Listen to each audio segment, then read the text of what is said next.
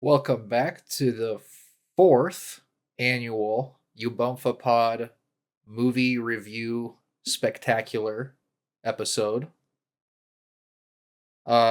Joined as usual today, I am by Andrew, Yo, Josh, Yeah.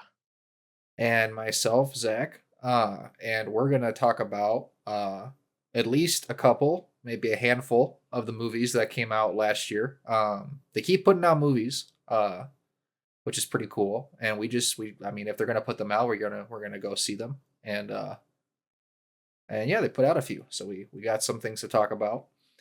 Um, Similar to last year, we've got a whole system set up where of all the movies we saw, we have them kind of each individually ranked. And then from those rankings, there's some scoring that's done, and Josh is going to explain the ins and outs of how that all works. Right. So basically, what we do, we have three rankers. We all just take every single movie we saw in 2025 or that came out in 2025 ish, and then we rank it all on a letterbox list. Each individual person has their own rank of every movie. Then I do some numbers where I throw them all together.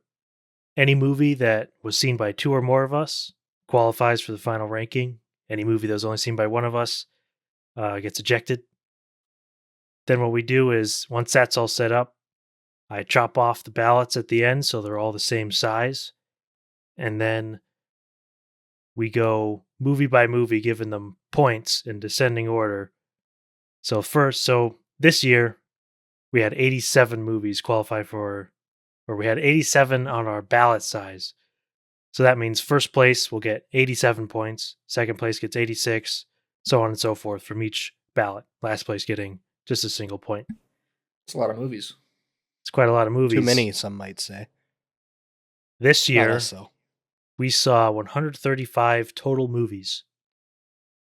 Jeez. 39 were only seen by one of us. 4 movies we disqualified for not really, they're like documentaries or re-edits or something. So they Not don't real count. movies. Yeah, they're not real movies. But on the qualifying ballot, we saw 96 qualifying movies. So if you count the Damn. ones that we disqualified, that is a flat 100 movies that were seen by at least two of us from 2025. So that's a big milestone for the Ubumfa Pod. It seems to only go up every year, so we'll see what's next. I'm tired.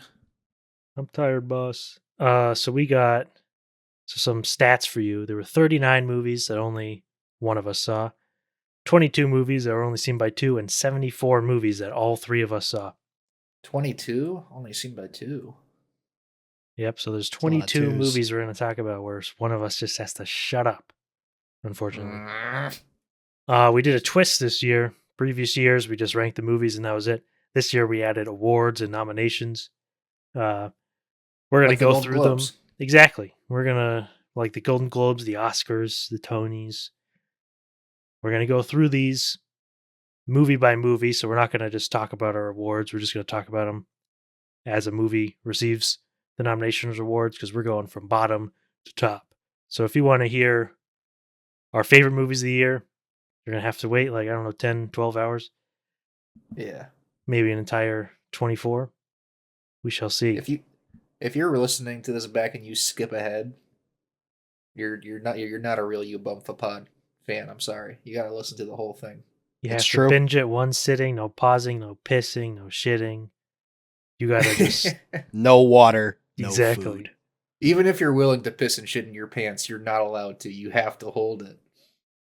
And you got to be like Matt and Nirvana, the band, the show, and sit right up at your monitor and go blind. Luke Skywalker has vanished. No. Okay, so the first movies we're going to talk about very briefly are the movies we disqualified. So sorry they got disqualified for extraneous reasons. We can't talk about you for too much because you don't count. The first movie that we're going to talk about on the Ubumfa Pod 2025 because it was loggable on Letterboxd is Stranger Things 5, the finale. Holy fuck. It's just the worst shit ever. That's all I gotta It's say. terrible. It's plain and simple. If you disagree with with that little opinion that we gave, the sort of broad strokes, this shit sucks. Um, Shit's been bad, by the way. Shit's been bad for a It has while. been That's bad. the problem, you little piggies. You've been slopping this shit up, and then at the last minute, you're like, "Oh, I don't like the aftertaste." Like, okay. yeah, Anyway, literally, get over it. It sucks. It's Next three, horrible. the next three on the disqualified list are very interesting because all three of them have ties to the past three winners of the Ubumfa Pod. that's true. It is So, true. It's pretty cool. so the first one is Bahubali the Epic, which Just has the ties. best shit ever. It's so good. It has ties to the first winner, RRR, because it's by the same director, SS Rajamouli. I'd like to say I think you guys would probably agree with me that if this did count, it would be right up at the top 100%. for the Yeah, year. it would be very high. It's absolutely incredible. And none of us had seen part 1 or part 2 of Bahubali before this. No. So it was like a entirely new experience, and we all went and saw it in IMAX On Halloween. on Halloween. And that shit was absolutely mind-melting, just incredible, unmatched. With a crowd that's already seen the movie several times. Oh yeah, We're just there for the love of the game. exactly. Yeah, so for clarity, it was disqualified because it's a re-edit of the first two movies. So Yep.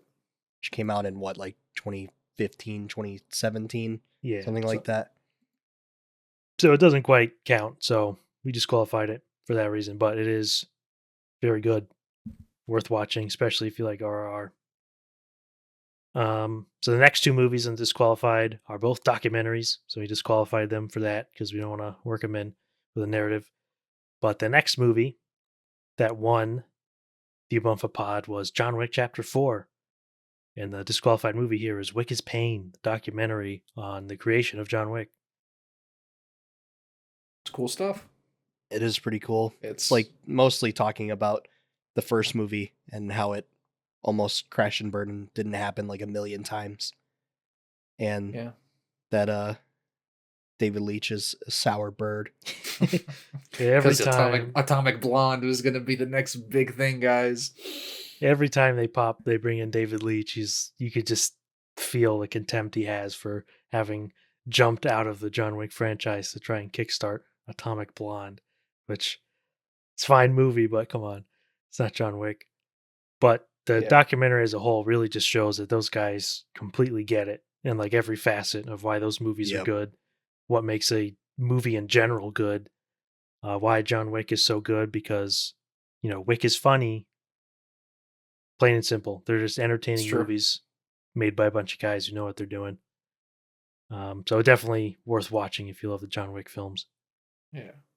And then coming up fourth, disqualified film based off of last year's Ubumfa Pod winner, Megalopolis, is the documentary on the creation of Megalopolis, Megadoc.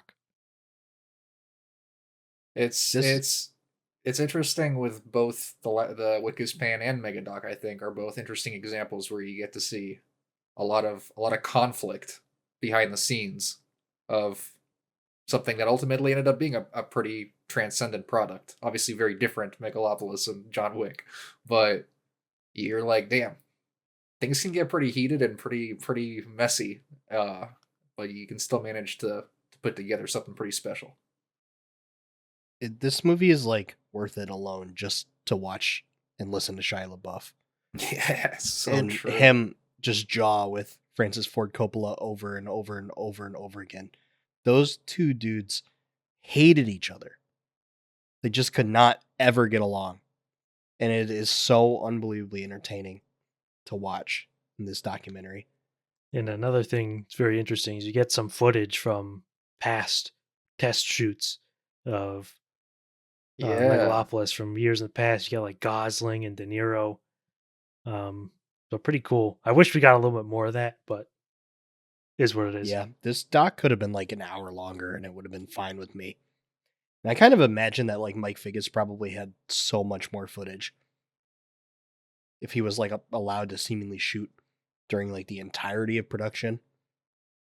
Like, kind of wish we got a little bit more, but it's still pretty cool. Yeah, some of the lead actors were not interested in being videoed in any amount, Nope. which is, I mean, understandable. I get it. But it's just has an effect when you can't basically have any footage of the two lead actors of of the movie. Yeah, so okay, so those are the 4 movies that we disqualified. Um Next step now is we're going to talk about movies that do count as movies, but are only seen by one of us. So for some of them, only going to briefly talk about because only one person can say anything really. And it's also a little interesting because Zach saw 5 movies that only he saw. Andrew saw 5 movies that only he saw, and I saw 29. So my section, I'm going to have to break this up a little bit. I'm going to just speed run through the lower end, and then we're going to come back at a later point in the podcast so we don't bog this down. To talk about the Easy. movies that I actually liked that only I saw, um, that are more worthy of a little bit more discussion. So we're gonna start off here with Zach in All descending right. order of the Oh movies that boy. only he saw. Oh boy. I'm preparing.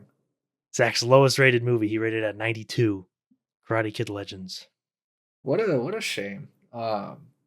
Yeah, I'll just say like the bones of the movie, like as far as like the story goes, it's like in theory it could have been fine, but this movie is like 90 minutes long and it feels like it was like originally an hour and 45 to 2 and they were just told this movie cannot be longer than 90 minutes. And the way they solved that issue was by like trimming every scene, like the start and the end of it as much as they could so every scene is like the shortest possible version of that scene, and it just feels like half a movie in the end. It's bizarre. All right. Coming in at 90 is a big one. Some of you might be pissed at this. Wicked for Good.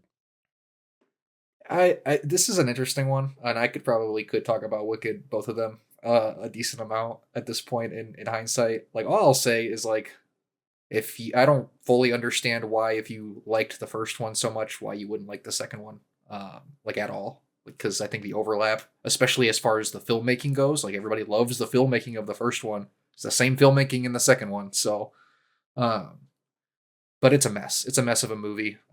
Just really weird editing and pacing. I do think that the performances are still good, and I think it's like the only really like mainly redeeming thing about the movie is that the performances kind of sell you on the characters a little bit. But yeah, it's not for me. How many movies were on your list, Zach? 92. Yeah, he had Oh, 92. okay. Okay. Um, Interesting. all right, coming in next, 85, The Gorge. Oh yeah, this movie could have been good. I think this is one of those where it like kind of pissed me off because I think the like bare bones concept of like you have these two secret, agents, one for the Russians and one for the Americans, and they each are like have their own like past, and there's this gorge that holds these secrets, and it's supposed to be a metaphor. Like the whole movie is like about like facing the truth and like exposing the truth and not hiding from it and not lying to yourself. But then it turns into like this whole like supernatural sci-fi slop, and uh just does not work at all. And it's like a concept that could have been a lot fleshed out to be pretty interesting. Ends up being pretty not interesting. But good performances. That's Scott Derrickson, right? It is Scott Derrickson. It's Miles Teller, Anya Taylor-Joy. A lot that could have been good in this movie, and there's moments in it that are like decent, but whole thing just kind of falls apart. Yeah, it's not the only Scott Derrickson movie that we'll be talking about in our single movie section, but moving on to 57 is All You Need Is Kill. Oh yeah, this was good. It's a anime movie adaptation of the manga that is like the inspiration for Edge of Tomorrow and all that stuff. The basic premise is you have an alien invasion and you have a person who, through an interaction with the alien, gets the ability to relive the same day over and over again, and then uses that mechanic kind of video game style to become Ultimate Warrior to then figure out how to stop the thing. But you deal with the fatigue of it all, and there's like one person that they develop a relationship with, who can also do the time thingy. And like I don't know, the animation's pretty cool. It does some of that like modern like 3D CG that's supposed to look like it's 2D thing, but I think this was, in which I usually don't really like, but I feel like this movie did it about as well as you probably can, without it being distracting. Very colorful. Yeah, a good version, like nothing spectacular, but like a good version of the story. All right, and coming in the highest movie that Zach only saw at 55 is Oh. Sorry Baby. Oh yeah. Yeah, I mean, I think this is like, it's a good movie. I guess a caveat, this is as good time as any to talk about the fact that like we like most of the movies we see. So like if you're hearing a movie that's like seems like it's in like a super like low number, doesn't necessarily mean we didn't like it at all. Just means that we saw a lot of movies. And like Sorry Baby is like, it's somewhere around the middle. It's a good movie. And I think it's written and directed and starring like a writer, and very much has that like bookish writerly style to it sometimes in the dialogue, that irks me a little bit, but it addresses a pretty serious issue with like a good balance of levity and genuineness. So, and like good performances, but yeah, nothing too crazy here. A decent debut.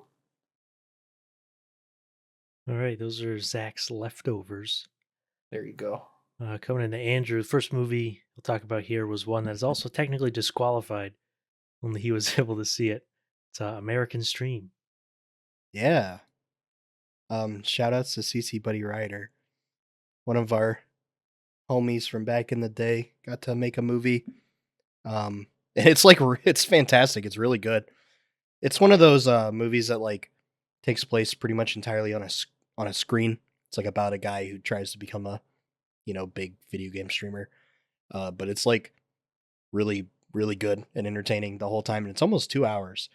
And I was just like constantly impressed by this, especially considering like we know, the guy who made it, which is also why I wanted to disqualify it, because I don't feel like I can rank it for that reason. It doesn't feel right. But it's like really fantastic if you get the chance to watch it. It's definitely worth your time. All right, and some Whiplash here coming in at 91, a Minecraft movie. This movie, I went and saw it opening night, and if any of you know or saw any like videos on like TikTok or Twitter or whatever of like the crowds at this movie, you're like surrounded by Chicken 16-year-old kids, maybe younger, exactly, where they knew all the lines of the movie like before they were said, and would like scream them and jump up and down and throw their popcorn everywhere and like all that shit. And it's like already a pretty stupid, like unfun movie. It's like just kind of a turd. And like that experience combined with being in like the most insufferable crowd I've ever been in at a movie, made this a pretty miserable experience.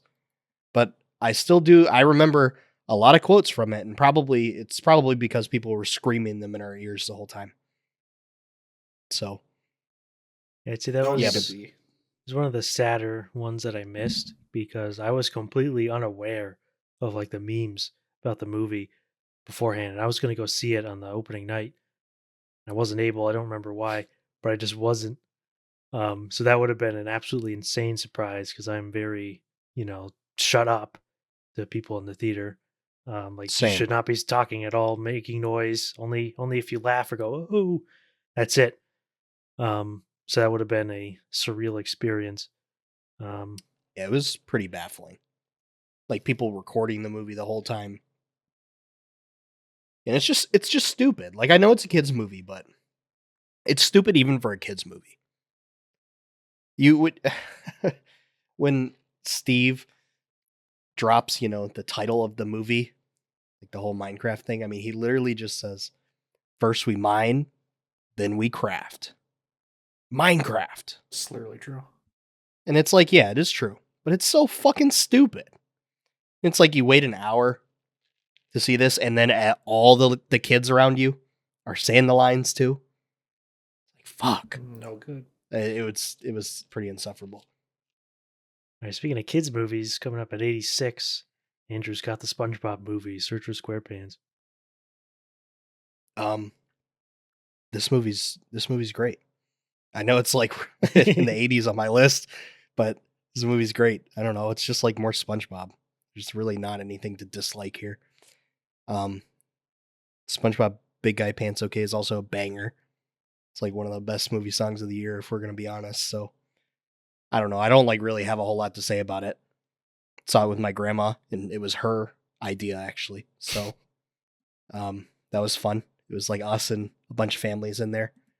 Saw it in 3D. And it's pretty good stuff. I don't know, just another SpongeBob movie. All right, coming in at 76, it's Ron Howard's Eden. This movie I do have higher up on my list. But I definitely like feel more strongly about it in a negative way than I do SpongeBob. I think like most of this movie is kind of a slog. And I think most of I think this movie's like casting is like awful. I think Jude Law is like fine in it, but like Anna de Armas and like Sydney Sweeney and even like Vanessa Kirby to a degree, I think are like miscast, and especially Sydney Sweeney. They put up pretty bad performances in this movie. Like Sydney Sweeney, her like German accent or whatever it is like so silly. The whole movie. The movie's just boring. I don't know. It's people trying to like survive on an isolated island. And I know this is a 2026 movie, but a movie like Send Help is a lot more entertaining than this movie. This movie like plays it all straight. And it is like based on a real story about like a real person. Like this is like real stuff that happened, but they tell this story in such a boring way that I was just like sitting there waiting for this one to end. All right, at 13, this is the highest on anyone's list that was only seen by one person. It's Magellan. This movie could have been even higher on my list. It's a very much like a slow burn, slow cinema kind of movie. I went and saw it at the DIA in Detroit, and this is like the most amount of people I've ever seen walk out of a movie. There's so many people leaving like 30 minutes in, an hour, and even like 2 hours into this movie, people are getting up and leaving. I think they just can't handle like the long, lingering shots and like lack of a soundtrack. But this movie is like absolutely engrossing from like start to finish to me. I think it's like damn near the most beautiful looking movie of the year. All the shot compositions are like paintings, which is also incredible considering it was shot on like a Lumix DSLR, like a $2,000 camera. Like Gail Garcia Bernal is incredible in this movie as Magellan. It's one that I think like more people should see if they get the chance. It's just like it barely showed anywhere, and it only showed around us for like 3 days. So like glad I got to go see it. But this movie is just like gorgeous and encapsulating. It's an interesting like approach to talking about something like colonialism, where it doesn't like just talk about like Magellan himself and like why he does this, and doesn't also just talk about like what happens to the people he's like trying to conquer and like spread Christianity to and whatnot. It really like shows kind of both sides of this, and I don't know. It's a really pretty fantastic movie. I would recommend. All right, so those are Andrew's leftovers. I'm gonna come on to mine now. I'm gonna power through these because I got 29. I'm gonna stop at maybe my top 10 or so, and then we'll come back to that as like a halftime show. This is the lowest movie I ranked at 121. Love Hurts. Yeah, it's terrible. It's John Wick slop where they just it sucks. If you know what this movie is, it sucks. At 120, I got Him, which was Football movie. I just thought it was terrible. Surprise. I thought it was absolute chore to get through. Did not had a pretty decent concept. Did not live up to it. 119, The Life of Chuck. Yeah, I hated this. This was absolutely torture. I decided that this was the only experience I had with Mike Flanagan. You know, I'm aware of some of his other stuff that he does, like he likes monologues or whatever, or like personal drama or whatever. I'm like, you know what? Throw him in prison. Just throw Mike Flanagan in prison. I don't need to see anything else he's done. Not excited for anything else he's going to do. He's done some okay stuff. I'm sorry to Mike Flanagan. If you've got some good stuff, it won't be me saying that. 118, Wolfman. This was like one of the first movies I saw in 2025. So this is like 13 months ago.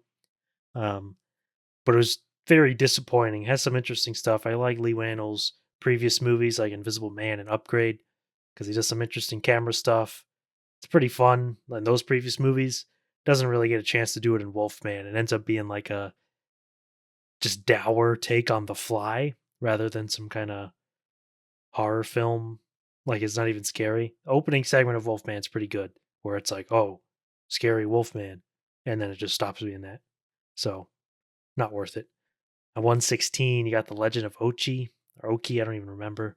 I was hugely disappointed with this because I liked the they had like real puppets, Willem Dafoe, of course, good costumes, but the actual movie itself is just like stupid because it's kind of like it's a kids movie. They're like setting it up sort of in like a Spielbergian kids movie, but like that's actually very difficult to do because it's like they're trying to don't make say. this exactly, like they're trying to make this a movie for kids that kids would like, but it's really more of a kids movie for adults. So it just completely misses. And the creatures, the Ochi creatures or whatever they were called, I wanted them to like be shot. I wanted them to be eradicated. I hated them. I couldn't stand them. Like weird Ewok Furby things. Like no, thank you, baby Grogu, whatever. Just get out of here. Baby Yoda Edison. I would literally much prefer Baby Yoda. If they just replaced them all with Baby Yoda, I would have been totally fine with it.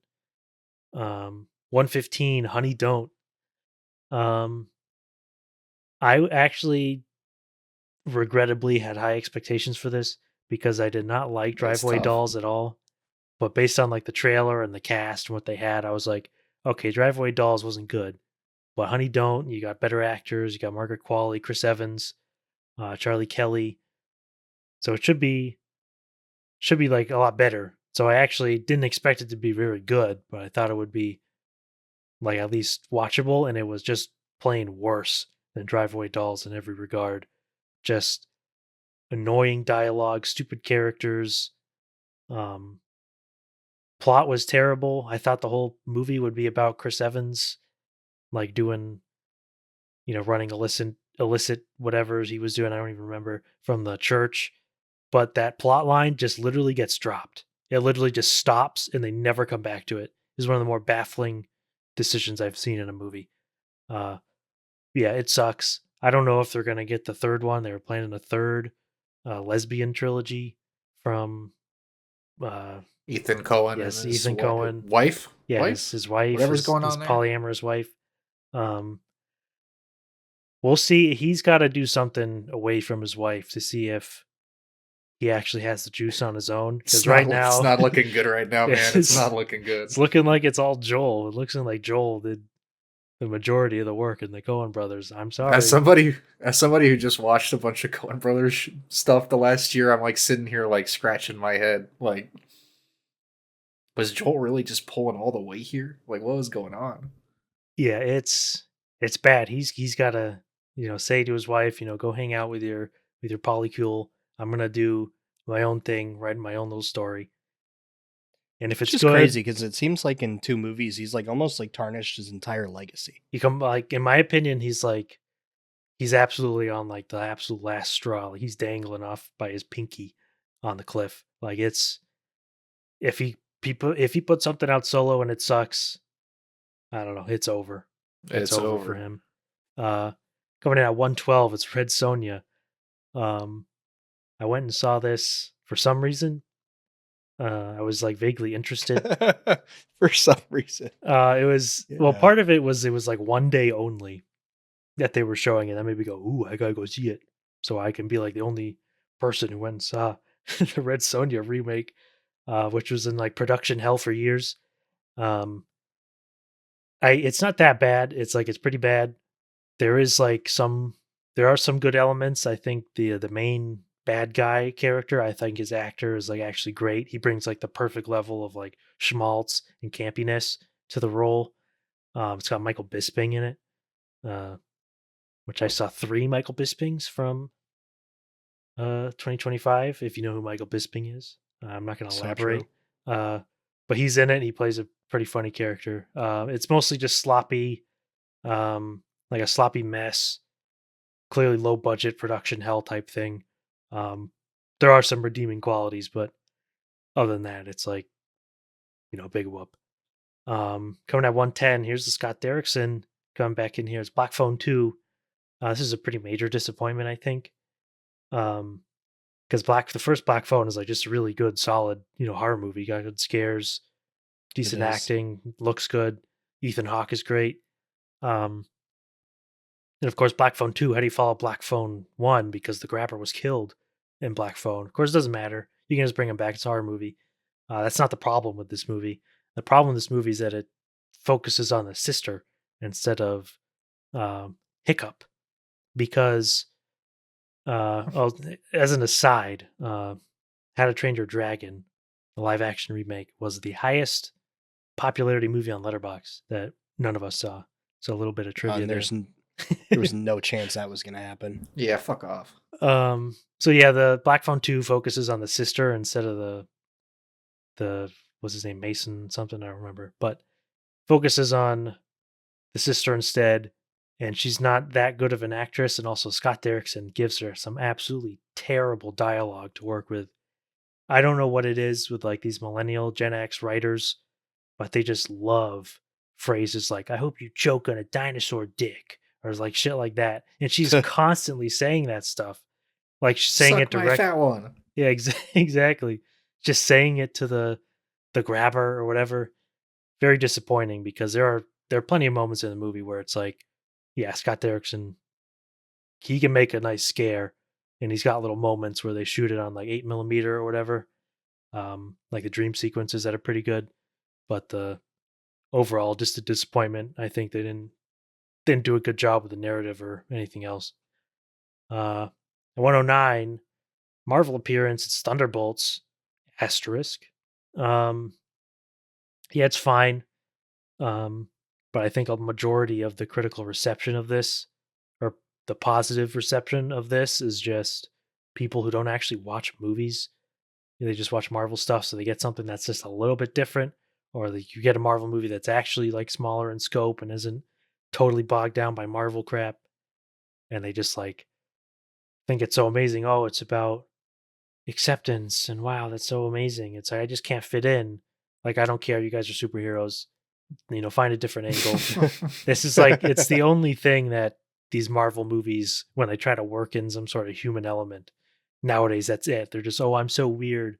I'm just such a weird person with superpowers and I can save the world. Like, sorry, I understand the logic here, but that is not relatable. But the movie is like broadly decently funny. It's still Marvel sludge. It cannot escape that, slop. It cannot get out of that level. Feige slop. Exactly. Coming at 107. I just remember when they were advertising that movie, like every little bit they would cut like, from the producers of Everything Everywhere All at Once or like whatever. It was like shit like that. The editor like of Minari. Yeah, I was like, holy fuck, man, you got to be kidding me! Like this is what they have to try to do to get people to go see these movies now.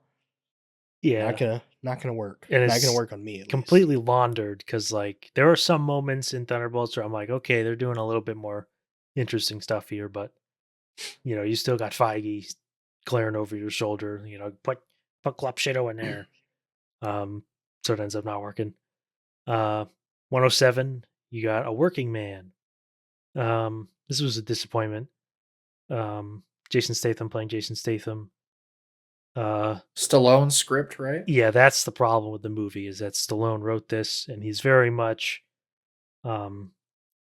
it's he's very much, like it's from that like Stallone talking hardworking about sort of like Republican point of view, where it's like he's like, well, how do I work in, the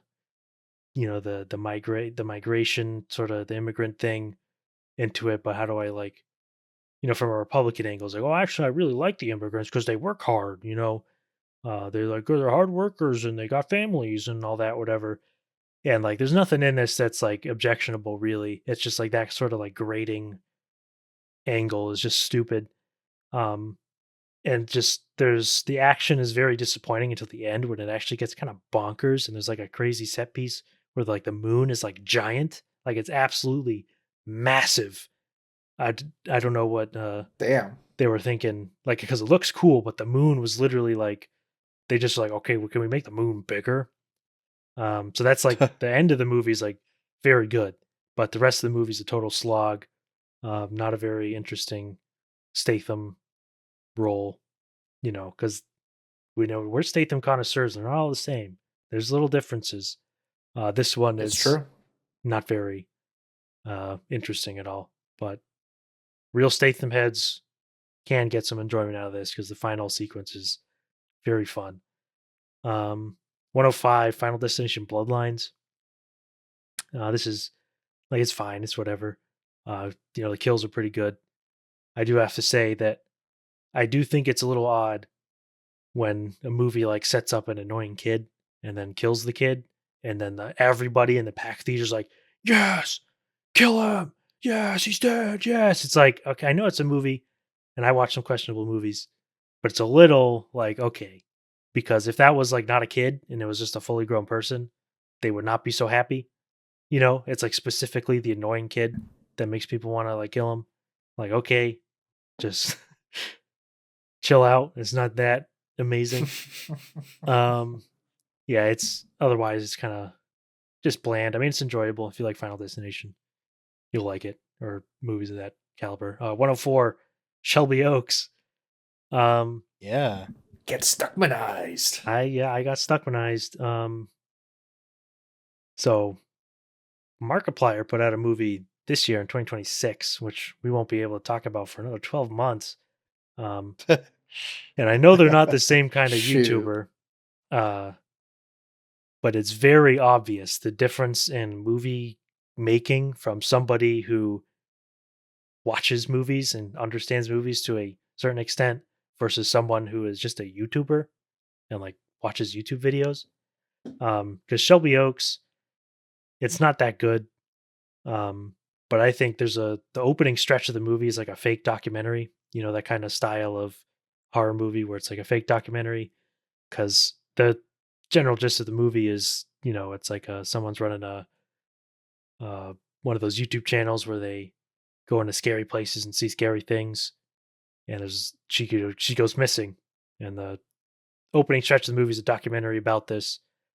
And I was like, oh, I didn't realize that the movie was going to be a documentary. Oh, this is actually pretty cool, because he does a good job of it. Like the little found footage bits, they got some decent scares, decent images in them, and then he just stops that, and it turns into a conventional horror movie where they just stop the documentary stuff and it goes to the real life situation, which was a disappointment. He should have stuck with his wheelhouse, which was the more YouTube style horror, the analog horror or whatever, the creepypasta type thing.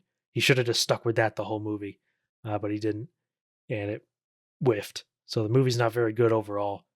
But I do think if he reloads, follows that through line a little bit more, you do a good job. At 100, Hard Eyes. Not much to say about this. Just a slasher, kind of tongue-in-cheek slasher. If you like those, you'll like it. Pretty funny. Not too much to complain about. 95 Diablo. This is a Scott Adkins, Marcos Roar vehicle. Pretty fun. It's an Argentinian movie, I think. But I'll say this: Marcos Roar. If they ever reboot Terminator, I think he would do a great job. Just that sort of massive, imposing presence. They will. Yeah, it'll happen eventually. Hopefully, they give it to him and don't drag out like 80-year-old Arnold. They will. 93, The Thing with Feathers. This is a movie about grief and sadness. Dude, I love those. I'm Yeah. sad, Benedict Cumberbatch. I'm sad. Yeah, quasi horror movie with Benedict Cumberbatch. Main takeaway from this movie is surprise. Benedict Cumberbatch is a very, very good actor.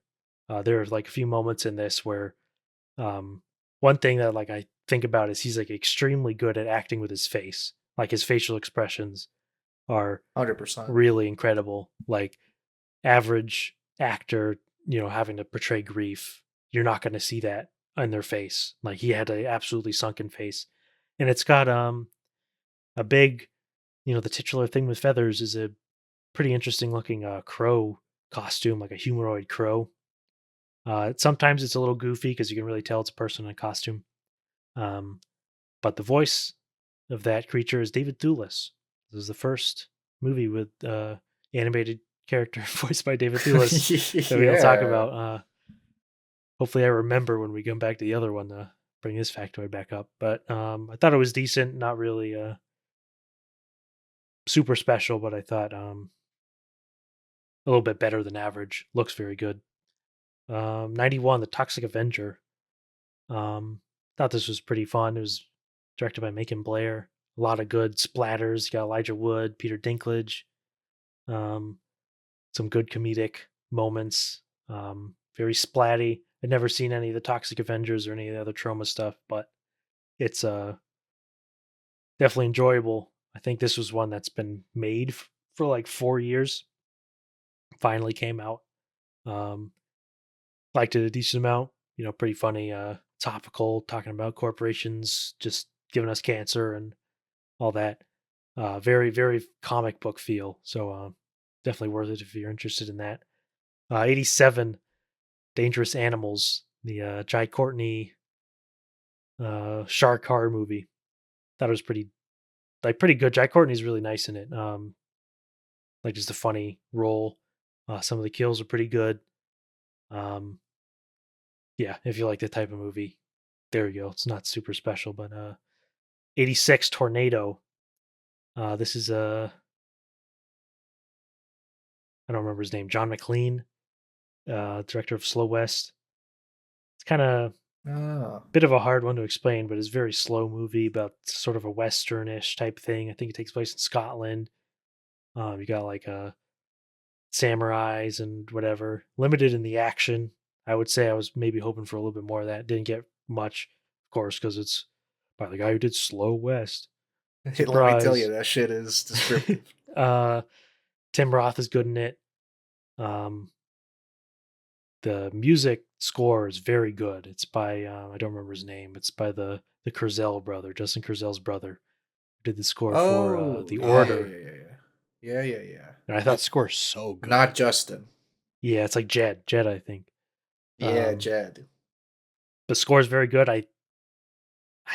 Okay, I hope I'm not wrong in this. I think Robbie Ryan shot this, so it looks very good, sounds very good. Ultimately, pretty boring, but very nice if you're into the more of that side of it. 82, The Damned. This is a horror movie, like a remote fishing village in like Iceland or the Faroe Islands or something. Maybe not that good. Maybe it could be lower, but this is a movie I saw. They put it on the biggest screen at my theater. I saw it at 10 p.m. I was the only one in there, and that contributes very heavily to how scary a movie is, because there are a few moments in this I was like, oh damn, this is actually pretty scary, when significantly, ostensibly scarier movies would not get me that reaction if I'm in a crowded theater because there's just people around. But it's pretty decent otherwise. Let me see. How many do I have left? I got 10 left. Oh boy. I'm going to do just a couple Tornado more. was Robbie Ryan. Hey, there you go. Hard. 79 Drop. Pretty good, funny little thriller. Hard to talk about. Wanted to see this one. Yeah. Yeah, so we missed it. Very enjoyable.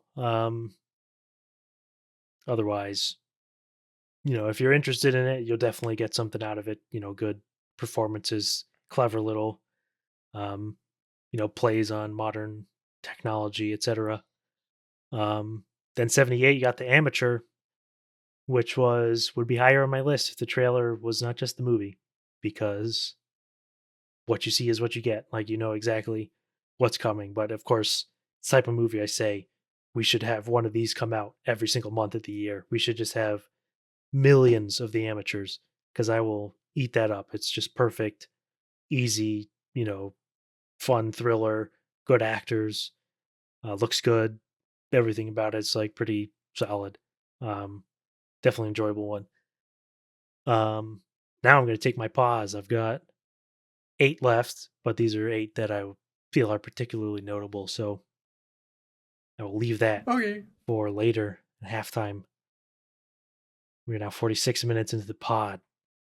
Perhaps we should start discussing the actual rank. Yeah, maybe we could all talk about, Okay, so here we go. Drum roll, please. Is the number 96. This is the 96th movie on the rank. This was only seen by me and Andrew at 3 points. This is The Forbidden City. This movie fucking sucks. Why It was one of those where... Sorry, what, Zach? Why did you guys watch this? It looked cool. I don't know. I saw some like clips and people talking about it on like Twitter, and like it looked kind of neat. I don't know, like a Italian production, like kung fu movie. And this movie is just like a total head scratcher. It's, I mean, it's also like, you said this earlier, but it's very much Wick slop. Yep. Like, it's like that kind of a movie, but the movie is like almost told narratively like backwards. Yeah, it's horrible. You don't get into the like 2 main characters really like talking or developing like their little romance until like literally the beginning of like the 3rd act of the movie. It's like something that should have happened like an hour before it does. And I don't know too much about the director outside of like this movie, but I just like kind of get the impression based on what this movie is that he's kind of a weird guy. It very much feels like he's like working out his fantasy to have some epic kung fu Chinese wife. Yep. Self-inserting, whatever. Like, I'll say the reason we did watch it was because there's a clip of one fight sort of in the middle where they're fighting in a kitchen. Classic Wick slop moment. You fight in a kitchen. Which was it's solid. Yeah, there's a few decent like horror action moments in it, but it is very choreographed. It's very clearly choreographed. You can tell that they're just like acting out motions of what to do. There are some good kills, like with the cheese grater, which actually wasn't even a kill. Doesn't kill him. True. But yeah, it's like sloppy. It's like 2 hours and 20 minutes. I was gonna say this movie is like, it was so long. It was baffling. It was a movie where I try really hard to not do this during most movies, but I'm like checking the runtime while we're watching it. Because I'm like, was over this shit pretty fast. I'm like, we have an hour left of this movie. And then like after that point, like I said, you get into like the 2 main characters like finally like have a conversation and like start this like romance thing, which like it's fine enough, but it just should have been in like the beginning, like early middle of the movie. It like doesn't make any sense. Yeah, and I'd also like to point out that so the movie's called The Forbidden City, but it seems they marketed it in some markets as Kung Fu in Rome. So just a way better title. Which was much more evocative. I think the director was really like the concept of the Forbidden City, because there's like this through current of immigrants being screwed over by like the mob. So it's like a play on that, but it's very stupid. Also, it feels kind of bad to pick on this movie and end up being our lowest rated. But also, like, I don't know, come on, you could have done this way better. You could have cut out Way like better. an hour, restructured it. It easily cut out an hour of this movie, and yeah, edited it. You could have just flipped the edit, and it would have been better. Damn near, like, chop up so much of what's happening at the end of the second act, and put it at the beginning of the second act, and it's like the movie would be quite a bit better. Yeah, big disappointment. Like, that's the saddest thing too, is I actually had some sort of expectation for this. Yeah, I was like thinking it was gonna be pretty decent, especially after seeing the like kitchen fight scene online. I was like, oh, this is cool. All right. We got a tie here at 94. First movie of this is also a bit of a sad one. It's Ash by Flying Lotus. This movie's okay. Yeah. Like, don't think it's like really not terrible or anything. It's like just like a really like up and down experience. I feel like for the most part, where it's like you get some cool, interesting stuff. Music is obviously good. Yeah, But then you get like some shit that kind of goes too off the wall, or shit that like looks kind of wild or ugly at times, or just not very very polished. Yeah, the theory I had for why this ends up going so wrong. So it's directed by Flying Lotus, who's of course a great musician. And he's done some, pretty interesting like music videos. He's done some other movies as well. But my thought with this mainly is it feels basically like someone who is not really a movie person trying to make a movie. So it's got plenty of ideas in it. And he's got like decent visuals and things he wants to happen. But as a movie, it's just not there. Like structure wise, it's not Yeah. good. Like, yeah, No. it's not a very good like script. yeah, the script is Either. bad. Yeah. It's good. So like even though you got some nice ideas and visuals and whatever, um, the creative power behind this is not like a movie creative, so it ends up just being a misfire. Um, overall, I would just say it's like mediocre. It's like, Lots of unethical jump scares. literally. Yep. So the other movie that's tied with 94, I'd like to introduce a bit that I had planned Oh. here. Oh, planned bit. The planned bit, it is, can you guess the movie? Can my other two hosts guess the movie based Oh, off of man. a Dracula Flow quote? So this is the first one. Bruh. And I will read the quote here. It is, they said I wouldn't shit on them. I spread my cheeks and hit him with an absolute screamer. What do you think the film is? Oh my god. Bruh. Yo. The most notable scene in the movie is about shit.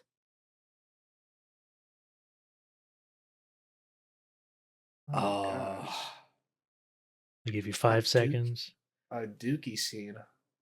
I mean, I can think of like some movies with some dookie scenes, but I wouldn't think that they'd be this low. No, it's not like a long walk or anything like that. Yeah. It is probably a testament to the movie that you have forgotten this entirely. Uh-oh. It is Anemone. Oh, I was okay. I was looking at it. I was eyeing it. I was like, I was Oh. gonna turn. Oh, that's right. Yeah. God, Yeah, the whole poop monologue. forgot about It's a that. very right. extended monologue where Ronan Day-Lewis gets his father, the legendary Daniel Day-Lewis, to give a very Come out of long, retirement. a very long monologue on pooping, with very descriptive monologue, I'll say, of him pooping in it was a priest, a Catholic priest's mouth. Chest or That's his chest and his right. mouth. Yeah. He goes through stages. It's like it's hot lava. It's very disgusting. Movie is a snoozer. It's a snoozer. I hate this movie. Movie is a snoozer. And it's like it's insane to say that about a movie that has Daniel Day-Lewis as the lead. And I mean, Daniel Day-Lewis came out of retirement to do this movie. I mean, it is directed by his son, but this is an absolute snoozer with a really bizarre soundtrack. That was one thing that really stood out to me Yep. because the soundtrack is by Bobby Krilic, Hacks and Cloak, who's like, his music is great. His soundtracks are great. I mean, he did another soundtrack this year for a movie that I imagine we're going to talk about in many hours. He did the Eddington soundtrack. and like a lot of the Ari Aster stuff. It was like that was a total misfire. The music like didn't really make sense for this movie, but this movie is just boring and uninteresting, and like made a really uninteresting character for like Daniel Day-Lewis. Yeah. Where yeah, he talks about like shitting in someone's mouth, and we completely forgot about it. Yeah, the big thing, the big criticism I saw with this movie is it is very obviously a debut for the guy because there's so many moments where you can tell he's like trying to, oh, I got to show my juice. I got to make this very interesting and do all these sorts of filmmaking things when this type of movie should have been a little bit more conventional, you know, acting play. Like Yeah. it should have been actors in a Yes. drama. Focused on having, maybe some good writing. Yeah. Um, and there are some moments where I'm like, oh, that's like, oh, there's like, that's like the gem or the seed of something that could have been really good. Like that one long extended Yeah. shot where they're kind of dancing slowly and it just pulls out from the set. And like, it's interesting, but all these little bits, they just don't really cohere because there's not really much there. Like you can, if you were to play a drinking game in this movie where every time they do the sudden cut to black and silence, or they do a sudden like jump cut where the music suddenly ends or sound suddenly ends to silence. If you were to do a drinking game of that, you would die. You would literally die because they do that like 20 times. Every like scene change, even within scenes, they just like do that dramatic effect cut. And it's like, whatever, man. And it's sad because the trailer is like very good. Like you get like, Yeah, it was a good trailer. It looked good. because Daniel Day-Lewis, like none of the actors are like bad in it. They're all like doing like an actually pretty good job. All professionals. Yeah, true professionals. Sean Bean. I forget the woman. Samantha Yeah, Morton. Samantha Morton. That's who it was. But all very good. It's when the sum of the parts is like not even close to the actual sum of the parts. Can I make a request? If you have this data for the next movies, you say where they are in all of our lists. Oh, that's right. That's right. All I right. think that's kind of fun. I need to explain. So coming up with the next movie is one that I did not see. In past years, if only two of us saw it, it only gets points from two people. So there's a major sort of reduction if one of us didn't see it, even if we would have liked it and like put it up higher. This year, I decided to do an adjustment. So because I did not see this one, you basically take the point values of the other two rankers, the average point value, then multiply it by 2/3. Just a little boost for these movies that were only seen by two of us, without making them, all the way up. So it's more of a, three-way type thing. But this one, Makes sense. in 93 with 13 points, I did not see it. Zach has it at 81, Andrew at 85. It's K-pop Demon Hunters. Yeah, it's okay. Yeah. It's for children. I think I will start off saying that this is explicitly for children. I think for a lot of young people teens. have forgotten that as well. This movie is for like, yeah, young teens, like elementary school children. This is not Like- a movie for adults. You can like the music, obviously. You can listen to the music. You like K-pop. You like the music in this. That's fine. But like to make this like your whole personality as an adult is a little much. Considering again, who is targeted at very explicitly. It's just not very. Yeah, I mean it's fine. It's all like cute and all that. Sometimes it's vaguely disturbing. I do think the entire like premise of the movie and like how it relates to like their power and like the overarching like conflict is very much tied to like it's kind of that like Santa Claus needs everybody to believe type shit. But Yeah. it's like but in this case like instead of like believing in Santa Claus, it's like following this one specific band on social media constantly on your phone, and that's how you like power them. Just and then like just so weird. when they start like following the boy band, the evil boy band, it's like, well, now they have more following, more influence. Now everybody's obsessively going on their phones for them, and it's bad. And it's like just kind of a weird message, like Yeah, like subtext to why are you everything. telling kids like that this is how this works? Like you should be on your phone, on social media, like Like a stalking your parasocial idols all the relationship. time. Yeah, it's weird. I also So like the music. You can like the music, but I like just don't really think the music is overall like that good in this movie either. it's nothing special. It's not. Especially like Golden is like the big song, and I just feel like that song is a total nothing burger. It's like It so is. boring and bland. I think like the best song in the whole movie is literally the Soda Pop song, which is by the Saja It's Boys. It's like not even 100%. the main like K-pop Demon Hunters group. It's like the rival boy band has like a better song, which I guess maybe that's part of the idea, right? But like, I don't think your best song in your movie should be that. But yeah, in the end, it is about, whatever, like overcoming negative thoughts and being positive and, you know, trusting yourself and your friends and blah blah blah blah blah. So it's like fine, but um, yeah, I don't know. Unless you're like a teen or preteen, this shouldn't be super high up on your list of influences. All right, coming in at 91, we got a tie at 15 points. First movie. This is our government mandated direct to video Chinese action film. It's Battle of the Wolf. We all had it in the 80s. It's I got nothing. it's like it's enjoyable. This is a Ubumfa Pod niche. This is not something that the average person would like enjoy watching. Is some direct to video action movie. This movie has 37 watches on Letterboxd. Yeah, it's was this movie we were the first people to watch it? Yeah, I think that's why we watched it, Letterboxd? because it popped up on Yeah. one of my torrent sites, and I'm like, okay, if we watch this, we can be the first. And it's fine. If this is your It's thing, fine. you'll definitely enjoy it. It's probably not your thing. We had better results in the past with this. In no doubt, drastically better results. But it's pretty like, crazy wacky. I wish American movies would be a little bit more, off the walls, just do crazy stuff. But yeah, it's not much to talk about here because who cares? Yeah, who cares? Oh, well, okay. So the other movie at 91, talking about American movies that are a little bit crazy that also take place on a plane.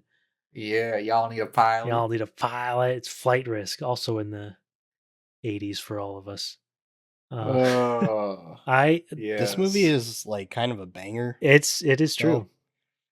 Yeah, it's an entertaining movie. I will also say that I ended up seeing this twice because I saw it in theaters, and then you guys wanted to see it. I'm like, okay, I'll watch it again because I mean, why not? Yeah, absolutely. Mark Wahlberg goes beast mode. He does. He goes. He beast sure mode. does. So he sure does. There's like, it's a good movie. Like, it's actually just a good movie. Yeah, there's just like solid tension, like solidly structured.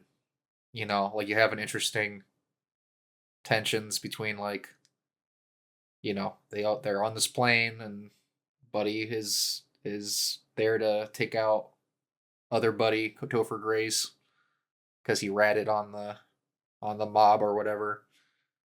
Yeah, but then you got they're interacting with the cops or whatever or whatever it is through the radio, and there's like corruption going on there, and you got so there's just an overall good the trainer or whatever who's like stupendous all the yeah time. yeah Fantabulous. yeah It's so great. funny. Topher Grace is got the good. Riz. Topher Grace is really good. I forget the because actress. Mark Wahlberg's character keeps, or maybe it's just Mark Wahlberg, keeps sexually harassing Topher Grace throughout this movie. Like, it's so funny. Yeah. I also like want to just shout out like the trailer for this movie had like this insane cover of Psycho Killer, and I'll never ever ever forget. I think I was at the secret screening for Bike Riders or something like that. I want to say when I first saw the trailer. That's a throwback, but and there's the bit where they're like cutting between dramatic moments, and like one of the last cuts when you're getting these like this Psycho Killer like soft kind of ballad is Mark Wahlberg's character like losing his hat, and it like reveals that he's like bald on the top of his head, and it's like this really dramatic moment in the trailer. And it is like I lost my mind in that movie theater. I was laughing at this for like minutes. It was ridiculous how funny it Beautiful. was. Ends up being maybe like it's still kind of funny in the movie, but it was even funnier in the trailer. Yeah, and this movie, you know, one of these movies where I think a big part of it is, you know, does it quote unquote stick the landing, you know, pun intended, and it does because the last chunk of the movie where the plane is, you know, touching down is incredible and insane, and so It's you always want these insane. movies. You always want to have the movie where like the most insane shot is towards the end of the movie, at the climax, and it delivers there. So yeah, it's a good time. This is an official Ubumfa Pod endorsement of Mel Gibson. Okay, moving on. Oh, we got a banger. Number 90 with 16 points. This is not placed on my ballot. Zach did not see it. All of its points are from Andrew. It's Ella McKay. Yeah. This one ended up being a little higher on my list than I thought it would be, even though this movie is like an absolute head scratcher. It's Um, it's baffling. it's a baffling movie. It's a movie that just like doesn't really make any sense in terms of like how it's written, how it's edited. It feels like James L. Brooks wrote this movie like 20 years ago, and he's been like waiting and waiting and waiting to get to make it.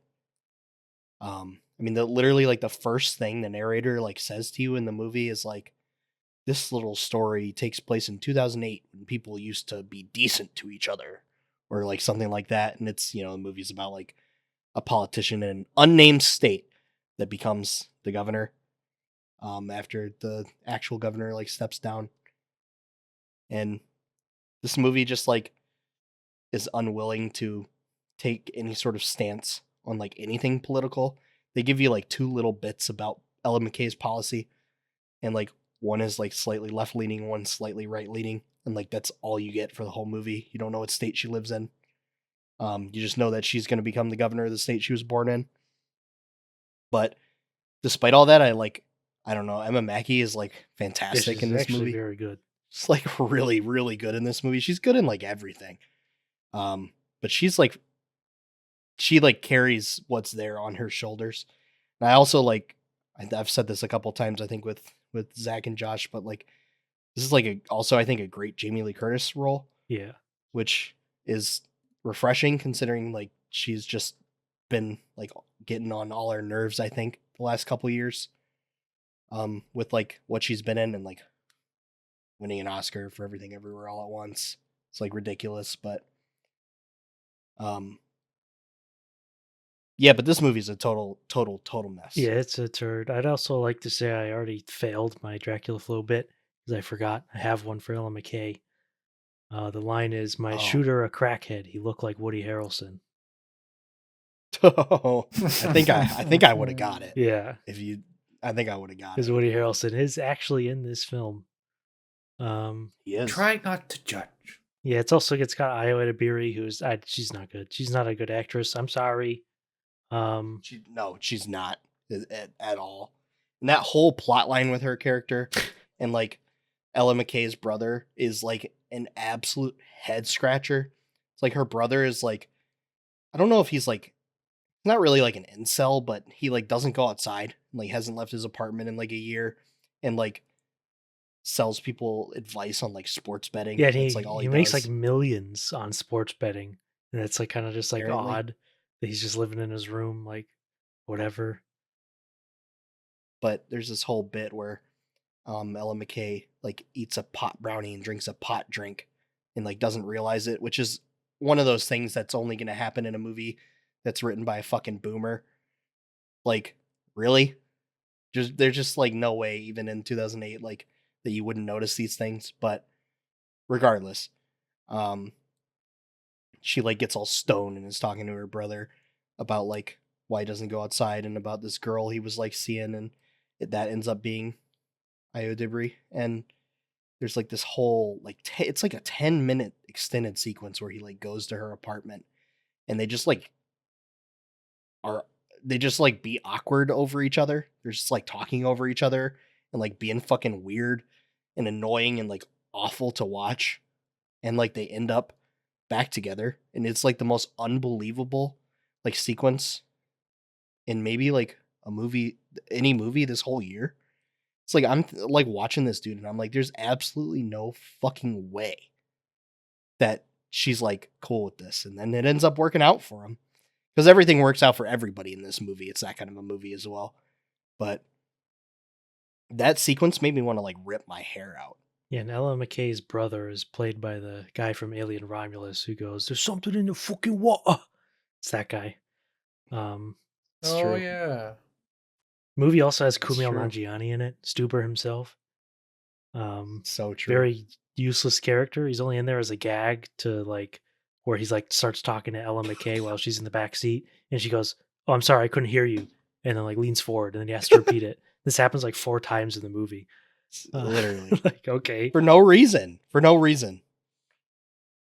like that's the great gag from co-creator of The Simpsons, James L. Brooks. Of course, that's why the movie Would was like to made. say. It was a favor to get him to agree to make another Simpsons movie. I will say I do have an Ella McKay blanket in my apartment, so I'm a real Ella McKay head. Would Yeah, have voted for her a third time if I could have. Hang the banner. you didn't do the Ella McKay challenge. You're not a real. I did the Ella McKay challenge. Maybe we'll need to put that on the thumbnail. I'm gonna pop it up on the screen right now. My replacer in the poster with a picture of you doing it. I asked the theater employee to take a picture of me doing it. So I'm a real one. I'm a real Ella McKay head. Yeah, I didn't go see this movie because I heard it was bad, and I still have a functioning brain. Oh, you heard right. Because it likely would have been only me who saw it, but I was like, I don't know. I think Andrew's got to see this one, and he ended up going to see it. I don't regret it. It's It's higher than yeah. like more movies than I thought it would have been on my list. So it's way better than fucking Kung Fu in Rome. That's for fucking sure. Yeah, that's Ella McKay, probably the most baffling. This movie had Oscar buzz of the year. Coming in at 89. Yeah, baby, Marvel appearance. The Fantastic Four, First Steps. This movie is It's buns. not. It's buns. It blows. It's very sad too because I wasn't able to see it on the first go around. I had to come back later, and you had said that it's like buns and it's terrible, and I'm like, okay, that's not surprising. And I'm watching it, and like the first like hour, I'm like, hey, this is actually pretty good. Like they actually did a decent job with this. Completely goes off the rails, loses all of its goodwill. Just give it time. You just wait and see. Get to that third act. Oh wait, Or this second act, this isn't yeah. actually a spin-off Marvel where it takes place in its own little world, which is like nice for a while that lasts, and it becomes Imagine. like stupid slop. Because I thought like the sequence when they make it to the Galactus's lair or whatever, like pretty Yes. good, shot It's well. awesome. All that is good. All that stuff when they go to Galactus and then they're trying to run away from Galactus Yeah, and it's Silver great. Surfer. That whole bit is like pretty solid, pretty good stuff. And then everything else from when they're like, we gotta take the Earth and teleport it somewhere else.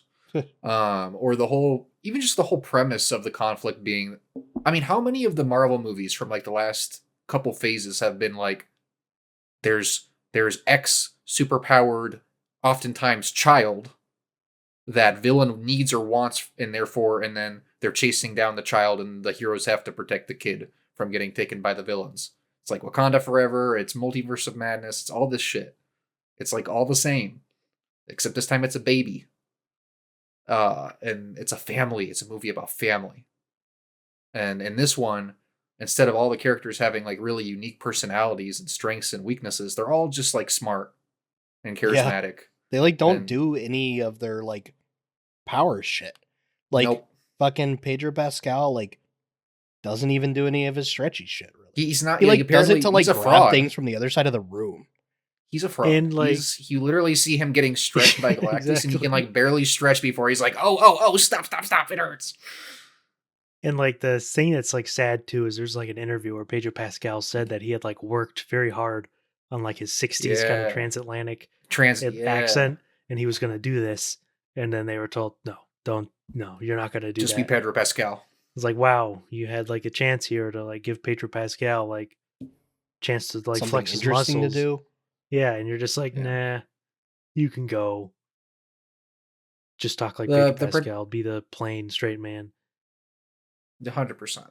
Yeah, it's just Yeah, kind of it's a shame. weird casting, and you have like this random Natasha Lyonne character that doesn't need to be there, and Yeah, and you cut John but I was- Malkovich. He was supposed to be in this movie, and you cut John him. Malkovich, and you have that fucking mole man Paul Walter Hauser character, which is like fine. It's like goofy in a fine way. But I will say, like, I think the like costume and production design for like the 60s, like the costumes that they wear, like the suits and some of the like stuff in their like base, like it's better than a lot of the like basic Marvel modern shit. Like it gave them the opportunity doing a period thing to do something a little bit more interesting. So that was okay. Yeah, and I like Julia Garner in this. I like Yeah, how they like gender bended the Silver Surfer. I think she's like pretty much the best part of the whole movie, like in every way. I mean, she's she like the leaves. focus of that main scene. But yeah, then at like the main wormhole, space jump, escape, whatever. And then yeah, she's just like not in the movie for the next hour after that. She's And shows up, Silver of course, when Surfer it's like Ex Machina. convenient. Yep. For the plot, like move the plot forward. But it's kind of a shame because she's like pretty good in it. I mean, she's like good in everything. I think she's like a great actress, but Yeah. just like kind of a waste. The It's a total waste. waste, really, because she's pretty good in it. It's a waste. Then you have a whole nother thing where it's like main character, like, oh, so the Invisible Woman, goes mom mode and pushes Galactus out, and then she like overexerts herself, and it's like, oh no, she's gonna die, and then she dies. No. But then wait, the baby can resurrect people. And it's like just fucking. Yeah, the movie, just like you're saying, like it just like whatever goodwill it had, it completely just keeps killing and kicking while it's dead, and yeah, just nuking it. yeah. Would like to say that I think a lot of our incentive for going to see this movie, though, is that the Avatar Fire and Ash Only 3D reason. IMAX trailer played 100% before it. only reason. Only Which is reason like I pretty went to much see it. yeah why we went and saw it. And the 3D was good in Fantastic Four Yeah, it was good. for the Fantastic Galactus moment 4D. specifically. Yeah, but that's Anyway, Fantastic Four. Wahoo! Onto some real fucking Marvel. film. We got a tie at 87, 25 points. 87 on Zach, 77 on Andrew, 75 on mine. It's War of the Worlds. yeah. I'd say This is another banger. This is like genuinely very entertaining. The thing I'll give it is, of course, it's you got Ice Cube who's just like sitting in a room trying to talk to a camera, so he gives a very bad performance. But I'll say the movie, outside of like, even though it's clearly got sort of the so bad it's good element to it, I will say at least they do actually keep the movie like moving the whole time. Like there's always something happening. That is true. Never That is boring. true. That is true. I agree with that. I'm definitely like gonna preemptively like say like this is not a good movie. Like No. there's not like a secret quality to this movie apart from the fact that yes, it does manage to be consistently entertaining, and stuff is happening and it's absurd and it's unique, but it's also like complete trash and like cinematically abhorrent, and that's why it's very low on my list, despite the fact that I 100% agree that like it's pretty entertaining and more entertaining than some of the stuff that's above it. Yeah, it's like It was right next to Ella McKay on my list, which I Yeah. feel like makes a lot of sense. And of course, we can't talk about this for another 12 months. We're under NDA, Ubumfa Pod NDA. But it basically had a sequel with Mercy that came out somewhat recently, which does a bunch of the stuff that War of the Worlds tries to do, but in a significantly like stronger way. with a budget. Yeah, with a budget. So I say War of the Worlds, it is very interesting because I haven't seen any of the other like takes place in a computer movies, because there are some that are, talked up like Searching. Searching with John Cho was pretty good. I saw that. Yeah, so it's Hey, American Stream. Oh, yeah. Chandler Chavez. so true. So it's even though the movie itself is bad, it does give you a little bit enough to show that, like, yeah, you actually really can do this. Like, it is something you can do. You can make a movie that works, like, engaging throughout. You can do different little things with technology and all that. So it is totally possible to do it as a proof of concept. So there's that going for it. Um, it is a movie that will appear dead last on probably everybody else's uh, ranking, but yeah, that's War of the Worlds. It's also a movie that people have already talked about to death because it was a huge meme. People were talking Yeah, about it it had its for moment. forever. Yeah, that's War of the Worlds. At a tie at 87, tied with War of the Worlds. This is 80 on Zach, 71 on Andrews. Did not place in my ballot, even though I saw it. It's Frankenstein. Stinky. Yeah, this I like. Obviously, This is I'm lowest it's on our first this. big up. It's our first big. I feel like our big. I don't know, upset next to consensus. Yeah, because it's You guess you nominated could for say. Best Picture, nominated for all sorts of other things. A lot of People people love love this this movie. movie. They are obsessing over Jacob Elordi and all this. The movie sucks. Yeah. Like, It's just not good. I guess I'll explain like my fundamental problem with the movie is Yeah. I don't like Guillermo del Toro at all. It's you know That'll do it. to me it's like suffers from all of the Guillermo del Toro problems where Yep. he can make good costumes, good creatures, good sets. He comes up with all these little comes up with all those little things, and then the actual Practical movie stuff. itself is just ugly. And the movie is structured bad, the dialogue sucks, the story is Mm-hmm. stupid. Um, Mm-hmm. it's just a very consistent problem with him where like I just do not care for him to do and say the exact same things about society that he says in all of his other movies, except for maybe Pacific Rim. Uh, I guess. it's like whatever. Like I don't care. I'm sorry, but Frankenstein's monster, he is a monster. What do you He is a monster. like in the original book? Even in this, he kills people and like eats things. And but in the original book, like he is truly a monster. He is a freak of nature. Um, and like No, but in Guillermo, yeah, you go ahead. go ahead. I was gonna say in Guillermo del Toro's world, there are no monsters.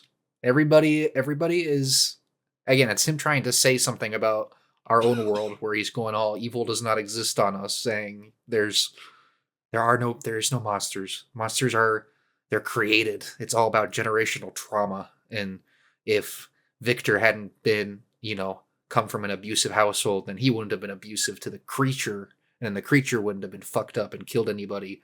And it's so annoying. Like it's just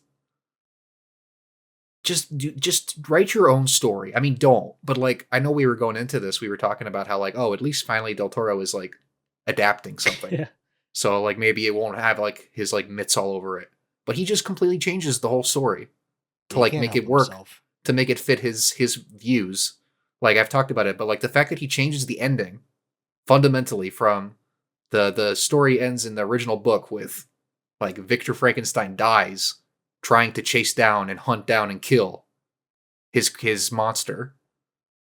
And only the monster ends up like basically kind of coming to a sense of closure and then dies. Oh yeah, the creature dies. And then in this movie, like Victor gets to like say, "You're my son, and I'm sorry that I was such a dick to you, and I accept you, and blah blah blah." And then the creature's like, "I forgive you, father." And then Victor dies. Like fuck you. It's an eye roller. And then Just a groaner. I could go on and on about this movie. But It's also, you touched on it earlier, but it's so crazy that like Del Toro like and company built these like real sets, these intricate sets like the boat. And they're like, let's light this with piss and shit colors and make it look so ugly that it doesn't even look real. Which Hell like no. Del Toro does that in like all of his shit as well, it seems. He's like, everything's got to be like green and orange. Yes, green And and orange. it's so fucking ugly. And let's just Like the whole movie. It's so grating. I hate how like warm. Like I know it's the point is like in the first hour before the creature is born, it's all like warm and bright and nice and whimsical, and nothing bad has happened yet, and Victor's just doing little experiments. But like, fuck you. Like, I hate how like warm the whole first hour of this movie is. Like, made me want to gag watching a Frankenstein adaptation that just like felt that way. And then And it's yeah, and then you have like Marvel violence when like at the start when Frankenstein's like beating up all the ship people, he's like chucking them around and they're like flying everywhere and it's crashing into stuff, and it's just so goofy. Or like when the house explodes and it's like this massive CGI explosion, like multi-level shit. It's just like so bizarre. and the camera too is just like it's on like a steady cam and they're just floating it around, pointing it at things. There's nothing.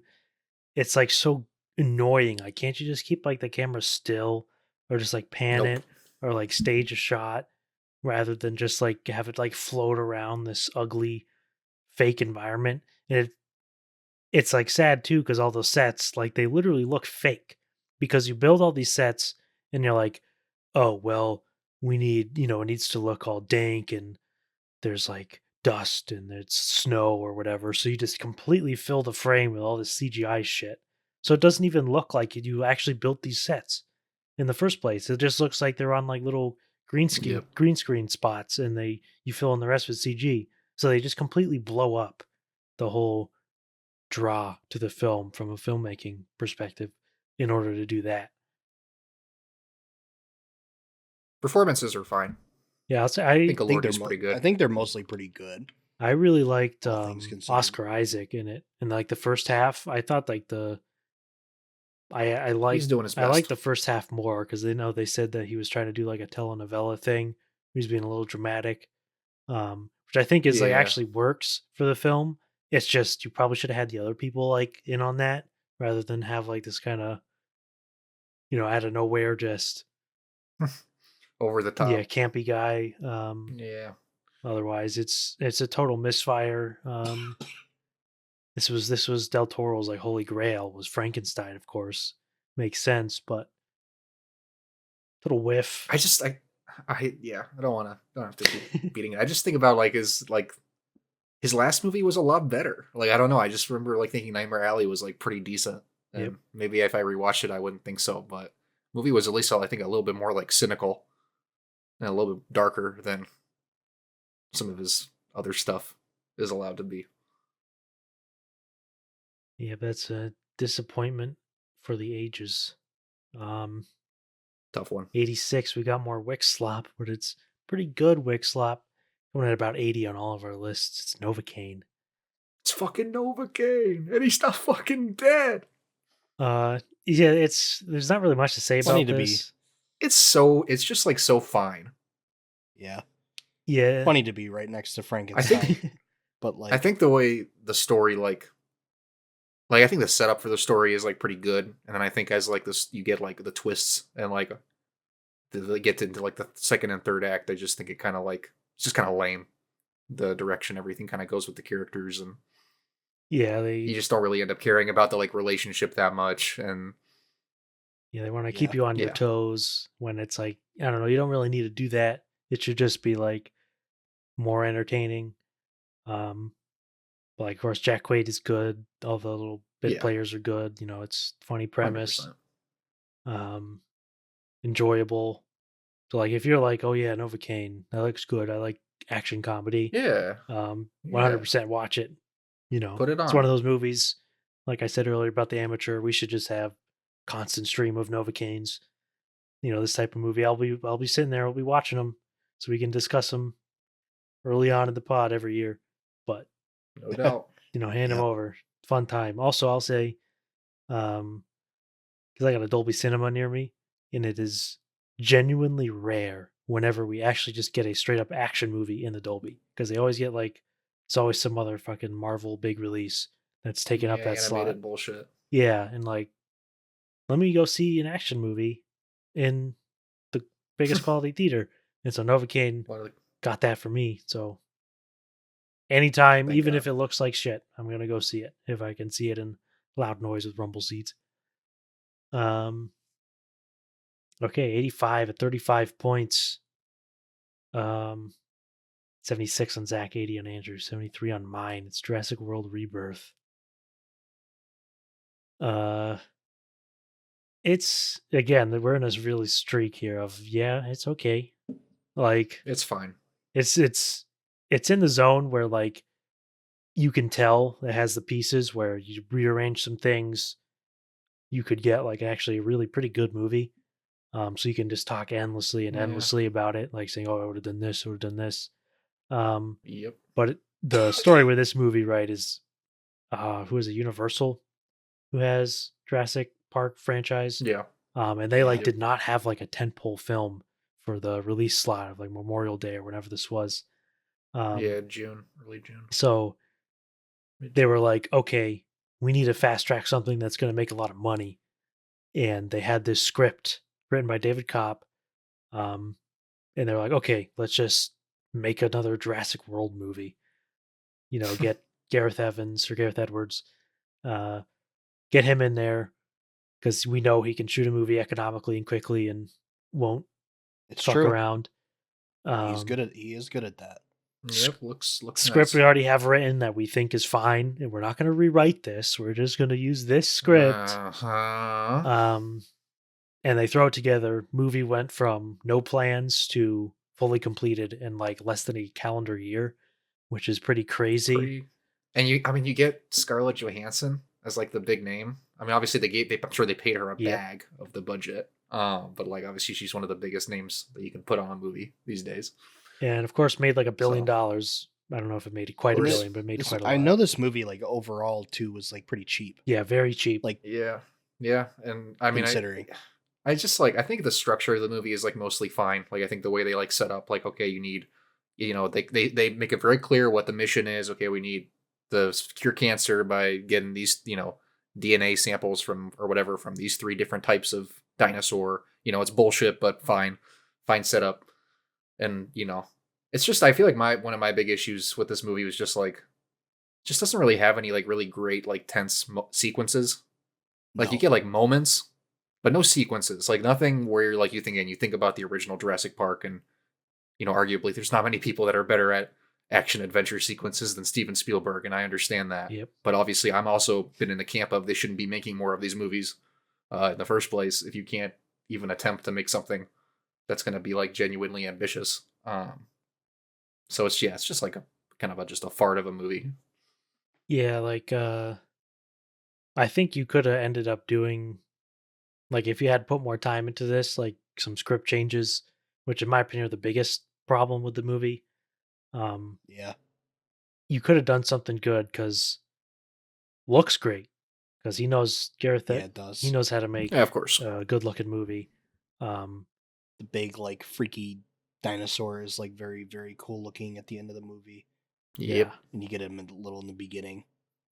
Yeah, it's like classic Gareth Edwards stuff. Yeah, and he knows how to use CG. Like he knows how to shoot it and work it in to the production and all that. So yeah, if you like Jurassic World movies, I mean, this is easily It's gotta be better. second best than the one. I last think few. the first one is decent movie. Yeah, I'd still rather watch the first Jurassic World. Yeah, but it's decent if you like dinosaurs. Obviously, this is the only place you can go. Yeah, So it's true. only game Until in they make town. 66. Yeah, so 66. 66. So true. Yeah, there you go. That's Jurassic World Rebirth. 84 says the biggest rating disparity thus far. Oh, It's got 61 on Zach, 79 on Andrews. Not placed on my ballot. It's father, mother, sister, brother. yeah.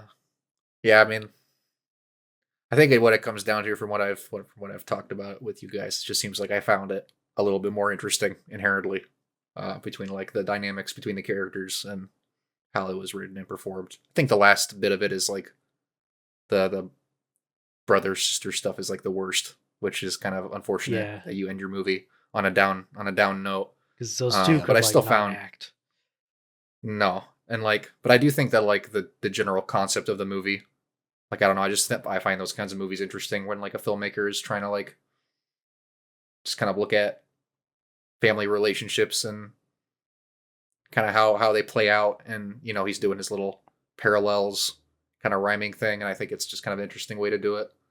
And like the first bit, obviously, I think has like it's got Tom Waits and Adam Driver, and obviously that's like pretty heavy hitting as far as like acting goes. But found like the middle bit with all the like being all just like women was all pretty interesting, and I like the performances, and yeah, I think it just probably came down to the fact that I found it a little bit more inherently interesting. Yeah, because my issue with it was because I do like the concept, because I think easily the father section is the best, because I really Yeah, By yeah, I really like the father section, and you go in the mother section Same. where it's very similar issues that those guys are dealing with, and you have all the different little parallels that they work in. So it makes sense you go from that family to this family. But I think when they take it to the sister brother, outside of the fact that those guys can't act, I think the actual like sort of like whatever they were doing doesn't really fit, because they're going to the apartment where their parents used to be, um, and so like just without the actual presence of the parent figure, it makes it like just odd, because you lose the dynamic, which I guess is the point. But yeah. No, I get what you mean. because also too, like once you figure out what the movie's actually doing, where it's just taking the same situation and playing it out through different families, it's like, oh, I get it. Okay, I get it. And then Yeah, it's like it doesn't really do too much to make you like think no, about it more. I that's true. I think Andrew said that this is a movie that's clearly made by like an old person, like an old guy. Yes. Oh, yeah, And that's for sure. that's not it's not complimentary Because in this there's instance from me.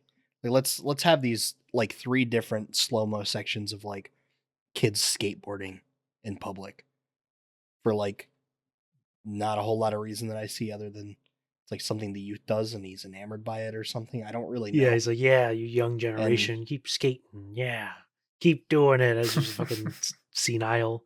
It's like, okay, Uh, um, yeah, and the movie is just like it's just a downward trajectory, which I think like all of us kind of agree on, but I feel like as soon as the first section is over and like you don't have a character, especially like the Tom Waits character, who's like yeah, really that's a funny, great character. and like phenomenal performance. And I mean Adam Driver is like also great. Um and like so is the sister character, but um yeah, it just like gets worse and you realize like what the gimmick is immediately after that first like vignette ends and I'm like, "Oh, gonna do this like 2 more times." Yeah, and it's And then it just it's like gets sad too, worse. because there's like a decent amount of stuff going on in the father section, as far as like the characters go, and like where they are in life, and their different, you know etc. But in the mother yeah, section, there's just like not. They're just like the mother is just like, she's just a mother. Like there's no interesting like angle to her like there is with Tom Waits's. I Nope. don't know. Like she I don't know. I don't know if I agree with that. I feel like there's a pretty interesting dynamic with like her wanting to have like a very like, especially with her and the Vicky Krieps character, like her wanting to be like have this like consistent traditional like interaction with her daughters, and like the Kate Blanchett character being like very like on board with that, and the Vicky Krieps character like you can just like tell she's constantly doing things that are like annoying the mother character, but she like doesn't know how to like exactly call it out. I don't know. I found that whole section to be like pretty tense throughout in a way that I don't know. Maybe it's just like comes down to how our families were growing up or something. But I thought that it was a bit more interesting than that. I wouldn't say there was like no interesting Well, dynamic to I that. think more so it's just in the character herself, was like she's just like the mom. Like to me, it was like there was a dynamic that was set up. Um, but with like Tom Waits' character, like the character himself is dynamic, which I did not really feel from Charlotte I Rampling's. I guess that was like I guess that's where I thought that was like the contrast is like part of what I thought was like the overarch between all the movies was like the like how orthodox your parents are to some extent is like part of and how it influences the children. Like in the first bit, Tom Waits is obviously kind of unorthodox, and they allude to like the relationship with the mother and how that impacts them. And in the mother section, you get like a very orthodox, like proper classic mom, and no real talk about the dad at all, which is also interesting. And then in the sister brother section, they kind of again allude to and talk about having like unorthodox parents that had their kind of own weird stuff going on. So I don't know. I guess I saw there being more of like a dynamic between all of the sections that made sense, even if it wasn't always like It super does interesting. make sense. But I am sitting here staring at this Anyway. poster, and I can just see that little strand on Vicky Creeps' hair. Yeah, yeah, I'm looking at it too. I I'm wanna looking at it take too. some scissors and cut it Like, off. Snip, Jesus snip, snip, Christ. snip, snip. Oh yeah, it's father, mother, sister, brother.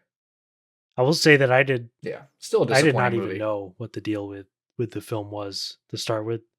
I Because didn't really when it either. first started, I was like, oh, so they're gonna like shift to the mother, and it's gonna be like the same family, Yeah, it's all gonna be one connected family. Yeah, which is Oh. like fine, it's whatever. Yeah. Father, mother, sister, Yeah. brother. All right, 83. There she blows. Talk about a disappointment in the 70s for all of us, The Running Man. This What is a just bummer. a I was like, really really excited do for. not- I was do really not like excited this for this movie. movie. No, me neither. I was really high on this movie. I mean, for obvious reasons. Like you don't really even have to explain why. Like it's Edgar Wright, doing his first movie since Last Night in Soho, which was his first movie since Baby Yep. Driver, right? Or did he make something in between? Yep. Yeah, like Baby Driver was sick, and Last Night in Soho sucked, and so you're kind of like, okay, he's getting back to his action roots, and you have Glenn Powell and Josh Brolin, and it's Running Man. Like Running Man is classic Stephen King goofy shit, and then it just doesn't end up being that fun for a lot of it. There isn't that much running, It's a total then it- slog. and then it turns into like a pure preach society commentary fest, which you can like do it if you want to do like the Paul Verhoeven style up like really over the top thing where it doesn't actually bog down the movie. That's fine, but this bogs down the movie so bad.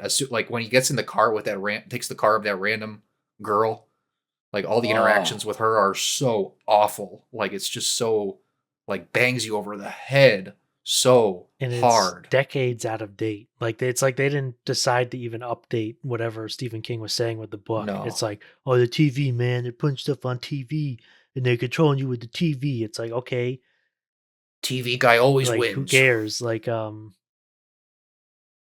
It's like and like network. the people like Michael Cera's character has like a zine. He's like obsessed with zines. Like what fucking year is this? Always runs anarchist zines. Like wow, cool. He's sticking it to the man with your zines, Mhm. dude. But yeah, the movie. And you Lame. get just that fucking Stephen King bullshit. Like they go to fucking Derry and Of they say course. Derry and there's like this fucking little musical thing that plays like this. Ooh, Derry, it's ominous and scary. Like I'm rolling my fucking eyes. at shit, man. lame. It's so Just sad stupid. because like I saw little inklings of the critical reception how it was bad, and before getting in I try to avoid it anyway, and I come in and the first act is like really it's good, like it's really good. It's pretty good. It's good. It's got some It's a good decent start. little action moments. It's funny when you're actually working with the show. He's sneaking around, meet some people like William H. Macy and Josh Brolin and that whole deal. And I'm like, okay, so Yep. people don't like it for like why? What happened? And it's like the Fantastic Four. Oops, falls off the rails Uh-huh. completely. Like I don't know. They should have just been in the city the whole time.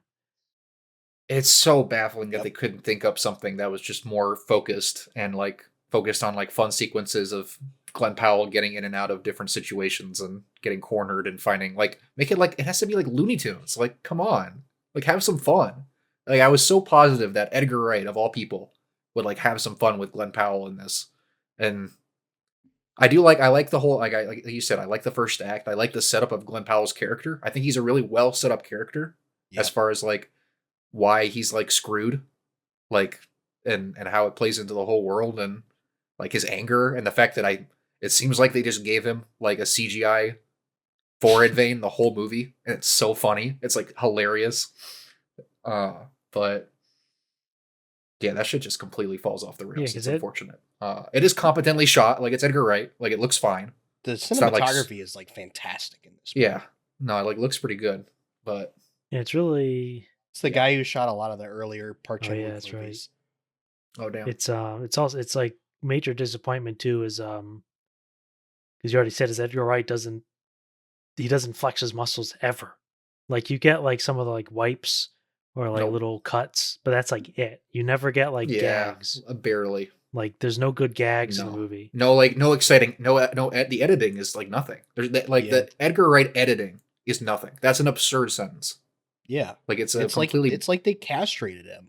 I don't, or he It's almost- castrated himself. I don't know. It like you Maybe he could didn't go into edit the this movie at movie, all. and if you didn't know who it was directed by, you'd probably never guess that it was Edgar Wright. Yeah. No. 100%. It's yeah. It's Yeah, a real bummer. bummer. More like the walking man, the driving man. The talking man, the preaching man. The preaching man. Yeah. And golly.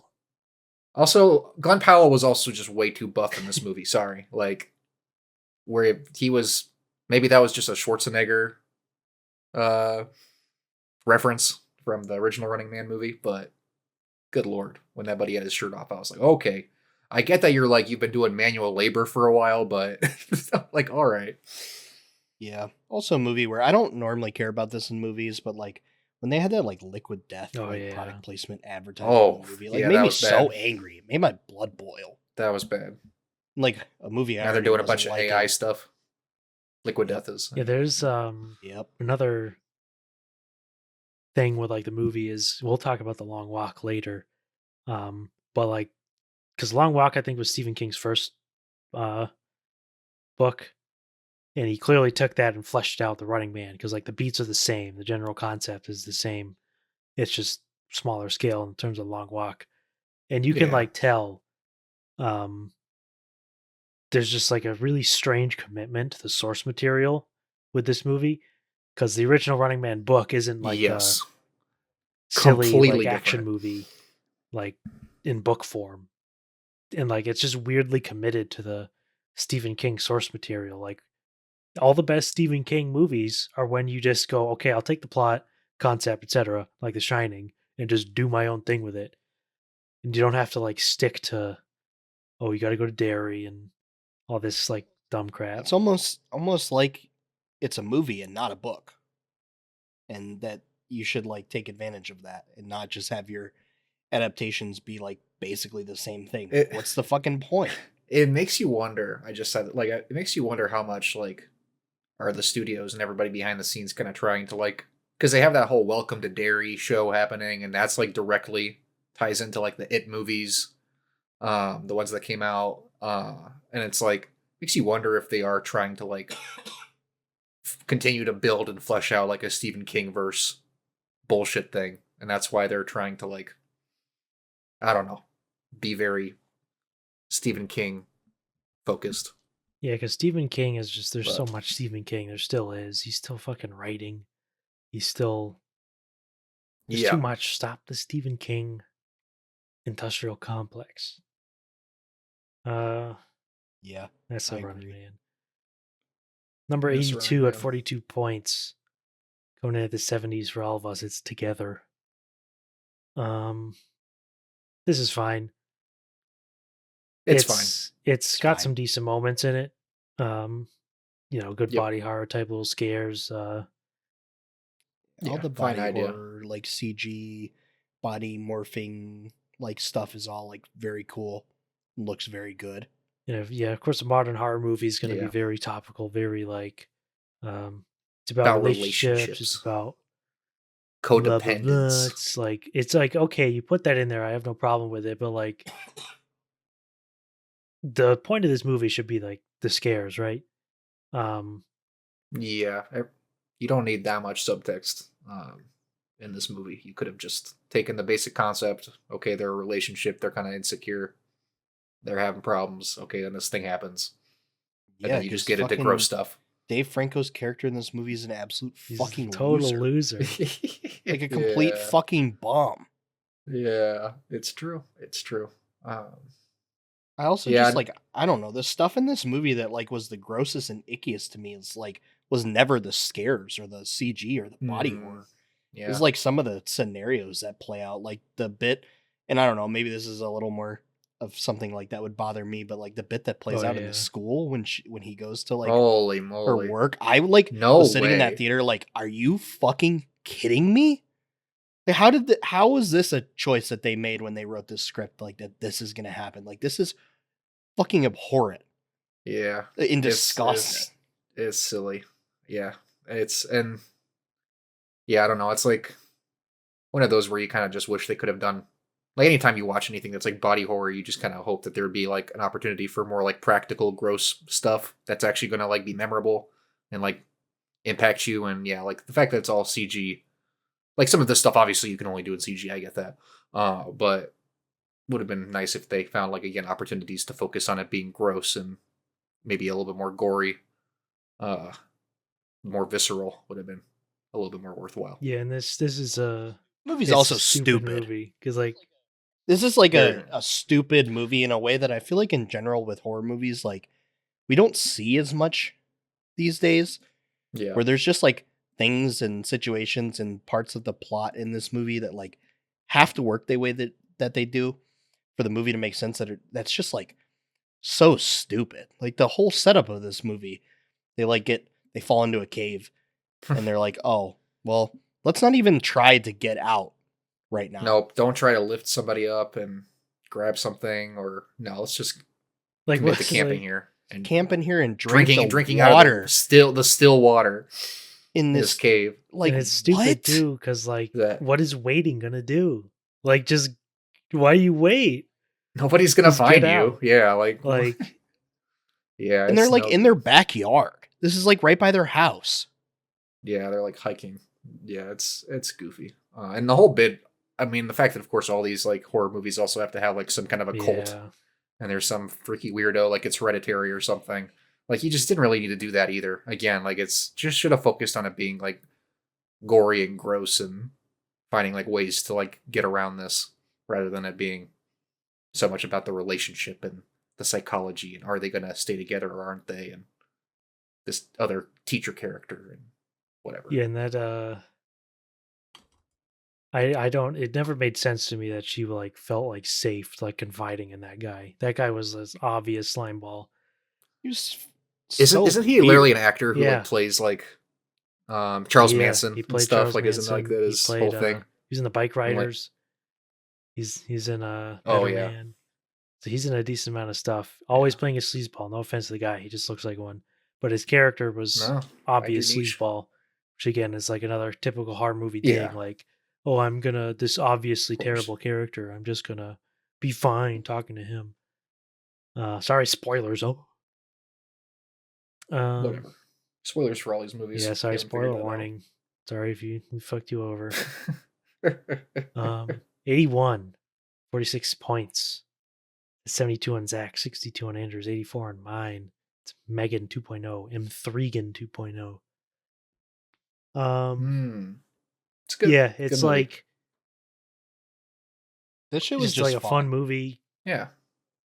good characters. Uh huh. Like great. Like it's actually fun. yeah. Actually funny. actors. Like It's they funny. actually know how to write these movies. The action is like pretty decent for what it Yeah, is. it is. It is And- legitimately pretty good. You got like some fun like espionage, like spy stuff going on, and Yeah. like fucking awesome little scene of fucking Megan jumping off a cliff with a fucking squirrel suit on to like infiltrate wherever the Yeah. fuck it was. I don't know. This movie came out. Where a does while this Where does ago. this movie open again? You guys remember like the opening like shot of the it was movie? like, oh man, like wasn't the it like Middle on East the or border something. Oh, of yeah. like, I don't know. It was a very. It was I some remember crazy seeing it. spot. I was like, Iraq wow. or something. Yeah, something like that. Like, And I yeah, remember when it's- this movie came out, there was like some shit going on in the world where Yeah. it was like, Imagine oh that. man, like Yeah. that's just funny. Our first Pretty first funny. Jermaine Clement of the year. I think there's only 2 though, but there you go.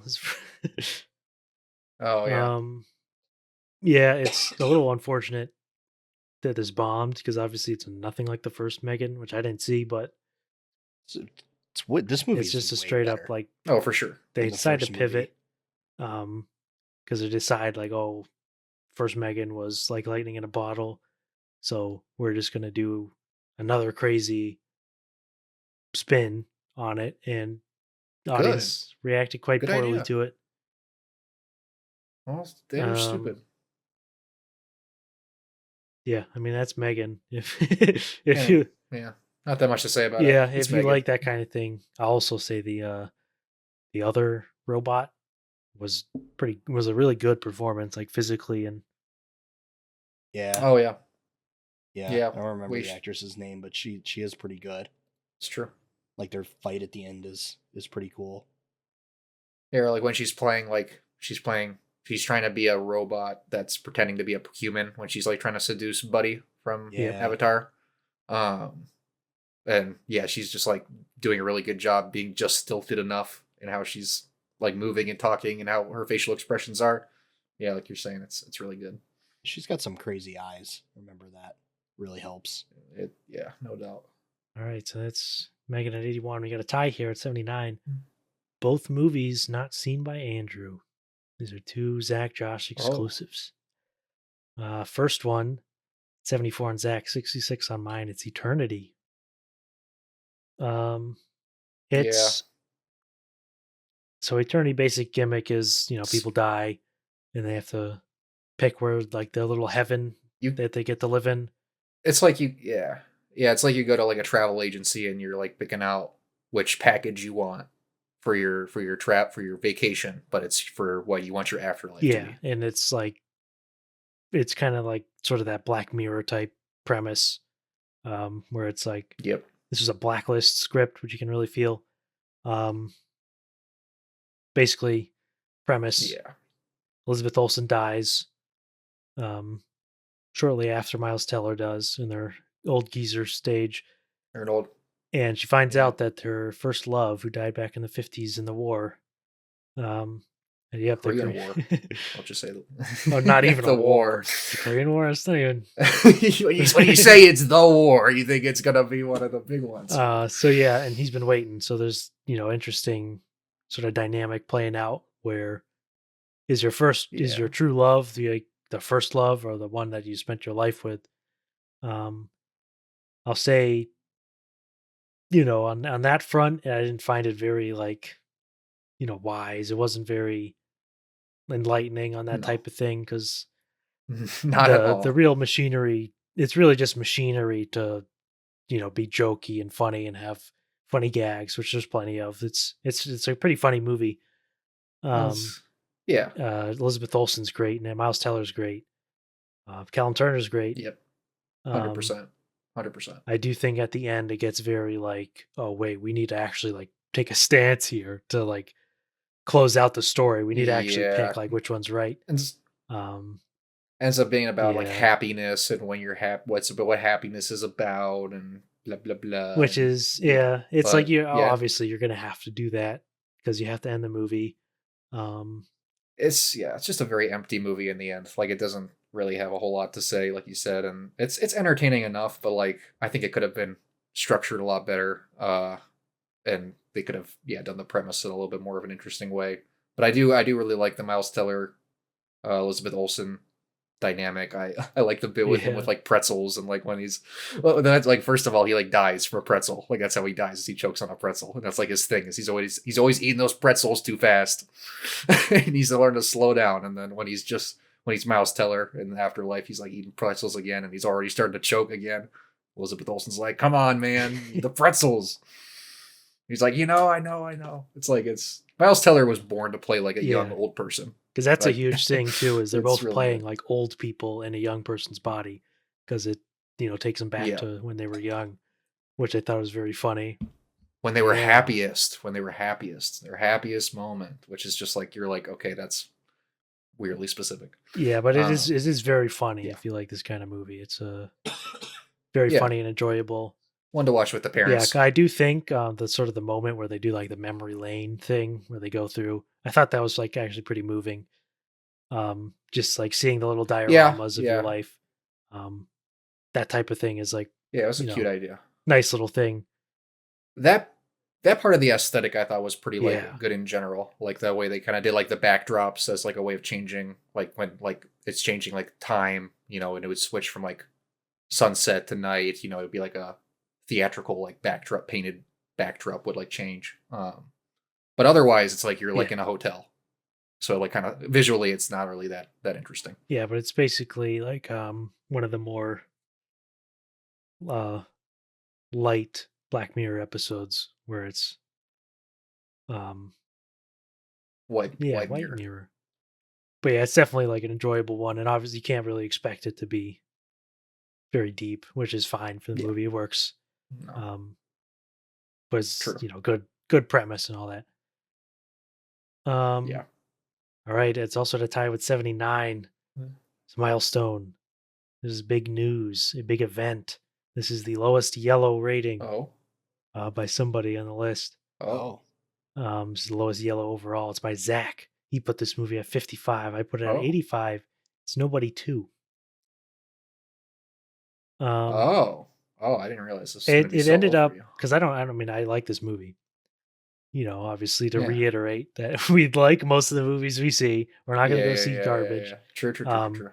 For me, True. I think it comes down to expectations for what I had. Because this is a Timo Giganto movie, and I was definitely more expecting some grimy violence and that, which was obviously the wrong expectation because this is more of a it's an R-rated action movie, but it's not one of those. It's a sequel to the first one. I mean, that's the thing is like it's. I think that's the thing is I think I came into it like because the action in the first one is like fine. Like I think like the bus sequence is cool and all that, but it's not like anything super mind blowing. And so going into the new one, I was just kind of like, oh, I just hope the action is like good and fun, and like I thought the action was like very good. I think the action is like consistently like very good, very fun, like goofy, but also like as violent as you're allowed to be while still being goofy and lighthearted, and not being bloody everywhere. And like the story is just kind of like it's pretty weak. Like it's a pretty weak story and conflict or whatever, but it's kind of true for the first one too. I just thought the action was like significantly better all around, start to finish in this movie. And Sharon Stone is going crazy and Odenkirk is it's fine. Obviously really good in the role. Like he's a good pick for that kind of kind of a schlubby old dad, but he's also super secret. Actually, has special training. It's Nobody 2. If you like the first Nobody, you'll definitely like this one. If you're a Wick slop connoisseur, for sure, you'll like the Nobody movies. I'm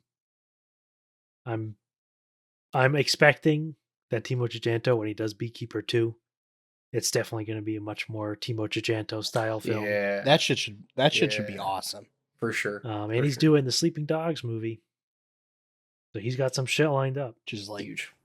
It's a cool pick. That's Nobody 2. All right. Nobody. All right, at 78, this is one of the very first movies of the year. 66 for Zach, 68 for Andrew, and 81 for me. It's Companion. It's good like movie. just good, funny, entertaining. Very solid. It's produced by the weapons guy. I'm literally fucking forgetting his name.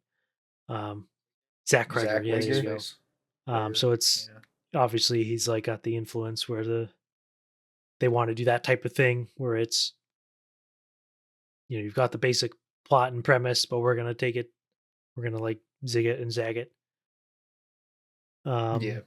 Yeah. I mean, it's like it's funny. It's just funny. It's like I don't know. It's like just clever enough. I feel like it's written just smart and dumb enough that it's like hits a really nice groove where it's like it's nothing crazy, nothing super special, but like there's also nothing about it where I'm like really rolling my eyes that much either, which I think is very much in the movie's favor because normally I would have expected a movie about a douchey guy getting a sex bot, would have been like it could have been super like Reddit and annoying and irritating and eye rolly. So the fact that it wasn't, I thought was pretty impressive. Yeah, and I really liked the I agree. repeated gag where it kept playing like the fake memories. I thought that was just like a good gag, and also it's got Rupert Friend in it, who doesn't like look like him. I had to when I saw him in the credits, I was like, oh shit. Yeah, I was like, I know this guy, I think, but like it's because he's doing a really good accent, or maybe he's just doing a really over the top accent. But he's in 3 2025 movies. The second one we talked about. Yeah, that's true. Jurassic World as well. Yeah, facts. Yeah, I mean, Companion, it's one of those movies. It's like, yeah, pretty good. If you're interested in it, you'll watch it. You'll enjoy Yeah, that's a recommend for sure. it. Yep. Sophie Thatcher is also just like very good at kind of playing that like robot human kind of character in somewhat similar but also different ways to the woman whose name I can't remember in Megan 2. Yeah, It's yeah. like just uncanny enough sometimes. But Mhm. she does a good job. Well, At it. it's also funny too True. because a lot of people like didn't know like the premise of this movie. Like when they were going in to watch it, I thought it was like pretty obvious from the trailer that she was a robot. Or some people were like upset with some of the trailers that like spoil that she's a robot because one of the trailers didn't say it, but one of them like was pretty clear that she's a robot. Like that shit is obvious from like the first 5 minutes. Like they don't even like Yeah, they're doing he calls her so beep many boop. Like there's gags. a lot Like of little things like you can tell. the whole weather thing where she's like asks her to tell him the weather and she like does immediately like does like the Siri, Alexa, like it is 52 degrees and blah blah blah blah blah. And it's like yeah, I guess you could have interpreted that as being like a cute little gag that they just have between the two of them, but it doesn't really make sense unless she's a robot. So Yeah, yeah, sorry. she doesn't have pupils in the damn poster. Okay, Low well, key. moving Anyway. on here from 78 to 77. I think you guys will know what this one is. This is the biggest hot take of the Ubumfa pod, most likely. Yeah, there's no Oh chance. no. It Is it is now? now. Is it now? There's Is the no chance time? anything else comes close to this. Oh, Coming oh at 70 no. on Zach, 73 on Andrew, 71 on me. This is the most nominated film in the Wow. history of the Oscars. Sinners. Yeah. We could really talk Yeah. forever on why particularly we don't like this movie. The Yeah. fundamental issue that I have with the movie is that it's like sloppy. It's just like a mess. In Yep. term, The giant self-indulgent mess. it's a total like just a plot. Like there's too much they're trying to do. But like give it Way like too much. weight. Like they're trying to really because obviously it's like serious subject matter and they're taking like the genre, all the different genre elements that they're throwing into it, but they're still trying to like make you like realize that this is a very like serious movie. So you have to thread the silly bits Mhm. with the serious subject matter, and it's just like a total mess. And that's not So even dumb. I mean, Just- or you go ahead. it's a movie directed by Ryan Coogler, and like a lot of the humor, almost all of the humor in this movie just feels like Marvel quips. It's like very like quippy, like annoying humor Yeah. in this movie that like just reminds me, oh yeah, this guy made some Marvel movies. Like feels like the same thing, which like doesn't tonally just like make sense for what this movie is like trying to do.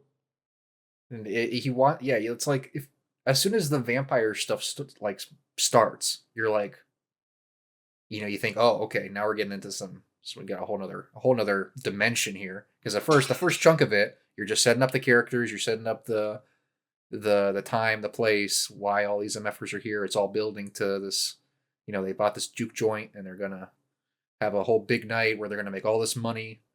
Um, and you're getting to know all the characters and the dynamics and setting it all up, and then they start the party, and then you get the vampire stuff, and like the vampire stuff is just so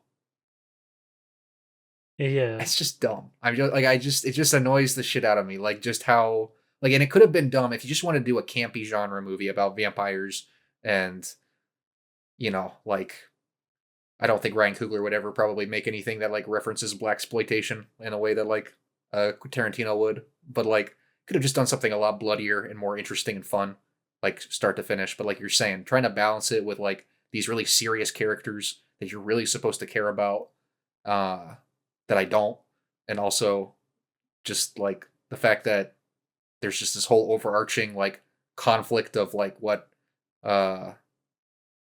Remic's character wants and how he needs to get it, and it just turns into a whole Marvel plot with Marvel fights and Marvel floaty camera just moving through this like ugly yellow piss colored barn. the whole thing. Can't all believe the how interiors like looks ugly Yeah. this movie is. That's the thing also. I think that like was one of my problems walking out of it was like I just didn't really like how a lot of it looked, especially the interior stuff. Was Just all just like really horribly underlit, and like you're saying, it's lit with one color. The whole every interior in that place is lit the exact same, and there's no additional secondary lighting of any kind to provide any contrast at any point, just and crazy it because sucks. like this was a movie that got a lot of people talking about like shooting on film and like shooting, Hmm. on different like cameras and different aspect ratios and like different film formats that you can see it in, and it's just like what you end up seeing on the screen. It just like does not match up with what we heard about this And movie for so it's long. gonna win best cinematography. Like it's a total like what are people actually like looking at here? Because if you look at any of the like the shots that are particularly like good looking or whatever, it's like okay, it's a sunset. Like no shit, it looks good.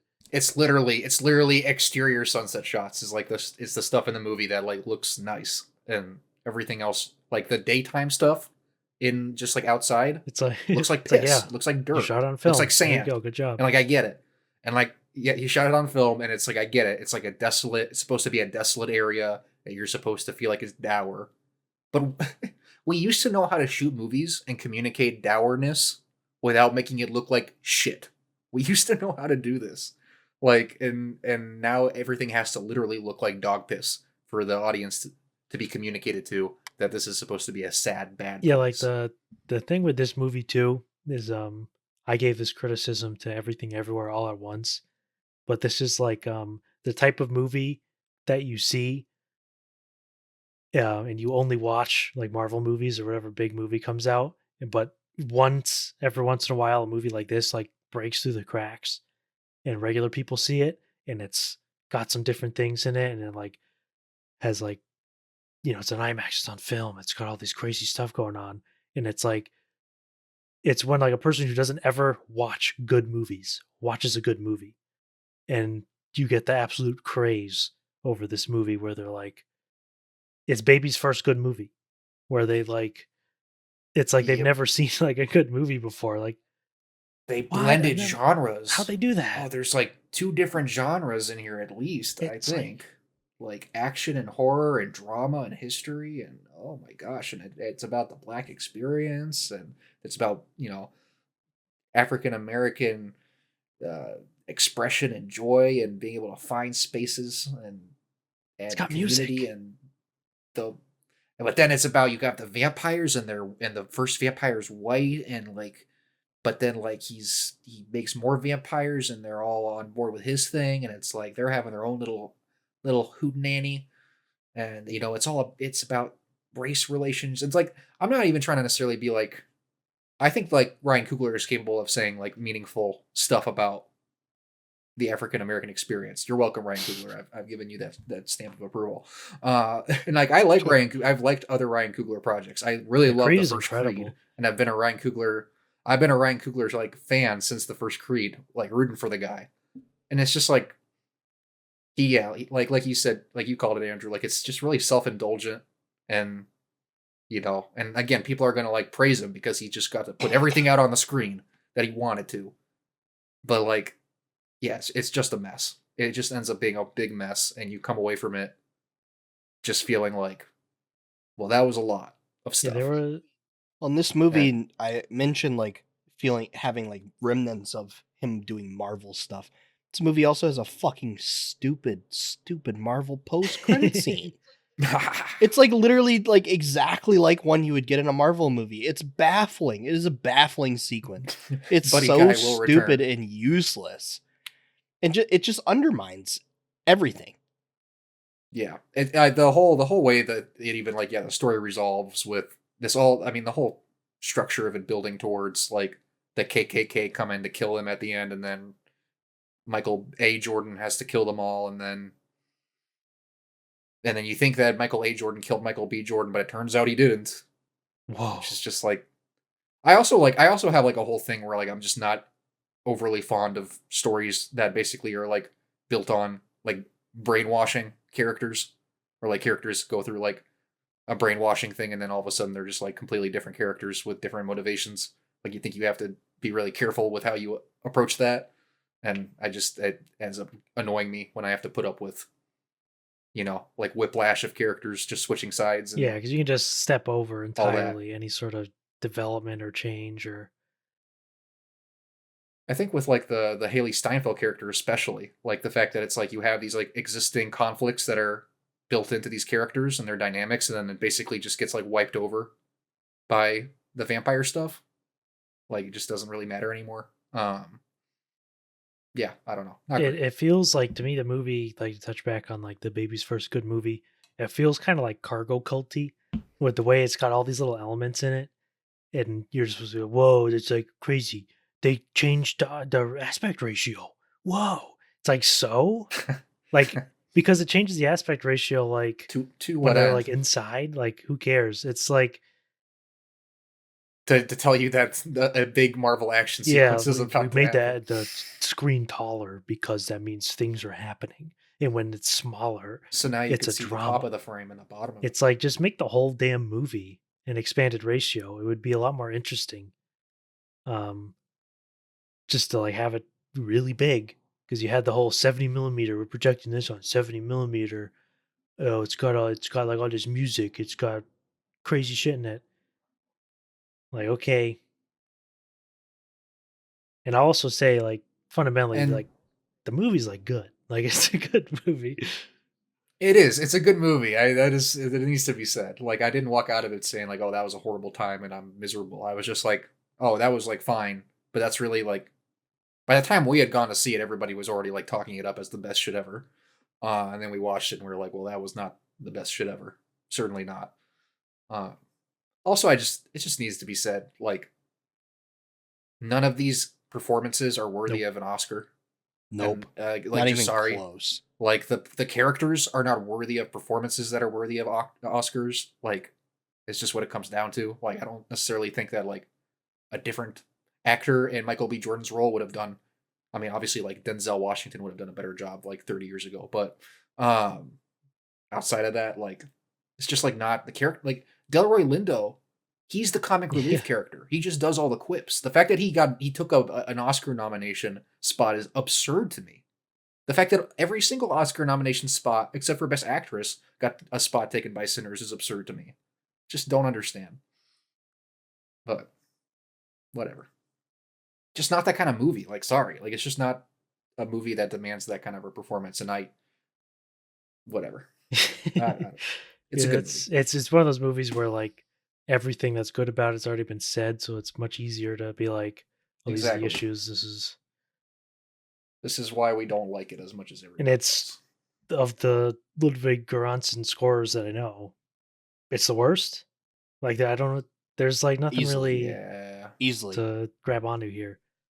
Um, Nope. Yeah, they do like the like electric guitar thing sometimes. That was like kind of cool, but Yeah, but you compare it to like, I mean, thinking about like the Nolan stuff, like Oppenheimer or Tenet, or even like Black yeah. Panther, like Oh yeah. much more interesting scores than this. Yeah. Well, yeah. And again, it's like when specifically Goranson has worked with Kugler, it's always like doing usually like very like dramatic over the top scores, and it just feels like this one was kind of again similar to the movie itself, would oscillate between that more over the top, gothic kind of score, and then something that was a lot more toned down and dramatic in like a slow burn type of way. Just kind of weird. But yeah, that's Sinners. anyway, that's Sinners. That's Sinners. We're not going to talk about it anymore Yep, ever that's again. it. What movie did we just talk about? Huh? I don't even Don't know. remember. Couldn't tell you. Megan 2? Yeah, banger. Good movie. All right, well here we go at 76. Yeah, this is a movie we thought was better than Sinners. Let's be clear on this. We think this movie is better than Sinners. And the movie Oh, I'm what talking could it about, of be? course, is The Accountant 2. Yeah. Okay. I don't have it ranked higher than Sinners. You're the only one who did not have it higher than Sinners. And I do like this movie quite a bit. Yeah, for me, this is very much, as I've said repeatedly, I would love to see a movie like this every week. every day of my waking life, I would like to Yes. be watching a movie like The Accountant too. With Ben Affleck playing an autistic person. Yes, please. Ben Every Affleck single. is so fucking It's fantastic. He's hilarious. amazing in these movies. He's He's incredible. amazing. And it's like in this one, he's just like hanging out with John Bernthal the whole time. It's awesome. What's not to like? He's got It's the great. fucking. And they have such a great He's got the dynamic. CIA special ops team of autistic children that like hack the government for him. Yeah. It's like so hard. It's fucking it's awesome. so good that like the Braxton, red. Braxton, you know I don't like that, Braxton. Stop it, Braxton. It's Stop it. a rare entry in the autism exploitation genre. It's not too many that exist, but they're in there. No, it's a dying breed. But and it's always you're getting, you know, great actors like Dustin Hoffman or Sean Penn or Ben Affleck. You know, it's good stuff. But like I don't know, it's a not a David O. Russell. what's Gavin this guy's O'Connor. name? Gavin O'Connor. Gavin O'Connor. Gavin O'Connor. God, all those thank God movies it's are- not David O. Russell. No, thank God. Yeah, can you imagine? But Gavin O'Connor, I mean, all of his movies have that like they're just kind of like dad movie. Like that's very much his niche. Is like he's a dad movie director, where his stuff always has this like family warm core to it, about redemption and whatever, overcoming past trauma to be better and closer as a family and yeah, it's like it's fine. It's like nothing special as far as what he's doing with any of that. Sometimes it's a bit of a slog. But and then there's Shorty in this movie too, who's like the bad Shorty. I can't remember her name. Who's like the villain in this movie, but then isn't the villain. Yeah, I don't know. This movie came out Yeah. a while ago. Yeah, but anyway. But then it ends with like an action sequence, and the action in this sequence is like okay. It's like not Yeah, it's not fine. amazing. Whatever happened to Anna Kendrick? Yeah. They just like not really Uh, tell us hmm. in this movie. No. I just like I don't know if I'm like Ben Affleck's character and I gave her that extremely expensive painting, the first one, and then it's just like wraps. I might need to try to get that back. Yeah, he's the type of person who would You're be right. like, "Yeah, give that back." For real. Yeah. Well, it's The Accountant too. Yeah. There you go. Not much to talk about. Way less to talk That's about than true, Sinners. but we did think it's Exactly. better. Let's reiterate that The Accountant 2 is a better film Yes. than Sinners. I would rather see Ben Affleck nominated for this performance than Michael So B. Jordan true. be nominated for Sinners. We're moving into the top 75 here. It's a tie at Yeah. 74, those who don't have a 75. But the first film here is a milestone. This is the lowest rated film that has an award nomination. So all those viewing get to see Oh, I this know little what it graphic is. here under Andrew's section. Nominated for Best Original Score for Burial is Baby Yeah. Invasion. Yeah. Baby Invasion. So Baby Invasion. Andrew has This- it at 59. It's in the 70s for me and Zach. It's like this is a conflicting movie because I don't didn't really necessarily enjoy watching this movie. It feels like an 80-minute music video, pretty much, kinda. There's 80-minute there's nothing Twitch to grab movie, onto there's- in this movie. Yeah, there's nothing happens in this movie. But it's literally carried by the fact that an 80-minute music video for an entirely new 20-track Burial album is not something we get every day. And the music in this movie is outrageous. It is Yeah, it is. incredible. Is incredible music, which is par for the course for Burial. But the music is so unbelievably good that the fact that nothing really happens in this movie just lets that shine. And I'm sitting there just wow, it's 2025 and we basically got another Burial album for the first time since what? 2007? It's a miracle. It's a miracle that it exists. Then The thing with this movie Uh, is that it's what I said about aggro drift, which is if anything at all happened in this movie, if there was actually things that happened in this movie, if there was a narrative, it it would would be be an literally an all-timer. all-time great level movie. it's but instead it feels like you're on one of those like amusement park like Disney World, Disneyland, Universal rides where you're like you have like you're in like a car and you have like a one of the like a blaster in front of you and you have like an AR like augmented reality thing where you're just shooting at stuff and you're getting points for all the stuff that you shoot at and the car is moving around and it's like all this is. It just feels like you're like watching a bunch of gobbledygook on your screen and video game graphics and AI obviously bullshit all over the screen. Uh Continuing Harmony Korine's attempt to make AI artistic in some way, shape, or form. I mean, he is doing it in a more thoughtful way than, I guess, I want to say, than other people, but I mean, nobody's really even trying to do anything like what he's been doing with it. But Yeah, it yeah, like it's true. doesn't really amount to a whole lot in this No, movie. again, yeah, nothing happens. There's no story, so it's like there's no how cinematic can anything be without like any story at all? But I also read that apparently I wonder how this connection even happened. That Harmony Korine contacted Burial through PlayStation messages, like PSN Yeah. DMs about making the score, and they talked over PlayStation Network, and that's how this like happened.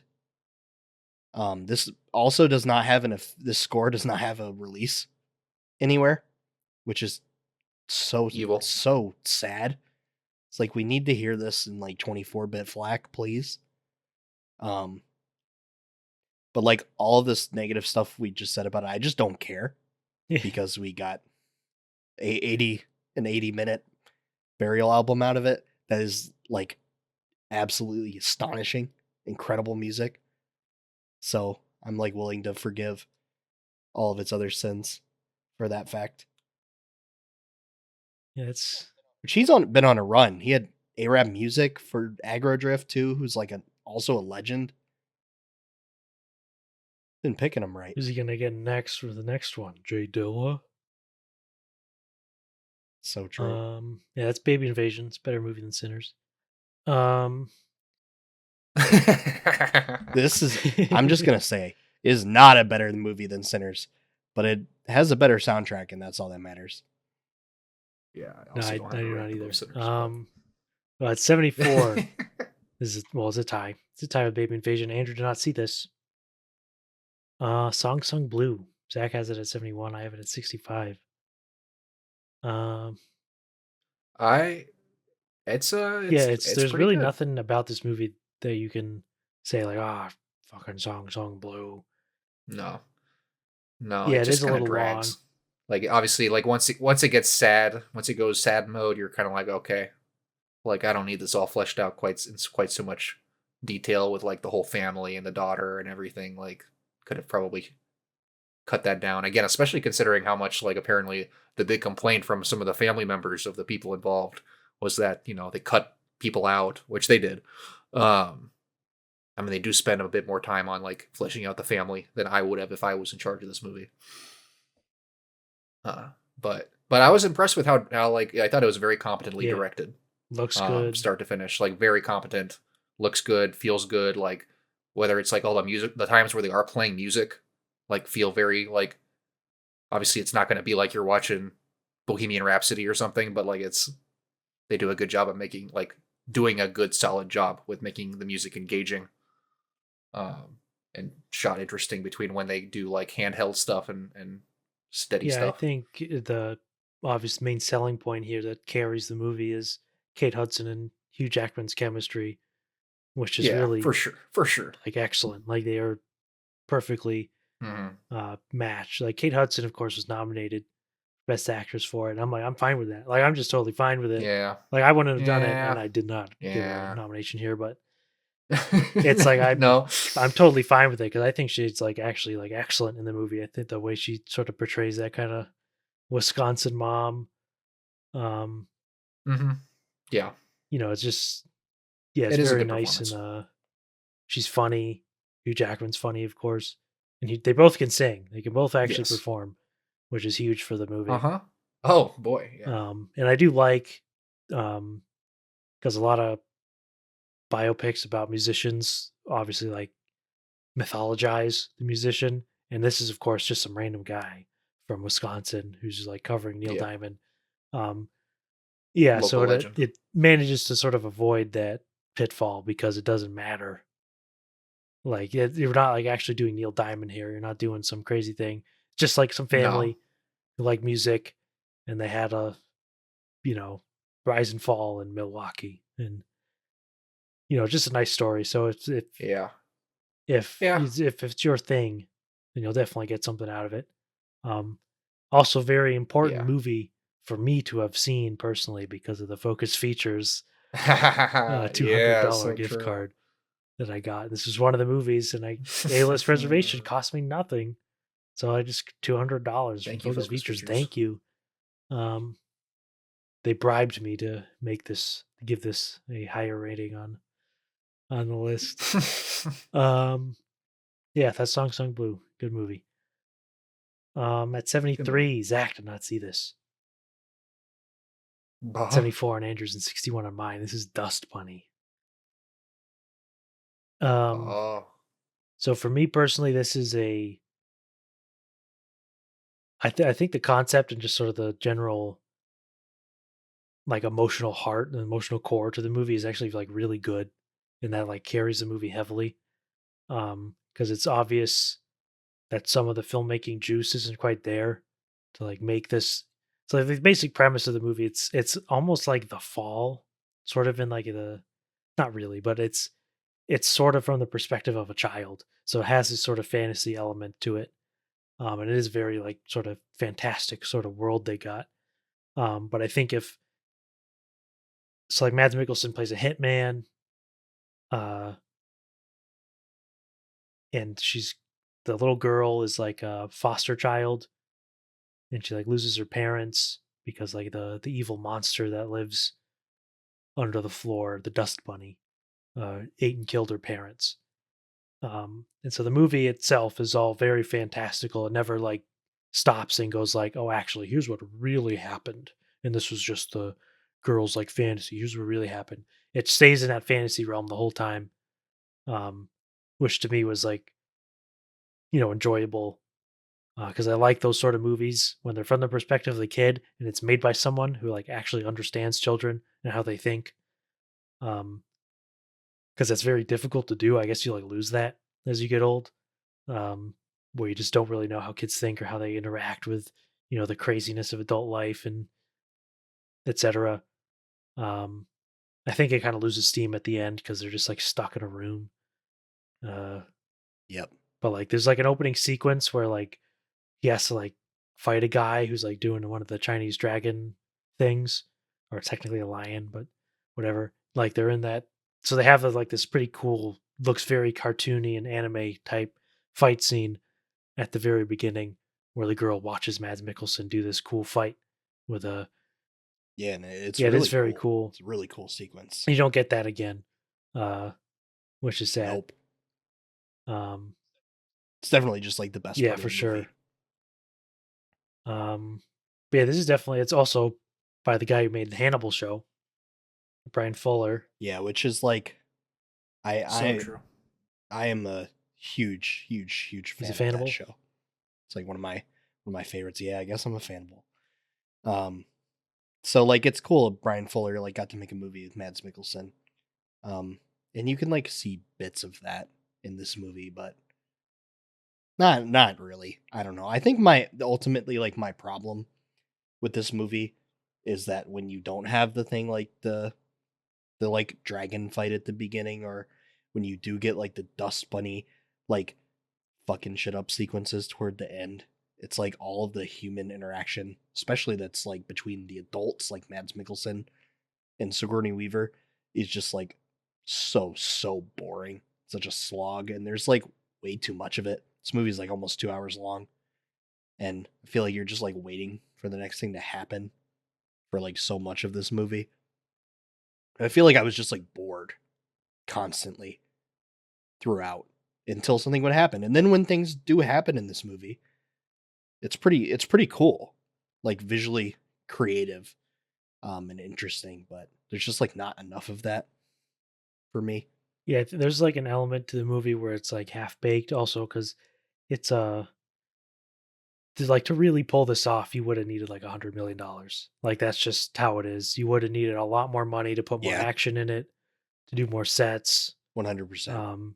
Because you've got a really good cast here. Mads Mikkelsen, Sigourney Weaver, David Dastmalchian. The kid's pretty good. Yeah, the kid's pretty good And too. you've got all these little like the set design's very interesting and heightened, and there's all these little toys. She has like a golden hippo that she she doesn't want to touch the floor. Yeah. So she like rides around on like this Just, like, golden rides it hippo around. thing. Like there's all these little bits in it that would don't exactly cohere, but I'm glad it exists because they took the stab on sort of a strange fantasy story because we don't get these types of movies. It doesn't happen. But yeah, very very interesting because The Fall is one of my favorite movies because it's fantasy for a child and how a child sees the world and how it interacts with the adults. And it has the elements of that, which is like to me, it's like this could not be. Well, I guess you could make a story, but like it's very like this is a movie. Like it's very much a movie, which I like.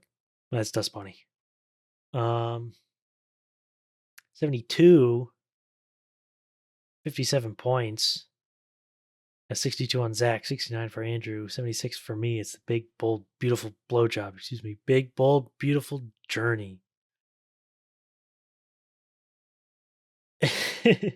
As the resident Kogonada head here, I mean, I think I didn't really like this movie a whole lot. I thought this movie was like okay, it's like pretty good. Like I think it looks very solid. Like not surprisingly, like Kogonada brings a very like solid, strong his visual style of focusing on composition rather than camera movement, and a lot of really there's like quite a few like really nice, really stunning shots in this movie. But as far as it being like a rom-com romantic movie, it just kind of does never really hooks me and falls flat and never really goes anywhere super compelling for me personally.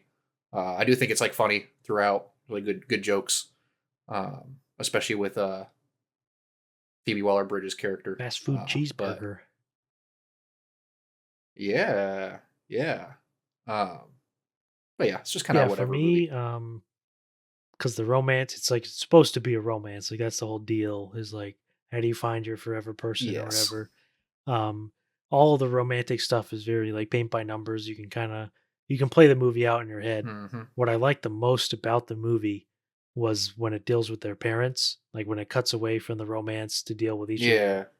their parents and the relationship with their parents, which I thought was easily the best part of the movie. Basically carries it. If it didn't have that Mm-hmm. element or those elements were like bad, I would have been like I would have been buying a bullet. I was going to Kokonada's house. I was like, we got to stop this. No, No no, no, more. no, no, no. His next movie is gonna look like it's gonna be more interesting. Yeah, but like those parts are like really good. Like it actually got a tear out of me. Um, like when you have Colin Farrell like He playing knows his how to own do that. dad, talking to his younger self. Then you have Margot Robbie playing her younger Yeah. self, reunited with her mother. Like just like touching little moment. Um, but other than that, like the romance is like it's not really bad. It's not like a bad romance because No, they it's don't have not like bad. romantic chemistry. I think they play off each other well comedically. No. Um, Yeah, they do not have it romantic just chemistry at all. Like from the moment that it starts, I'm like, okay, this is not yeah, it working for doesn't me. make sense because they're just not very compatible people. But I did think like at the start, like when No. they first kind of meet at the wedding, I thought that was like decent. Like I thought, okay, they're having some Yeah. banter. Uh-huh. It's like funny. Uh, Well, yeah, it's directed exactly. well. It goes a long way. Like it's competently directed. It's just like there's just not a whole lot there to the screenplay, really. And hopefully this was just kind of a studio, you do one for us type deal for Kogonada. Yeah, because Yep. Because it seems like his next Yeah, movie very is going to be kind of experimental. weird and interesting And again. this was his first directed movie that was not written by Yeah. him. That's a major issue. That's also, And yeah, it was that's a- written that's a by good the guy point. who wrote The Menu, That's Yeah. right. One of the guys who wrote the menu, which I yeah. think like kind of just sums it up a little bit. One of the writers of the menu wrote this, and one of the writers of the menu wrote Begonia. I think that's the lore. Yeah, the Yeah. if it's kind of like the Eternity type of thing where it's a high concept kind of like relationship. What if we Yeah. like do some sort of technology thing with it? Go through. Where you're just Yeah. inherently you're limited there because it's a very calculated sort of plot there. Like there's no room for experimentation with this kind of narrative. But yeah, this big, bold, beautiful journey. If you like Yeah. crying, you'll cry. Like Yeah. if you're a crier, you'll cry. Yeah. Yeah. Yeah. True. There you go. 71. Andrew didn't see this. It's got 56 on Zach. It's 74 on mine.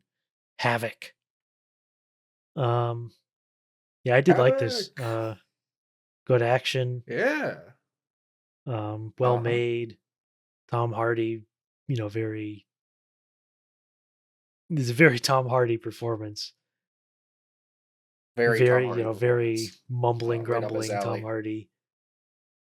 It's got Just an how I like extended it. action sequence where they play 5 just Appleseed songs in a row. Oh, literally damn. 5. I wanted to see this movie. I kind of don't know. Yeah, why. you definitely would have liked it. It's cool. It's a cool movie. I liked it. I especially, I don't know, I liked a lot how it looked. And there's like a lot of movies that like try to do this like style that's like Yeah. very high contrast, kind of gritty, nighttime, it's gonna be a lot of like cops and scenes lit by red and blue cop lights and stuff like that. And I don't know, I really liked specifically how this movie looked, how Gareth Evans approached it, and the visceral kind of nature of a lot of the action, and the way it was Yeah, shot. he's really, really good with the Yeah, gritty Tom Hardy. stuff. I think the main problems I had with the movie, is that it's a very common problem where you get a action guy gets to make a movie, and he's like, he gets a big budget increase, right? So he's like, okay, you know what? I'm gonna do Heat.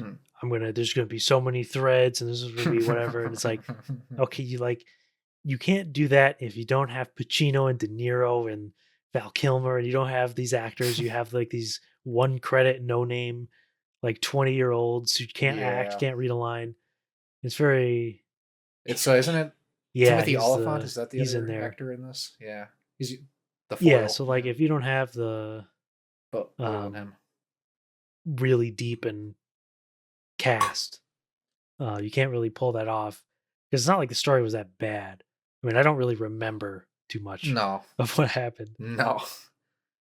It's a whatever, like corrupt cop crime. Yeah, like a heightened reality story. too. I don't know, like it's all that bullshit. It's kind of like a futuristic, Yeah. almost cyberpunky type Los Angeles, where it's Yeah. fallen into a Yeah, true. state of crime.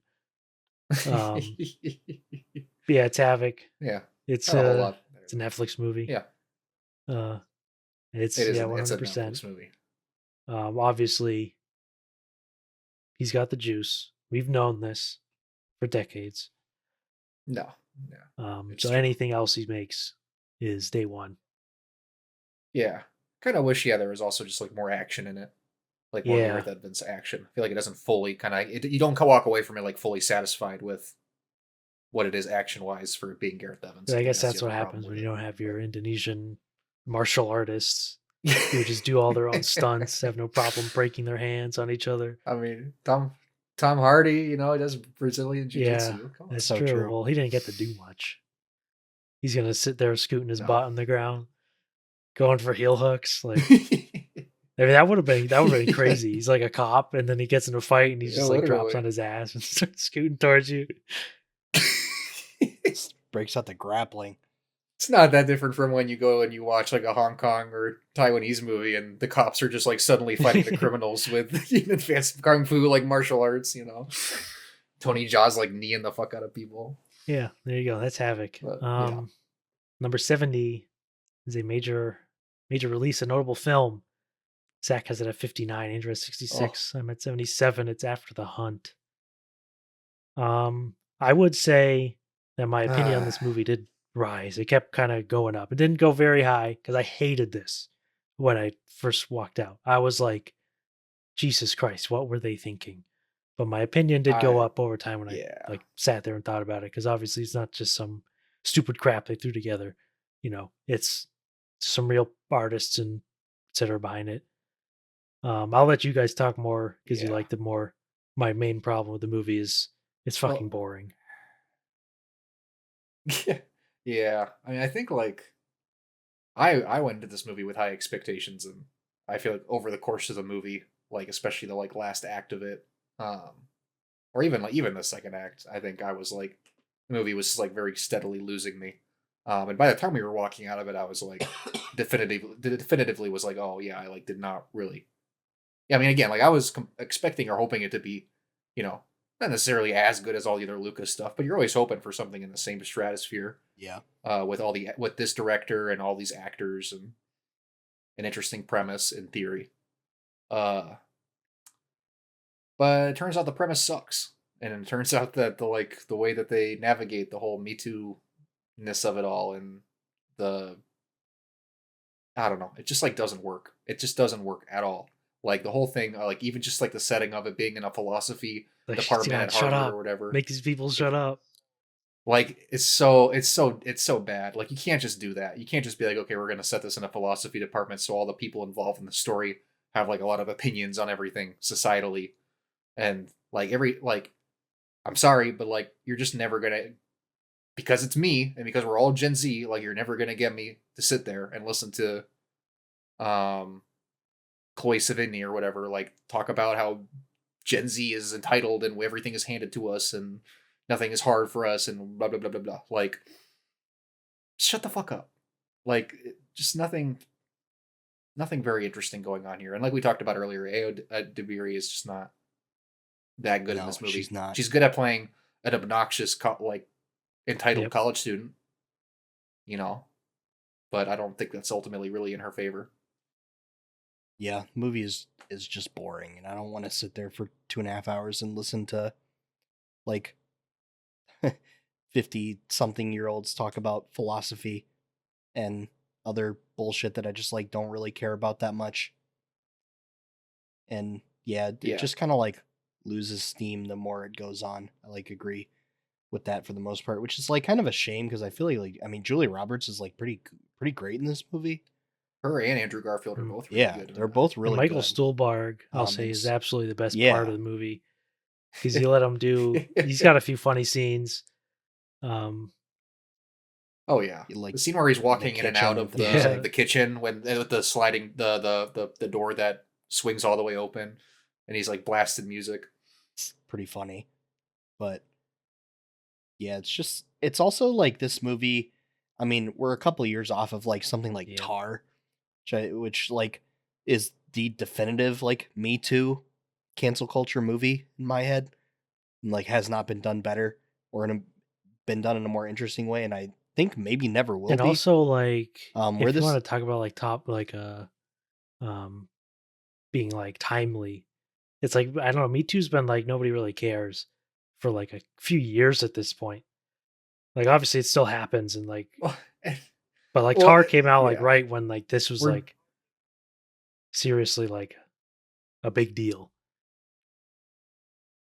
yes, and like the reality is like we're so past Me Too. Like we're like deep, like neck deep into like the backlash to Me Too. Like we're past Me Too being like the forefront movement. We're in the point where now there's been the counter movement against Me Too from all the people that are sick and tired of being, you know, held accountable and shat on and having to talk about women and their problems.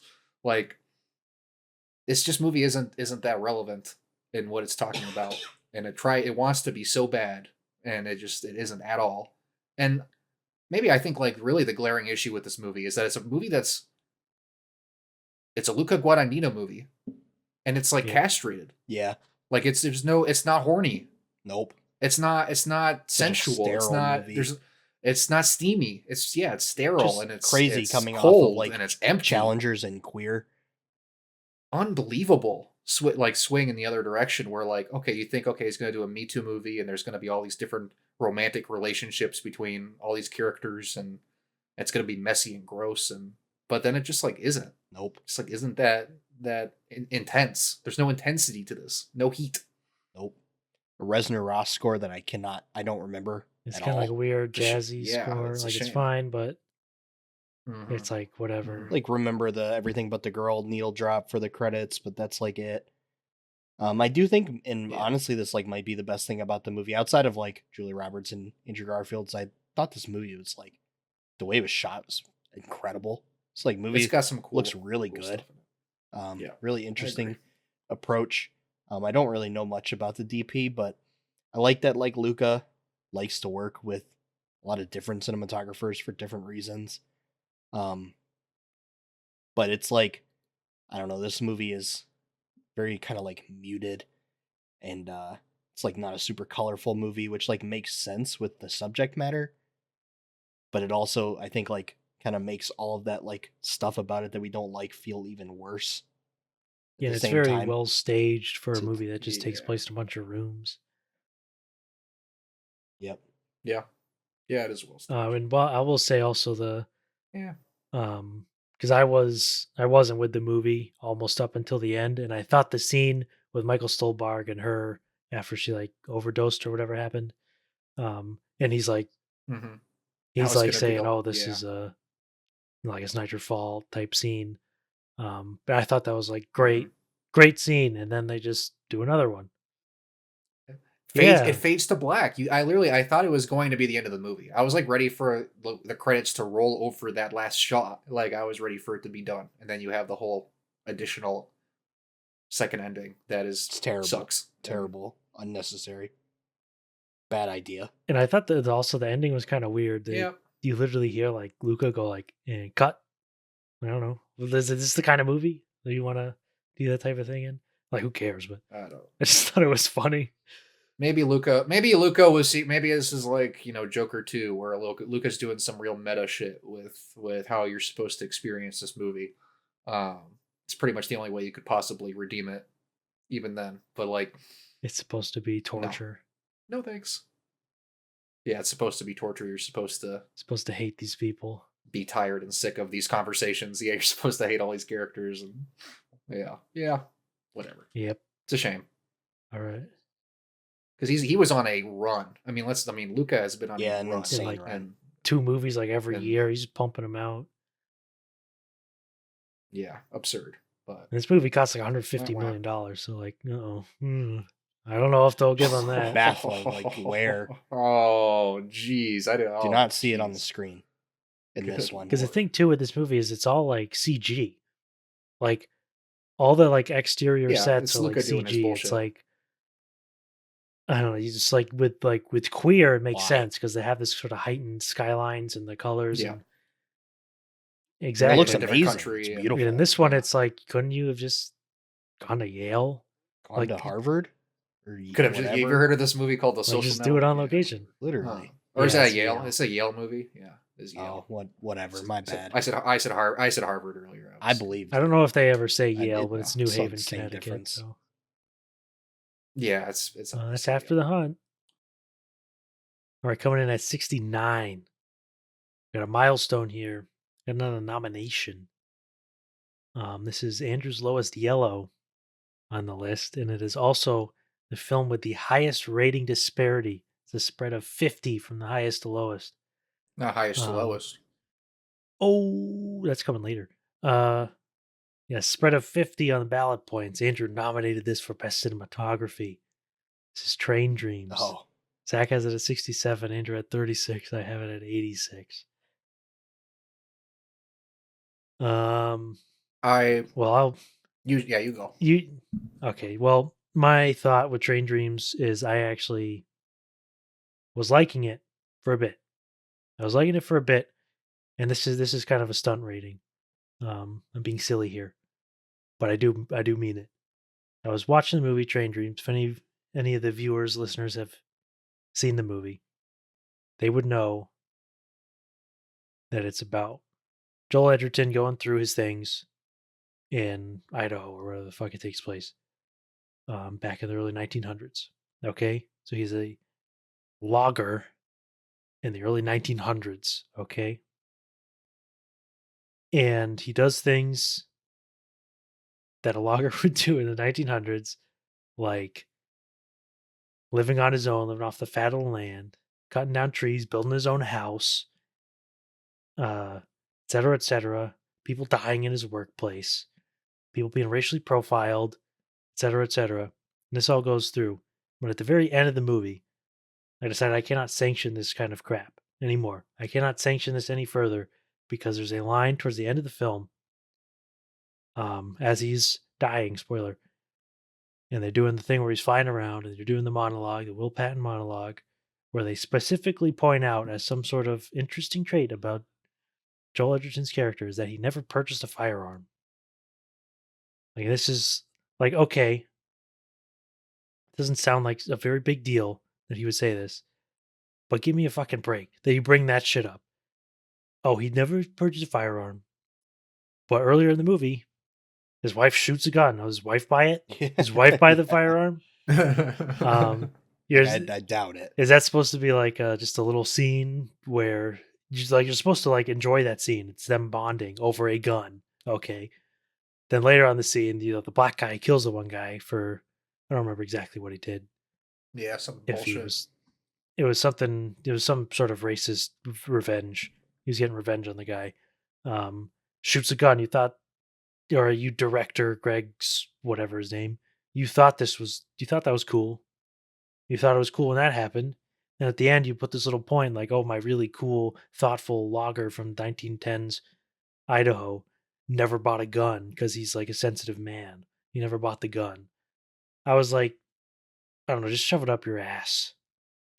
Well, yeah. I don't know. Why would he? I was like, he also like, how do you, like you're saying, like, how do you live that lifestyle and not have a gun or not buy a gun? Like, of course you need a gun. You're in the middle of fucking of nowhere. course, like, to me, it's like a stupid detail where this character, for me, it just summed up all the problems I had with the movie. Where the character is just not believable to me. Like, I like the little moments that you have, but to me, this is very much like a sort of fantasy of a modern person who like likes Yes. the sort of idea of a guy who lives off the fat of land. But like, also that guy, he was fucking violent. He probably would have been inclined to beating his Yes. children. Yes. He probably would have had all these things, like, you can, say, okay, it was a product of like an alcoholic. Yeah, he would have been drinking. He would have been mean. He would have been racist. Okay, he would have been a little bit racist. It's definitely possible. Like, he's of course, Dude lived in like middle of nowhere, Idaho of all places, famously like, he's unracist state, Idaho. very much of his time, and I know like there's a lot of aspects of that type of life which is still very, admirable and etc. Like, I like stories like this that take place in this time and the past, etc. Not what I'm saying. I'm not condemning this fictional man for probably being racist.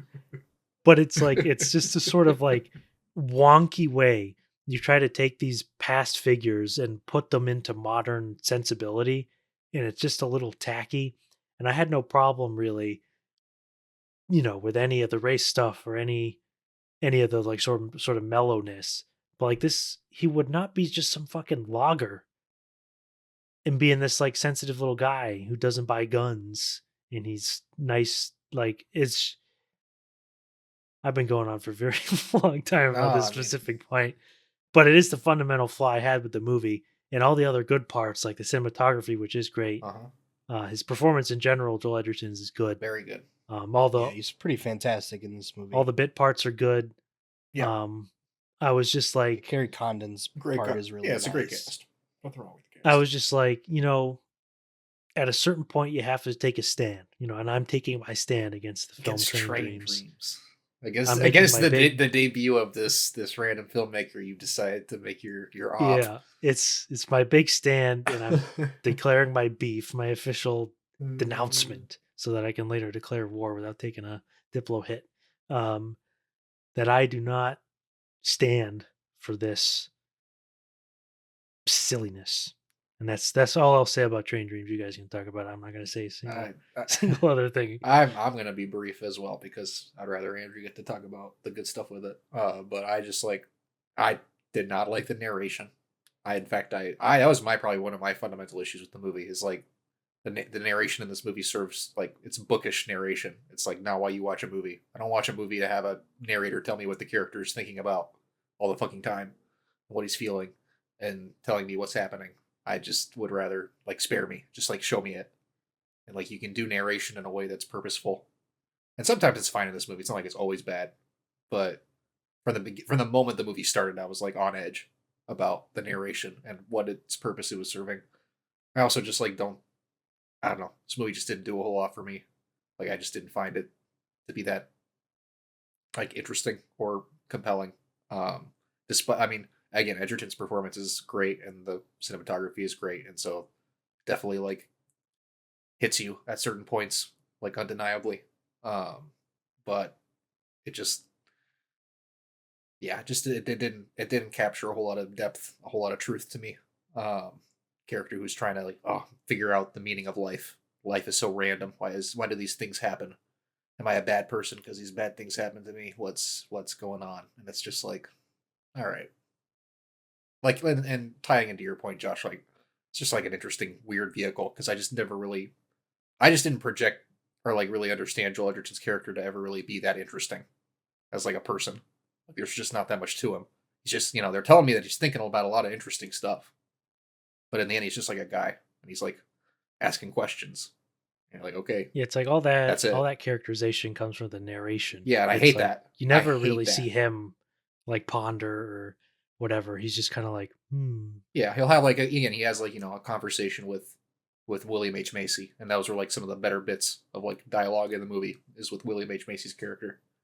But otherwise, and like I think for me also, and this will just maybe come down to I'm sure this is just like a preference thing for me when it comes to like movies that like commit to like the very like naturalistic lighting to everything, like is usually a very good decision. It just sometimes feels like a double-edged sword for some scenes, especially like interiors where stuff is just shot very minimally and palely and unmotivated, and sometimes I'm just not the biggest fan of it as I am when it's like exteriors.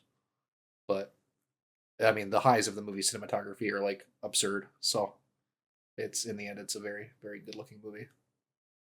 That's all I got to say about it. It's funny because like I have this movie rated a lot higher than you guys, but I like agree with a lot of your points despite all of that. Like Yeah. the narration is my biggest problem with the movie. I think you can like mostly do without it, like straight up. And I think a lot of that is like a testament to Joel Edgerton's performance being so good. Like feel like you can like read a lot of what the narration is like telling you just like in his face. It's like we just literally don't need it most of the time. Like I would like if this movie like didn't have the narration and it would feel like a little more meandering, which this is like a Heidi comparison and it's like not on this level, but if you like don't have the narration and we're just like following Joel Edgerton's character around more, it would have like felt maybe like kind of Terrence Malick-y like a little bit. Yeah.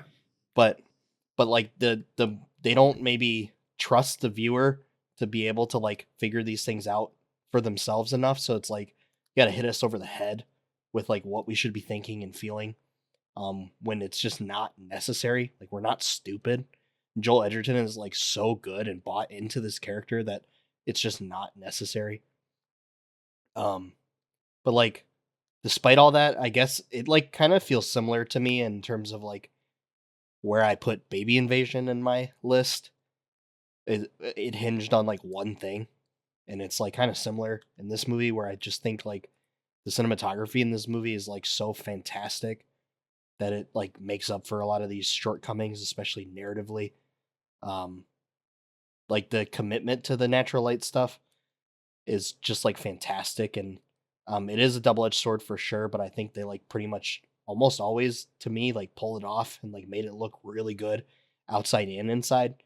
And it's like if you're gonna commit to it, you gotta commit to it, and pretty much all of this movie is like using natural light. There's like maybe a scene or two where they don't, and it's kind of obvious, but it's like it is what it is, especially like when he's goes back home and everything is on fucking fire. Like There's only so much you can do with like that kind of stuff in terms of like having it be natural. Fortunately, you can't just like light a patch of forest on fire in Idaho and shoot it. But I just like think so many of like the shots in this movie I just like am still thinking about. I just think it's like beautiful. And I think a lot of just like the family moments and like Joel Edgerton, Felicity Jones, and especially like the scene with Carrie Condon's character when they're in like the fire watch like tower or whatever, like pretty tender, and I like really like all those moments.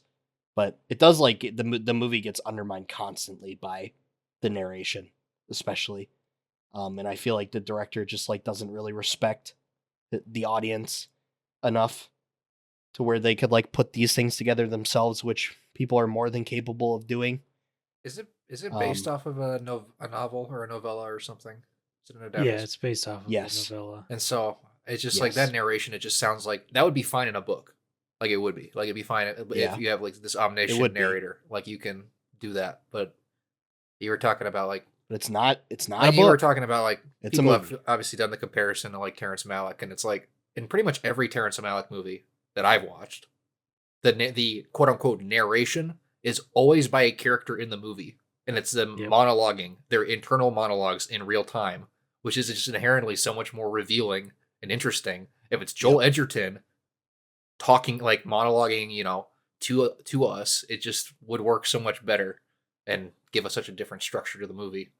But yeah, no, I just felt like saying that because you were talking about the Terrence Malick thing, and I was like, it's a big difference. Yeah, and it is. Yeah. For sure. And it could have been at least a little closer without the narration or with more interesting narration. I think the choice in this movie is simply to not have it at all. But Yep. I don't know, the way it looks like makes up for a lot of that stuff for me. That's why it ends up being decently high in my rankings, because I just like think this movie is like absolutely gorgeous, like breathtaking, and I respect the commitment to like a specific vision and specific way of shooting a movie. And there are lots of movies, and I think about this movie's like not that good. And oh my god, I'm sitting here and I literally forgot the name like 2 seconds after I brought it up. It's a movie from oh my god, 2022. We all saw it. Sam saw it as well. What Oh my god, I would have to dig. It's a Hold on, give me a second here, got it. because I want to make this point, and I'm gonna find it. I can see the poster in my head. It's like got a cowboy hat on it. Power of the Dog? No, not Power of the Dog. This is a much better movie than the movie I'm thinking of. It's like a very Vengeance. Very Oh, Vengeance. Yes, yeah. Vengeance. You talk about a movie that's shot with natural light. Ugh. This is like, these are the two ends of the Yeah, spectrum that's of fair. how to do that. That's fair. There's one where you have this movie where it's done like very, very intentionally, and they stick to it, and they work with the strengths that you get from using natural light. Because what better light source is there than light that's already available? In the movies there's plenty, but like at the end of the day, that's a lot of the I time get it for this movie, that's 100%. what you I get it need. for this movie. It makes a lot of sense. Yeah, and it's like we're shooting in like the most beautiful forests in the world with the Yeah. biggest, most beautiful trees and like all these railways, and just like it's gorgeous. is. You don't need anything It's else. true. You don't need anything, and they know that, and they commit to that in this movie, and it's stunning. But then you have a movie like Vengeance where they're like, well, we're gonna have you stand in a doorway, and all of the light is pouring into the door, and we're not gonna light your face, even though your face is not in the doorway. It's facing the opposite way. So you're literally going to be a silhouette, because we don't feel like bringing in one light to put on your face. It's like the opposite of what you can do when you just use natural light. And both of those, I'm assuming Vengeance is shot on digital. This movie is shot on digital, and it's like a high dynamic range camera, and it looks fantastic. True. It is crazy that it's And shot on it's just digital. like- it is pretty It's impressive. crazy that it's Yeah, shot on it's digital. wild. It's so impressive. And it's crazy to me because this year, for a lot of my cinematography nominations, and I mean, anybody who's been listening to the podcast or knows us knows that I'm a photographer and I love film and I'm a big film guy and I shoot pretty much only film. But like only this year, like most of my cinematography nominations are all digital, which is crazy. It's like super rare. And I feel like I'm oftentimes even just more impressed by movies that are shot digitally and like are pushing boundaries. And it's very possible. We know it's possible. I mean, last year with like Megalopolis, being shot on digital, and like we're pushing the boundaries of like what movies can look like. But then you have something that's like a very naturalistic approach, like Train Dreams, and you stick to it and you know the strengths and the weaknesses of shooting with natural light, and you just like fully lean into it, and it looks beautiful. Anyway, that was a really long tangent, but this movie looks really great, and that does a lot of heavy lifting for me. Yeah, there's a couple videos by the cinematographer for most of Ryan Johnson's movies. I think his name is Steve Yedlin, Beast. but he's did a bunch of videos basically on camera technology. And he basically said like, if you want your movie to like look like film and have the filmic look, there's like zero reason you can't just shoot on digital, because it's what you do, like how you process the actual information. And with the video like pipeline, you can just shoot on digital and still make it look like film, because if you actually know how the technology works and how the images gets processed and the color correction, all that, etc. And he just had like a very long descriptive video describing exactly like he would show clips of stuff he shot on film and digital, and you just could not tell the difference. So if like you know what you're doing and you want the film look, you don't have to waste all that money on film. Yeah, and it's like if you're a new filmmaker, it's like you can't afford to shoot on film, or if you do, it's your whole movie's budget. Yep. So it like makes a whole lot of sense. It's just the reality is like despite all of that, most people just do not have that expertise and knowledge. They just don't. Nope. And they're never going to get it because it like doesn't really, it hardly exists in Hollywood right now, especially. That's Train Dreams. That was number 69. Giggity. Very cool. Coming in at 68. We got 2 yellows on this one, but we got a Dracula Flow movie. Can you guys guess? This one's really difficult. Will you be able to guess this one? Okay. The Dracula Flow quote is, "It's Monkey Monday. Show me that monkey." Wash your monkey Mondays. What? No, wait. We gotta make like X and scramble. Going in at 58 on Zach, 65 on Andrew, and 57 on mine. We got the monkey. This movie is awesome. This is It's a movie just that good, this yeah. movie was like a benchmark for me for so long when I was ranking this list and it was getting longer and longer, where I was like, I know I liked the monkey. Like, I know I had an undeniably really good time at the monkey start to finish. Because it's just like goofy and fun and campy bullshit. It just is committed to that tone. And like nobody's doing that. Like nobody's actually just doing something that's purely just unapologetically absurd and funny and dark. And it's so good that mean. Osgood Perkins like has a decent understanding of horror movies, where he knows, like, obviously I had some issues with long legs just in terms of the deeper meaning of long legs. Yeah. But he knows this is the monkey. You're not going to take like some like, it's got the elements obviously of, parentage and all that, but he knows fundamentally this movie is just a funny concept. It's going to be funny. Yeah, and a great lead actor doing a great lead performance. Exactly. Yeah, fantastic. Dual performance. And it threads the needle perfectly, because I've always said with horror movies, it's like obviously the thrust of a horror movie is that it's relatable, and you get a relatable scenario with like relatable characters, and then you put the scariness into that.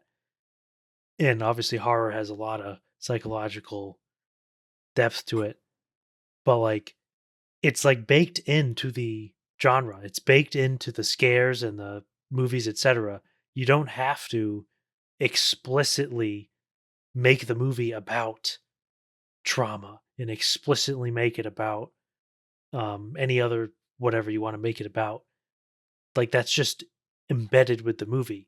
Like you don't just avoid it entirely, but it's there. So if you instead just focus on making the characters funny, setting up the plot so that we can get good scares, um, there's a lot of like funny scares. It's so goofy. There's so many It's gags so in this goofy. movie. It's so goofy. It's It's like, amazing. remember when movies had gags? Like we used to have gags in movies. Um, so just make it so funny. Because horror movies are funny. Remember earlier at the very beginning of this podcast, we said Wick is funny. It applies to everything. Fundamental reason we even watch movies is that they are funny and fun. Compare original Evil Dead movies to current day Evil Dead movies.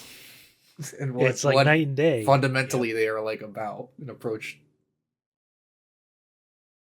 But yeah, that's the monkey. People like didn't like this. They like didn't understand No. the tone, which like makes no sense to me. It's why we're I've not got getting the this page stuff up on anymore. Letterboxd. It has a 2.6. It's why That's it's baffling. why we never get stuff like this. It's because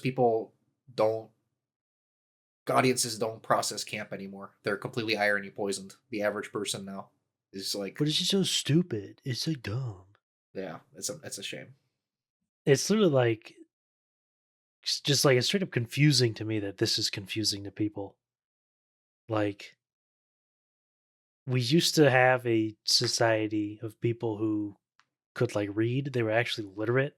Like nowadays people like can't even Nope. read. Nope. They don't even know what they're No, reading. they can't. And you subject them to like movies and you have to add another layer to that.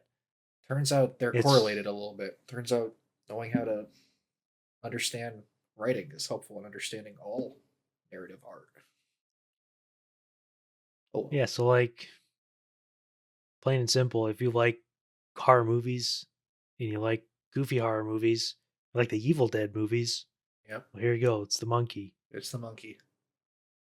Isn't it also Stephen King? Yeah, it's another Stephen Yes, it King. is. That is the third Stephen King Well, we've talked about. 'Cause I oh. talked about Life of Chuck. Is this?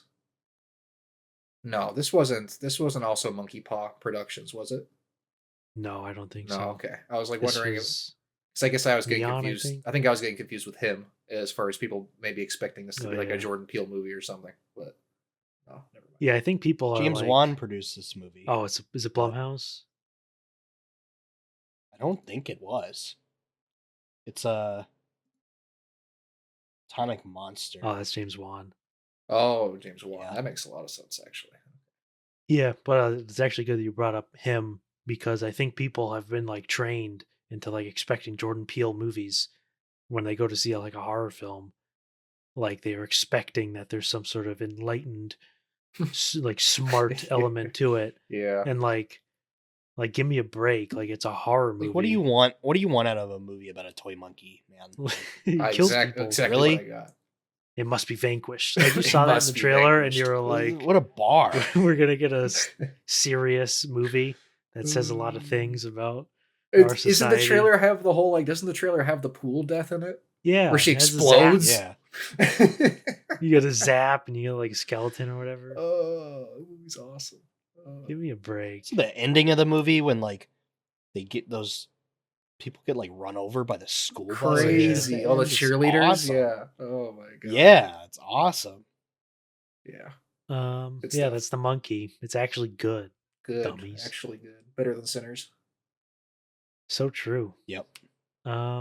67. Andrew did not see this. 6-7.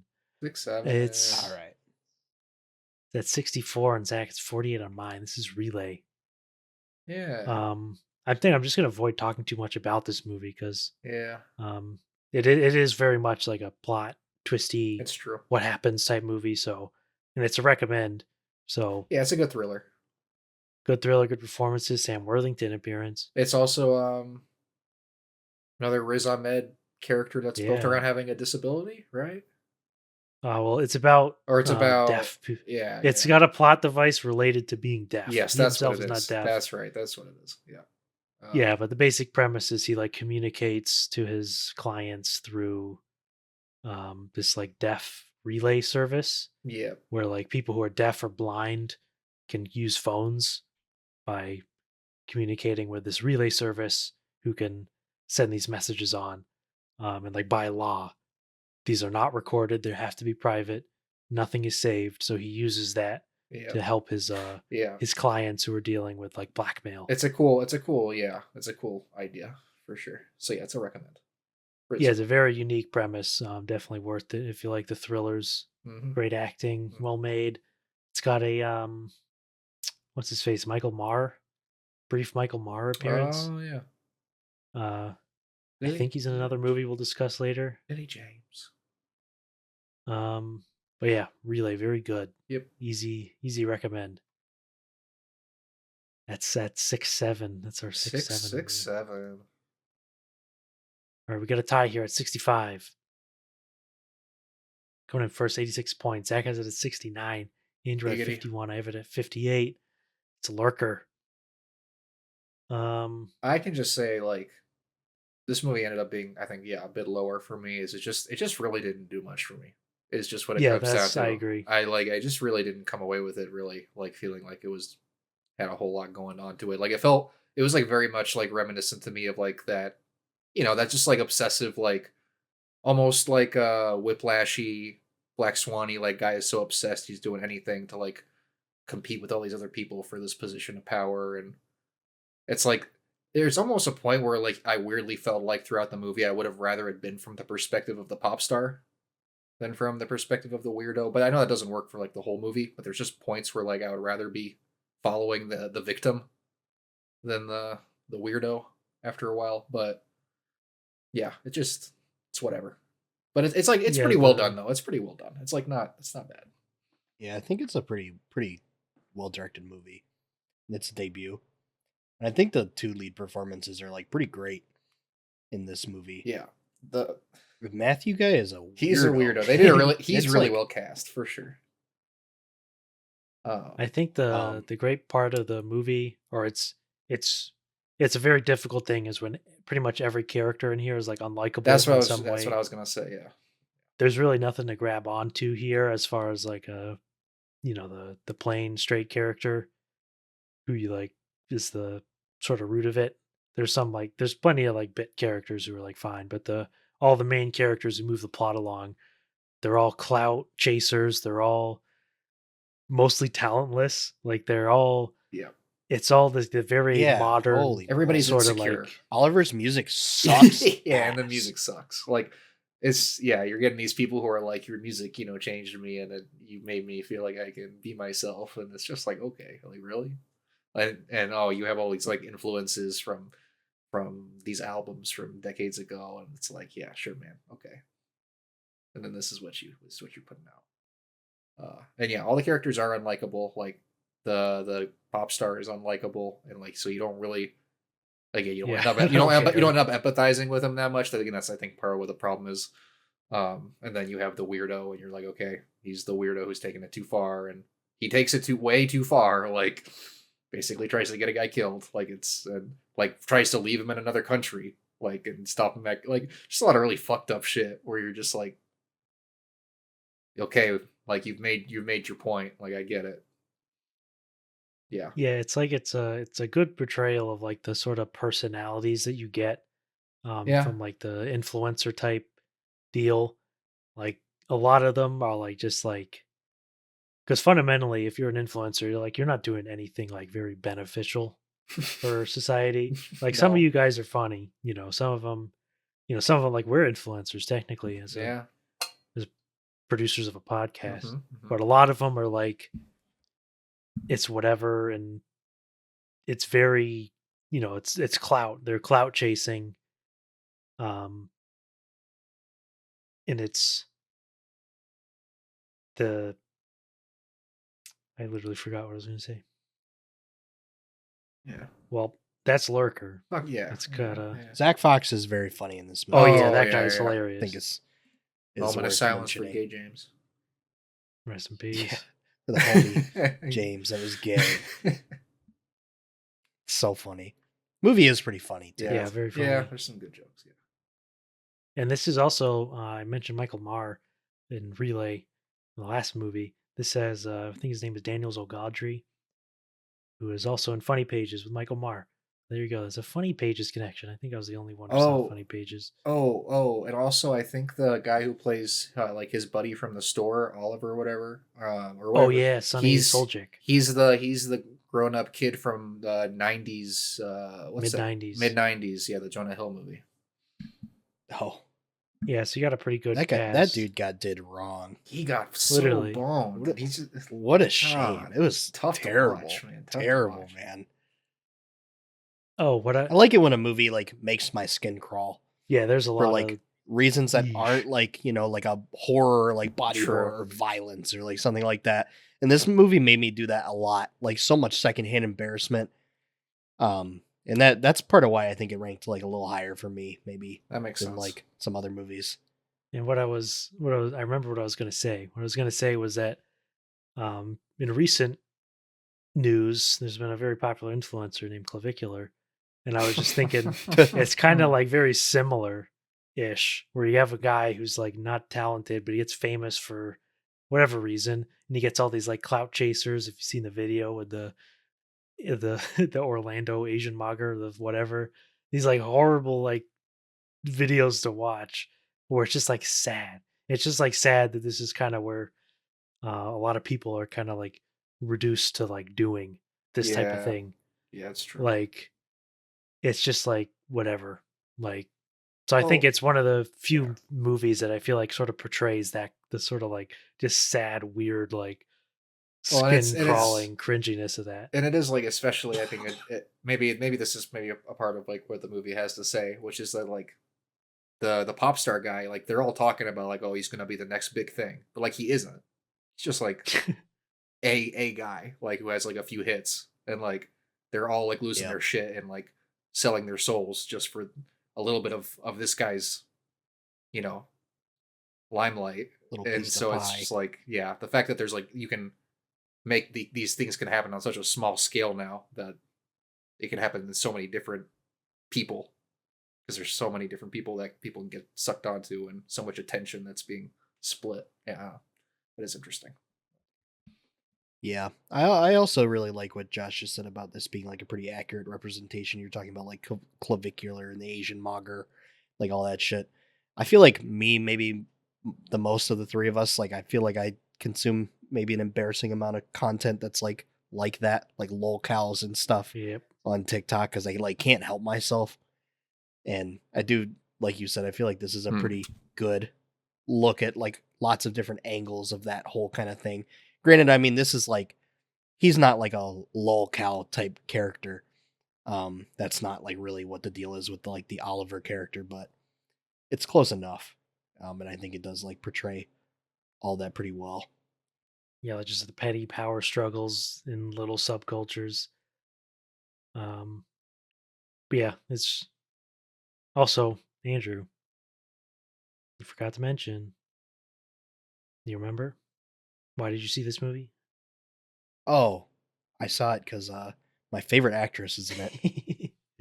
For 2 seconds. Havana Rose So Leo, true. and she's in it for like 3 minutes. Um, Which Oh. seems to be the case with a lot of stuff that she's in. So Quick aside, have you guys seen the trailer for Tuner yet? Josh, have you seen the trailer for yes, Tuner? I've seen Yes. it. Okay. That looks Yeah. good. yes, speaking of, I think it's a pretty good It trailer. is a pretty like, good it looks pretty trailer, interesting. but yeah. It's like It's an interesting concept. it's like Relay. It's another movie where Yeah. it's Brady based needs off a hearing aid, yeah. It's a deaf plot device. Yeah, that's like Vanna Rose Leo and Dustin Hoffman. Crazy. Dustin Hoffman. Steal. So true. Just So facts. true. Okay, 65. We're still at 65. It's a tie. The Prosecutor. We all have it very close. It's 60, 58, 60. It's right on the edge of red and yellow. Here's another. This movie's Yeah, awesome. Yeah, this is cool an movie. awesome movie. It's a cool movie. This is another. I don't think this was direct to video. This was a decently big release for China because it's Donnie Yen, directed and starring. Action movie. He plays a prosecutor, or does he? He's a cop who becomes a prosecutor. Yeah, he's a cop right? who he gets kicked off out of being a cop. because of a thing that goes wrong, and then We watched this one really Yeah, early this in was the year. we considered putting this in the last pod. yeah, because but, it's yeah. kind of a tweener, but we decided to wait. So it's been a minute since we've seen this. But There's some cool action in it. Like I think it's one of those movies where like I remember it's like you have action where there's a lot of like destructible environment stuff, things that are getting crashed into and breaking, and people getting thrown into stuff, and the great the fight good scenes shit. on the subway Yeah, towards the end of the with movie. all Yeah, like the Yeah. handrails smashing people, all this broken really, glass. really good. Yeah. Yeah, I mean, Yeah, it's like a- Donnie Yen. Like, I mean, it's gonna be solid. Movie opens with like a body cam first person shooter segment. Crazy. So hard. Yeah. I'd say the only issues really with the movie is it gets kind of bogged down with the procedural stuff, which I don't really care for. Definitely. Yep. Yeah, it's like the weakest stuff, which is funny because the movie is called The Prosecutor. But it's like it's fine. You can totally get over that. So if you Yeah. like Donnie Yen, if you like previous winner John Wick Chapter 4, Easy. check out Donnie Yen and directed starring The Prosecutor. Easy. 64. Andrew didn't see this. This is a movie I considered giving a Best Supporting Actress to. Oh. Kirsten Dunst. It's the Roof Oh Man. yeah. No, for sure. Zach put it at 63. I have it at 45. Yeah. Yeah, go for it. Yeah, it's like it's a pretty solid movie. It's nothing like absolute amazing territory. No. But I'll say the basic premise of the movie, of course, guy who True story. it's called the Roof Man because he breaks into places through the roof and robs them. Then he's on the run from the cops. He's and has nice to about hide it. in, Important. yeah, he's a point. nice criminal. He's a nice criminal. And he hides in a Toys R Us and among other places, and basically like has to try and start a new life while he's in this terrible scenario. It's by Derek Cian-France, who's directed quite a few good movies like Place Beyond the Pines, Yep. Blue Valentine. Blue Valentine, fantastic. And this is more of a sort of lighthearted type script and premise for him, but Yeah. you really do actually get that sort of depressing Mm-hmm. sort of life thing. Because if you just like really think about it, because this is a real story, like you're not getting out of that. Like it's No. not happening for you. You can extend and you can put it off, but like you're on the run and it's going to end and you're going to have to go to prison. Yeah. No, and I mean, he's very sympathetic. He's like they paint him in a very sympathetic light. Yeah, and it's they really thread the needle too, where it's not like, oh, he's just a great guy and he was really nice to his victims, even though he was like fundamentally, Yeah. he's like putting him in a life or death situation. True. So it really does have that sort of like tragic like through line to it, where you like this guy, and like, oh, very cool, but he's just done some things where it's ultimately it's like it's not going to last for you, and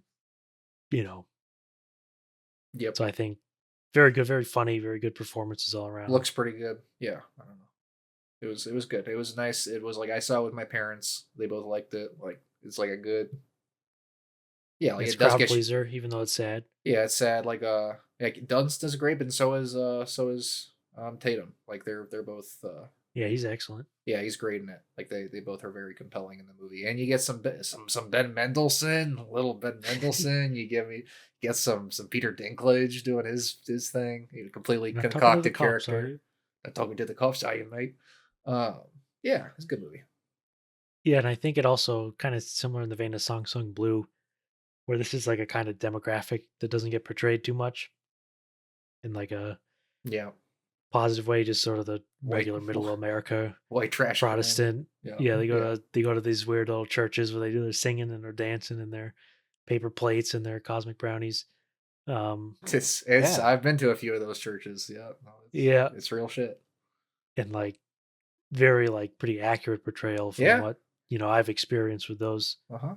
And like very nice sort of like um like they, yeah, I mean, that's just what life is for these people. Yeah, I mean, I would say like I would say the fact that it's gonna sound stupid to say this, but like the fact that the church is like as cool as it is with the fact that she's like divorced, is like just like says a lot about what kind of church it would be at that time, and because like It's weird to say, but that alone is like weird, like pretty taboo in like a lot of Protestant circles or Christian circles. But Yeah, it's a and then very fun-loving church. It's been and then she some then interracial marriage. and Kirsten Dunst's doing having premarital sex with with it's Channing Tatum. I'm me as former evangelical watching this like but no, that's cool. I'm glad that the church is chill with that shit. It's good. But yeah, no, it was pretty accurate. Yeah, that's Roof Man. Coming in at 63. Another double yellow. 57 for Zach, 64 for Andrew, 51 for me. It's Jake Kelly.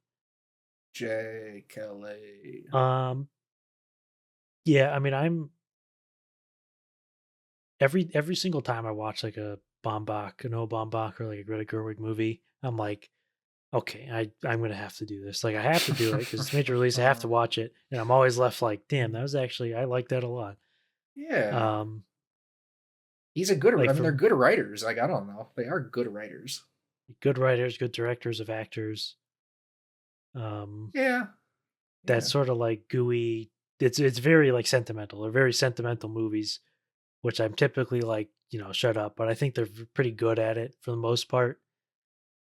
This one especially, because for me, even though it's kind of a weird scenario, I actually it's kind of funny. Recently, I was looking at some of my old reviews, and I wrote a review on Marriage Story that I had completely forgotten about, and I realized that I was thinking the exact same things about Jay Kelly, where so the Bombox are like really committed to this sort of like accurate portrayal of like people's conflicts or whatever, but they're also very, very overacting. Like all the actors very kind of hammy and they act it up.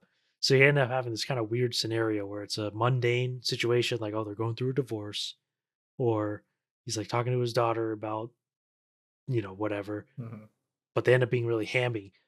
So a lot of people don't connect with this because it's like, it's a clash. Like it's obviously a clash. But I figured out like for me, it ends up working so well because they kind of like dissolve away and they're not really characters anymore. It's all just like, it's like just about what actually like the situation is. And for me and Jay Kelly, that situation is just the movies. So like for me, when the character of Jay Kelly, I didn't consider him as a character at all because it's like a big problem with the movie. Is like who gives a fuck about Jay Kelly? Who cares about Adam Sandler's character? I forget the name of. But for me, all I was doing while watching the movie was just Jay Kelly is the movies. Like he is a movie star. Every situation that he's in is just, movie stars on the way out, or the very general concept of like the dying a breed. guy, like the dying breed of some anything really. So for me, I connected with it a lot, just because I thought about like movies. Like even though we're watching a shit ton of movies, when they're doing the highlight reel of George Clooney at the end, I was like, yeah, like that's gone. That is literally never coming back. Yep. And guys like Clooney and Brad Pitt, etc., they're all in their 60s. Once they die, that's like very gone, and it's pretty sad. It is sad. You're right. Yeah, but that's like, for me, it's like it's a middling movie. It's very sentimental. I was one of the few white noise defenders. True. I hate and I like, I don't know. Noah Baumbach is tough for me because I do really like Marriage Story, but I hate white noise, and I'm like somewhere in the middle with this movie. There's like parts of this movie where like I watched it with Zach and like sitting there and I'm just thinking like I want to blow my shit off of my fucking shoulders. I hate this fucking movie. I hate it. Like anytime the characters are talking to each other for not an extended period of time, when it's like really quick kind of back and forth stuff, I just like, I hate how Noah Baumbach does that. It just like, it always pisses me off. It's just like the way that characters interact. And like that heightenedness of it that you're talking about. Like I understand what you're saying, but I just like, I can't usually get down with it. It just like makes me angry. I don't like it. Yeah. It's like sometimes in this movie, I feel like when you're getting all this like back and forth dialogue and lots of kind of things happening, it's like the inversion of like an Uncut Gems or a Marty Supreme, like when all the characters are like yelling over each other. where it's like sweaty and like it's like hard to watch, but it's great. This is like hard to watch in the opposite way where it's like lighthearted, and that like just makes it like so much worse for me. It like just pisses me off. Pissed me off the whole movie. Yeah. But like when it will slow down and not do that kind of thing, it's like I think it's mostly like fine. I also I hate Adam Sandler's character. It's not like good. shocking It's how really bad not good. the character is. Yeah. Calling everybody, what does he call everybody? Puppy. Puppy or Yeah. fuck, Really man, not- stop really not that. What the fuck is that? Yeah. Like fuck you, Noah Baumbach. Like what's wrong with you? Yeah. Not. I hate that shit. I echo a lot of that. I feel like the first Baumbach movie I watched was Meyerowitz Stories, New and Selected, which is Adam Sandler and Dustin Hoffman and Ben Stiller, and like I really liked it, and I liked it because it was like that Baumbach style of characters, kind of like struggling to communicate with each other, talking over each other, having those little like hiccups in it that feel very like real. But in that movie, it's a lot of stuff that is actually being left unsaid and like characters missing each other. Whereas in this movie, yeah, you're saying it's all just so dramatic and explosive, and characters are crying and they're fucking arguing, and it's just like not. Spare It's me. very, or it's like super like I whimsical can't and handle and flowery, and everybody. It's just like everything feels so like light and like weightless in what people are saying to each other. But then yeah, you get like the bit where at the end where Clooney's watching his supercut, and that shit is pretty sweet, and you're Yeah, like, that yeah, shit's I great. mean Clooney's good in it. Like I don't know, I don't have really anything against George Clooney in this Yeah. movie. Just plays George George Clooney. Clooney. I love George Clooney. Just like fine, no problem with that. The whole bit with Billy Crudup is good. Like it's just like a funny kind of interaction. Yeah, that's that like, part's like the best. That's like the best part of the whole movie. because I think the way it like parlays the first meeting of them as like old people, and then the quick sudden mood shift where Billy Crudup still has this grudge, etc., and then you shift right into the flashback. I Yep. thought was like really, really incredible. Yeah. And like Yep. tragic. And they don't do that again because none of the other. That's like the only real like tragic part you can feel about the Jay Kelly character. Because again, it's hard really to sympathize with such a rich and famous person who clearly has a lot of people who like love him. So he's not really lacking too much in these places. He's just like a narcissistic old dude who's like finally kind of coming to terms with how full of himself he is. But yeah, that Billy Crudup sequence was like excellent in my opinion. Yeah. Yeah, I agree. Yeah, that's Jay Kelly. Wahoo! We got a tie here at 61. This movie, Zach did not see. Whoa. Oh, it's a short one. Andrew had it at 50. I had it at 55. It's Broken Rage. This is a Takeshi Kitano movie. He's going back to his comedic roots with this one. And it is like very funny. It's so funny. It's a stupid movie. It is so stupid. Like once you kind of realize what the joke actually is, you're like, "Are you kidding me?" But it is so funny. Literally every single time. You realize you're like, seriously, like this is what they wanted to do with it. But every fucking joke that they do with the whole like kind of gimmick, you're like, this is the funniest shit I've ever seen. Yeah, and like let's cut to Takeshi Kitano wearing like a mouse fucking outfit or whatever, and like all this shit. It's just so funny. Falling through chairs and other stupid shit. It's hilarious. Yeah, the basic to the joke to the movie is that he tells the same story twice. The first time it's like a Yakuza film where his character goes through some, Yakuza business. And then the second part is the exact same story, but they replace like every beat with a gag. So it's like just you get the normal movie and then you get the gag version. And it's like such a silly, stupid concept, but it's so funny. And like It's so it funny. works too, like because you couldn't really do some of those gags, even though they're all very simple gags. Simply would not have been funny if you didn't actually like know what was going to happen next. Yeah. So like just like very simple comedy where you know what's coming, but you know it's going to be something that you don't expect, like with a twist, and then that's what you get. Um, but yeah, it's absolutely There's hilarious. there's that one scene where they're all walking in the parking garage and he like pulls out his pistol and just shoots that guy walking toward him. They're like, "Why'd you shoot him?" He's like, what does he say? He's like, it's because he had a He's a BlackBerry Samsung. or something. Or Samsung, that's right. It's so fucking funny. Like, it's ridiculous. It's just such a silly movie. Yeah, it's the perfect kind of, stupid humor, which is like just lacking. We don't get like you only get like stupid jokes on like TikToks now, but it's that level Yeah. of I mean, just or like Takeshi Kitano's what, like 80? yeah, he's old at Like this feels point. like an 80-year-old man making jokes, but like this isn't I'm saying this in a complimentary Yeah, way. like this would be funny to literally a caveman. A caveman would think this is funny.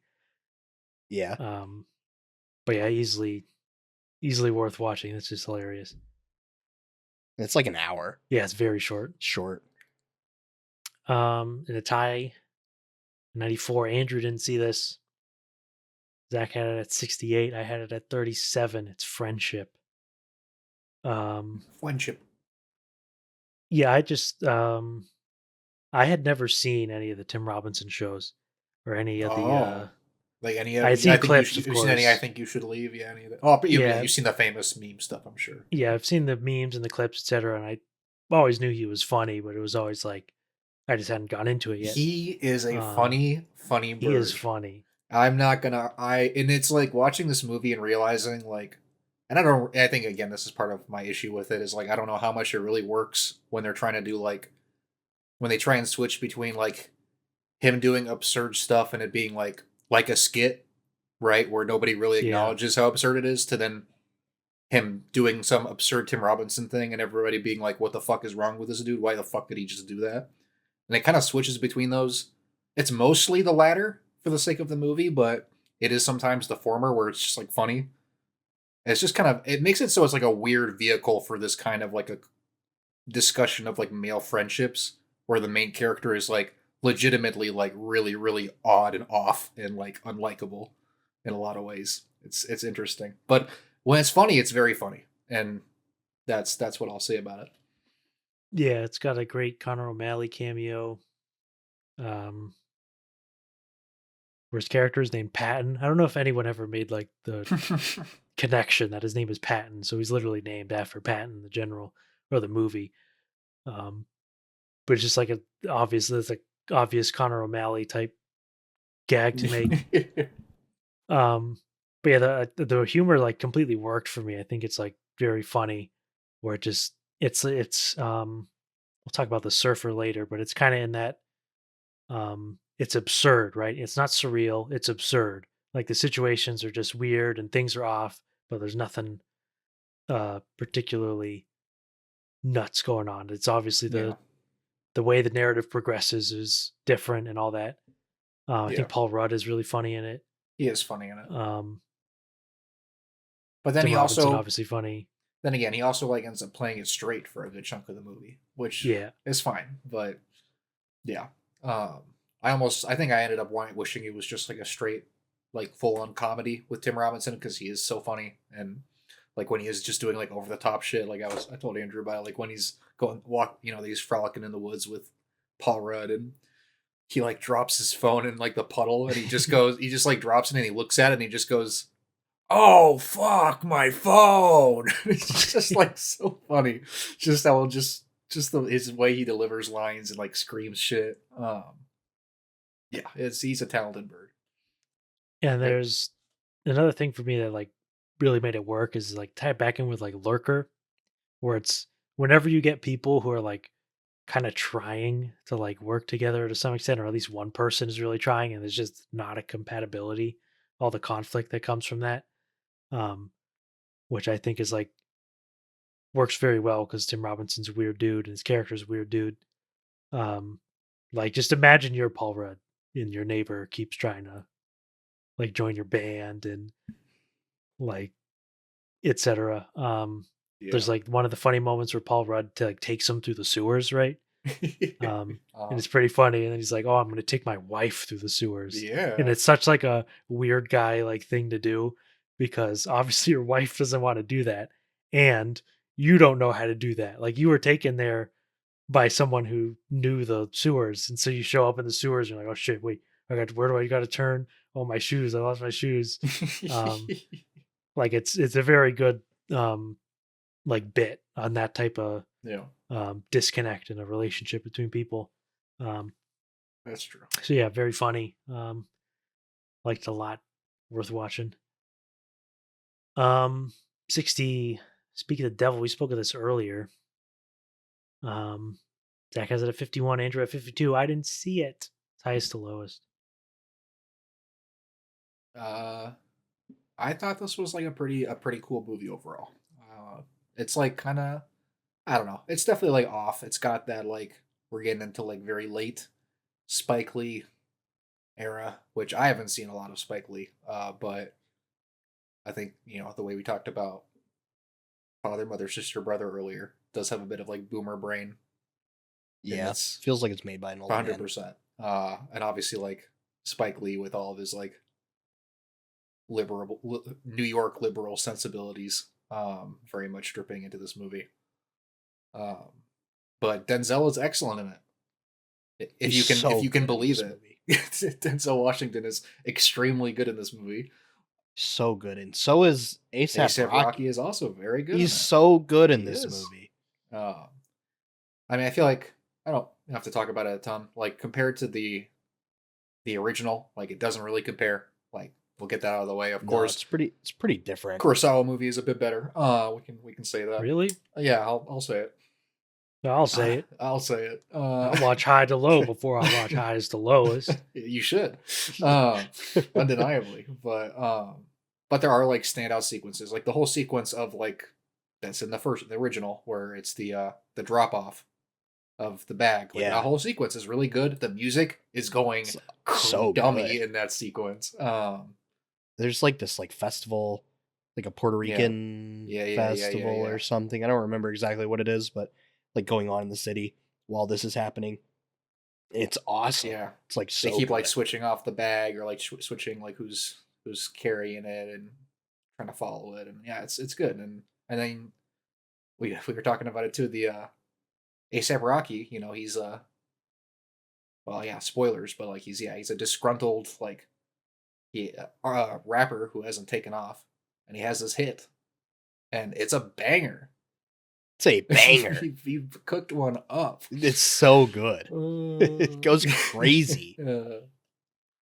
Yeah. But he looks up to Denzel Washington's character, like David King or whatever, King Records. and all that kind of stuff. And it's a good movie. It's a little weird sometimes, but it is a good movie. I feel like it starts a little. The beginning of the movie, like the first act, is a little bit rough. It's a bit. Um, but like once it gets going, it's pretty has sweet. a little cameo by Isis Spices. Sure does for some reason. For some reason. For not really Or any. Don't really know why. Doesn't amount to anything. Nope. Yeah, that's that. Yeah. Yeah, that was one I was gonna see. I didn't get it in theaters because it wasn't a Oh. very wide release. And then in crunch time at the end when I was doing catch up, it got sacrificed. Rip. Yeah, that's highest to lowest. Coming at 59. This is very similar numbers here. Zach at 53, Andrew at 55, me at 53. It's Mickey 17. Y'all remember Mickey 17? Yeah, this one was like weird when I was putting my rank together because I always wait until the very end before I actually put it together for whatever reason. But the biggest thing for Mickey 17 to me is it's really just comes down to the structure of like the narrative. Like that's really the only problem with Mickey 17. Is it spends way too much time like pivoting to the sort of environmental thing with all the creatures at the end when the disposability of the worker thing was like so engaging in the first like 2 acts of the movie. It's about capitalism, the whole thing. You know, it's got to talk about It's- everything to do with capitalism and industrialism and all that stuff that he does in all his movies. Yeah, and I think it was a case of he was like they gave him a huge budget again, and he was like, "Okay, I gotta Gotta make I an gotta epic. go." Mickey like Epic that- 17. like I thought Robert Pattinson is obviously amazing. I consider giving him a course. nomination here You could when I for really sure. thought about Yeah, it. he's fantastic in this movie. Um, Fantastic in every I movie. feel like it needs to be said that, at least in my opinion, and not to completely pivot against away from you, Josh, but just like I would say another issue with Mickey 17 is the fact that, and we talked about this a lot right after we watched it with Sam, but it's like it just feels like it was written and conceived of with the like impression that like Donald Trump was gonna lose, like lost yeah, in 2020, and that was the end of it, Yep. and we would never have to deal with somehow Donald Trump returned bullshit. But when this movie came out, Donald Trump had just been elected for the second time, and you watch this movie and it has this like incredibly like smug, like look at these idiots who are bumbling doofuses. Of course they were always going to lose, and then you're just like, even if we can kind of be hopeful in the long run, yes, they will lose because they are bumbling idiots, and that gets reaffirmed more and more every day. It just doesn't really hit quite That's right. not how life works exactly. It's Yeah. like if they like to me, it's like if the big bad guys eventually lose in the real life, I'm gonna be fucking 90 years old. Like that's like that's We'll be dead. that's what's gonna happen. It's like way in the future. So Just like crazy to have that amount of optimism, especially about something that hadn't happened yet. And like, I don't know, just the state of the United States for a long time, but especially like post Trump, just like naive. It's like kind of a naive story, like a naive idea. This like whole movie, I kind of feel like it just like it's colored in a different light with like how things have gone in real life.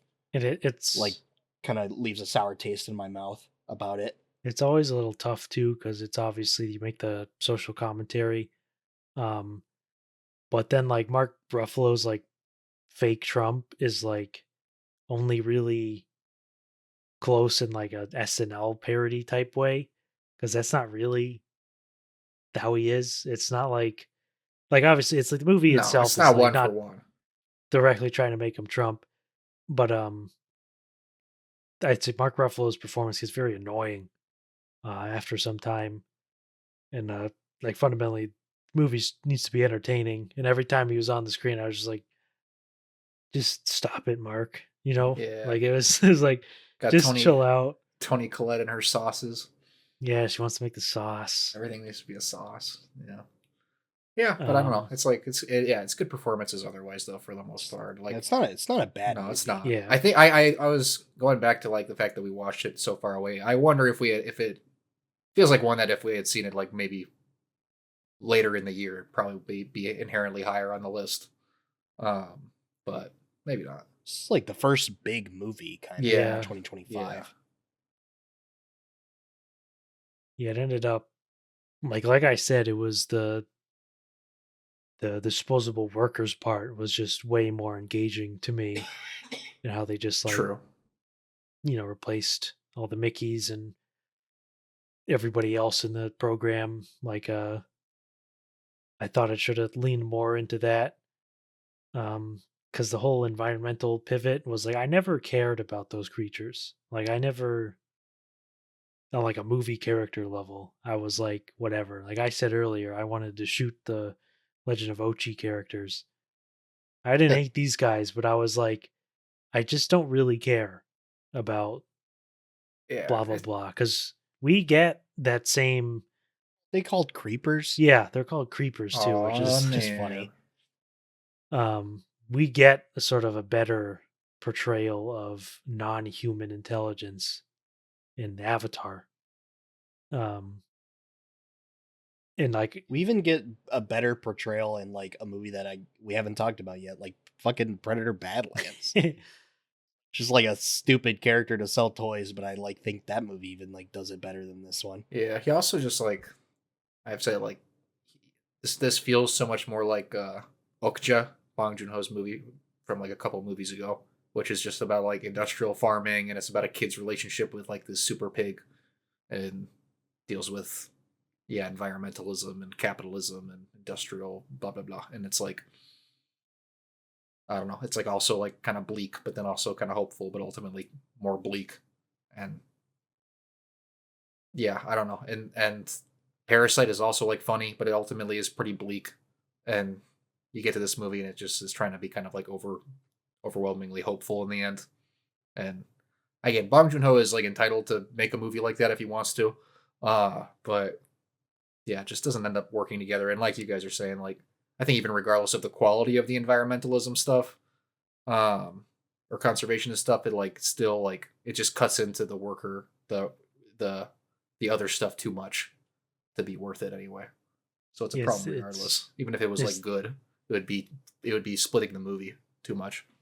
yeah, it's the issue when you need to raise the stakes to make this big Hollywood like tentpole. Um, Yeah. and I don't know the plot of the original Mickey Seven, which is the original book is called Mickey Seven. Um, I didn't really, I don't know what changes are if the story was a smaller scale thing.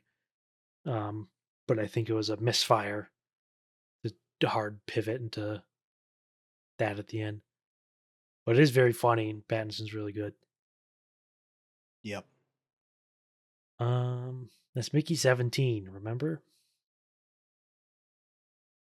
All right, at 58, we got 104 points. We're in a kind of a stretch here where there's not much of a point difference. Um, Zach has it at 50, Andrew at 63. I have it at 47. It's The Long Walk. This is Walker Um, Die. It's not a game. This is Walk or Die. I had a funny experience watching this movie because I You went to did. see it, and the power went out. Like literally like seconds before a very pivotal moment towards the end of the film, like maybe 20, 30 minutes away from the end.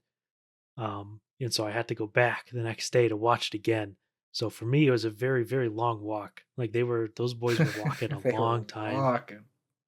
Um, but for me, this is because we brought it up with the Running Man, very similar type of situation they're in, similar message, similar premise that they're in a game show where the point is that they all die, but one of you gets rewarded.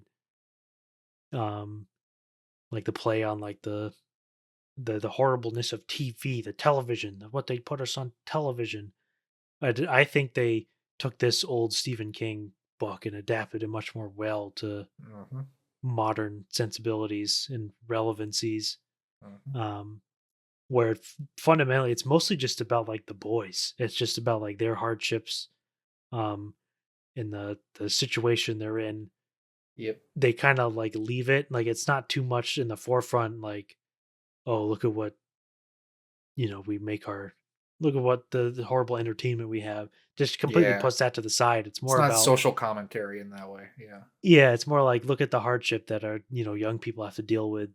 You know, poor people, and there's no way Yeah. out. No, you Yeah, it's just that bleak in society. It's implied. Like you don't get this whole like export. Like they don't show you and have all this exposition about how bad things are. I mean, they give you the whole text exposition at the start, but like they're not spending all this time setting up how fucked up society is. They just it's very much just implied by the fact that this is what people have to do, and that it's bad. Shit is bad. yeah, it's like a desperation thing because obviously today, like there's analogs. Obviously, we don't have it anywhere close to as The bad as Beast the long. Games. Yeah, we got the Beast games. We're gonna sign up for the Beast games, so that's my only chance to make money. But it's similar. Like if you look at today, if you're like, oh, I want to make like a lot of money or I want to be financially secure, it's so many people are like, well, if I want that to happen, I have to put all my money on some shit coin, like Yeah. Bitcoin or some random thing, or gamble it on Polymarket or Kalshi or sports betting or whatever. So like a lot of people are like kind of like desperate in that way, where it's like the prospect of just going through the motions that previous generations did. Get your degree, uh, work, you'll get your high paying job, you'll be secure at least. You won't necessarily be rich, but like that is starting to like shrink away, and we can tell it's gonna keep going away and away and away. Oh yeah. So like we're not in eating grubs poverty, but we are. It's an analog, which I Yeah. thought was like pretty relatable because it's also interesting. The thing with the movie um, is it's all like boys, which I was like Yeah. surprised watching it. Well, Was like we like never get this, like just a movie where it's just boys. well, Like and it's rare. it's the boys, but it's also interesting because it's like you almost, I think watching it, you nowadays I'm just like primed to assume that these characters are all like basically like teenagers, like they're kids. You know what I mean? Yeah, Like and like it's a young adult YA thing, but they're all like basically young adults for the most part. Like they're Yeah. all like maybe in like their college age, yeah, but like they are all like adults. They're like men, and like that goes a long way. Like you still feel for them as being young men with their futures all ahead of them, but they're also like mature like people who have like taken some level of like basic responsibility for their lives and maybe other people's lives in what they're trying to do. And that just goes so much longer than if this was like about just like kids being put in yeah. like a fucked up situation, like Hunger Games or something. And of course, the movie is really hard carried by the two leads, um, Yeah, they're amazing. Mm-hmm. Cooper Hoffman and David Johnson, who are like Awesome. incredible, great chemistry. Amazing. Um, and all the supporting cast is also really good They're for like great. what they have. Yep. Yep. The Charlie kid from Plummer. Louisiana, yeah, Charlie Plummer is good. The Yeah, Baker Mm-hmm. guy is Yep. fantastic. yeah, the guy who was supposed Hank. to be like rigged so that he would win it, but Oh he yeah, got yeah, yeah. sick. That thing, Brutal. Yep. uh, like all just very good like actors. Mm-hmm. So I have a feeling that a lot of these guys we're gonna see. I mean, Cooper Hoffman and David Johnson should just like be in everything. They're so They're on good. their way. That's their trajectory. And that the kid who plays I think Hank, the Asian kid. I mean Hank he's in Olsen's the name. Watkins my game. yeah, and he's I mean he was in yeah, Olsen. He was in I mean he was in obviously like fucking Karate Kid. Is that the right? Yeah, it's the same kid. Yeah. Yeah, he's Got incredible. like a sweat there for a second.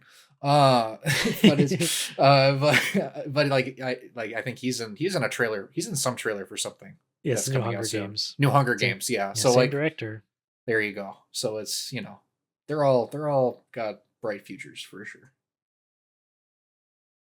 Yeah, and that's like for me, it's like this is like when I look at all the other like entertainment for like young adults or whatever, it's really been like such a like sharp decline in quality. It's like so trashy and like overtly childish. This is hard Um R in the violence, yeah, like this is like disturbing Yep. contents section. it's like Like kids. nasty. When Buddy like trips Oh, and slides, his face like Oh, slides on the so pavement. brutal. That shit is horrific. And everybody fucking shitting and all over the place and getting their Oh, heads blown off. from the and first kill. it's They let you gnarly, know in the man. first kill. Like we're not sugarcoating this. he got his ticket right. Yeah, Buddy punched. walking around on his Yeah. broken ankle. It's brutal. Like it's very I very much appreciate because I'm not a kid anymore, but if I was, I would like that was one of the things I always hated about like media directed like towards people my age was like just like stop treating me like a little baby. Like Please. it's like I'm 16 years old. Like I don't need little like goofy stuff and silliness. So like I'd imagine if I was that age when this came out, I would have really sort of connected with this whole deal. Um I'm very glad that they made this movie. Judy Greer also very good. Oh in the bits that yes. she's in. Her little bits like that, the opening bit where At the Garrett very is last minute, she like doesn't want him to go. yeah, she like screams and grabs him. It's like tragic. Yeah. But yeah, very good movie. Anyone interested in anyone who's a YA inclined, will Stephen King adjacent. there you go. You got a good one. You actually got a good one. We got a tie. 56 with 109 points. Andrew didn't see this first one. to have 54 for Zach and 40 for me. It's the highest so far for me. It's The Roses. Yeah. Yeah, this is just a good movie. Good, It's like funny a movie. good, smart, funny movie, good actors. Yes, it is. No. It's smart. It's like for me, like, you know, I'm a comedy guy. I love me some jokes, and like for me, this was a movie where like I wasn't really laughing out loud. I think throughout it very much, but I was like consistently like chuckling, or like, you know, nose exhaling throughout the whole thing.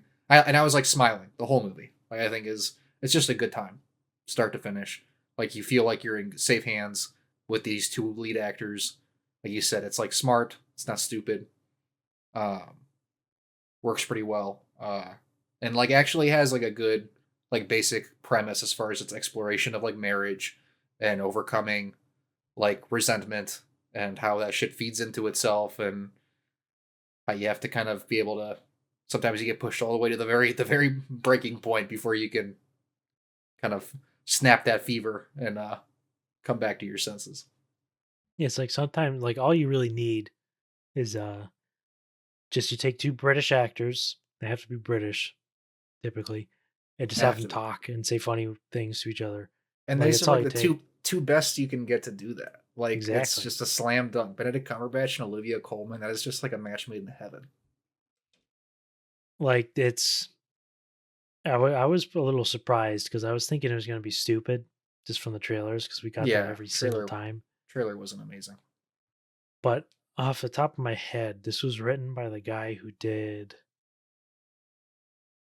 um isn't it the guy who did Poor Things? Yeah, it's the guy who did Poor Things, I think. Um so it's very funny to sort of see the range of that guy. Um when you have more Oh conventional yeah, yeah, yeah. comedy. And the favorite, Uh yeah, the favorite, yeah. It's like Olivia Colman. it's got yeah, just of like a funny movie, funny situations, good actors, um, and it is very smart because compared to some of the previous movies we had talked about like relationships, like so like Eternity, etc. Like they don't really, I don't know. I get like for Eternity, I'm like okay, it kind of like hits the points that you would expect people to say. It's like this is the knowledge that pretty much everyone has, like just in their head about how Yeah, relationships work. This one was a bit more interesting in the actual dynamics that play out between the characters. definitely, There definitely. was like, yeah, there's actual like knowledge here. Yeah, Um, yeah. There's only thing about this movie I remember distinctly that was not very smart was the bit where Benedict Cumberbatch is watching back on his computer like people who uploaded videos of his building crashing, and it's just like that's out of date. it was like I can't even list all the issues with it, but like between the audio and like the way it was like shot and everything with it, and like the editing, the way it was like edited like an old like internet, like the way like Wreck-It Ralph breaks the internet was like doing like viral like goat video type shit. Like it's just kind of yeah outdated and It's like a bad. little edited video you would see on Jimmy Fallon's show to Yes, like exactly. make all the 60-year-olds watching laugh. Yeah, but then they It's do a like, whole thing with like AI video, and it's like pretty funny yeah, and timely. So yeah, it's good. yeah, very very funny movie. Other movie tied at 56. Zach has it at 39. It's his highest so far. 48 for Andrew. I have it a little bit lower at 68. Fight or Flight. Oh, come on. Come on. Come on. I think what happened to me because I think there are moments in this that are pretty good, but there are also moments where I was just like, eh. Yeah, It's a little wick sloppy. Um, it is. It is and Wixlop. I like Josh Hartnett. It's also it's a pretty Reddit movie. Um, that's that's fair. I'll take that. like I there are only like a few moments where I feel like it really lets its like juice fly. you wish I definitely wish it was more over the top throughout. Like especially like you get like the first bad guy who's the guy from John Wick 4. And Yeah. he's like amazing. It's like an amazing introduction to like the premise of the movie of there being this airplane full of like killers, and he's like super eccentric and like funny, and then he dies, and there just like aren't really that many other like interesting killers No. on the plane. And that's I think the biggest like overt issue is that just that if you had just written there more of those types of characters, you would have more naturally ended up in like goofy situations. But like you're saying, every time there is like a goofy situation, it's like it is dialed up to 11 and it is incredibly over the top and incredibly fun. And like the action is good. Like I think the action is like Yeah. legitimately like very like visceral or like well timed, well choreographed. Josh Hartnett is I think awesome in this movie. I think he's so charismatic and having such a good time. I love Art that like Renaissance. I love the fucking blonde hair and the pink t-shirt he wears. The like the fucking strawberry carton on it is so hard. Um yeah, I don't know. I had a really fun time. I saw this movie twice. I watched it on at home and then liked it so much that I went and saw it in theaters when it came out. And yeah, it was one of the better action movies for me in a year where action movies were pretty mid. To me, this was one of the better times I had overall. Yeah, I think it just kind of got lost in the sauce for me. Just like an early watch, early-ish watch. It just like kind of ended up getting bumped down the list by no fault of its own, really. It is a fun movie, I agree. Yeah, Fight or Flight. We got another action movie. We're gonna a streak of action movies coming up. This is the highest movie that Andrew did not see. So every single movie from here on out, Andrew has seen. It's coming at 49 for Zach, 42 for me. This is Sisu 2, Road to Revenge. Yeah. This is like the next one I think I would have watched in terms of movies I did not watch from 2025. It just didn't happen. Yeah, and you would have liked it a lot. me. It's like, because I didn't see the first Sisu, but This is so much better than the first it's definitely, they bring the budget up. They got the Stephen Lang. Stephen Lang doing such like the perfect actor to get to do a bullshit Russian accent through the whole thing, Soviet accent. Where sometimes he sounds like he's doing a really over the top Russian thing, and sometimes he just sounds like Stephen Lang doing weird Stephen Lang delivery things. It's great. You got Richard Brake also playing a villain who's classic. That guy character actor. Yeah. But like, so the basic premise of Sisu, right, is he's just getting revenge on the Nazis. Yeah. In this one, I think because obviously he's got to get revenge on someone else. You can't do the Nazis again, I suppose. So you do the No. Soviets. But I think the actual like plot device that like makes this movie run is actually like very cool. Like I think it was actually really clever. Was he's going to get his house back, and he's going to take his house and rebuild it back in Finland. And I think that's like really clever because he takes apart the house, and then like literally the pieces of the house become like the setups for all the gags and like the action scenes and how he gets from place to place. Yeah. So it's like really shit's like 1 week. Literally, it's like he gets he's got all the logs on his on the truck, and then it sets it up so like the plane like hits it and flies up. He makes it into a raft at one point. So good, and all the action is like gnarly. It's the thing is this movie is just filled to the brim nonstop with like gags and like crazy violence and just like goofy shit and like really well comedically timed. Like there's that one bit with the soldier who's like dodging out of the way, like there's like cars driving by and he's like, and then he just like gets squashed. And just like a ton, it's just filled completely with stuff. And so it's just like never really slows down. It's never boring. And like the times where it is slowing down and it's focusing a little bit more on like the character of the Sisu, like it's like the character is simple and compelling enough that you're interested and you're rooting for him. Like the setup, like you're saying, is like so perfect that you have the audience exactly where you want them. It's like just classic shit. You have the bad oppressive Soviets, and then you have the guy he needs to get revenge on, and the John Wick guy who needs to get his revenge. And this is how you do the Wick slop.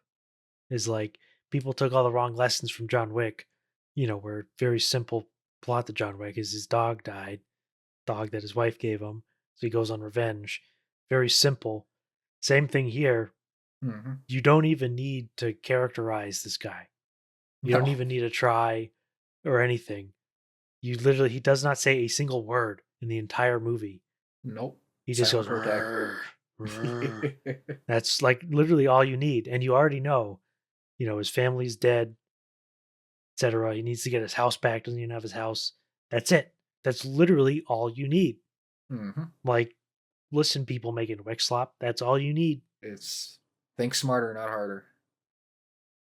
Yeah, it's all great gags. Also, all the different set pieces on the train are so So good. good. So Uses good. very, very good use of the environment. So it's very worthwhile action movie. Mhm. Mhm. Sisu 2, and of course you don't need to see the first one at all. Nope, You you do just not. straight up do not. Coming in at 54, this is the first film with all yellows from all of us. Yellow, yellow, yellow. Let's At go. 48, 47, and 54 for Zach, Andrew, Josh, respectively. It's Predator Badlands. Good lands. Yeah, it's just like This movie is just so just a fun. fun movie. Incredibly, incredibly solid movie across the board. Looks good. Good action. Like smart. Action's awesome. Yeah, it's like legitimately like great at times. Like the whole, like the design for everything is awesome. Like all the creature designs, the monster alien designs, the weapon designs, the red laser weapons are sweet in this movie. Like you just get like smart, like just like very basic smart color stuff, like red weapon, green fluorescent blood, like just like things that make your brain does does a lot of the work for you, you know. And then great performance by Elle Fanning. So true. Yeah, Double performance. that's The right. year of the double performance. Exactly. Yep. And I mean, her relationship with the Deck, that's his name, right? Yeah, Yeah. I think. Is like, it's all great and like believable and like fun. They have a great dynamic. Yeah. And even like the little creature who like they put in there Yeah. to sell toys and shit. It's like it's not No, bad. he's chill. I like that He's guy. chill. I don't hate him. One thing that I was like worried before watching the movie that I was going to be spooked was all the action's going to be like he's fighting like CG creatures and CG monsters, and it's just the action's not going to be good because he's fighting a fake thing. But it's right. very well done the way he like fights the giant creatures and Mm-hmm. all the different weird things they have, because it's not just like people fighting. It's like it's an action adventure movie. So he'll like Yeah. run on their back or like run through the woods and hide and You're use all using these environmental different stuff. There's Yeah, all the environmental hazards that environments. then become tools. Like he's being resourceful. And then It's also got a great score. true. Score for Yeah. this movie was awesome. I remember thinking it was like slamming watching it in the IMAX. Yeah, and the movie looks good again. Like it's a good, solid looking movie. Yeah, I don't know, like this. What's Buddy's name again? Trachtenberg. Dan Trachtenberg. Yeah. I mean, yeah, he's got the juice. I liked 10 Cloverfield Lane all the way back when I saw that Johnny, Yep. and I think Andrew and I like Prey a little bit more than you did, but this is also just a lot better than Prey. Yeah. I would this is I would just definitely better. agree with that. So, and then like also just like the basic, like I don't know, I just feel like the fact that they made like a Predator protagonist that like works. I feel like it shouldn't be like under appreciated. Like it's like Yeah, he it's like good. doesn't speak English. Like he's always talking a different language. He has to like emote through that big ass CGI mask. Like I don't know, it's just like impressive that they made the protagonist work, and you get like the stoic, grumpy protag with the whimsical, goofy side character. Classic formula that does not always get done well. Yeah, works pretty well. Yeah, you don't give him the over anthropomorphizing. It's not like he's like, you got the analogs with his dad is like mean to him, and they live in a very brutal patriarchal society, but you never get like this, like you never make him like, oh, he's like a real weepy guy. Yeah, He's not a sensitive. real predator. It's like Yeah. no, you have those things in there, but this guy's just a killing small. machine. He's just small. Yeah. Just the runt. Like and that you can relate to that. It's like Grunt in Mass Effect 2. Yeah. And that kind of It deal. is. Yeah. Shepard. And it's So also true. just like wild how much they're just overtly like we're doing the alien predator thing.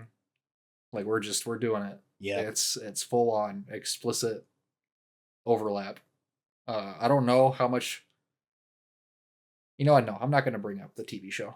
Um, but I'm curious how going forward they're going to be continuing to do the alien stuff and the predator stuff, and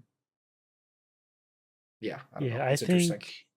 I think what they should do is, as far as Predator goes, like they're obviously working up to another Alien versus Predator. They're gonna do something, Hmm. but you have like the bit where he's got all the skulls, and you have the T Rex, and then you also have the Independence Day alien. God damn. I think, because Dan Trachtenberg, I think, just signed a deal, like a pretty expensive first look deal with, I don't know if it's them, so it might be just something different. But I think if you give him the reins, he's definitely going to take it in a very like silly direction, which is where it should go. Like it Yep. should be silly, have him kill a T-Rex, have him kill Independence Day guys, bring Jeff Goldblum in there, get like, you could just do anything with it. And I think Yeah. hopefully they do it. But we've seen some mistakes. Coming at 53. Zach has this one at 46, Andrew at 34. I have it at 67. It's Superman. Oh, I thought I Um, was going to be the lowest on this movie. That's funny. yeah, I think what ended up for me being like lower on this was I think it was just a bungle in terms of launching the new DC. I don't think it's very much that different from Marvel at all. It has a few differences, but for me it's still silly. I think this is, of the James Gunn superhero movies, it's like the least funny. It's definitely got funny moments. Like this is a Yeah, I would agree funny with that. funny entertaining movie. Um and like you want to set up, you know, Superman and Supergirl and all these characters. Um So many characters. So many fucking characters. but it still really suffers from that sort of Marvel silly goofiness that we're going to go for, which I don't really have a problem with in general. I think I will say I thought the sentimental parts of this were like, I couldn't stand it. I was like, stop it. But for me, Superman, I don't know. I don't really have anything to say about Superman. I mean, No. yeah, I really just felt like I was worried going into it based off the marketing that there were going to be like too many characters in the movie, and then that did end up being one of the biggest flaws for me. Is just that it's overstuffed with motherfuckers, and I would have been fine if it just focused on it being a Superman movie. But I get that again because it is a launching point for this universe. They felt like they had to, have this like Justice Gang that just kind of sets you up to the fact that there are other heroes actively working in the same, same time and vicinity as Superman, and there's this whole metahuman movement and blah blah blah. And like you said, it's not that different from the Marvel stuff in that way. Um, yeah, and I think especially just like the way it's dealing with like quote unquote real world conflicts is just like obnoxious. I thought that whole discourse with this being like an anti-Israel movie is like laughable to me. Like, Yeah, it's just give me a very, break. It's a very fucking Superman basic. movie. Like nobody who doesn't know anything about anything is gonna watch this coming away like with like a lesson that's gonna like I don't know like this isn't an educational movie. Is like I guess I'm trying to say, and I don't think that this movie deserves like flowers for developing like a very basic like you're saying like political scenario that like I remember the Red Letter Media video talking about like they were talking about like oh Superman's like being naive in how he's approaching politics, and it's just like not really. Like if Superman exists, he should do whatever the fuck he needs to do to stop bad shit from happening in the world. Like the idea that he should give a fuck about what the president of the United States has to say about assuming this is something akin to like the genocide in Gaza, like this is like go out there and fucking stop it. Like, what are we talking about here? Like, why would we? Yeah, Like, for it's real. just so silly. Like, and that's the thing. It's silly. Of course, it's silly. It's a fucking Superman movie. So, I think we just need to be clear about the boundaries between real world stuff and what you're gonna put in a movie like this. Yeah, because Um, I thought that that like set piece too was like trash. Like I thought it was It is horrible trash. It is because trash. they're just like running over fields of dirt, which is probably some field in like Los Angeles or something, and they're just like planting a flag over some pile of dirt and like Superman, we did it, and we defeated Israel. It's like it like literally felt like in bad taste, like that he would like And do something like that. it's not even, and again, because of the number of characters, like it's a moment where you would think like, oh, it's looking dire and they're hoping for Superman to come, but then there's a twist. It's not Superman. It's the Justice Gang. It's Guy Gardner and all these guys, and it's like it should have just been Superman. Like that's the impact moment you want with Superman. But all that aside, this movie looks pretty cool. It's a very visually cool movie. James Gunn is doing his own. He has his own style he's built over the years. That he's pretty confident in at this point. And I think he's continuing to like try and figure out like cool shit to do with it. And obviously with Superman, you can do all types of crazy 3D, 4D, CG crazy stuff that he does in this movie with the action. And it's all pretty like cool. And yeah, I don't know. Like overall, I think it's a pretty well cast movie despite the Yeah, I think they did. the They got overstuffing that of right. I characters. think the casting is pretty fantastic. Yep. And Corn Sweat is like so And Nicholas Holt, I guess we should also bring him Yeah, up because that's he's the part of the star of the movie. star of the Amazing. show. and Nathan Fillion is funny. Of He's course. always Yeah, funny. he's I love great. that guy. Of course, yeah. But I don't know. I just feel like this movie was just like lighthearted fun in a way that I feel like we, at least what I've seen in superhero movies, we haven't like had in a pretty long time. Yeah. It's like it's kind of like brain food. It's like not that much to chew on, but like that's fine. Just go to the movies and like eat popcorn and have fun, and like leave with like smile on my face. That's like pretty much what this movie was for me. I saw it twice. Saw it with my mom the second time, and she really liked it a lot too. And I don't know, just like fun movie, but I'm sure like, and we're already seeing with like the Supergirl trailers, Holy moly. like this shit is gonna go downhill really, really, really fast. That movie looks like a fucking Holy turd. moly. The sludge has that's- come. Yep. Yeah.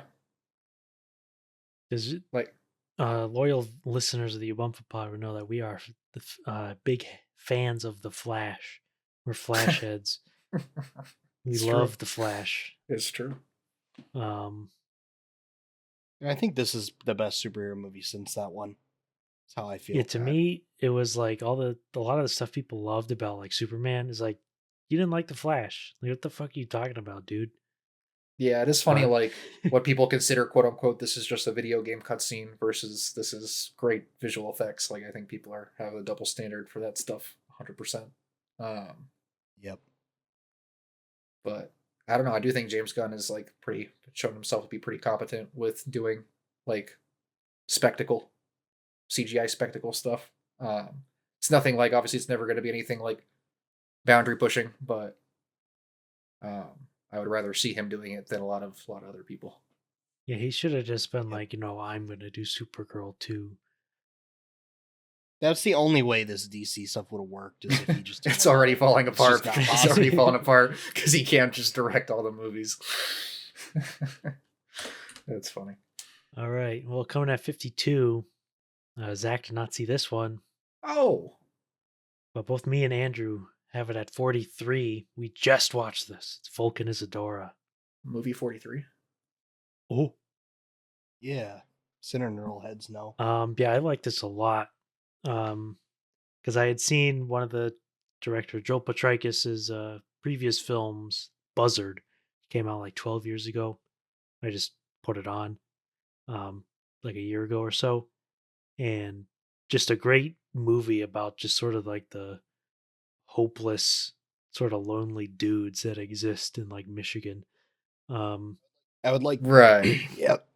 Shout outs to the directors from Michigan. Oh fuck! Okay, before we go further, I forgot this is a Dracula Flow movie. God damn it. Bit of a spoiler, but I'll say it anyway. The quote is, "Found the homie's beheading video on Daily Motion. That little jit owed me money. What the fuck, dude?" Which is literally it's Literally. like perfect. It's so true. I did read a little bit about what goes on in this movie. And Yeah, so I guess it's I not do too much of a understand. spoiler that they're doing a suicide pact. It's like Yeah. it trickles you on in the movie Yep, what yep, they're yep. actually doing there. But it's very, very bleak, sort of that. It's so bleak. So I was the only one who saw Buzzard. This I'm not entirely certain if this is a sequel to Buzzard or not because the characters are the same name. They're kind of similar in temperament. Um, but Buzzard is like about just like some loser um, uh, who like figures out like he learns like a trick because he works at a bank and they're like, oh well, if you write a check that's to a wrong person, the bank is allowed to like change who it's to, and he's like, oh wait, I can just like do that, and he like just like changes the name on all these checks that were like supposed to be like destroyed or something, and like tries to cash them out. Obviously, completely illegal, and you can't do that. But it's like just like a loser thing to do. He's like, oh, I'm just gonna try and do this because I'm lost all hope in my living in some terrible house with my power glove that I'm attaching knives to. But it's like a total loser where he's just like screws his life up and then he like living out off of this like stolen money before he can get caught. And it's in that vein where it like follows up on that type of hopelessness where these guys are just losers, like they've lost. They're both They're fucked. like sad I mean, the lives. one main character is like blew up a fucking tire shop for like seemingly no Yeah, fucking for no reason. reason. He just He's running away from the and cops, it's like sort of a and then his go yeah, ahead. it's like sad where he just kind of blows it up or like he sets it on fire and that's like um and like he's like, oh, it was an accident. No, I was like guilty. Like he's like he doesn't even really know why he did it. He just like that's it's like it's that kind of like position that he's in. He didn't know why he set that place on fire and why he's like this, like that kind of person. Um And his buddy, who's played by Joel Petrakis, is like just a fucking weirdo loser who like like wife left him and like basically won't let him see his son. yeah, so it's like just There's a Fun. funny Fun. funny line in this movie when they're like sitting on the beach in like Lake Michigan or whatever, and they're like eating fucking ho hos and chips and shit.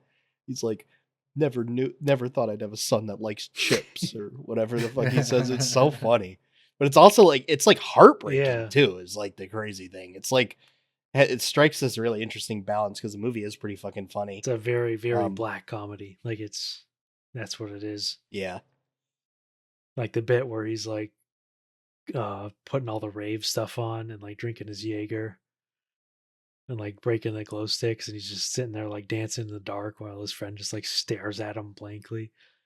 yeah. He's like, "What the fuck are you doing, dude?" But it's like a Yeah. really just good portrayal of like that absolute like bleakness of the like where life can go where you like to think of like why the guy set that shit on fire. Well, it's like, well, he doesn't have like anything in his life that he has like control over. His, yeah, his dad fucking sucks when he's Yeah, at his home. dad is terrible, Total like a asshole. dementia type, like he's senile. He's mean to him, just like walks into like the room while he's taking a bath. He's like, did you shit in here? Um, but yeah, it's like very bleak, depressing film, but also funny.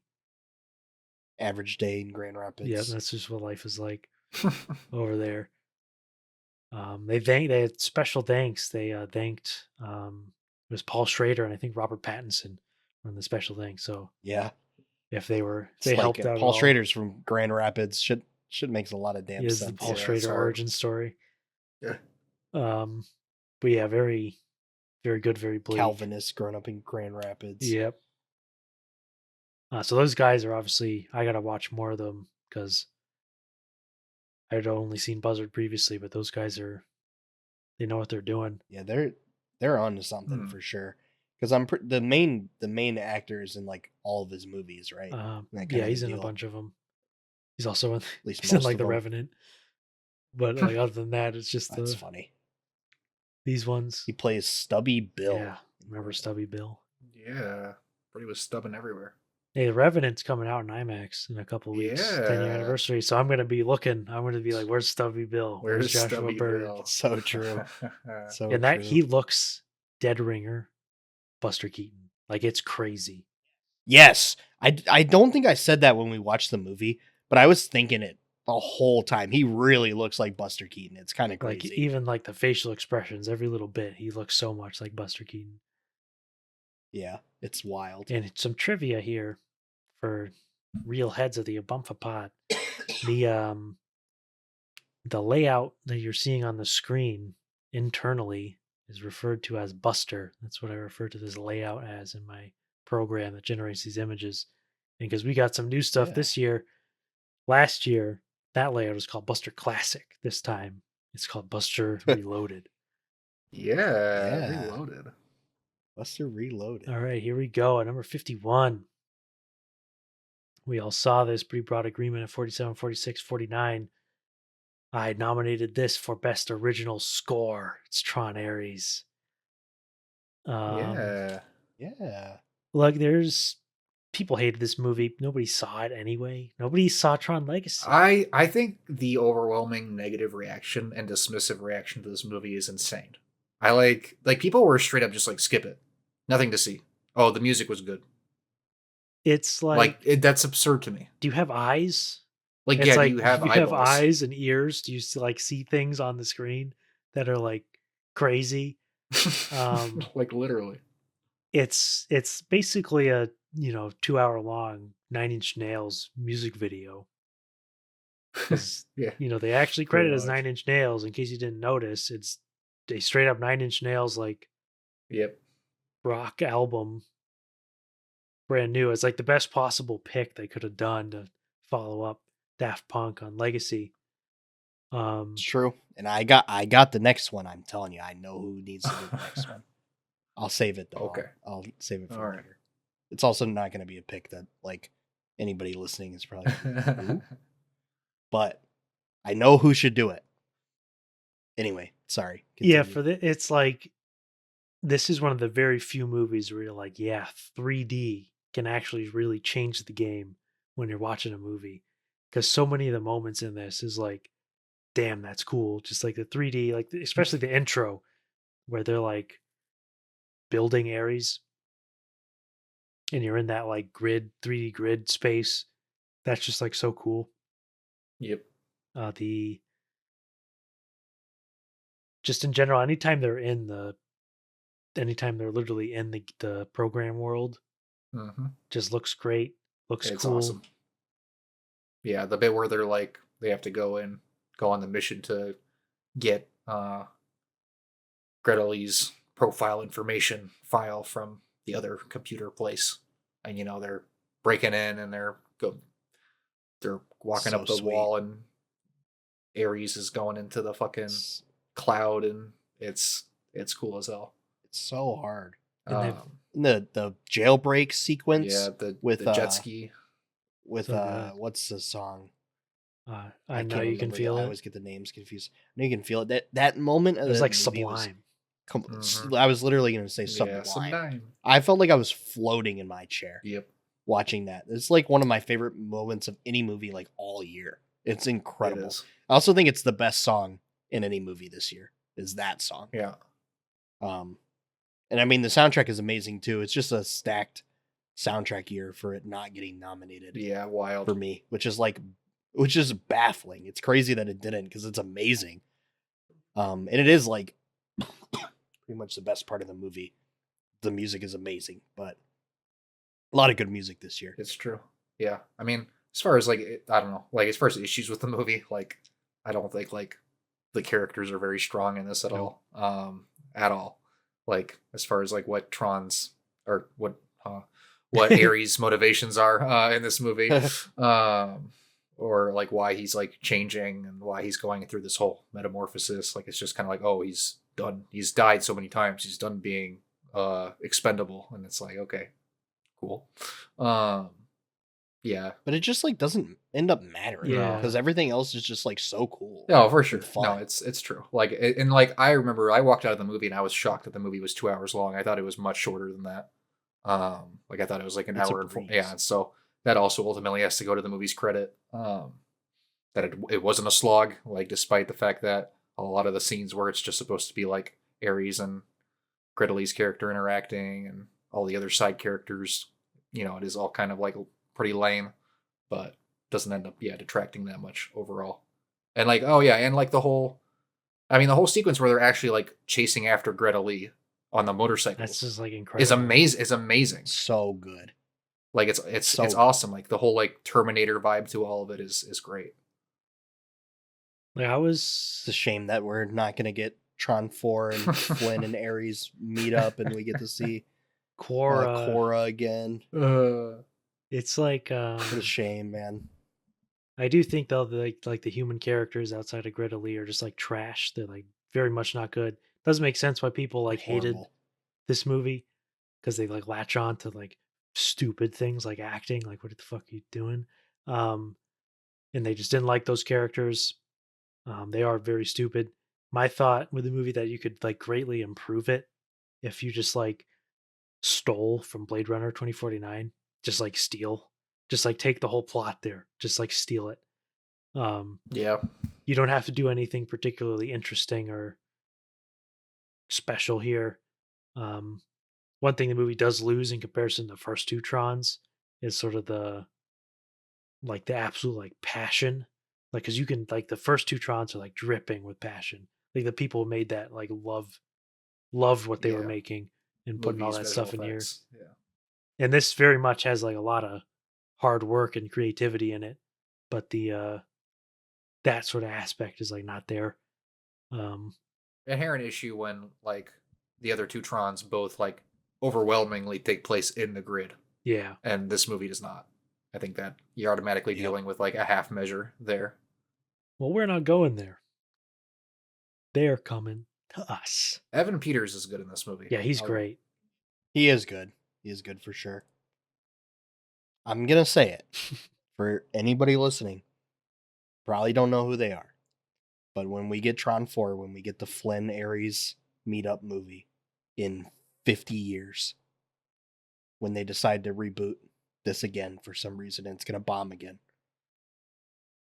if Tuchel So true. could do the score, it would be the greatest score in the history of movies ever. And it would fit a Tron movie like a glove. It'd be incredible. It'd be unbelievable. But it's tough because, like, Legacy is like Daft Punk. Like, that gets people in the seats. Tron Ares, 9 Inch Nails, it didn't get enough people in the seats, but it does get people in the seats. Like Wendy Carlos, the first one. Like, very notable names. Tuchel's like not a notable name. That's the problem. And I think about like bigger artists for who could do the score, because really at the end of the day, like outside of the visuals, the score is like the most important part of especially like Legacy and Ares. Like who big name wise could you pick? And it's like there's names I can think of, like a maybe like just Affelstein or things like that, but I just think it's too similar to what we've already had. I think like Tuchel is like the perfect pick, but it's not a name that gets people in the seats. Yeah, I feel like if But it would be so if good. Tron Ares ended up like actually being a success and they like greenlit a second one, I think they would have just gotten Boys Noise to just do the next one. Yeah, because he worked on he this already one. did program like all the drums for 9 Inch Nails on this one. Yeah, so he was heavy involvement. So I think it would have been like a no brainer if you couldn't afford the 9 Inch Nails name to go again. But yeah, it's Tron Ares. If you can, it's never going to show in theaters anymore. But if you've got a good system, good TV, good screen, good sound, you could watch this movie over and over, just skip the bits in it and be like, wow. It's really that simple. Yep. Moving in here. Oh, we got a 3-way tie at 48. But before we do that, I'm gonna take a quick aside, go back to my movies. Because It's halftime. it's at halftime. I'm gonna be a little bit quicker than I might have hoped, just because it is what it is. It is what it is. But going back to my list, we left off at number 75. I had Jimmy and Stiggs. This was a very low budget alien movie. Very metal horror movie. I liked it quite a lot. I thought it was very funny. If you want to watch a movie where there were a lot of the humor is people getting high and being like, fuck, I'm killing it, fuck, shit, fuck, dude. While like metal music plays, there you go. It's Jimmy and Stiggs. I thought it was very, funny and scrappy little um, indie horror movie with some funny special effects and puppets and all that. It's very, very stupid movie though, but it is good. 73, rest in peace, Rob Reiner, Spinal Tap 2. This one kind of came and went. Rip. I was a bit surprised that people just like didn't care that we got a Spinal Tap 2. As far as like legacy sequels go, it was pretty good. Very funny. All the actors in it are still funny. Still got some funny topical moments. It's got it's got all the drummers spontaneously combusting. It still has that. Beautiful. You got some good cameos, but I think they did a good job with it. And I thought it was pretty funny because I saw it in IMAX. There's a extended concert sequence at the end, which is actually pretty well done for like a concert film standards. Playing like the classic Spinal Tap songs that we all know and love. But if you like Spinal Tap, first one, which isn't really a if type question, shit is a banger. You would like this one. 69, I got The Piano Accident by Quentin Dupieux. He's one of my favorite directors. If I had to name a single person as like most influential creatively, it's literally him, Quentin Dupieux, aka Mr. Oiseau. He always makes these silly, irreverent comedies and satires and absurd films. A Piano Accident, I think, is one of his lesser ones. It's like a joke on influencers, sort of what they do. It's got Adele Exarchopoulos in it. She plays like she's got the Novocaine disorder where she can't feel pain, and she basically does stunts like Jackass for online, and that's the joke. And she accidentally kills somebody by crushing them with a piano, and she has to deal with that. That's the Piano Accident. Definitely worth it if you know who Quentin Dupieux is. Very funny.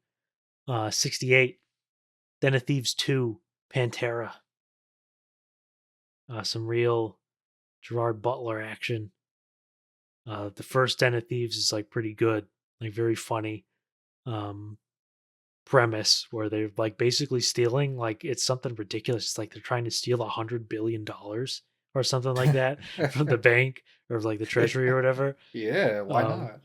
But the second one, it's classic action movie.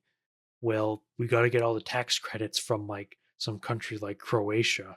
So we have to set it in the Mediterranean to justify whatever. So they're not even in the Den of Thieves anymore because the Den of Thieves is Los Angeles. But it's a very funny type, kind of like hangout movie with Gerard Butler and the boys. Michael Bisping's in it. Yeah.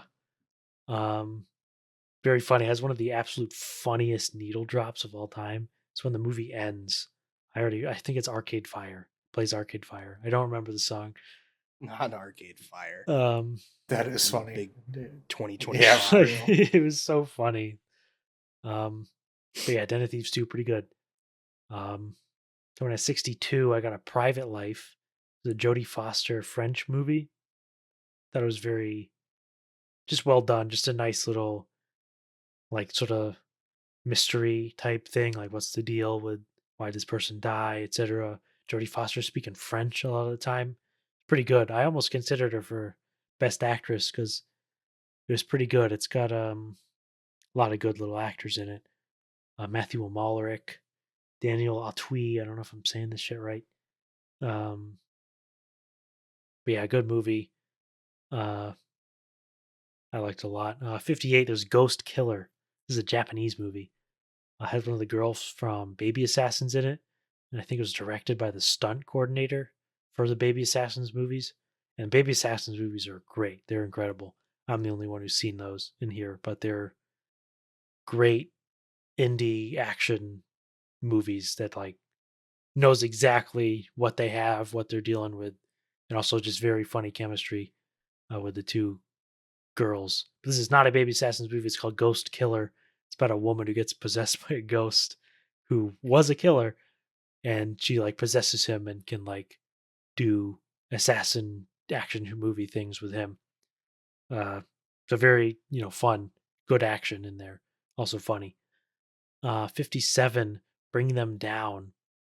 This has Barry Keoghan and Christopher Abbott in it.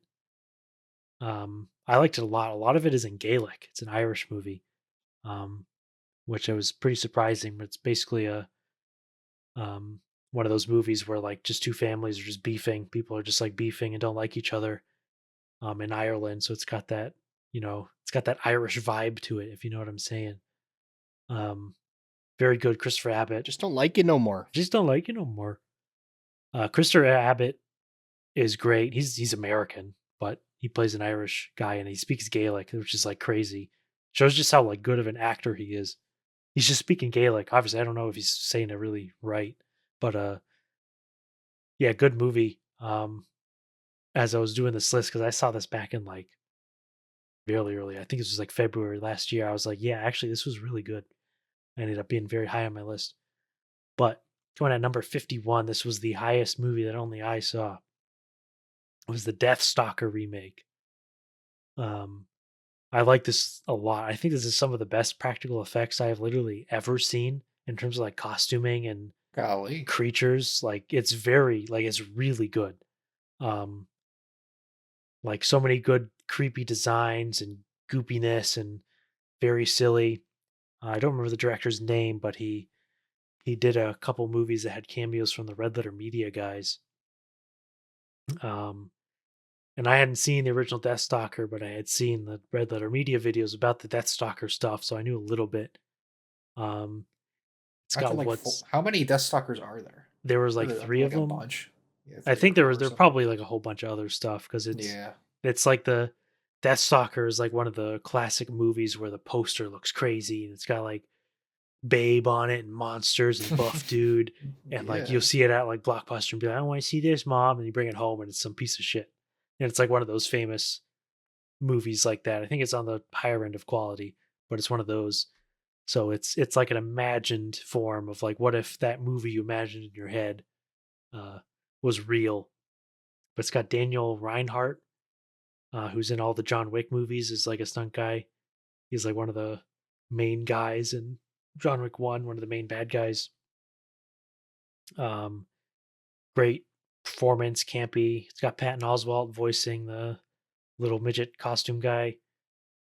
But it's like really funny, good special effects. They keep doing a bunch of little good gags. I was very, very happy with it. It was a very pleasant surprise because I was thinking it was just going to be like a little, little fun novelty at the movies, but I liked it a lot. So if you like that type of stuff, Death Stalker is easily worth it. There you go. That was my halftime show. All right, we're heading into the top 50 here. It's a three-way tie. Whoa. Very interesting, and it's an interesting set of films here. First one we're going to talk about. Zach did not see it. Fuck. Andrew saw it, put it at 57. I put it at 26. This is the lowest green on the ranking. Oh, wow. God damn. What did I miss? Oh, I think I know. What did I miss? This is Nouvelle Vague. I kind of struggled with where I put this one. It's like Linky. it could have easily gone up like quite a bit from where I put it. And Linky. I'm looking at it now and I'm kind of like, why did I do that? But it's just like a crazy movie. Yeah, for me this was very interesting because Breathless was literally one of the first movies I watched when I was like actually getting into movies, and I would have been 16 years old. So didn't do anything for me at 16. I was like, okay, I mean, like, sure. No, and it's just really, yeah, that's crazy. I was like, really, okay, I kind of like it, but like, whatever. It didn't do anything to me, and I still have not seen any other Godard. And of course, I rewatched Breathless before Nouvelle Vague, and it was like a summer wind. It was like, wow, this is incredible, and you can see he cooks. Like once you're that, well, like once you have some knowledge, of film and film history, you can really tell how much this like changed the game in terms of Yeah. how movies were made, shot, how they felt, etc. And I was like, holy Yeah, shit. he's pretty undeniable. It's undeniable. Um and so Nouvelle Vague, you get Richard Linklater My dog. putting it together. This is his Mank. This is Manklater. Rank later. Yeah. Sorry. It is. It's a French fucking Avengers in this It's shit. literally there's so many damn names. It's They just like insane. show the guy and it's like their name. they show them and you get the name under them like in text. That's hilarious. And it'll like pan and it's like 10 fucking legends in a row. That's Like it's so hilarious. crazy.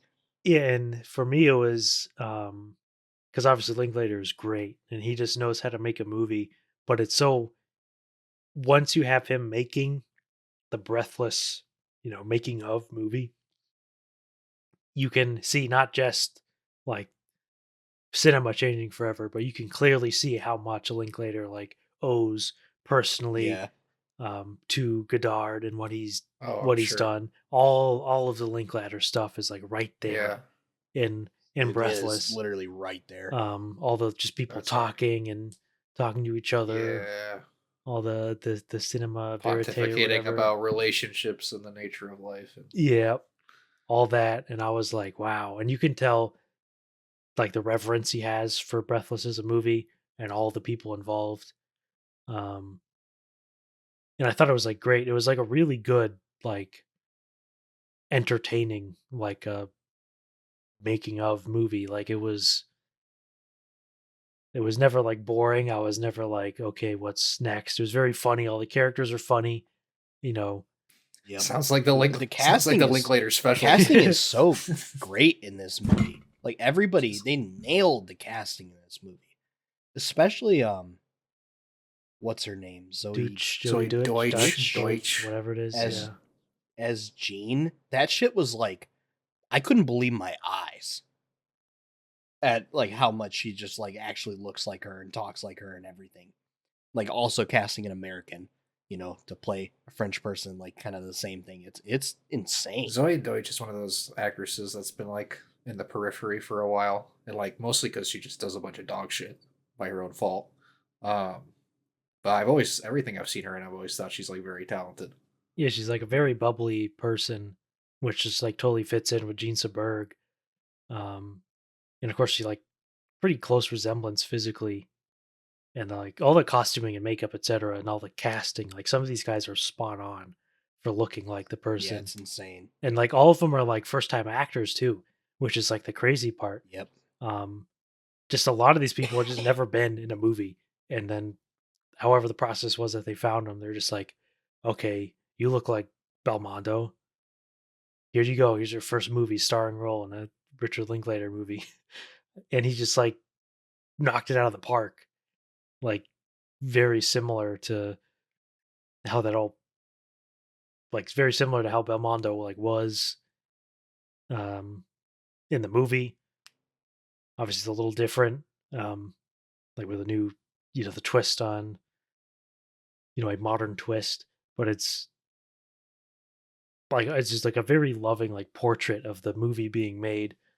Um Influence it had on like studio and development. Yeah. God, it's just like fucking around playing pinball and shit. Like just coming up with everything the morning of. It's like I have no ideas today. We will shoot tomorrow, and like everyone's just sitting around this like bar while he's playing pinball. Um, but yeah, it's like it was very enjoyable for me because I just watched Breathless again. I was like, whoa, because you can see it like especially with like the Safdie brothers. A lot of that stuff goes to like Marty Supreme and Uncut Gems, even though they're very crazy movies compared to Breathless. That sort of just let people act and just let them feel it out themselves, or don't commit too hard to a script or anything like that. Um, you can just feel just how heavy the legacy of this movie is today. And it's just like a fun Linklater movie. It's like there's not much, there's no Yeah. conflict. It's just Like, I mean, there's conflict, but there's not like conflict, like a movie conflict. It's just, It's the dazed and confused. Everybody wants some kind of yeah, hang out. People are talking and doing Like, just shit. what and- happened. Yeah, just shit happening. it's Yeah. just a total That's breeze. he's been doing that shit. It's good to hear that he's still doing it. I'll have to It's check also it out. beautiful. Yeah, great Beautiful looking movie. Shot on HP5. Classic film. Yeah, they stock. tried their best to mimic the exact same film stock Godard would have used. Yeah, and I think I read they used the same camera and shit for this. Something like that. I don't know. It's good stuff. Well, I'm sure we'll talk about it more with his other movie. But what a blessing it is to just be getting so many Linklater movies. I mean, he's been just like putting shit out, I guess, for a while. But like a lot of it is Still a lot of just it is got the pretty. Like I juice, think a lot man. of it is like I don't even want to go back and like watch Bernie or whatever. Like I don't really. Hey, Bernie's pretty good. Probably yeah, but like I just like whatever. Like it's just a bunch of like forget it or Last Flag Flying, whatever the fuck. Like he just has done a bunch of bullshit. That Bernadette movie. Yeah. And it's just like, but I mean, like Hitman and the other one. Hitman is awesome. Yeah, and like and sounds like this. Like it's just cool to see him like kind of in his bag again for a while, just doing his type of shit. And it's also like Apollo 10.5 was great. it's huge too, because I feel like so many movies just like completely just lack, just actual actual people like interacting, or like conversations or scripts that are written that like feel like real people, or at least feel inspired by It's such real a lost. people. It's such a lost art. Yeah. Yeah, and he's still able to do it. He's always been able to do it. So it's just great to see. But yeah, I mean, it's not like particularly enlightening movie or this amazing whatever. It's just like it's a Linklater hangout film about like the original hangout film.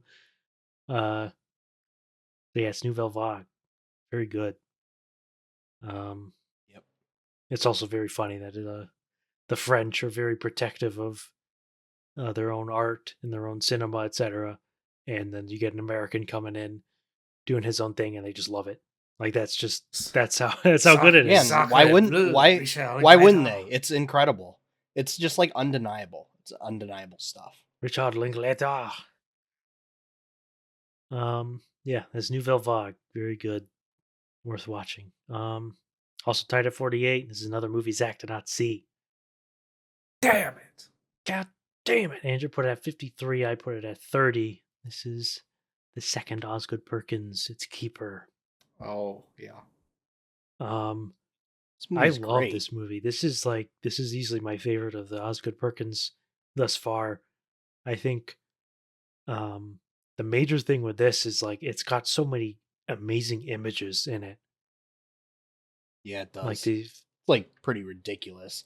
All the bits of the like creatures and like whatever you want to call them.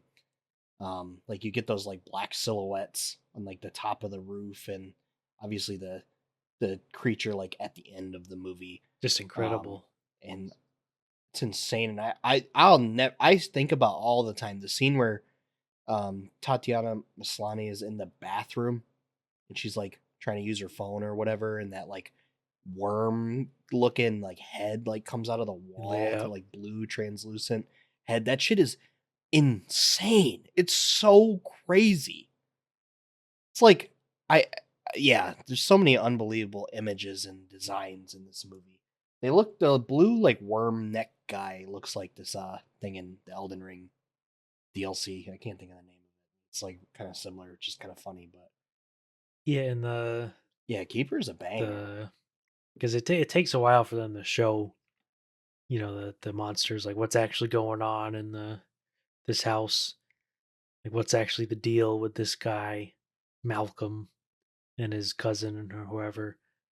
But the actual creatures, like they're like that mask where it's like you got the two faces on it, and they're like It's so they're dripping like insane. white fluid. It's like crazy. It's crazy. It's not like super scary, but like the images are just really evocative. It was very funny because if you remember, like in the marketing, they had like Eli Roth quote where he was like, it's like a surreal David Lynch film, and everyone was like making fun of it and like, well, come on, Eli Roth, give me a break. But like, it's literally true. Like, just some of the images in it are just like inexplicable. It's not like an explicit movie.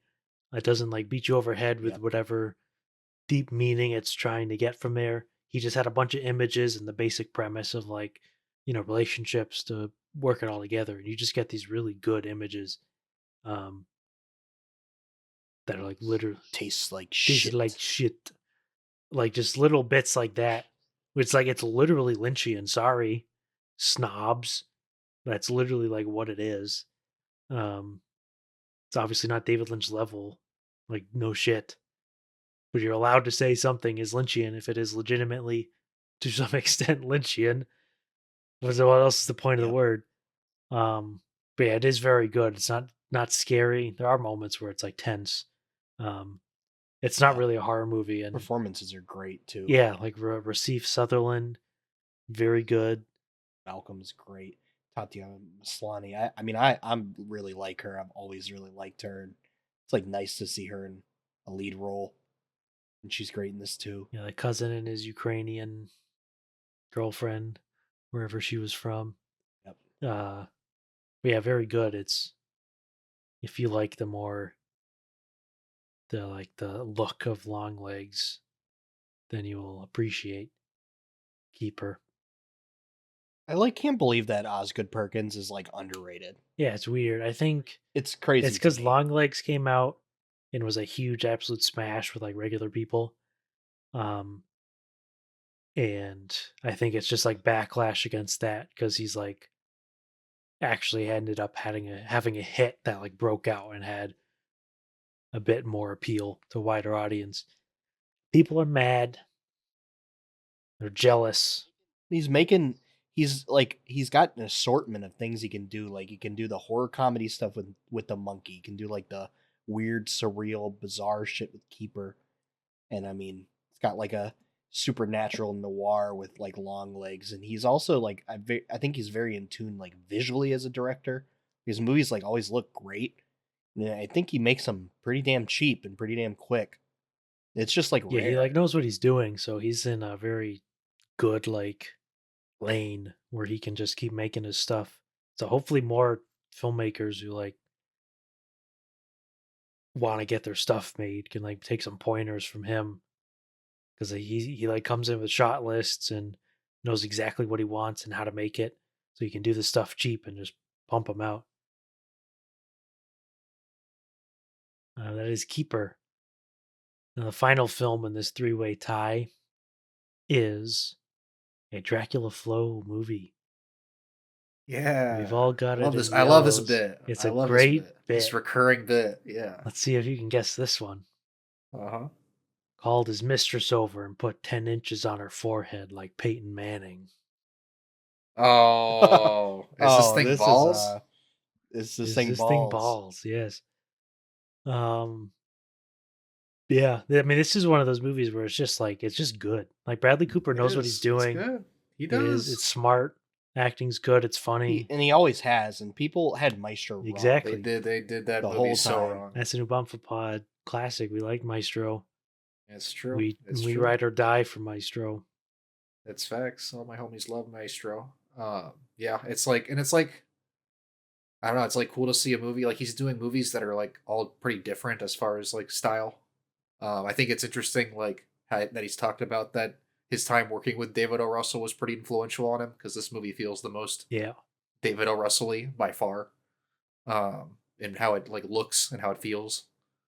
Uh, but yeah, it's just like I don't know. Like when it comes down to like I think there's a series of movies and that we're gonna talk about, and this is maybe one of the first ones that's kind of about like relationships and romance and I feel like that all hit on something kind of true, and I feel like this movie definitely like hits on something true as far as just like what it's like trying to move through relationships and unhappiness, your own unhappiness and resentment and yeah, I don't know. It's like really well done. I remember like specifically the like moment where um you have like the transition from him arguing with Laura Dern at like the cabin upstairs, and he like walks out through like he's like, storming off, and he walks out through the hallway, and it immediately transitions into him walking onto the stage and yelling So at good. everybody. And it's an incredible transition. It like gave me goosebumps. Incredible. Um, Yeah, Bradley Cooper directed the hell out of this movie. he did. Just like he did Maestro. He did. And it's cool to see him also not star in a movie he's directed now, True. too. He just like plays, a side character, a big character named Balls. And I think Balls is like the absolute stroke of fucking genius he character. walks in and immediately trips over and spills milk everywhere. He trips on a fucking step and lands on the fucking milk, and the It's milk so fucking just fire. like fucking goes everywhere. And everyone's hanging out, and he's just like, "Oh fuck!" Like spills fucking milk everywhere. I like fucking burst out It's so fucking funny. laughing in the movie theater. Like seeing this shit is incredible. funny-ass It's so movie. funny. His character is so funny the whole time. At the end, Will Arnett's got the picture up of Laura Dern, like when she was, amazing Volleyball. like volleyball Yeah. player, and it's like what from behind or whatever. Mhm. Bradley Cooper's talking about, like, why isn't it like of her face or whatever? He's like, well, it's not. Can't do that. Whatever. He's like, can't do it yet. Like something. It's so fucking true. funny. So true. It's ridiculous. It's hilarious. Yeah. And this is No, I mean- And this movie has an absurd all-time cameo. in Yeah, it. as was alluded to. yeah, but as alluded by Dracula Flow. Literally made me lose it when I It's just saw him crazy. appear. It's I insane. couldn't believe it. It's so based. This yeah, is- it's perfect. Great cameo. One of the best cameos in a movie in recent memory. movie also has a Laura Dern's typecast. Like this is just what she does now, which is like she's good at it. But like It is, this yeah. this is what you get her. If you have this kind of character, you get Laura Dern to play middle-aged, divorced Yeah. woman, and Empowered she's woman. exactly Jay Kelly. And she's great. She's great in it. I mean, she's great in this movie, and so is Yep. Will Arnett. Will She Arnett is. is like genuinely Arnett's amazing, and fantastic he's in this great in movie. this movie. He does the dramatic stuff really well. I don't know. I've liked Will Arnett, but pretty much always exclusively in comedy. So it was kind of cool to see him do something. I know people watch a BoJack Horseman or whatever, but He's just like doesn't BoJack. He's doesn't he's even playing count. BoJack. he's depressed. Yeah, no, it's good shit. Is this thing balls? Is No, this it's thing good. balls? This thing is indeed balls. Ballsack. All right, moving up to 47. This is only a single point higher. Just barely escapes the three-way Almost had tie. a 4-way tie. Almost did, but this is the first movie that has a yellow, a green, and a red. Oh. Oh, I'm calling these Oh, rainbow movies. It's a divisive. divisive film. It's not one that Traffic lights. exactly is a traffic light film. You might not expect it. This is Andrew's lowest green. He had it at 29. Zach has it at 41. I had it at 69. It's Rental Family. Oh, again, I thought I was going to be the lowest on this movie. Yeah, for me, I mean, there's really nothing wrong with this movie. No, not really. It was just a little bit gooey for me, and I was it's kind of gooey like, as hell. I mean, I liked it, definitely very moving at times, but I'm like, yeah, well, Oh, for sure.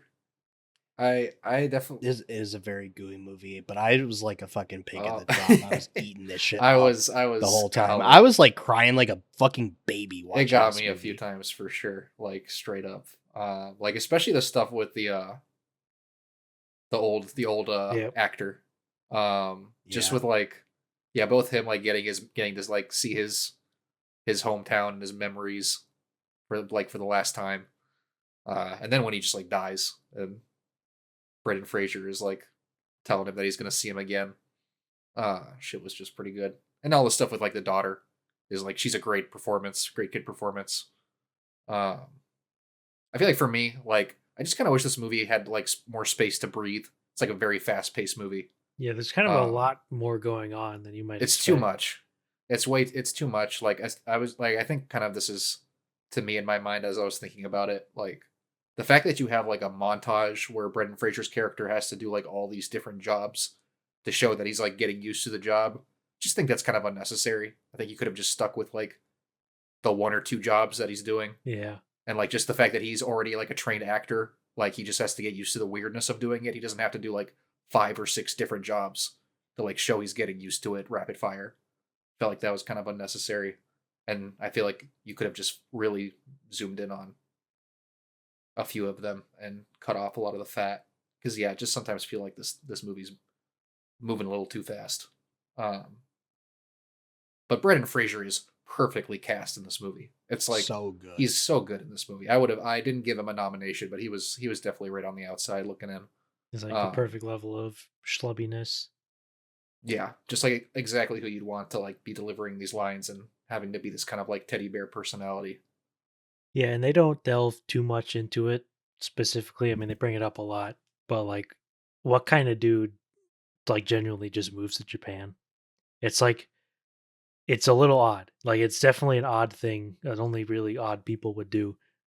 They touch on it a little bit, right? That he like doesn't understand Japan or whatever. Yeah. But it's like I don't know, you have to be a little odd to straight up just move to like another country all the way across the Yeah. world, even though it's Japan and everyone loves Japan, wants to go to Japan. Like, I do think it would have been a little interesting if you leaned into more of just him being kind of a weirdo, like in a negative way, Yeah. which Yeah, I could He's see just that. really not a weird guy. No, he's just like a lonely. Like obviously, I think the idea is like he's just like an actor who got a few like happenstance roles over there in Japan, and then that was kind of his excuse. But because yeah, they definitely lean away from that view of him being like a weirdo, like some kind of like Japan obsessed white guy. And instead, he's just like kind of like a normal lonely guy who just decided, kind of like Bill Murray and Lost in Translation, just ends up in Japan as a place to experience his loneliness, and obviously the movie ends up being a lot about just like about Japan and like using Brendan Fraser's character as like a way to explore the nature of like Japanese loneliness and all that stuff.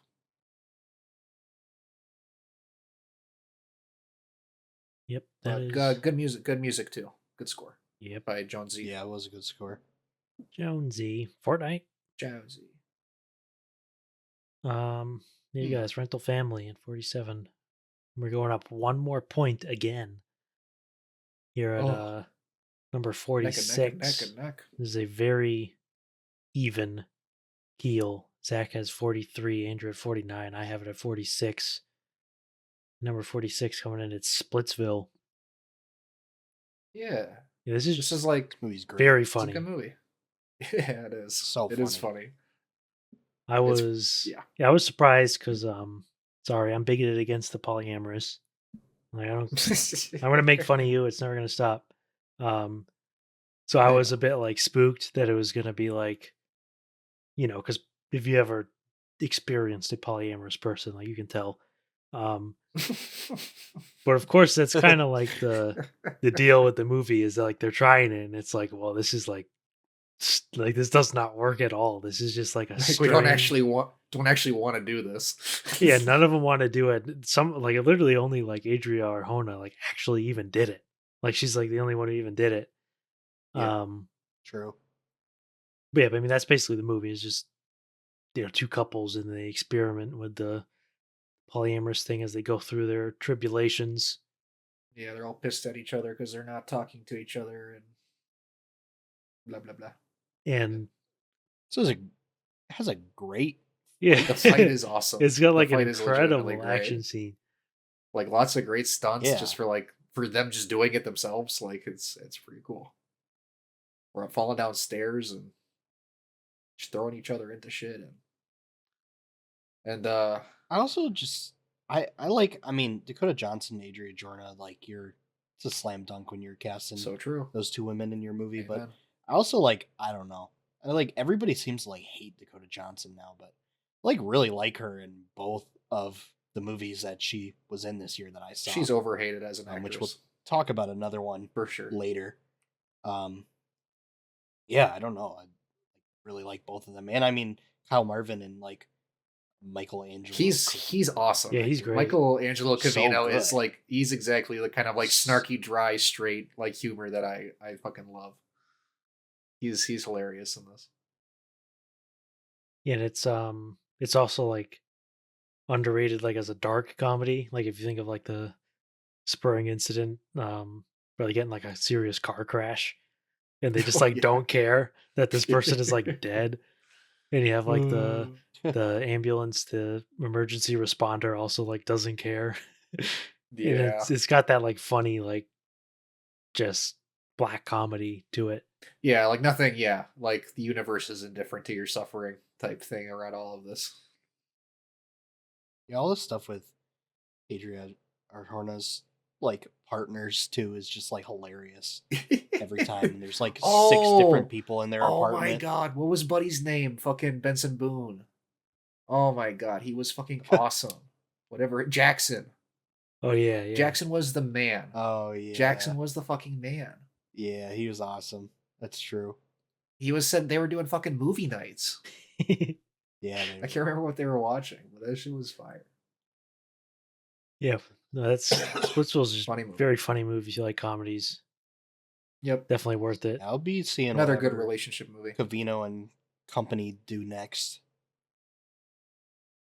All right. Moving up a little bit, big jump in points. We go up to 134 points. At number 45, Zach has it at 52, Andrew at 56. I have it at 22. This is Weapons. Oh, Wow, 22. Yeah, I was interested weapons enjoyer. because Weapons, it didn't leave that much of an impression on me afterwards because I think I was like actually extremely excited for Weapons. I was like really ready for it, and obviously this was like the big horror movie breakout of the year in terms of how people were saying it was like the greatest script ever or whatever. But Weapons for me, I was like really started to think about it more, and I'm like, it actually was like, in my opinion, like just really good. Like it was a really well structured script. One thing that was like funny when I was thinking about it was even though it's a crazy movie with a bunch of crazy shit happens, it's like very straightforward. It's like nothing in this movie is like they Yeah. don't like throw any bullshit on you to just like pivot. No unanswered questions. None of no the- like yeah. things being left hanging in the air. Like, huh, I don't understand what's going on here. Like, it's not convoluted. Yeah, all the characters like make sense just from the narrative filmmaking perspective. It's like crazy how well it all works.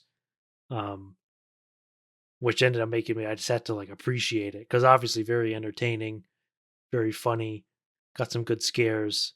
I was like, man, Also, a hot dog movie. Benedict Wong and his husband have an Oh, absolute So many. A spread. A spread. in this movie. Like 8 fucking hot dogs, like 4 cookies and fucking carrots and ranch and shit. They're eating like fucking kings. They got robbed. They didn't get to eat any of it. Yeah. What a shame. I would have ate that shit up. Low key, I'm not letting that. Yeah, I'm not letting that fucking bitch fucking ruin my day that I got planned by pulling up to my No. house. I got like at least let me get one of these dogs down first. Yeah. Like please. I mean, I think it is like a very solid, very good movie. Like, I think it's just for me, it's like, hey, I'm not the horror guy. And that's just always going to be part of the deal. But it is very entertaining. It's like not that scary. And it's just like a good, fun, solid time. Like, I like Zach Krieger a lot. I think I've said I would be interested in seeing him do something that isn't horror. Because I think that I'd his. love to see him do something You that's like the not. Because I Whitest think his Kids sense You of. I just think his like sensibilities would work really well for like a thriller or an action movie. Yeah. If he decided to do something like that. Seems like he's pretty stuck on horror though.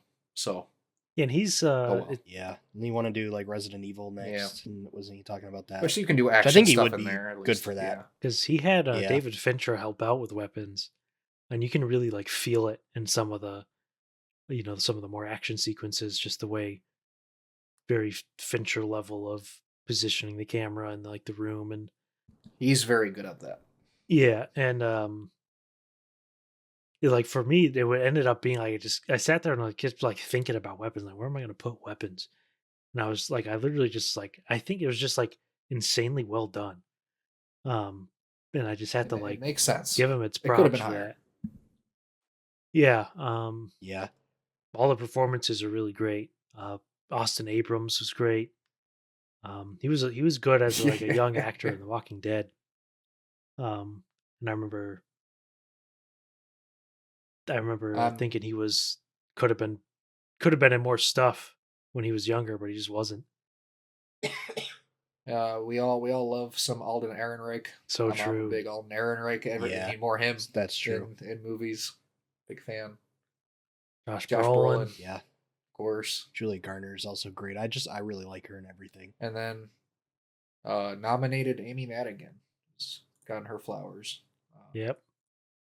I think the thing with this movie for me is like it just feels like a mesh of like so many different approaches and like styles Yep. of movie. Like you kind of have the noir detective-y like thriller stuff, and then you've got your like scary dream sequences, and you have your like supernatural horror stuff, and like for me it just doesn't all work together. I agree. 'Cause I feel like I like certain like I like the noir stuff, like the character specific stuff, and like some of the comedy in this movie, like by far the best. Very funny. Yeah. And when we like as soon as it's like just the Amy Madigan like Gladys character and they're like in the house and doing all that fuck shit, I just like don't like it as When much. it's like kid POV. It doesn't like yeah, just like it kind of it doesn't lose me, but I'm like not anywhere near as drawn to that stuff as the rest of it. And especially like coming off of Barbarian, which I think Barbarian is fantastic. I love Barbarian. Barbarian is just like off the walls fucking crazy. It is a crazy fucking movie. And this movie is like not like that. It kind of is at the end, but I kind of wish it like committed to maybe being a little more crazy or a little less crazy. I just don't feel like it like sticks the landing enough to me either. It just like kind of feels like a mixed bag. Yeah. And I also just think like visually, like Krager doesn't like have.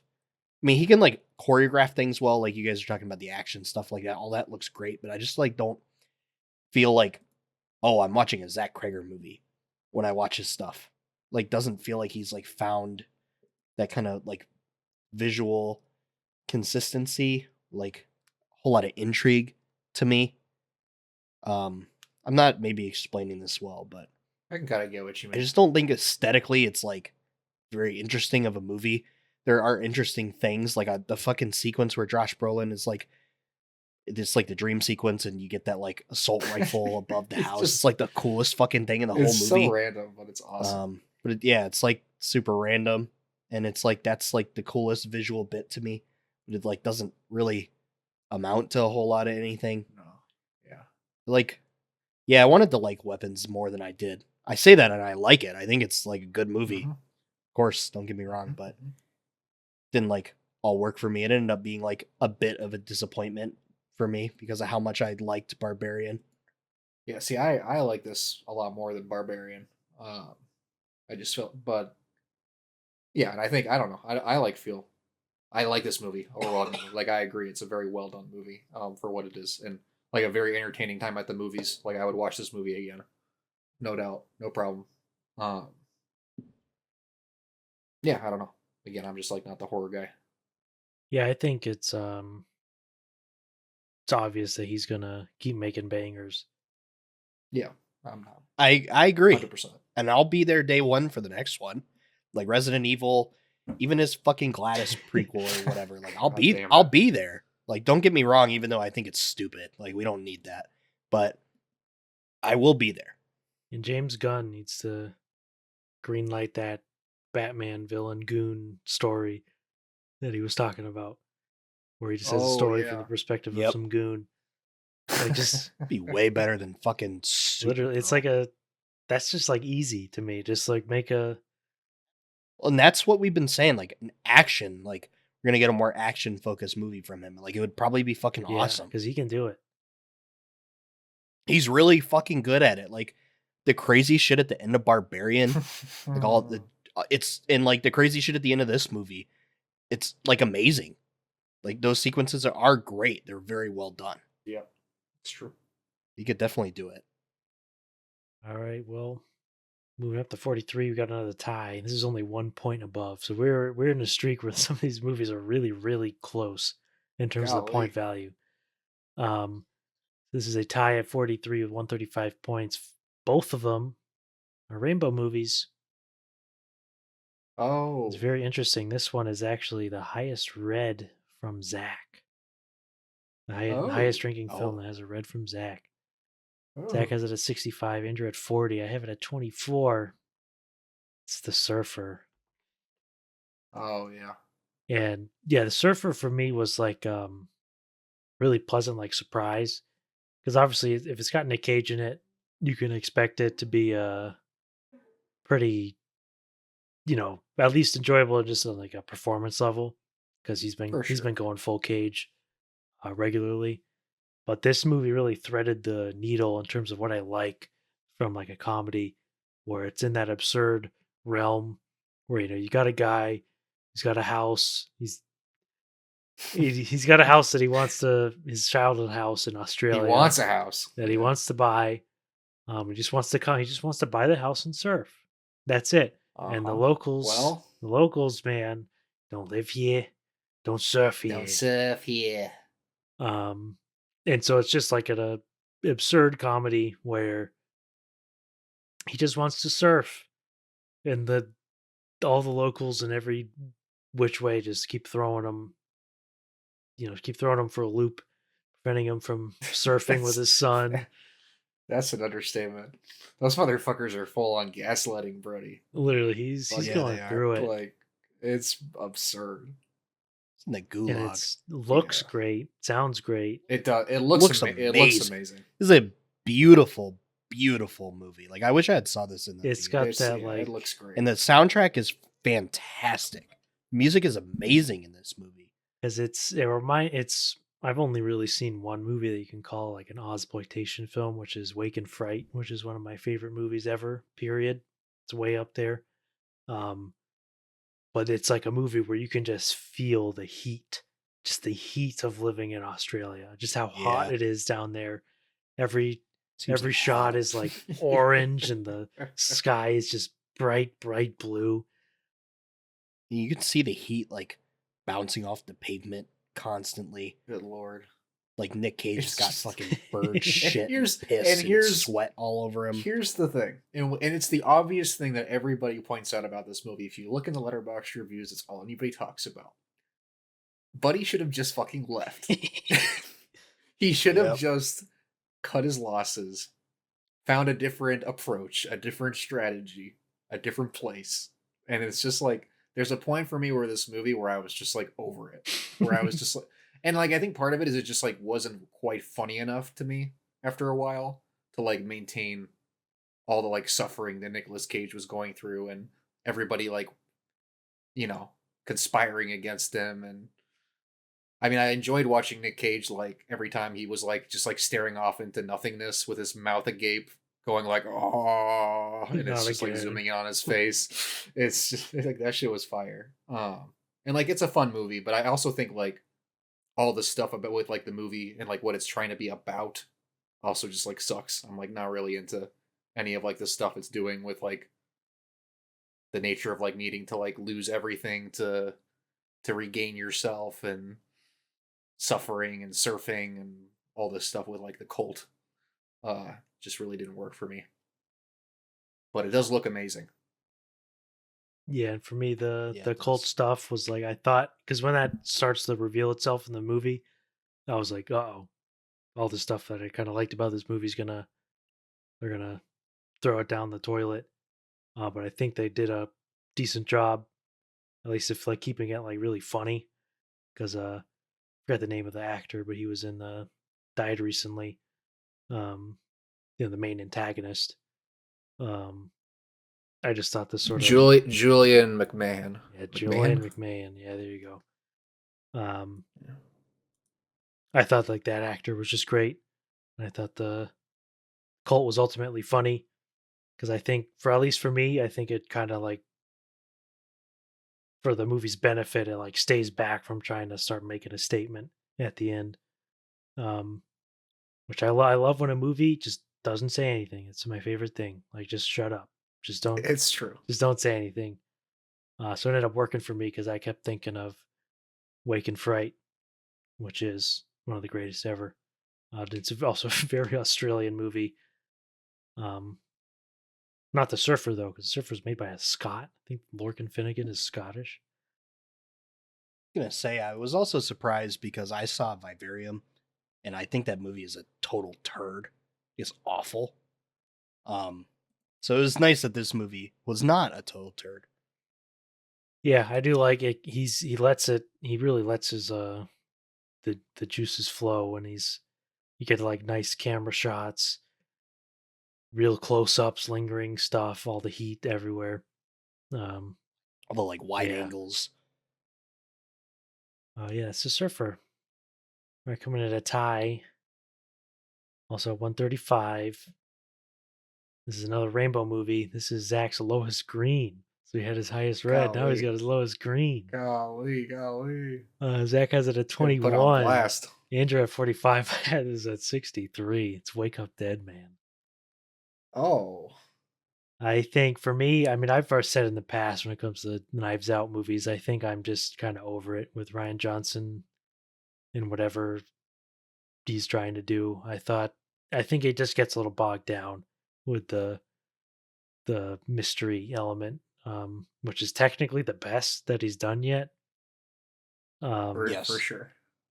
But I think he in this one more so than all the others, he really misuses his cast. Josh O'Connor's good. For sure. Benoit Blanc Total is like waste. hardly in it. Absolute for waste. Really what it should be. But all the other like bit players are just like there for Ryan Johnson to yap about whatever issue he has with like JD Vance or whatever. I'm like, I just don't really care to hear this for a third time. But yeah, that's all I have to say about Wake Up Dead Man, because it's still funny, still very funny, entertaining film. Yeah. I mean, for me, Ryan Johnson is like, I don't know. I think he's like very, very talented. And I think he's like one of the more like solid, like if he's making it, I think it's pretty much for sure going to like look very good and be very like competent and intelligently written. Like, I know not everybody feels that way about Ryan Johnson, but that's how I feel about him. I thought his like the last Knives Out movie, Glass Onion, was like a lot weaker than the first one. And Yep. I felt like he bounced back with this as far as like making it about more of the mystery.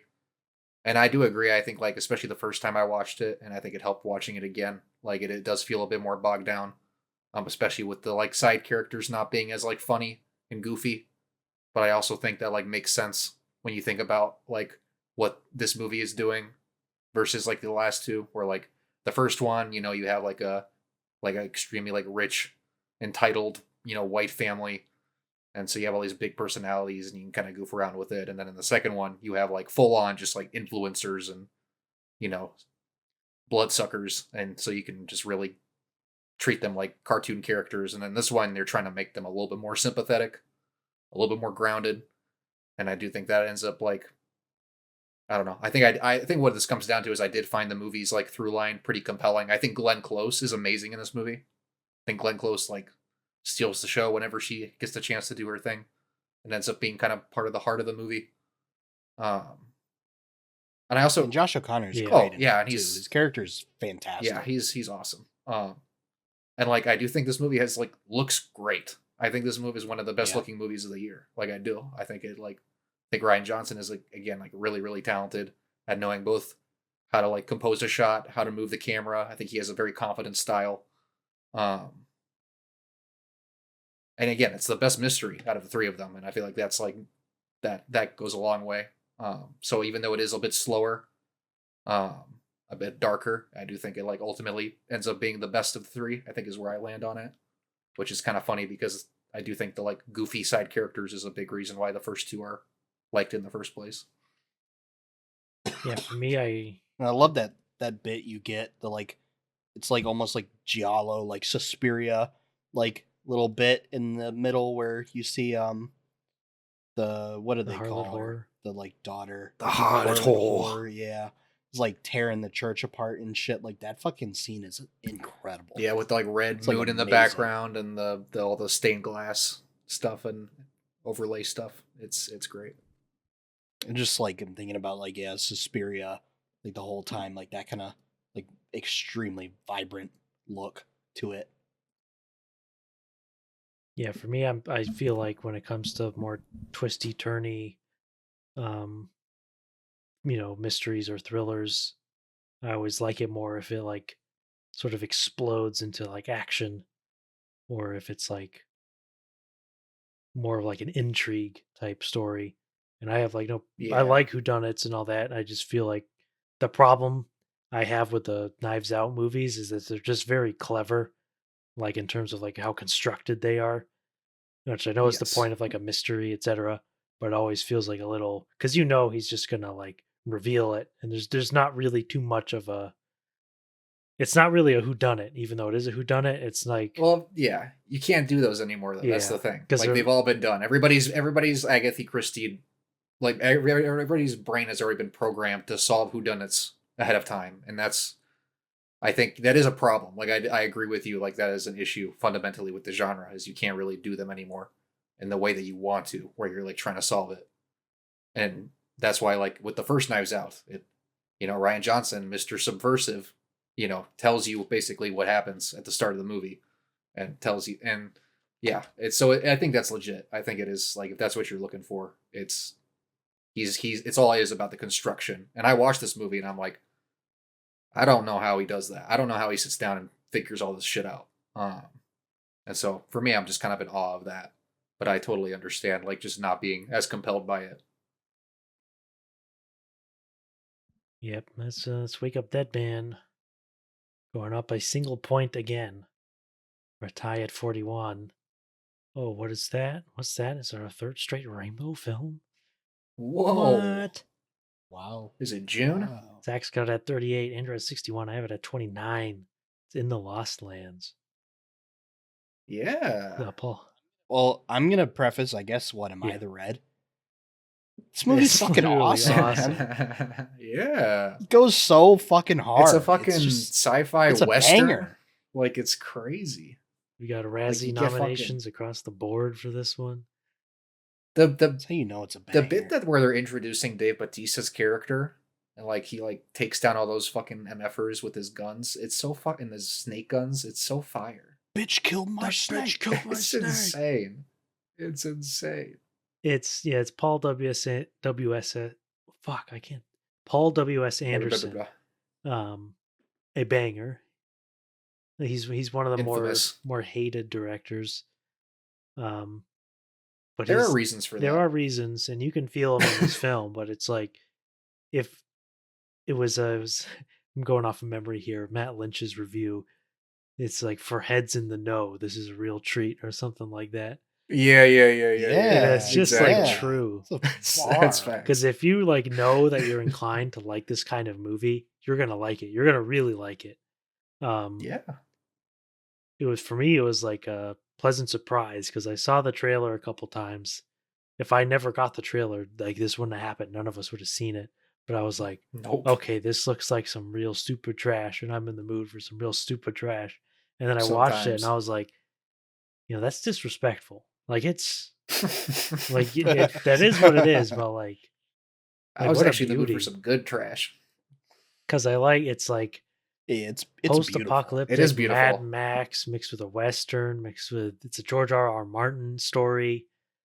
It's like this shit is like really, really like a fucking video game. Exactly. Like you just have these unbelievable, huge, like digital set pieces. Yep. That can only exist in like a digital sphere like this. Where you're getting like the floating camera like bullshit, these huge environments, and it's just beautiful. It's like gorgeous. Like it's made in Unreal Engine. A lot of movies are now, but like did you can really tell like it's I mean it's literally a video game in terms of logic and how the story progresses. You get little bits. Like the character feels very self-inserty. Or not like self-inserty, but he's very much a video game main character type. Yeah, like you get to romance everybody in the game if you want. It's like what Batista does in this movie. Just fucking everybody. It's just like It's awesome. average person would hate this, and they did. But Yep. if 2.0 on so Letterboxd. shameful, and it's sad too on my end because I was like, you know what, I gotta start watching some Paul W.S. Andersons and give them the real shake that they deserve. And then the first one I decided to watch was Pompeii, which is like his most boring. It's not bad, um, but I would have watched more. Resident Evil is like incredible. It's really good. Um, Still need to see Event Horizon, etc. Um, but yeah, this is one of the more pleasant discoveries of the year, I'd say. It's not like he's a hidden director, but like very clear. Like if you know like this, they call this a shut your brain off movie, but like you actually kind of have to turn it on to appreciate it. It's just like fulfilling, um, fun popcorn action that you Yeah, that just you're only gonna get from somebody that like actually has a style and a vision that exactly. they've developed over years. Cast his wife Mila Jovovich. Imagine being married to Mila Jovovich. Mila, Buddy has been doing that shit for decades. yeah, that's like he's got it made. Mm-hmm.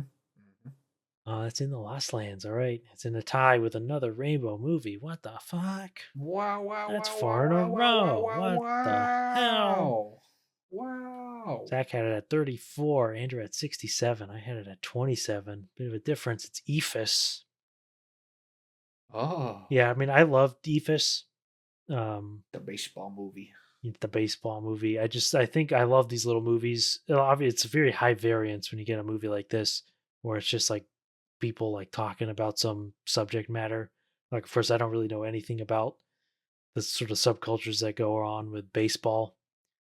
Like, basic No, premise of the but movie like is you get a bunch of you get old it. club baseball guys, and they're tearing down your baseball field to put in a school or whatever.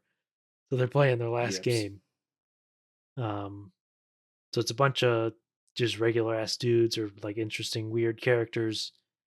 Blue collar Yeah, guys. blue collar guys. It's got the guy from Uncut Gems in it. It's like the main Yeah, one. I don't yeah, it remember his does. name, Yeah, but he was like discovered for Uncut Gems. This is like his on the second red movie. team. Yeah. Um, Are you guys red team or blue team? I fucked with the red team. Yeah, I think I did too. I think I always end up But it defaulting to was blue kind of team. I close. think I this, but I do like a lot of the players on the red team. Yeah, so if it's kind of a hard movie to describe, because if you just It regular is. watch like regular movies, it's a little different and out there. But it's kind of that new wave of I don't know hangout movie type. They cast unconventional Mhm. actors. Not really much of a Mhm. plot here. Like there's a plot, but it's just like something that you know is going to happen and just slowly happens. Just a Yeah, baseball the game. slow degrading of the baseball game as people have to leave for different reasons because of their lives, and there's just this like I think the big hook of the movie is this sense of like this is like this big ending, but it's also just very like unceremonious and anticlimactic, and they're saying the least we can do is actually like finish the game, and then there continues to be harder and harder to do that. They're losing light, and they need somebody to be able to umpire because the umpire leaves, and Yeah, it's very like sad. it's sad. Like just like a sad sort of thing. Like if just trying to think of an example, but if like for example, just like you have like a little group of friends and you have something that's very important, like say, I don't know, for example, we do fantasy football every year, right? And we had a bunch of Right. friends and we all do the same league every single year. Just imagine like one year everyone's like, nah, I'm not gonna do it. And so you have like us three who are huge, but if all the other people like quit on the fantasy football, it's like something that was actually pretty important to us, and then you find out that some of your other friends are Yeah. like, "Nah, I don't like this anymore," or I've got a "Yeah, I've family, I have got kids, kids, I'm getting divorced." I Um, got my own problems. But you also have that mix of like, guys who are actually really good at baseball who, didn't get their chance or, still are trying to make it somehow. And so you just got like a real interesting mix of like kind of intergenerational stuff as well in this movie. Um and it's also funny. I think yeah, it's it's the very thing is like it is funny. overtly like it's a comedy. But it's a comedy that's like the undercurrent of it all is very, very dour and sad. And the whole idea of like the Ephus pitch being this like Yeah, mythical thing that's like coming at you, yeah, and it's coming at you real slow, and then next thing you know, it's done. Yep. Yeah, there's just this general sense of like, I think one of the characters in the movie goes, "Is it really going to end like this?" You're just like, "Oh, Yep. like, yeah, I guess so. That's how it's going to end. Real mess." Just like the sad sort of depiction of that kind of just the suburban American way Well, of life that's just going away. And it's like, it is what it is. yeah, It's gone. yeah. Um, No, think like a decade from now. Like, is our generation going to have a bunch of these things? Like, no. Like, not. If any, there's going to be very few. yeah, like we don't And really have much of an equivalent of like club baseball. Like our young guys like no, going playing club, like actual organized club I don't events. think It's like so. not really happening. Like we just it happens to some extent, but we're playing fucking video games and doing TikTok. So Yeah, exactly. Watching movies. it's also this is like not relevant, but I used to call my cat Fudge Ephus. Was the nickname that me and my brother had for him was Ephus. That's hard. Um, not relevant, but it kind of works, you know, like just think like you have a little cat, only lives for like 15 years or so, and then they just die. And that's Hmm. kind of a similar like analog to this. They have they're all their mundane lives and it's like an important thing, and then some of them give up, some of them are still clinging to it. A little slice of American life.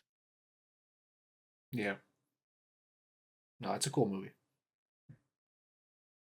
Yep. It is. I think I remember reading that there's like been like one recorded thrown ephus in Major League Baseball or something, because it's like That's crazy. it's not like Damn. actually a good pitch or something. Nobody's actually trying to do it. So just accidentally threw it one time. And everybody's like, whoa. Yeah, well, that's ephus. Definitely an interesting one. Mhm. Coming at number 40, also 1 point up. So we're in a very Golly. Slow climb. slow climb. Even very even stretch here. This is a movie I did not see. Oh, Zach has it at 40, Andrew at 33. It's Materialists. yeah.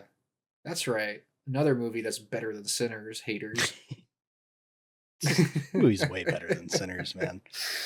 No, I think most people would like very much disagree with That's that. right, motherfuckers. Like really, people don't like this movie. They hate it. They ideologically oppose it for reasons They're that s- they should probably reflect on and Yeah, like, sit with a little bit. these motherfuckers just don't have souls, man. I don't know. I just like we've talked about this movie quite a bit, and I just like really like Celine Song Mhm. as a writer.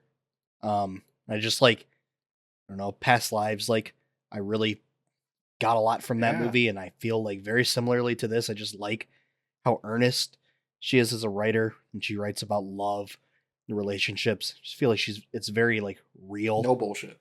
the way that she approaches it. And I think like one of the biggest criticisms that I'm seeing for this movie, which like just like makes me angry, is people say this movie is like broke boy propaganda. Horrible term. It's like, man, I As a just broke like boy. y'all are really gonna tell me that like love isn't just love, man? You know, like really? Like all that shit comes ideally you'd think it comes first, but I guess everybody's all about the material, which is why they can't get into this movie. But I don't know. I just think it's like a really earnest depiction of like both sides of that coin. With like Pedro Pascal being, you know, like filthy rich guy. I mean, he's like a nice guy. Like seems He's not in a the movie. fuckboy? He's like Yeah. not like an evil rich No, guy. He's not an asshole. No, he's not a fuck boy. He's a nice guy. He's a nice guy. And like Chris Evans, just regular fucking dude who's like struggling to get by doing his thing, and you know she's got to like basically decide between them, like who she loves, and she's also like a matchmaker, like basically in real life Tinder is like what she does, or Yeah. Bumble or whatever. I don't know. It's just like a really earnest, like pretty soppy movie, and I just like eat up this Celine Song stuff. I just really like it. Yeah. I like how a lot of people really don't like Dakota Johnson's like performance in this movie, and they don't like Pedro Pascal's performance in this movie. And I've been critical of like Pedro Pascal, and I don't think it's really his fault because I do think he's a good actor, Mhm. but I feel like the slightly more wooden, like stilted performances in this movie like work to its benefit. So I feel like Dakota Johnson, Chris Evans, and Pedro Pascal all feel like real people Yeah, they do. in this movie, and it like works really well. Movie's also looks great. It Yeah. has a great score. Yep. Yep. Kind of like an underrated score. Daniel Pemberton. Just Right. Yep, just a lot of good scores this year. Yep. Said that about a lot of movies, and what we've only talked about 2 scores that have been nominated by any of us, and we nominated what our top Yep. 5 Mhm. for every category. So Yeah. Yeah, it's crazy. oh. Yeah. Anyway, sorry, I went on a long you're good. tangent. I agree with pretty much everything you said. I also really like Celine Song. I also find her stuff just like, I don't know, she just like understands that inherently when dealing with like these issues of love, most people feel like sad and depressed about it. And she like engages with that directly. Like all of these movies have this like, I mean, Past Lives is very overt and it's melancholy, but so is this movie. Like you just have that sense of everybody's just kind of like, yeah, this like sucks. Like it sucks that people are trying to find love and it's hard and there's all these barriers and everybody's stressed about money, which is a whole different thing. And we want, similarity in the people we're looking for, and we want to feel like, as the movie points out, like we are worth something, and we look for our worth and who we're paired with, and yeah, I don't know, it's all just like very real, like you said, it's no bullshit, and it's like true. I mean, that's just the reality. At the end of the day, that's the job of art, is to be true and honest, and um, I feel like this movie does that about relationships in the modern day in a way that is topical and relevant. And I feel like that goes a long way. And I do think all the performances are very good. I like Pedro Pascal. I'm not a big Chris Evans guy, but he was also really good in this. He's great in this movie. No, and I mean I've seen him be really good in other stuff too. But it sometimes he also can be kind of wooden, and so it's cool that all 3 of these actors get the chance to show themselves a bit. And Pedro Pascal is one of 4 actors who appeared in 3 movies on the list. Golly. Oh yeah, talked about 2 of them. Rupert Grint. Grint. Fiend. Fiend. Rupert Fiend. Yep, and those are 2 of them. I will reveal the others slowly because I just remembered I have these stats that I had just forgotten to bring up. All right, that's the Materialists. Yeah. Coming in at 39. Underrated. 39, we have the Final Rainbow Movie. Not the final one. Oh wow, It's the final. This is also this is not the highest read. This is Andrew's highest read, not the highest read overall. Zach at 44, Andrew at 60. I have it at 20. This is the classic wide-angle view of the Shroud. Yes. Yeah, I just love Cronenberg. I think he's like obviously a genius, but I think he's also just extremely intelligent in terms of just his observations on life. I think so. Fundamentally, The Shrouds is a movie where your person dies, but you put him in a shroud, so you get to still look at him. Mm-hmm. Very touchy subject. Obviously, an old person subject mostly. Hanging on to the people who die. How that goes on.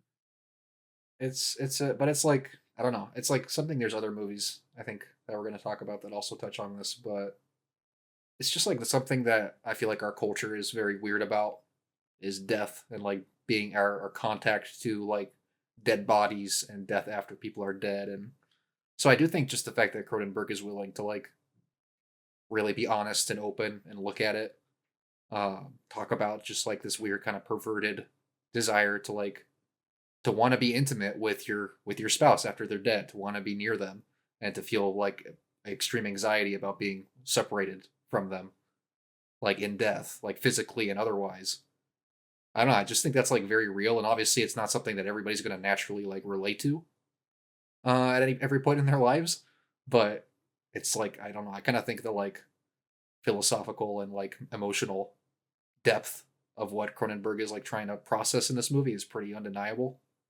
Um, and yeah, it's something only like an old guy who's been making art his whole life could really even attempt to do this way. Yeah, and there's the other aspect of it is like the AI angle where they have that. I don't remember the name of the AI thing. Honey, Honey, that's right. Honey, Um, but we're gonna have so to wait funny. 12 months to elaborate more on this. But the movie that just came out, Good Luck, Have Fun, Don't Die, also touches on this a little bit. Um, sort of the way you cling to like um, these like fake things, like say the AI, for example, an AI companion is just completely fake. Um, but like for many people, it like fills that void, even though there's no person there, there's no soul there, there never was. Um, and that's of course very important because there's quite a lot of people nowadays who are like falling in love with their AI. AI is telling them to shoot shit is themselves and they'll bleak. do it for them. People like when they push out a new AI update and it changes the way they talk, and they're like, "What the fuck, my thing?" Of course, it's not just AI in general. That's just the absolute thing, but like just fake relationships in general, like the way he tries to with Sandrine Holt's character, or the way she tries to connect to the one Yeah, woman, where he's trying to like he's going on a date with the woman and showing the dead body of his wife, and still clinging on to these dead things.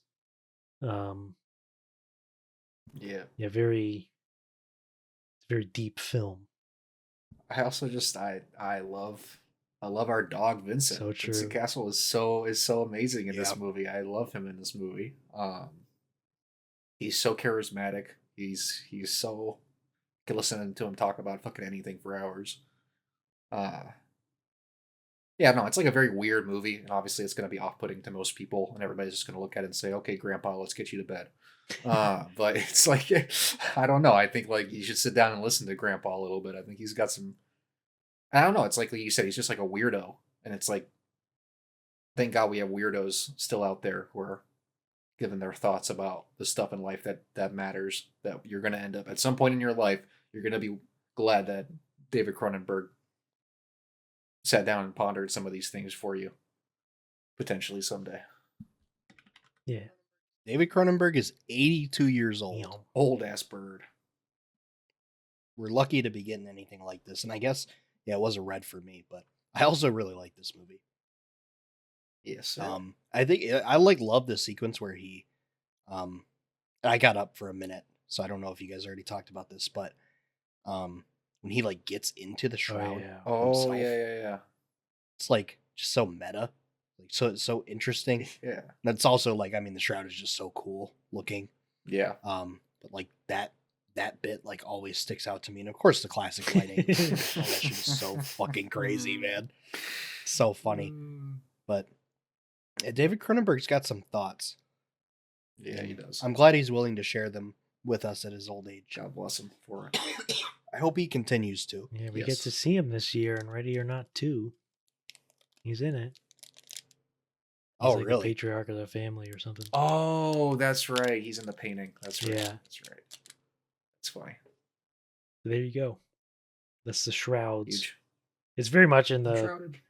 vein of like Vortex, even Yeah. though Gaspar Noé is like not old, but he had his scare, he had his run-in with Near death. death experience. Yeah. So it just makes you think about it. Isn't Noé like 60 though? Like, he's Yeah, not young. I guess. No. I guess he is. I didn't even really think about that. But yeah, he probably is pretty old at No. this point. Look it up. I think he's like kind of old. Born in Oh, 1963. he's older than my Yeah, dad. 62. That is old. 62. Yeah, kind of old. He's getting up there. Older More years than you would maybe think, more years behind than ahead. considering his movies. Yes. All right. Going at 38. Zach did not see this, Oh, but it's got a Best Supporting Actress nomination from Andrew. He's got it at oh, 17. I have it at 52. Let's bring her back. Oh, wow. Yeah. I guess I'll start. I'm kind of like very similar with Zach, where I'm not like a big horror guy. I like it a lot more than I used to, and I definitely think I like it more than you do, Zach. I think that's a yeah, fair thing to say. for sure. But like, bring her back. I mean, well, for one, the Philippou brothers. Am I saying that right? Filippo. I really liked Talk to Me a couple of years ago by them, and that movie was like, I thought that movie was kind of terrifying. Yeah. I saw that in the theater. It was by myself, and that's also part of it. I know you were talking about that earlier, and I was sitting there like shaking in my fucking boots. The movie was scary.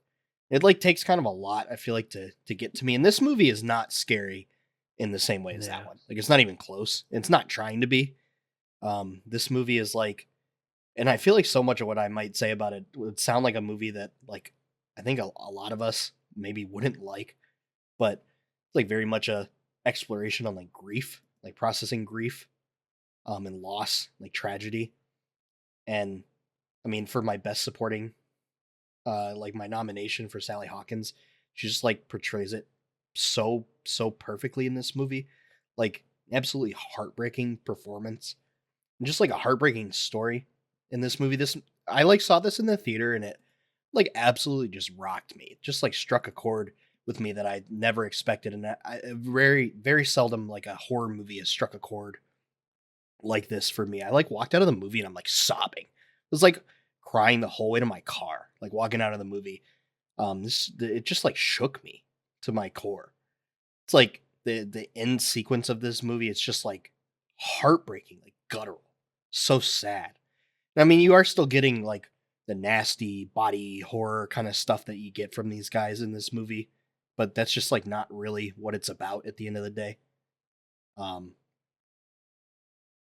I really love this movie, and I didn't expect to like it as much as I did. It was like a total shock to me. I think it's like just fantastic. Yeah, I think for me, Like, got to be the highest rated horror movie in years and years for me. it ended up. I wish it was scarier because I thought Talk to Me was like very, very scary. And I think there were a few good images in Bring Her Back, like when the kid like eats the knife, and he's like just. Oh, it's so And oh, there's it's one moment where brutal. he's like in the shower and he has like a vision of his dad, like sort of creeping through like the blurry, distorted shower or whatever. And I thought that was like a great image, but I think it like kind of stays away from being that scary, um, which I think was to the detriment of the movie. Because I didn't really connect with the grief story too much.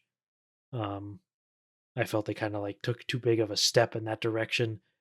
Because I don't really know their creative background other than that they're YouTube guys.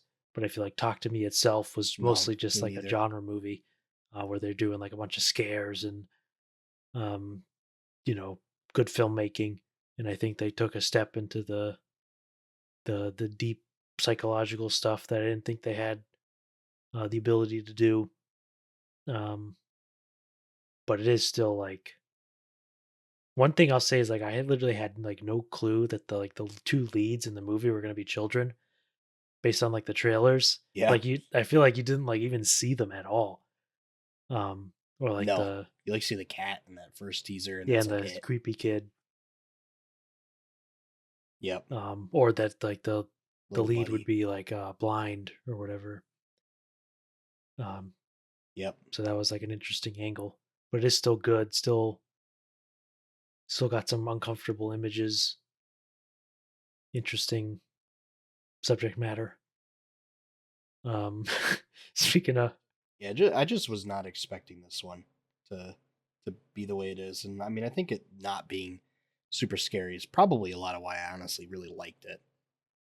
But I like understand what you're saying about it being like a bit of a detriment.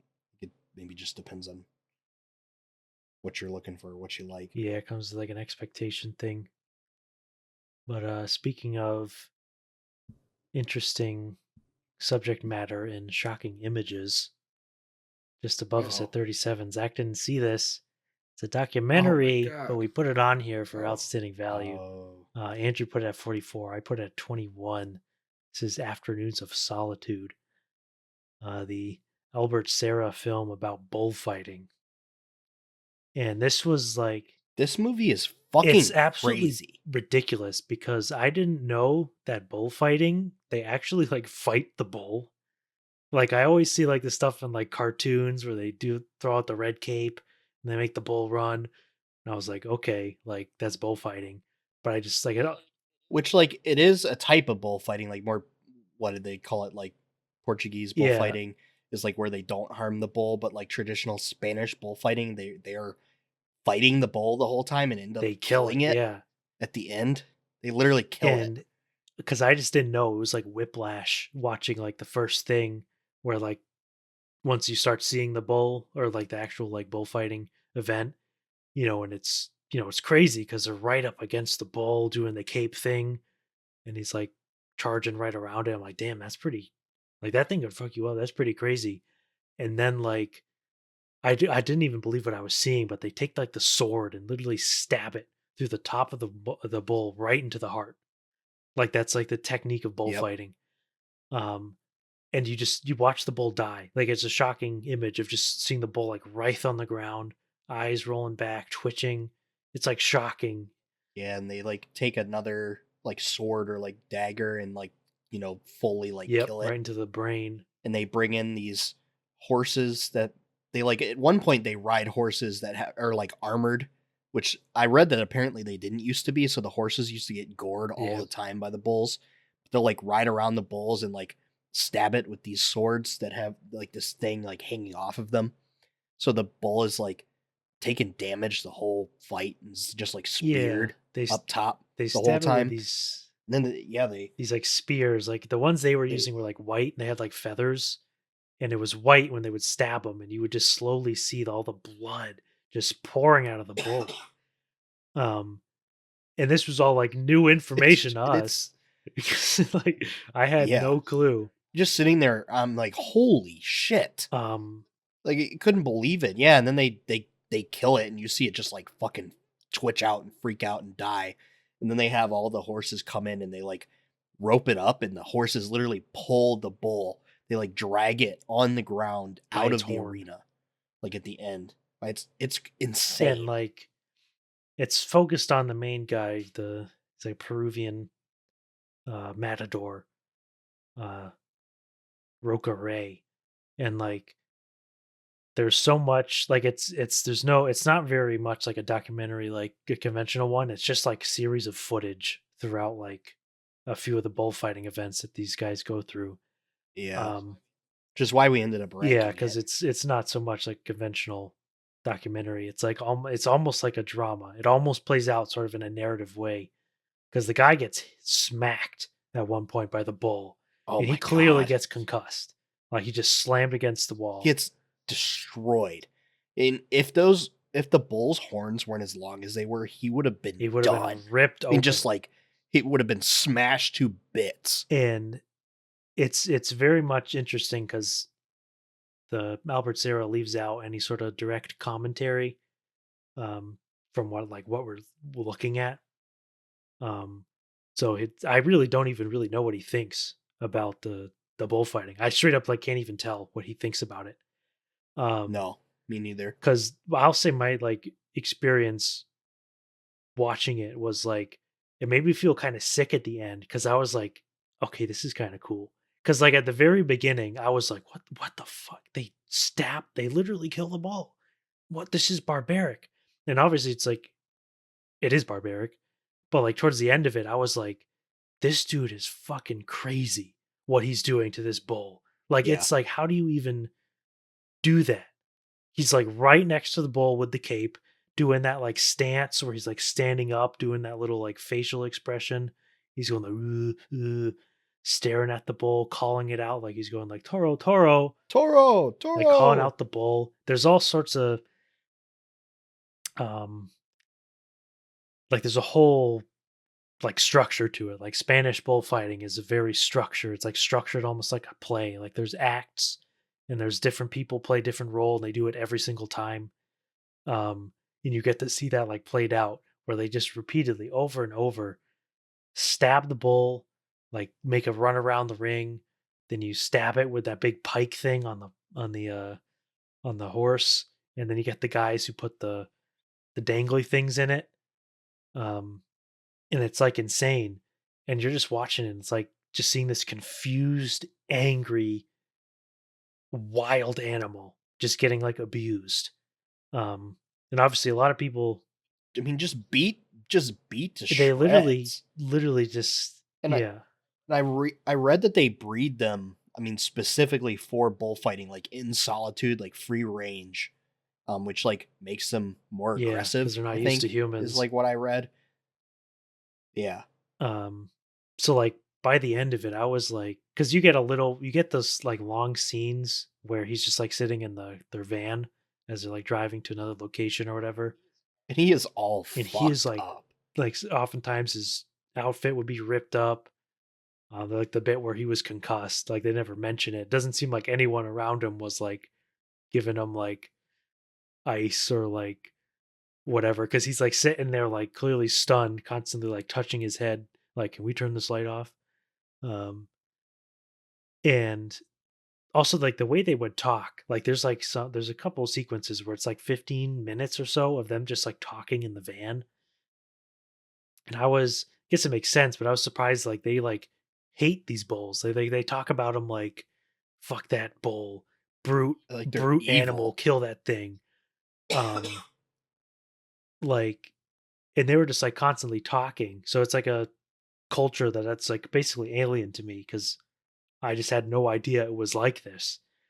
Um you get sequences of him like putting on the clothes, which It's is like just a so whole crazy. insane Takes like moment forever. because it's like really It's stylized, so intricate and very beautiful. frilly, and it's just like it's a very flamboyant like sport. Um, but it's just like shocking. I mean, it's literally like a play, Yeah, like you said earlier. they're all in outfits. They got like hats on. I don't remember what they call it, but they all have like a special hat. Um, They have like different names and different like almost ranks in terms of like what they do. yeah, it's very interesting. Of course, but like I said earlier, like by the end of it, I was like kind of had some sort of like respect for these guys, which really made me feel sick. Like it made me feel sick that I was like, okay, these guys are actually pretty cool, but also like, come on, like no, just, like, Yeah, they're just like fragging these bulls like it's so brutally. It's so brutal and and it's also like barbaric. a weird thing too, because like the bull is like the national symbol of Spain, um, and bullfighting is like the national sport or whatever, so it's kind of like a weird thing. Um, And of course, bullfighting or like where you kill the bull is banned almost everywhere. Like it's straight up illegal, which makes sense because it's like animal cruelty. Um, but it's still allowed in Spain, and there's regions of Spain where it's like that's the thing you do, or like that's the thing you like watch. Because it was one thing that I thought about. It was like imagine before TV, before radio, before anything. Like yeah, this would be insanely exciting to just watch like this bull get killed by these crazy people. It would probably be insanely thrilling to see that if you're just some peasant, milling grain for 16 hours a day. Um, and it's still around. I guess it's on the way out. Well, it is on the way out. But yeah, for me, that was like shocking. That was like insanely tense for like 2 hours or however long it was. Just like, Yeah, it was like not an easy watch because both in any way, shape, or it form. is, it's also like sad for the Bulls because like they lost. Like, even if they gore one of these guys, like you lost the minute you were conceived. It was never Yep. happening for you, Bull. They were always gonna publicly torture you and humiliate you. Just sad. Um, but it's like a sick experience. I thought it was like extremely stirring. So I rated it very high. Um, but yeah, not for the faint of heart, not for the vegans. No, Not for no, humans. not even close. Not for most meat eaters either. Yep, that's Yeah, it's a tough watch. You have to be ready to literally watch bulls get absolutely tortured and murdered very, very long for 2 takes of hours, bulls just lying on the ground, dying. convulsing. Um, Yeah, it's yeah. nuts. All right, moving on. 36. It's 35 for Zach. It's green and 27 for Andrew. I have it at 50. It's ballerina.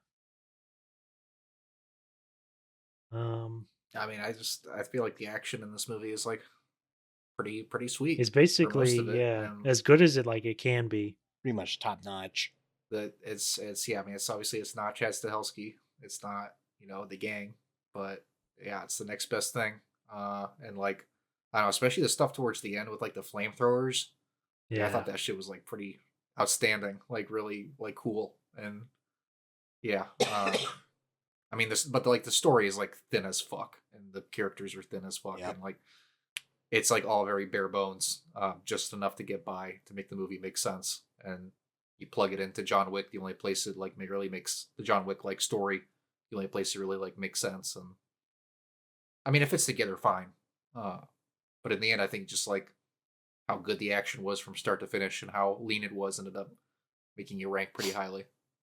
And I think the fundamental issue that like limits it from being that great is just plainly it's a female-led action movie. Um, Unfortunately, it just cannot rise to that level. Like our very, very last film in the list was a female-led action film, and it's difficult. Of course, Ballerina does it really well because they know what they're doing, where she has to use like trickery and like grenades Yeah, and they address it head etc. on. Um, so it ends up working well, but people want to see John Wick, and of course we get John Wick. You know, I'm not, We sure I'm not do. going. And he just I'm not bodies going her. in there. It's fucking Yeah, John Wick. he does. He is. Yeah, he fucks her up. Uh, This movie ended up being like so high for me because the closest Dolby Cinema to me is an hour away. So it's like pretty rare that I go. And this was like the only chance to really go see this movie in premium. And I was like, I'm going to do it. And this is like the greatest Dolby experience I've ever had. The couple times I went, you just felt every punch and kick and gunshot in those seats. It was like, it felt like you were in the middle of all of this action. It was like a transcendent movie theater experience for me, which like does carry it a lot in my rank. For Because sure. it's like, yeah, the narrative and like even is like thin. Like Ana de Armas is like fine. So she's not asked to do that much. Great in the action. But All that matters. yeah, but like, that's it. It's like all there is to it, really. But like the action and the theatrical experience was so good that it ended up carrying the movie like quite a bit for me. yeah, I think Yeah. I don't know. guys, I love action movies in the Dolby. I saw this twice. Definitely Yeah. very worth watching. Oh yeah. It's a definite recommend. I mean, especially if you Yeah. like John Wick. It's just more of it. One pretty thing much. is I wish we had more Norman Reedus because I liked the character with the shotgun. Oh Wish we yeah. got more of him. True. I wonder if they were trying to set up like some spin-off of a spin-off to try and get the Norman Yeah. Reedus movie. I can believe it. I think Ballerina was a bit of a flop though, which is unfortunate. Yeah, it really is unfortunate. Kind of don't really understand it. But Yeah, there you go. what can you do? That is Ballerina. Not much to say about it outside of the fact that the action is sweet. Yeah. It's so sweet. All right, coming in at number 34. This is the first movie with more than one nomination. Oh, Coming in at nomination Wow. land. Going in at 36 for Zach, 54 for Andrew. It's 16 for me. It's got nominations from Zach and me for Best Actor for Ethan Hawke. Blue Moon. Let's go. Let's go. Let's This go. is Let's also go. Zach's lowest award nomination for his own ballot. Yeah. So he put all the Yes. other nominations with the higher movies, so we're getting into nomination land here. Yes. I mean, it's yeah. It's Ethan Hawke is amazing in this movie. Like I just like think, and like I don't know, as somebody who like consumes a lot of Linklater stuff, Obviously, ironically, there was a Linklater movie that I did not see, and Yeah. you two did. But I, as somebody who's just watched a bunch of it, I don't know. I like Linklater. I like how he writes. I know that when he's writing stuff, he's got shit on his mind, and I think it's just kind of interesting and cool to see the exploration of like, again, I guess similar to the other movie, like a real person who had like a legitimately tragic kind of arc to his life, and then ends very anticlimactically. Uh, and you just kind of watch him grappling with that for 2 hours, grappling with the fact that and trying to cope with it and make the most of it and trying to come up with ways to keep himself going and be relevant, and all the while also just realizing that everybody's passed him by. Yeah, It's brutal. I always love the tragic situations because I think it's like the saddest thing, right? Because fundamentally with a movie, right, you can do whatever you want. You can do whatever you want. You can give the guy a happy ending. You can make it all happy the whole way through, et cetera, et cetera. But in in real life, you don't have that control. There's no one moving the needle. So any sort of movie that just has this tragic situation where a guy's just he's got some situations happening to him where a he's gay, and this is the when was this, the 50s, uh 60s, I don't remember. yeah, And then yeah, 40s, I 40s. think. yeah, I think it was earlier. Um, and B, he falls in love with a woman. So he's double Yeah, screwed.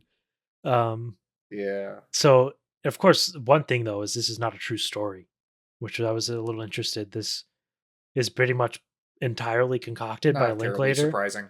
which is like Not terribly makes me like surprising it considering more. like what it is. Yeah, it is a Yeah, I weird mean it makes it more impressive for sure. and like even like this the meeting itself, like none of this even like happened or played out. So it ends up being That like is interesting. very it's It's very fan fiction. yeah, it's basically fan fiction. It's also I don't know anything about these plays, etc. I guess Linklater obviously Just does. Oklahoma. Oklahoma is obviously was like a Yeah, massive I hit, know and we Oklahoma. all know that, and everybody knows Oklahoma. Uh, So I think I like that he takes like the knowledge that he has of these scenarios and just puts them together and sort of people you would never think to have like to be put in this situation in real life because it didn't happen, but using his like cultural knowledge to like come up with a scenario that's immediately engaging because it's based on real people. Literally like little fan fiction of real people, but to conjure this yeah, like situation that would have been a little more difficult to do if you just had them all playing fictional characters, which you totally could have done.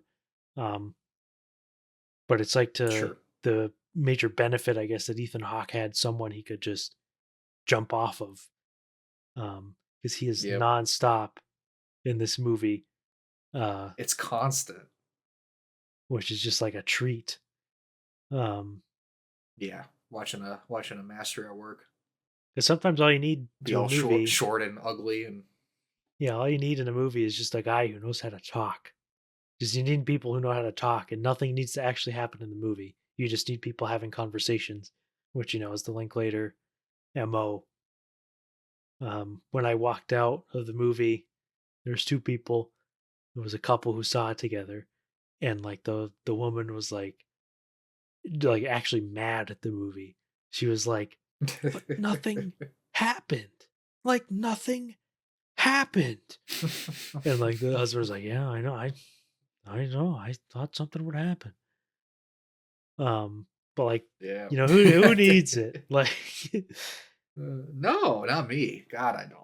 God, I love it when nothing. It's just a movie that's just a series of conversations, and like I don't know. I think like Ethan Hawke character being somebody who's like an artist and a writer, and I mean, I don't know if anybody would call him like a genius, but like in that stratosphere of like somebody who clearly had like inspiration and was very important for a long time, and still had ideas of things to do. Um, I don't know. It's like, as they put it, like he's one of the true admirers of beauty, and it's like nice listening to him like talk to different, whether it's the bartender or the oh my god, what's the other writer in this movie that he talks oh, to? is the guy who did Stuart Little? Don't remember his name. Oh yes. Oh yeah, it's a Stuart Little guy. But yeah, that little conversation, just between two people that are both in like the same rough profession. Like, I don't know. I can just listen to Linklater's writing and Ethan Hawke's orating all day. Because yeah, it's so great whenever you hear people who are like geniuses at what they do talk, and then you add in the Yeah. fact that this was all just written by Linklater, and it was all like it just adds another layer of like, damn, this is really a piece of work. Um, yeah, that's Blue Moon. It's Ethan Hawke. He should win Best Actor at the He's Oscars. give it to him. Give it to Give it him. to him. Fuck it. He Fuck it. deserves it. He's deserved it like 20 times. Imagine how mad everybody will be when they do that. Yeah, people will be furious. And it'll be so fire. It would be beautiful. It would be beautiful. Beautiful. Okay, that's Blue Moon. It's in a tie here at 34. This is another nominated film. I nominated it for Best Supporting Actress. Oh. Zach has it Oh. at 31, Andrew at Oh. 39, me at 36. This is She Rides Shotgun. Oh, I wow. nominated the kid. I nominated the titular, Wow. the that's titular based. she. Wow. I nominated her for Best Supporting Wow. Actress. I thought I just had to do it. What a move. What a move. I just did my like Igor's ranking that I do every year, and like I made a category specifically to talk about like breakout child performances because of this movie. There's a lot of them. Yeah, this is a movie that This year. people might not have caught. Kind of a smaller movie. You got Taron Egerton, who's runs into some shit when he's in the slammer. He's also amazing in this Yeah, movie. he's incredible. His wife dies, so they've got a kid, and he's on the run from the cops and the Aryan Steel with his daughter, who is like just incredible child performance. Because the number one thing I mentioned this earlier when I talked about the thing with Feathers with Benedict Cumberbatch is that the true like good actor can act with their face and really show that true subtle facial emotion. And it was like crazy that this kid was able to pull it off. That sort of just confused um, child in this weird situation. But like she's brave. She can deliver dialogue, which is crazy. Yeah, it's true. Like go back and forth with another adult actor and just hold her own. Exactly. In the movie, And she steals every scene she's in. 100%. She's I didn't say her name. It's Anna Sophia Hager Yeah, I guess we should say for the that. audio listeners, of which there are none. But this movie, She Rides Shotgun, is also very like it's thrilling. Like it's a thrill ride. Yeah, it it is. really is. It's really well The directed. car chase sequence on like the highway Incredible. is like it's another one I might describe as like sublime. It is Yep. With the ridiculous. It's it's awesome. got the Underworld playing, the needle drop for Underworld.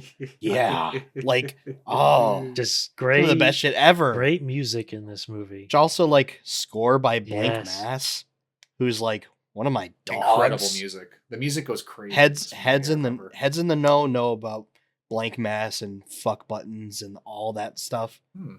And it's man, I can't wait because I still haven't got to see Crime 101, the new like Yeah, Blank I'm ready. Mass I'm going there soundtrack tomorrow. movie. It's a good soundtrack for sure.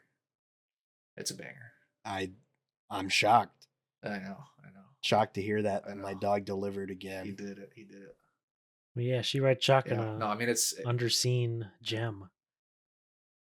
Yep, very much so. Very curious what the director does next because I thought it was like Yeah, 'cause supremely well this is- directed. Very, very well directed. It's his second movie. That's it. I think So, so. All I'd right, like to let's see see yeah, it. whatever he It's does got next. Odessa Let's see it. Zion in it It does. before she blew Plays up. a white person. Wow, who'd have thought? Just gonna say that every performance she does, she plays a white person in this movie. It's true. Coming in 1 point higher. At number 1 33, point. this also has 2 nominations. Zach has it Whoa. at 45, Andrew at 35. I have it at 25. Andrew and me both nominated this for Best Actress for Rose Byrne. If I Had Legs, I'd Kick You. Oh, yeah. Easily could have nominated. Rose Byrne is Yeah, it's masterful incredible. in this movie. An incredible performance. It's true. It was she was my number one in my best actress race until one of the last movies of 2025 that I saw. She got dethroned in, which we'll talk about later. She is incredible in this movie. And she's carrying like the whole movie on her back. And she's just like her timing, especially comedically in this movie, because this movie is funny. Mhm. It's just like unmatched. Think about that scene when she's in the store. And she's like, what, yelling at people or yelling at who? I don't remember exactly who she's talking to, maybe her husband or whatever on the phone. Yeah. And then goes up to like buy what she's buying, and it's just like incredible. She like flips a switch like that. Yeah. Also shout outs to Conan O'Brien and Yes. ASAP Rocky again, my Yes. dog ASAP Rocky.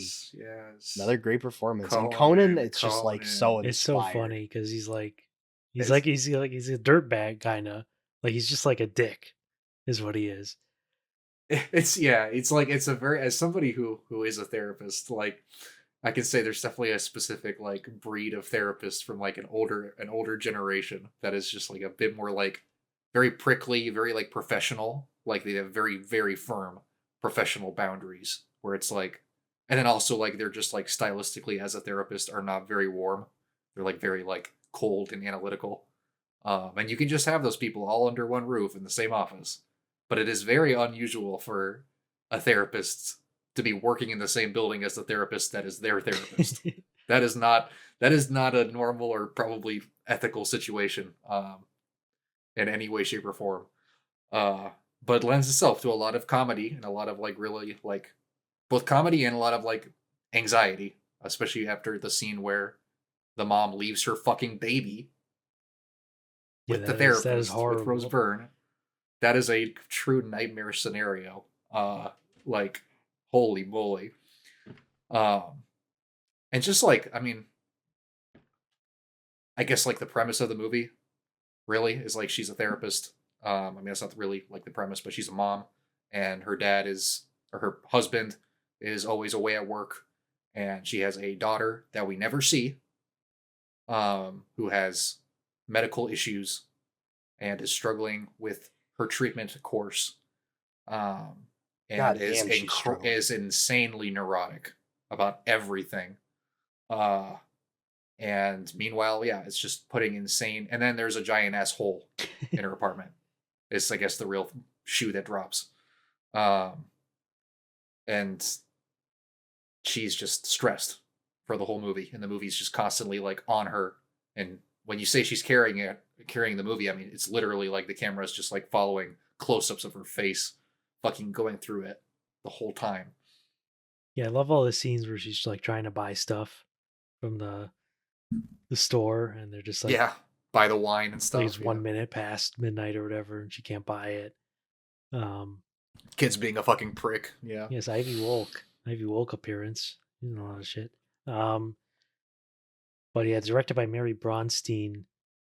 Bronstein and her husband Ronald are part of the sort of Safdies group. They kind of came up from the same origins. Oh, interesting. So it's, you know, it's very much in that fever pitch, very stressful, building, ratcheting tension type film.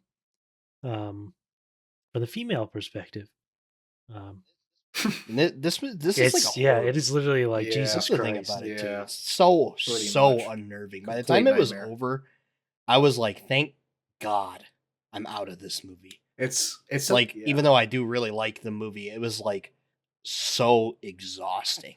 it really just like captures what it feels like to be in crisis, like really well, I think is what it comes down to. Just that like experience of like tension, of just like when there's just so much that's happening that's outside of your control, that sucks, and you're just like riding it out, and you're going to your therapist and you're like, please fucking like tell me what to do, get me out of this, like help me. And then obviously Conan, as you know, to play into the whole movie, is like not very helpful and not a great therapist, but he's also does provide some insight, I think, as far as like it seems like asshole advice, but him talking about like the story with like the rats and them being like resilient I mean, that's like the reality is like she just has to ride it out.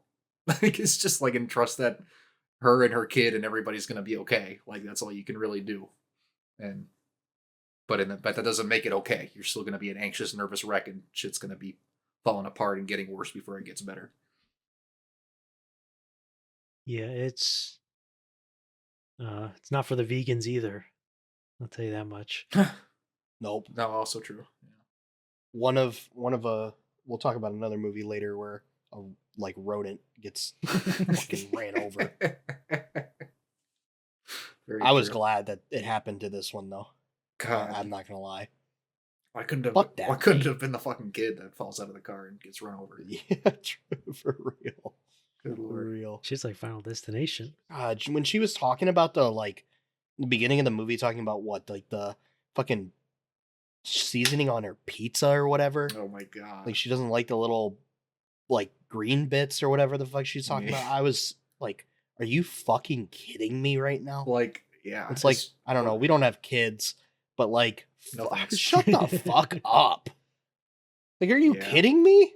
I don't know. As somebody, yeah, who doesn't have kids and now as an adult, I mean, I think it's become even more and more like normal for me to like look at stuff in both fiction and in real life and just be like, man, I'm so glad I don't have to like love these fucking kids no matter what. Because good fucking lord, Yeah, sometimes you get dealt a rough hand. there's a reason people are not having babies anymore. If you want to figure it out, just watch this movie. Yeah, there you go. Even though she loves, One of many she reasons. loves a child. Of course, if you have a child, you're gonna love it. Of course. But I mean, when you're also in like survival mode, it's like, and like again, like if when you're not, it's very simple and basic to point it out, but like to have a portrayal of a Rose Byrne's character who is a mother and a wife and all these things, but like she's also portrayed as somebody who ultimately is like looking out for her own best well being, and that's why it's so interesting to watch her like try and like constantly be using drugs and buying drugs illegally and drinking, and it's just like trying to alleviate some of the stress, as opposed to being like portrayed as this like perfect mom person who's like ultimately perfectly committed to her kid and is always cheerful and whatever bullshit from ages ago. But yeah, very good performance. I could have nominated it very 100%. Easily. Yikes. Okay. Well, emphasis on the yikes here. Going up at 32. We've got an interesting one. You could say it's an uh-oh. Got 2 nominations. Zach has it at 15. Andrew at 25. I have it at 62. This is Hamnet. Oh, 62. God damn. So this is a tough one because of course I've already explained my beef with Hamnet, if you catch my pun. I just don't mess with Chloe Zhao's vibe. This movie did nothing for me. I genuinely was like, get me out of here. I was sick of it.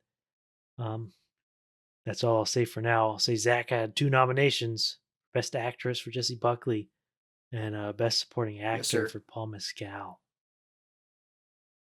Yep. I mean, Buckley to me, like very easily, I thought about making her just like the straight up winner of my award because I think she's like incredible in this movie. I think she puts it all out there, and like I don't know, for me, like when I look at Chloe Zhao and like her process, I look at the performances and I think it like for me it speaks for itself. Whatever she's getting out of Buckley and Mescal in this movie is like, to me, it's like borderline transcendent. Mescal maybe a little bit less so because he just isn't doing as much as like obviously he's a supporting actor, but I think he's also very very good in this movie. The scene where he's like pacing back and forth while the actor is like, right, whatever Jupe kid is trying to like spit out the line from Hamlet, and he starts telling him to keep doing it over and over and over again, and then just breaks it up and starts reciting it at him like super angrily. Like I think that shit is like incredible. I did have the benefit of watching this movie twice, which I did like it a bit more the second time. I don't think it's like perfect. Uh, Similar to some of the other movies that we talked about, like the whole natural lighting sometimes doesn't really work well for me in the interior shots of this movie. Um, but as far as like it being a real look at like the inevitability of like death and grief, and the fact that like yeah, just like the cyclical nature of it, and the fact that we don't want to like look at the dark holes of the earth, and the fact that inevitably stuff has to be given back. That's given. I don't know. I think Zhao explored that really well in this movie, and on top of it being a Shakespeare thing with the whole Hamlet thing at the end, the whole Hamlet sequence and the catharsis of that. I don't know. This movie worked for me. Suffice it to say. Also got a great score. Yeah, yeah. Max Richter. Max Richter score is amazing in this movie. Another score that wasn't nominated, but it's another great one from this year. I thought about nominating it for sure. Like beautiful score. I mean, another great child performance. I thought the Jupe kid is really good in this movie. Like really good at. Which Jupe? Yeah, the younger one, Little Jupe. Little Jupe. Little Jupey. Thought he was very good. Jacoby Jupe. And like I don't know, as somebody who just like I read Hamlet leading up to this movie just to kind of get context of like what they could be potentially trying to say with this shit, and I do definitely think reading through Hamlet there is definitely that sense of like that madness and grief and yeah, like the insanity of it that is portrayed in Hamlet really well. I think does make sense contextualized in this movie, and I found again like the whole final sequence of actually watching the Hamlet play out in front of Jesse Buckley's character, and the scene where Paul Mescal is like playing the dead father of Hamlet and saying goodbye to him. Like all of that shit worked for me really well. And again, I think a lot of it speaks to the quality of the performances, as well as Zhao's process with that stuff. Like I don't know, I think she's a pretty promising voice, but can understand it not being for everybody. Because my fundamental problem really is like all the hippie stuff. Like I know Shakespeare's wife was not a witch. I think it's a little silly. Like obviously fiction, and I don't know fully the Shakespeare whatever, but it's a common refrain that Shakespeare was kind of just like a regular dude, not like a poor guy, but like not really. He was kind of a noble. Um, his wife was certainly not some witch with their hippie woe the world and casting spells type thing. And for me, it felt very like tacky because I didn't know anything of the Chloe Zhao's like whatever, because this is the first one I see, and I haven't seen Nomadland or the Eternals. But it was when I found out that she's Didn't see Eternals, dude. I'm sorry. Bro. Come on. But like when I found out she's really into like some of the like the meditation or whatever, very hippie spiritual stuff, I'm just like I don't like that at all. I think that's just very silly. I know it's disrespectful, but I think it's silly. And when you get it into this movie, because I haven't read Hamlet since high school, but I feel like this kind of reduces Hamlet to be some kind of because it didn't happen. Like this is not how it happened. So this is fan fiction. Because he did have a kid named Hamnet who died early. But for me, it was like obviously it's just a single part of it, but I was like, I don't know, all the Shakespeare stuff is like massive. It's like completely massive in scope, and you kind of make it a kind of like little cry baby story, like a crier. Like I felt like this was kind of a manipulative movie in the way it's like really trying to get you to cry. And because I never connected with it in the first place, because I kind of like was thrown for a loop when they were like his wife is a witch. I was like, huh? Like she came from the woods. I'm like, what is this? So maybe I didn't give the movie a fair shake when they dropped that bomb on me. However long it was into the whatever. But when it comes to my experience with Shakespeare, I have a very, very different angle for how I look at it. I think much more in the vein of like intrigue and the courts and the like the royal courts and royals, et cetera, et cetera. And I thought like the opening quote to this movie was like stupid. That was what really threw me for a loop, was the opening quote, where it was just like some biographical weird, like not even like a good quote. It was just like it's known in the It just record. explains that Hamnet and Hamlet are the same name. I mean, Yeah. it's just all it is. It just says Hamnet and Hamlet are the same name, and they were used interchangeably. And I was like, okay. It was just kind of a weird choice. Like it's not a big deal. Um but yeah, for me I didn't get anything out of the movie. Um and I personally don't really like the overacting, the constant screaming and emotion that we got from Jesse Buckley. I was just a little annoyed. Um but yeah, I'm a soulless, heartless man. Only a few Yeah. movies can make me cry like Jay Kelly. Um So true. but yeah, that's Hamnet. More like damn it. Um Right. Sorry, Chloe. Sorry, Jesse. Oh fuck, we got another one of these. Okay. Fuck. I don't want to do this again. Going at 31, 164 points. Zach has it at 19. Andrew at 22. I have it at 59. It's the mastermind. I don't Oh. really have anything to say, so I'm not, because I just used up all my anger. I'm just gonna say I got the point, and then I was bored. That's all I'll say. I will say though, I almost put Josh O'Connor in here for best lead actor for specifically for this movie. This Yeah. is also the highest Very good. red. We are no more reds from here on out. It's all greens and yellows, and Golly. not scenes. Golly. We made it. But there you go. This movie, just like when I saw Magellan, I went to the secret screening, the secret cinema screening for this because we all knew it was going to be the mastermind, and so many people walked out of this movie. People, they hated it. My theater hated this movie, and I'm like not surprised that they did at all. I think this movie's awesome.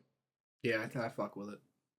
I mean, it's slow. I mean, that's Kelly Reichardt's thing. Obviously, she does slow cinema. Everything is slow and takes its time. Um, but I don't know. I like the slow burn of this. I mean, I think because part of the like what's baked into the obviously this character is that he's bored, doesn't know what the fuck to do with himself, and then he gets himself into a bit of a mess. And I don't know. Obviously, the movie like looks amazing. The score is incredible. Yeah, it's beautiful. Another great, nice jazzy score. Beautiful photography, and yeah, just as far as it being an exploration of somebody who just like just kind of missed the boat and doesn't have a really good place to go with his life, and is just looking for a way to utilize his talents and his intellect. You know, just that kind of archetype of the guy who's too smart to be in the situation that he's in, but also kind of too stupid to get himself out of it effectively. Um, I don't know. I thought it was cool. I thought it, as always, I like Kelly Reichardt's like just kind of atmosphere to how she slowly burns things, and I don't know, good shit. Shot in Columbus, Indiana. Yeah, I like pogged when the movie started. I was like, Yeah, yo, at the it's like, library. I've been there with Zach. With Been there facts with on Zach. God. I was like, I know where that is. And I'm sitting in the theater, like, by myself, and I'm like, oh, nobody else is having this thought. Just me. Absolutely not. Feeling mighty coconata tonight. Yeah. Yeah. And it's the But mastermind. yeah, I don't know. Don't have to talk about it. Even though I have it pretty low, I mean, I did like it. Good film. Yeah. Yeah. Oh, babe, we got another nomination for Best Supporting Actor from Andrew. Zach has this at 25, Andrew at 41, me at 33. It's Dead Man's Wire. Andrew's nominated Dacre Montgomery, Best Supporting Actor. Yeah, Zachary Montgomery. Yeah, what a good choice. What a great choice. Inspired choice. It's fucking awesome. In This movie, everybody's awesome. This movie rules. It's just a great This movie fucking rips. It rips. I like had such a good time at this movie. Just so sleek, so like clean, knows exactly what it's doing. Like an incredible lead performance, like nominatable performance from Bill Skarsgård. Just like such an interesting guy with his fucking milk and ice and all his fucking weird shit. The way that he's just like kind of at the same time, he's like just one of those people where like he's kind of just like a normal dude, like, a guy you've seen at work, but he's also like that line that the one cop says about him, where he's like a good friend, but like a bad enemy. Where you're just like, okay, like you're like somebody you want as a friend, but not as an enemy. Like you're just like, okay, yeah, I know that guy. Just kind of off. Yeah, he's one of the Um, sort of one of the tragic characters I mentioned, where he's just got a few things gone wrong, where it just like doesn't yeah, happen for him. If you remember that one guy nope. from several years ago, the Sky King, who just like got in a plane and started flying it, like he was a bad guy, I think. Oh, Kind of yeah, reminded me a bit of that. You just like he's got something wrong. I guess this guy was much more premeditated than him, but Yeah, I mean, this is a yeah, real guy, real real story. story. yeah. Which is like again like cool the way Gus Van Sant like seamlessly kind of connects in the. Well, I guess he's not. He doesn't connect in real footage into the movie, does he? At the very Trying to end, he remember. does. He does at the end, At the very in the end, credits. but yeah, but like, at least the way he does like some of the like. I think some of the news reports might have been real. Yeah, maybe that's They what it probably is. were. Like it's or at least how he shoots some of the footage, he makes it like shot to seem like it's from the 70s. And yeah, just a guy who gets like screwed the way and like a great Al Pacino performance, like great just like chubby old Al Pacino being like, fuck this guy, I didn't do anything wrong. I'm not gonna fucking apologize. I'm not in apologizing. fucking Florida sipping on my drinks, getting some sun. Getting Just like a pissy with the complete asshole waiter who's- for like not had like I don't eat this type of sandwich on Tuesday. Yeah. Exactly. Like just a complete dick. Like you just like know he did it. Like he just did exactly what he was Yeah. accused of. Absolutely. Like And- Bill Skarsgård's character, like it's totally like everything he's doing, you're like, yeah, I understand. Like you got fucked. Yeah. And how it's just like again, like with these types of movies, it turns into like an attention game and the role of television and news reporting at this time, Radio. You're getting the same stuff with like the movie that came out last year about the kidnapping terrorism of the Israeli Olympics. September 7th. Olympic. Yeah, that whole thing at Munich, where like it's all about kind of the ethics of the role of live television and real shit. Yeah, I don't know. This movie's great. Yeah, and it reminded Great me thriller. of I don't know if any of you guys have seen it, Falling Down, Michael Douglas, Nope. where he's like a guy who's like, I mean, he's like same thing with Bill Skarsgård. Like he's not really like he's in fines financially. Like he's got for the most part, Yeah. but he was basically just a regular ass man who gets like mad and like starts kidnapping innocent guys and causing threatening damage, and it's like he kind of went overboard. Like he's got a point. Same thing with the Michael Douglas in Falling Down. Michael Douglas at the car now. Another Kanye lyric. But like where he just True. like gets fed up and starts doing things and like when did I become the bad guy? It's like it's that Yeah. vein where like if you think about like what his goal was, it's like he wanted to buy this like land so he could basically be a landlord. Like that was his like great dream. Was he also he wanted a piece of the pie, but they weren't giving him. He did. That's it. He just wanted a seat at the table, and yeah, didn't let it happen. And like that's America for you, right there in a nutshell. Like it's a great encapsulation of, like, specifically the like middle lower class American, Yeah, like you've or borderline on poverty. Like he's borderline poor, but like yeah, like they're not letting you but- in to that club. yeah, but like you think okay, if I play my cards right and I'm shrewd enough, I'm gonna get my way in. And then when you get screwed, you just can't cope with it. It's like I wanted to Both rip from like a people pride off. standpoint. Exactly. Yeah, and so, but like, yeah, I wish I could have nominated this performance for Skarsgård. I understand also Dacre Montgomery is also really good in the movie. Coleman Domingo, who in Oh, every yeah. movie gets to do a voice. You know what I'm saying? He's always acting. He's got the His voice. smooth, jazzy voice. Yeah. Great in this. Literally everybody's great. Oh, we didn't even mention Carrie Elwes, who like Yeah. The fact that I didn't even I was like, is that Carrie Elways? No, that's not Yeah. Carrie Elways. They wouldn't put all that shit on his face for him just to be Carrie Elways. And then it is Carrie And then like you Elways. said that, and I was like, oh, he's in this, and then I just straight up didn't recognize him in the movie. It's crazy. It's It's crazy. outrageous. His voice is so good. He's like he's just straight up one of the best comedic actors ever. Like he's in the upper echelon of the upper echelon and excellent in this. I like the reporter girl. Was it Mahala, Yep. however you pronounce that? Yeah, she's from that Yeah, she's in industry that show that show. everybody's going crazy about right now, and she was in Bodies, Bodies, Oh, Bodies. that's right. But yeah, it's like good. Like this is what you want. Like this is what you want from a movie. Literally, Yep. inject this shit directly into my veins. There we go. Okay, coming up to 29. This is one of the very first movies. We've been waiting almost 14 months to talk about this one. Zach Oh. at 27, Andrew at Oh. 32, me at 38. This is Oh. Presence. Yes, the Soderbergh first double Soderbergh. feature. I love It's a great movie. This movie is This movie is awesome. incredible. It's like, God, like it's so interesting because it's like, I feel like where I sit with it is, I mean, it's like a stunt movie. I mean, it's like a literal like roller coaster. Like, and it's all there. Like, so much of the movie just builds literally to that one last shot that puts shivers down your spine.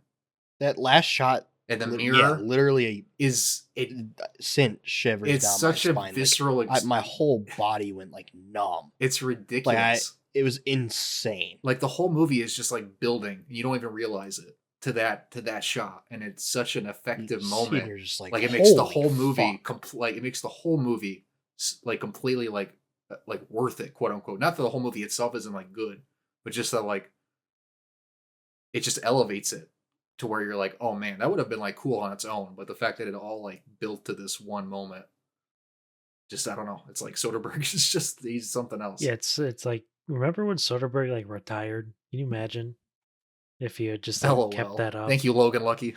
Exactly, like, and now he's like one of the only directors who's like actually like experimenting. Like this movie really feels like it was just like an experiment, right? Like he conceived of sort of what he wanted to do, and like built everything around this sort of filmmaking experiment, and ends up working just like so well. I saw this in Dolby. That's crazy. That is pretty crazy. Yeah, I mean that's just like it's kind of hard to talk about without like the only thing you with it, like basically spoil it if you talk about it. Like, yeah, really. I guess if we don't want to spoil it, I won't say anything. But it's just I guess all I'll say is just like it's just like funny that this movie has like a serial killer in it. That's all I'll say. It's just kind of funny. It's like the only part of the movie that like is like a really kind of like, whoa, all right, this is crazy. It's got Lucy Liu. Thank God. It does. It has Lucy Liu. Julia Fox. That's Fox, right. Buddy. Probably where most of the budget went is her being in the movie for 5 minutes. Buddy from Mercy plays the dad. Oh yeah. Yeah. You want to look? Yeah, that's right. That's right. And he's really good in the movie. Like I think he's one of the great. better performances. Yeah, the kids are all good. But kids are all house good. Is cool. Like, technically, yeah. Yeah, it's a good house. Good. Yeah, whatever you want to frame that, but good set. Yeah, that's Presence. Good shit. 2 points higher at number 28. Zach at 30, Andrew at 37, me at 28. This is F1. Oh baby. There's not much to say really. It's just like really good. Like absolute thrilling race car movie. Good sports movie. It's just like a sports movie. Spectacle. Cool spectacle. It like follows a sports movie formula. It like teaches you about F1 like really well. Like as somebody who's like has not watched or really given a shit about F1 at all my entire life. Like I guess like it helps that I speak sports, but like watching this, like I don't know, it was cool having them like explain all the like I don't know, you think about it like if you could get like an NFL movie where they're like explaining to you all the like stats and all the like strategy and like everything that goes into it for like a such a massive, expensive sports like product. It's like that's what you get with this. You get like this sport that has so much money in it and so much tech and so much like, you know, and it's high adrenaline, it's dangerous. and they're just giving you like all the like the speed run of like explaining how it all works, and then it's just a really solid. And it's not annoying It's in not the way that annoying. it explains it to you either. No, it's not bad exposition at all. It's all like works really well. And yeah, it's just like an underdog sports movie. You've seen it a gajillion times. They do it again. Guys got to learn how to work together. That don't like each other at first. Intergenerational, old guy versus new guy. Yeah, I think just in the end, it just like kind of is a little bit like less. It's just not very compelling, as far as like it's like isn't really like transcendent in the sense of it being like a compelling story with like compelling characters. Like I think the performances are fine and likable enough, but Brad Pitt is like maybe a slight miscast in this movie. it's not He's like like amazing. fine. It's not like a problem, but I feel like it kind of honestly could have been anybody. Could have been somebody different, but it doesn't really Yeah, matter. you just No. need a charismatic older actor. But yeah, I mean, I saw this twice. Same. Great, literally great time at the movies. This was like a smash hit, actually. Nominated for Best Picture, of A course. lot of F1 fans. Yeah, a lot more There's than a I lot of thought there F1 were. fans out there. I mean, when we first went and saw it, like that was like a bunch of people in the theater were people who were just like wearing F1 gear. Yeah, and they're like talking like about just like the fans of the It sport. was interesting whenever there was like a cameo, people would be like, "Oh, hey!" And it's just some fucking like guy, and I Yeah. would have registered for me. Like, oh, that's freaking Lewis. That's Lewis Hamilton. Lewis Hamilton. Yeah. Yeah, and Lewis Hamilton was a producer on this movie too. Yeah, Good Hans Zimmer score too. yeah, Ed Sheeran. Pretty solid. Yeah, and there's some pop bangers Some pop in this. bangers. You know, A follows lot of songs. Yeah, it's funny that we are kind of building towards this another Tony Scott legacy movie with the Yes, please. with the Rolling Thunder Days of F1 Thunder crossover and Days of Thunder, Rolling Thunder, Oh, whatever. God, that would be funny if Paul Schrader. That would be. But yeah, I mean Hans Zimmer, you know, did a lot of those Tony Scott scores, so it always just kind of feels appropriate when he's doing this stuff. Yeah, good. Yeah. Claudio Miranda following up Top Gun Maverick. Did he got nominated for Yep. the Oscar for cinematography for this one, didn't he? They're trying to amend their error Oh yeah, for I not giving think. him the nomination think for so. Maverick, which was egregious. yeah. Which yeah, I mean, the cinematography in this is really good and it's cool. I think the cinematography in Maverick is like even more Yeah, impressive. it's obviously like so it kind of feels weird. completely changed the game. Yeah. But like all the stuff whenever you'd have like the camera that would like swivel, like from looking forward to looking back. So that shit was cool. Yeah, I love the Yeah. the sort of Yeah. steeliness to how everything looks in the movie, like the lighting. Very white and chrome, kind of Star It's Trek-y. an Apple produced movie. J.J. Abrams Star Trek. And you can really tell. Oh, good point. But like it very much works for F1, which F1 is like European money type sport. So they like, Yep. that's the type of shit they like. Saudi money. Yep. Yep. Oh well, that's happening everywhere. Heineken everywhere. True. Yeah, F1. Heineken Zero, No. Oh. which we also had in Jurassic They're World. trying. Maybe it'll stick. Maybe they I don't are. know. You got to be defective to be drinking that. I don't know. Or you live in a bad group of friends where you feel like, oh, I can't just like drink water or drink like a soda or something. I gotta somehow. It's just simply a beverage that, in my mind, is like I can't imagine you drink it unless you're a recovering alcoholic. There are a few of those. Right, yeah, that's F1. I mean, people watching probably already saw it. You know, the 10 people watching. But yeah, we liked it. It was good. Good movie. Better than better than Sinners, better than a lot of other Oscar nominated movies. So true. Better than Frankenstein. Better than Sting. Frankenpoo. Number 27 got a Best Actress nomination. Can you guess? From Zach. He's got it at 16, Andrew at 30, me at 44. It's Die My Love with Jennifer Lawrence. Yep. no, I mean, I think she's pretty incredible in this movie.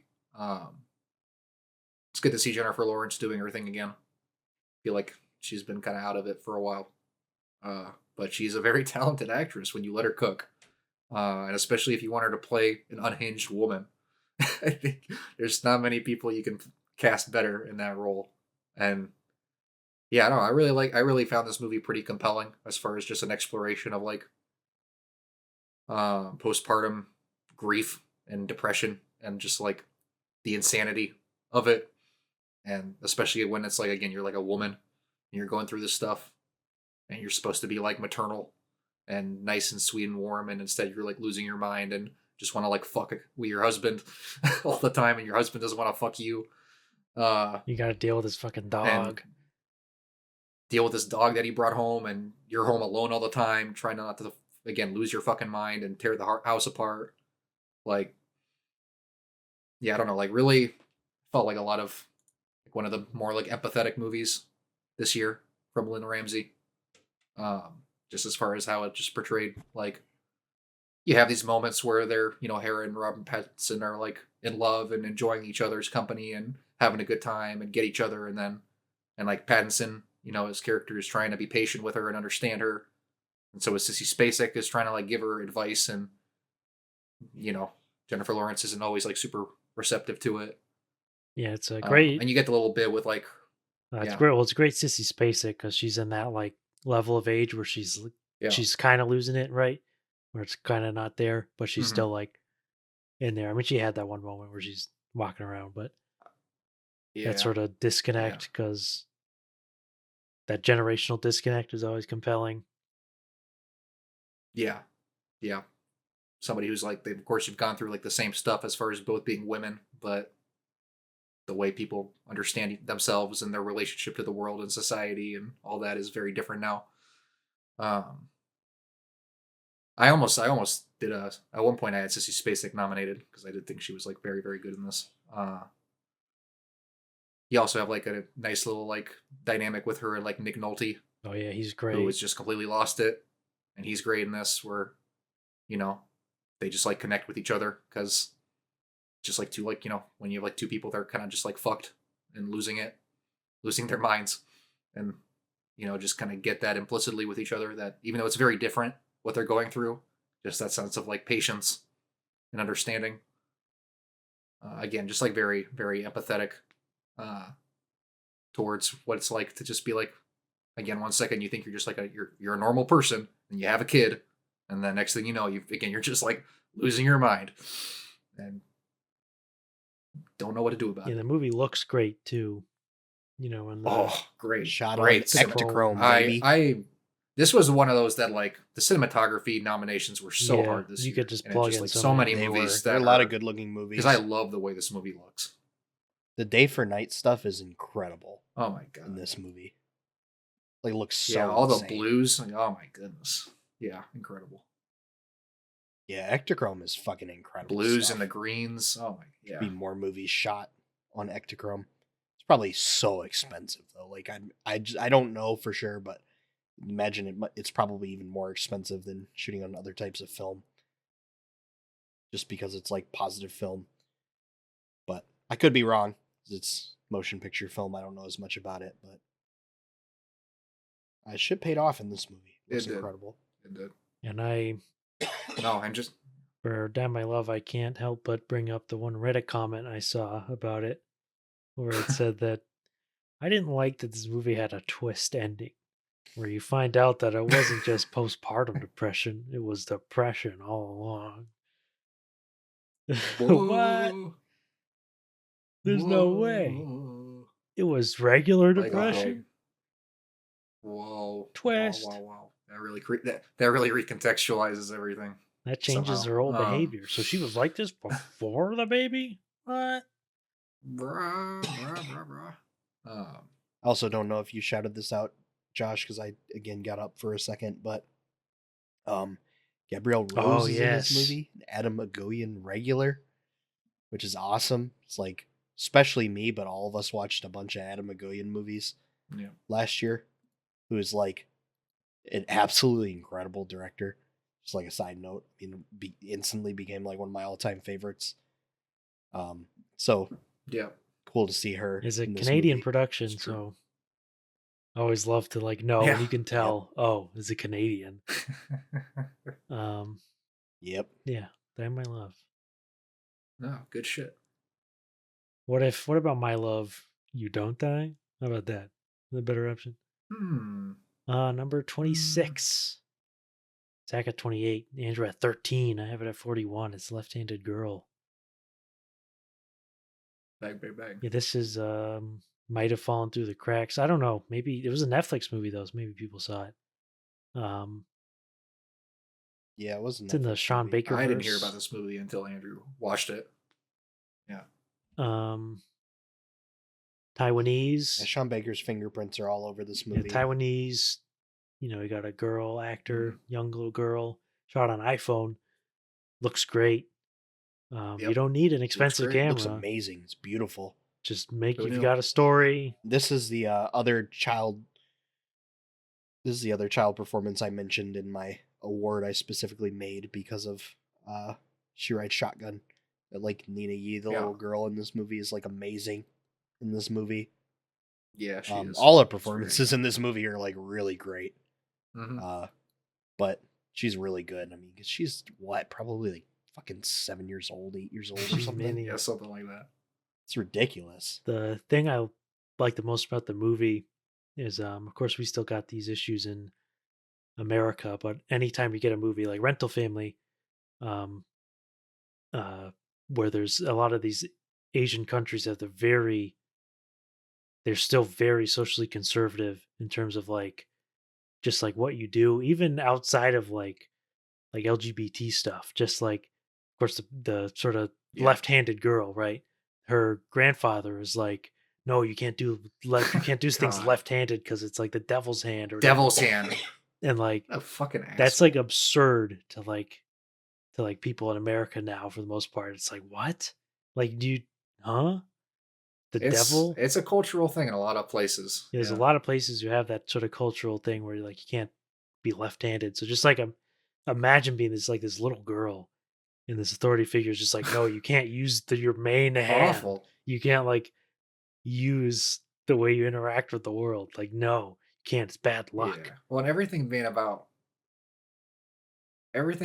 like saving face, in this culture, everything being about like it's not just your face, it's the face of your family and your parents, and wanting to bring pride to every and not be ashamed. It's a shame-based culture, and yeah, I don't know, it's just like especially by the end of the movie, it's just like heartbreaking and like awful, like just watching these like younger generations like suffer under the weight of these oppressive vestigial like cultural artifacts that just don't serve society anymore, but are still there. And I mean, obviously we deal with that today now too, where like you have all these like boomers who have all these backwards ways of thinking, and we're just like sick of it. But yeah, just a really good like depiction of like again, like as somebody as innocent as this little girl, watching her like suffer and like develop these like really. Like she's like, oh, I didn't do it. My left hand made me do it. Mm-hmm. Like she's like creating this really fucked up, like really fucked up way of like relating to herself, as far as like that she starts like stealing a bunch of shit. But then you get like that really sweet scene where she goes and gives it all back, and all the shopkeepers are really nice to her, and she apologizes, and that bit like made me cry. Yeah, it's really tender. This movie, it's really sweet, it's like so touching. I feel like that about like so much of the movie. I mean, even just like the final sequence when you kind of figure out what the deal is. Oh my gosh.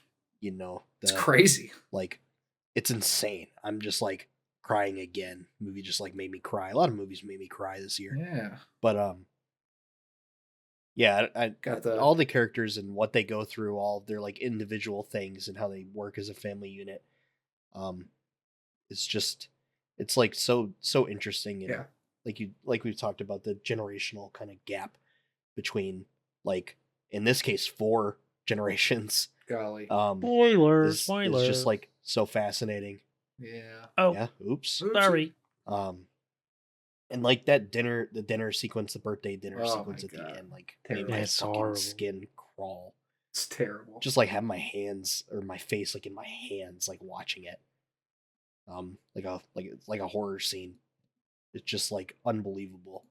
I just feel so bad for this little girl the whole time. And this is the other movie where a rodent gets So fucking sad. smashed, Goo goo. run over. I feel much worse for this one than I do the stupid fucking hamster in If I had legs, oh my I'd kick gosh, you. If I had legs, I'd kick you.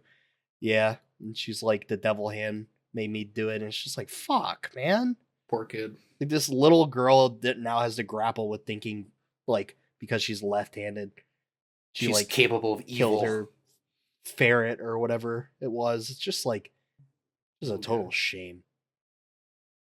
But, But yeah. like, all's well ends well in this movie, which True. is like kind of amazing, all things considered.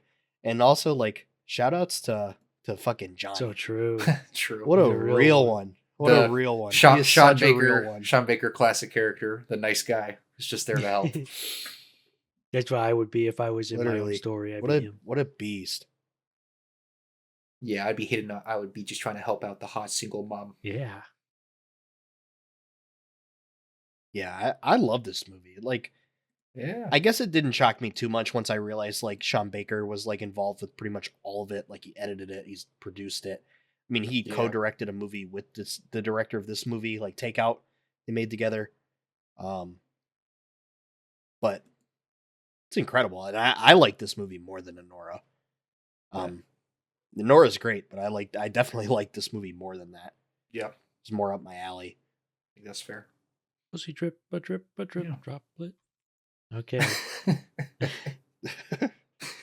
Here And the little girl has one of the hardest shirts of all time in Yeah, this sick- movie. 6'7", 6'7", Love Earth. So true. It's so 6'7". hard.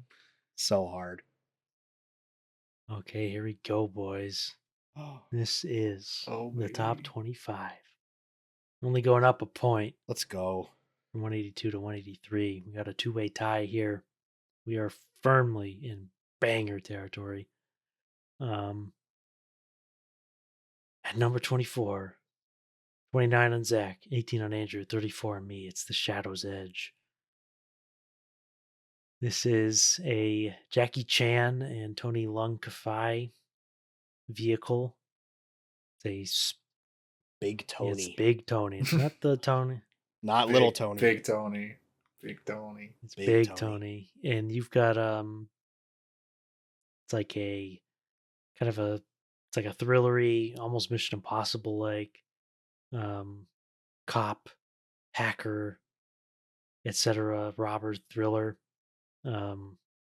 It's really just a great time. They know Oh. they know how to they still It's know also- this it's also kind of- technology. So fun. Well, and speaking of technology, it's also in that vein of like Top Gun Maverick of like, oh, old ways versus new ways, newfangled technology versus just good old fashioned Police scouting and police work. Yeah, on the ground stuff. You get like kind of that old school, new school clash. I forget what the Yeah. names were, but they all had they're all named after like dumpling and different foods. It was Oh, pretty yeah. funny. That's right. And I will special shout out because of this movie takes place in Macau largely, and they reference their like super AI thing is called like the Spice Girl or whatever. In fantasy football, Huh. I once named my league Yeah. the Spice Girls of Macedon after King George in from Australian Survivor. I named it after his alliance. Now this year, because he was back on for Australia versus the World, I named it George's Pain after Wick's Pain, which we discussed earlier. But then after seeing this movie, Yeah. they're talking about the Spice Girls again, so I gave it a little Spice Girls of Macau subtitle. And what do you know? Both of my Spice Girl themed fantasy teams have won the league. It was the only times I've won the league. Wow. So thank you to Jackie Chan Wow. and crew. Pog. If we just gotta wait. If a movie comes out that has the Spice Girls in it, you know that I'm gonna win fantasy. Make the Spice Girls biopic. Um, Yeah, if I mean, you like great, that type cool, of stuff, cool martial arts action. yeah, like Yep. the good action is obviously Jackie Chan is he's still doing some of it. Like he was literally in there doing some of it, even though he's like in his Oh yeah. 70s. Oh yeah. Yeah, Oh, and it's awesome. for sure. Good dynamics too with the what was like the With the with the girl. girl, Yeah. and then you had Tony Leung and his like children or quasi children. I don't quite remember. Yeah. Like it's Lots of good like character dynamics, fun little side characters. Underlings. yeah, Yeah. yeah, very good if you love that This stuff. movie's It's just a blast. It's a blast. The Shadow's Edge. Probably haven't heard of it. I'm edging. I'm edging to shadow. Ooh, I am edging Oh, to shadow. all right. There are dozens of us. All right, it's tied. Also 183 points. Zach has it at 2,438. I have it at 19. Black Bag. Yes. Yes. Yes. Soderbergh Part 2. Yes. This is just What a movie for what a adults. masterpiece. What a Is what he pitched it as. beautiful, and wonderful of course, movie. what it This is a It movie is a for movie a adults. movie adults. for adults about adult relationships and adult topics, adult conversations. God, what a I mean, first of all, he is such a beast for making this movie look like this. So true. The whole movie It's having this like amazing. amazing lighting, all this like yellow, bright Fuzzy. lighting, like all over the place. Fuzzy, yeah, like glary all over. Just like constantly like cutting his shots, like where he's shooting in one direction, and then like literally turns the camera. The It's so complete crazy. Opposite Like it's direction. and of it's it. it's Soderbergh. So does he just have all that planned out in his head already? Like he's just like, oh, I'm gonna cut here, and then I'm gonna cut here, and then I'm gonna cut here, all in one scene. It's just like insane how he chooses to shoot Yeah, I stuff. know the Soderbergh like MO is I don't know if he uses it for all his movies, but he'll literally just after done shooting, he'll just edit it. He'll just edit the scene right there. You have the footage, so why not just start editing now? And that's something he would do. Is like, what's the point of post production? Just like start making the movie. Like you have the footage. So if you do that, then you can get a feel for what the movie's gonna end up being like. So you can like keep working with that with how you shoot. Um, so I had no doubt in my mind Soderbergh knows exactly what he's doing at like every facet of the movie. Yeah, no, it's. I mean, you have two great, obviously actors in the lead roles, Fassbender and Blanchett, and they're both kind of odd, a couple of weirdos, a lot of weirdos in this movie, I guess, in their own ways. But I mean, in the end, it's just a movie that's a bunch of series of like dialogue scenes and espionage and intrigue and secrets, and obviously that's what the movie is about. The black bag, it's the secrets, and how do you maintain a relationship when you inherently have to keep secrets from each other, and this idea of being like completely committed to your partner being the only way you can make it work. Yeah, all the false identities. Yeah, I mean, you get so many like great. Yeah, yeah. Yeah, some people may say, "Where's the action?" Which, like, if anyone's going to say, it's going to be me. But also, you really don't need it. In this movie, Hell no, Nope. I think not at all. Everything's so interesting. it is a Doesn't movie that I matter. feel would have been cheapened if you did, shoehorn in some action scenes or shootouts or whatever. You made these people like action heroes, which they're not. Because that's not how like this stuff actually gets done. Espionage works. Yeah, Yeah. it's not like this is a realistic movie, but it's people doing spies are like typing up into like a spreadsheet and sending emails and shit. They're not going out there with guns and breaking into facilities and hacking and downloading this shit. Stealing plutonium. Yeah. It's not like that. But yeah, Black Bag is a movie for adults. If you're an adult, you should watch this movie. And if you don't like it, I'm sorry, you're kind of a baby. You're not an adult. Grow You're up. not an adult. Grow up. Okay. I mean, I did say we are firmly in banger territory. We've got true. another three-way tie. At number 21. Oh, damn. This is Andrew's highest rated yellow film, so it's all greens from here on out for Andrew. At 32 for Zach, 31 for Andrew, and 12 for me. This is The Naked Gun.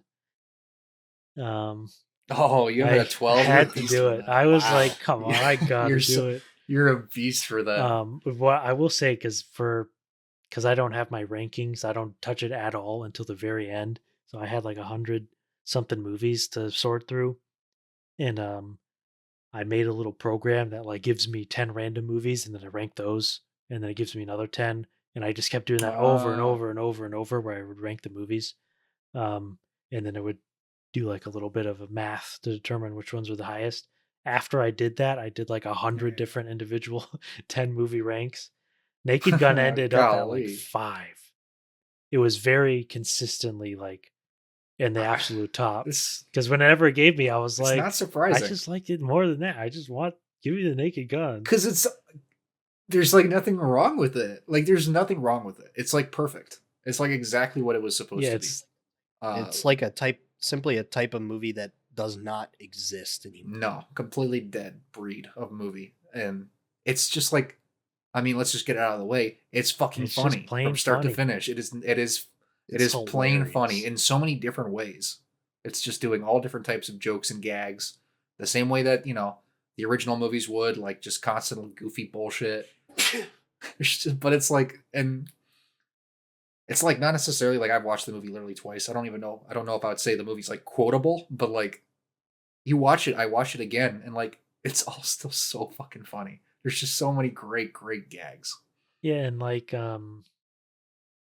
it's like Another Michael that's Bisping movie true. as It's well. the third Michael Bisping. And Justin Gaethje, Bruce Buffer, Oh, yeah. And Kamaru Usman. Yeah, 'cause- all the boys. It's a UFC movie. Yeah, it is a UFC movie. Ladies and gentlemen, this is gay.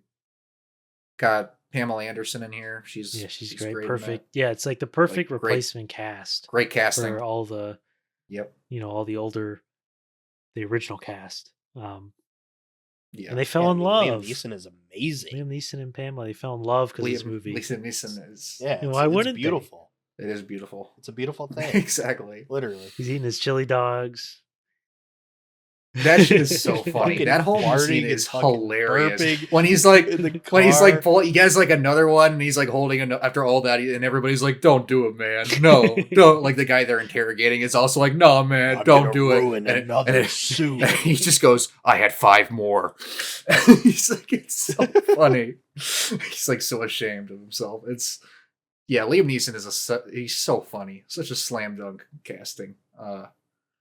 Fucking Danny Huston. So Houston, true. he's great as the villain in this. Great and everything. Are you allowed to say that? In my club you can. It's God. So good. Frank Drebin. Yeah. Me No, too. I mean how did she pass? Incredible. Arm like a cannon. Oh yeah, that was the Naked I mean, Gun. we would have been okay if she went anywhere except for the Browns. Literally, he's speaking fast. So true. The Der? So It's a true. bar. Maybe a 49er or a Bronco. Anywhere except the Browns. Would you? Yeah, the Naked Gun. If you like funny movies and you don't like this, shoot yourself. Not a very funny person. Nope. Remember, 3-way tie coming up at number Uh-huh. 21 as well. This one's got an award nomination, and it's Oh. 3 greens. We all gave this one a green. Yeah. Finally. Is this the first? It's the time? first one. That's fucked Wow. up. I gave it a nomination. That's crazy because we've been talking about good movies for That's hours. how long Yeah, it's been. literally. So here you go. I have this nominated for Best Actor. Zach has it at 26. Andrew at 26. I have it at 23. It's Urchin. I nominated Frank Oh. Delane. Yeah, that's fair. Oh, That's fair. That's Yeah. fair. He's great. So this is Harris Dickinson's. What a this movie is so. It's his good. directorial what a debut. well observed movie. It's that's the big thing. Is like it has such like a steady It's- hand in terms of like these like characters and their situations. So good. And Like this is how a person like this is. Like this is exactly like this is, and I'm not talking about an unhoused person. I'm not talking about a poor person. I'm just talking about a person who has a lot of things that are working against them, both systemically and also personality wise. and a lot of other ways. Like, I don't know, just like the way he like manipulates things, and when he chooses to lie and when he chooses to tell the truth, like how much he's able to stay committed to something before he gets bored with it. Like so much of it that's and just like how like one like stressful like bad interaction can just make you completely spiral when you just have no bandwidth, no extra capacity to handle stress because of the nature of your life. Like I was really impressed with how Harris Dickinson portrayed this character. Or like, directed this character and how it was portrayed by the actor. Yeah, it was just a real surprise. I mean, I had literally heard that it was a surprise that Harris Dickinson Hmm. came up with this like great movie. And it's not what I would have expected because I mean I don't know anything about Harris Dickinson outside of his acting, which is good. Um, but the real big thing here is like when it takes a step aside from the social realism of portraying these guys and goes into like dream sequences or whatever. It's really moving. It's like a really good images of like when he's in that cave or when he's in that really long hallway, um, falling through the dark. I Yeah. was like, Yeah. it's like so Yeah. true. Like that's what's happening to him. Um, I thought the cave one specifically is when I was really like, oh wow, this movie's got it because like he just has that moment where all of a sudden he's dreaming and he's in this cave and it's like beautiful. It's like a sublime moment for this troubled guy. Um, but of course, the real moment where I was like, holy shit, Andrew knows, and I'll let him explain if he knows what I'm talking about. Yep. There's this fucking scene where he's like hanging out with his girl that he's seeing that he met doing his job collecting trash or whatever, and they go to like this fine art, like performance art installation, and there's like this person, kind of like dancing, doing choreography, and it is like maybe the most insane needle drop of the year, unless I'm forgetting something. Um, we we get, is it White Picket Fence by Corliss? A Corliss track drops, and he's like, just sitting there tweaking, watching this performance art happen. It's like, and anyone who knows, like, Corliss is absolute genius musician, incredible. I mean, he's done a lot of production for FK Twigs. I guess now he's a Grammy winner because their album won best like electronic album or whatever at the Grammys. But um, this Corliss song played, and I it was another moment. I watched this movie at home, but like started levitating in my chair. I sat there and like sent a shiver down my spine. Like, this is so inspired. What an inspired choice. Yeah, that album specifically is like one of my favorites in recent years. It's like I thought when you're talking about Tron Ares, I thought you were going to bring up Corliss as who you wanted to do the score for the next Tron.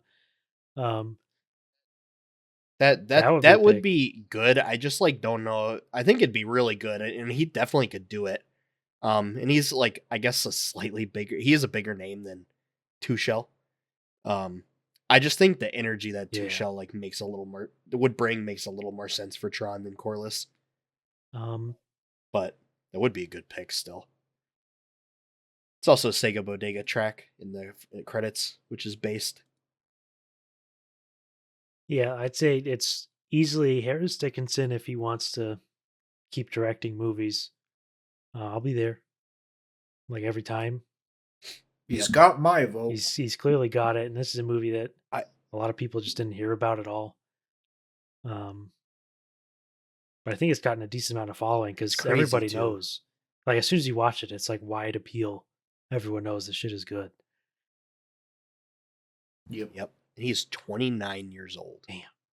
It's insane. Yeah, that's a very Also, talented man. I think I'm gonna bring this up because I feel like this has been a conversation kind of recently. Everybody's talking about the new Denis Villeneuve James Bond, who they're gonna cast for James Bond, and like if they're gonna cast a British man to play James Bond, I just think this is the pick. I think you pick Harris Dickinson. I agree. I think it makes so much sense. I'm with it. But also, if he wants to keep directing movies, I think that's probably what he should do instead. Yeah, that's true. Why not both? Of course, he's got a small little role in this, which is great. Yeah, nice little. Yep. Push the characterization of the titular urchin a little bit forward. But yeah, there you go, urchin. Strong recommendation Good across shit. the board. Shoutouts to Harris Dickinson. Shoutouts to Corliss. I'm merchant. There's the Frank Delane. All right. Also in the tie with 21, this is a Dracula Flow movie. Let's go. Let's go. This is also Been a this is the minute. longest one, the longest quote that I selected. Oh, It is. all right. Here we go. Walked along the sand dunes of the Sahara Desert for 40 days and 40 nights with nothing but a pack of Newports and a fifth of Henny. I really do this shit. So what do you think? Yeah. What could it be? Is it Sawat? This is Surratt. It's Syrah. Is it It's so Syrah? true. This was a fateful and sad last minute demoted the music score, the original score. It was very tight, and I had it with my Yeah. fifth slot because it's incredible. I didn't nominate it either, and it's amazing. Yeah. the it's pretty Kongding real. Ray. If you don't know what this movie is, it is a guy goes searching for his daughter. He brings his little son along, but his daughter went missing at a music festival somewhere in like the Western Sahara, I believe, or Morocco or something, and wants to go find her. So they go on quite a journey to the Sahara Desert to Golly. try and find this woman. Yeah. There's just like incredible photography in this movie. Yep. Like great looking movie.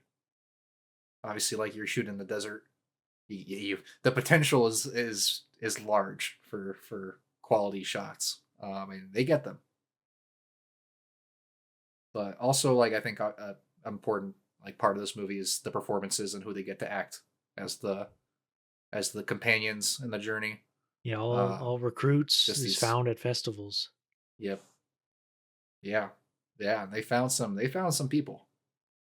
Variety of different stuff going on, whether it's missing some limbs here and there. Yep. If they all got Um, something missing. They all got something missing, and I don't know if they're all like, I guess like you just call them like average people, not great people, not bad people, just like kind of like just the kind of people I guess you see at these kinds of Yeah, things. who would Just go trying to a music festival? find meaning in the desert. Yeah, people who just are looking for meaning in the desert.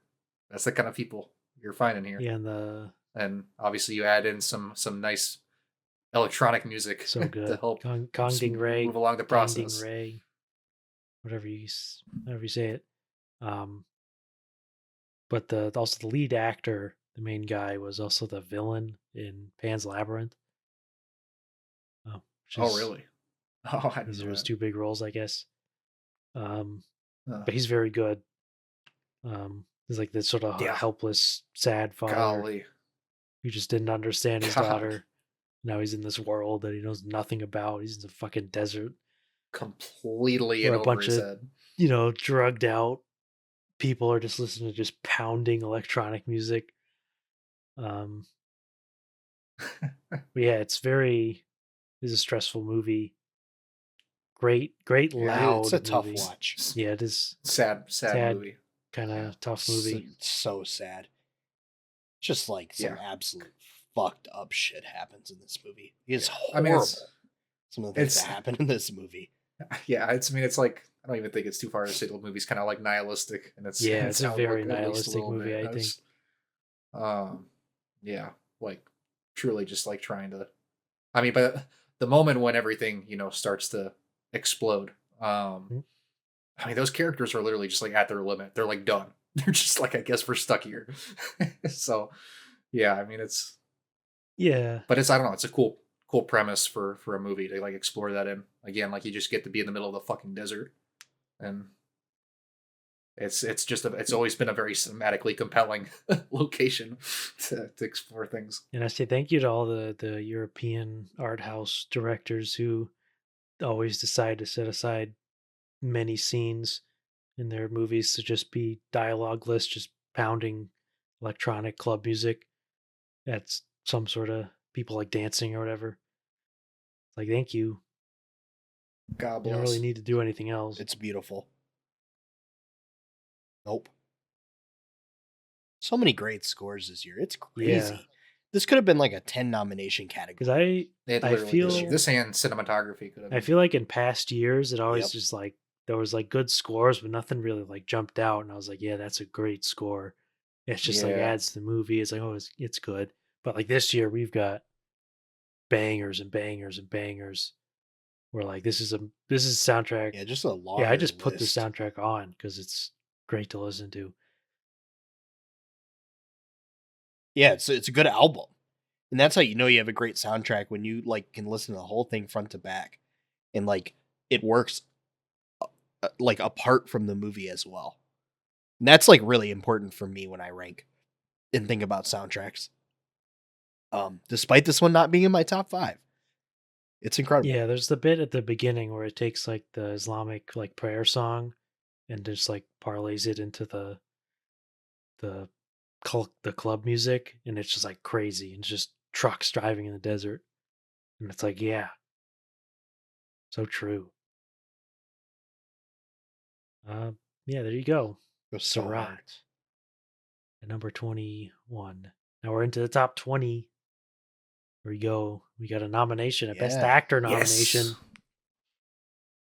Oh, My 192 points. Zach has it at 17. Andrew at 16. I have it a bit lower at 39. It's The Secret Agent. Zach nominated Wagner Mora. yes, sir. I think It's pretty self-explanatory. yeah, it's That nomination. he's right on the edge for me.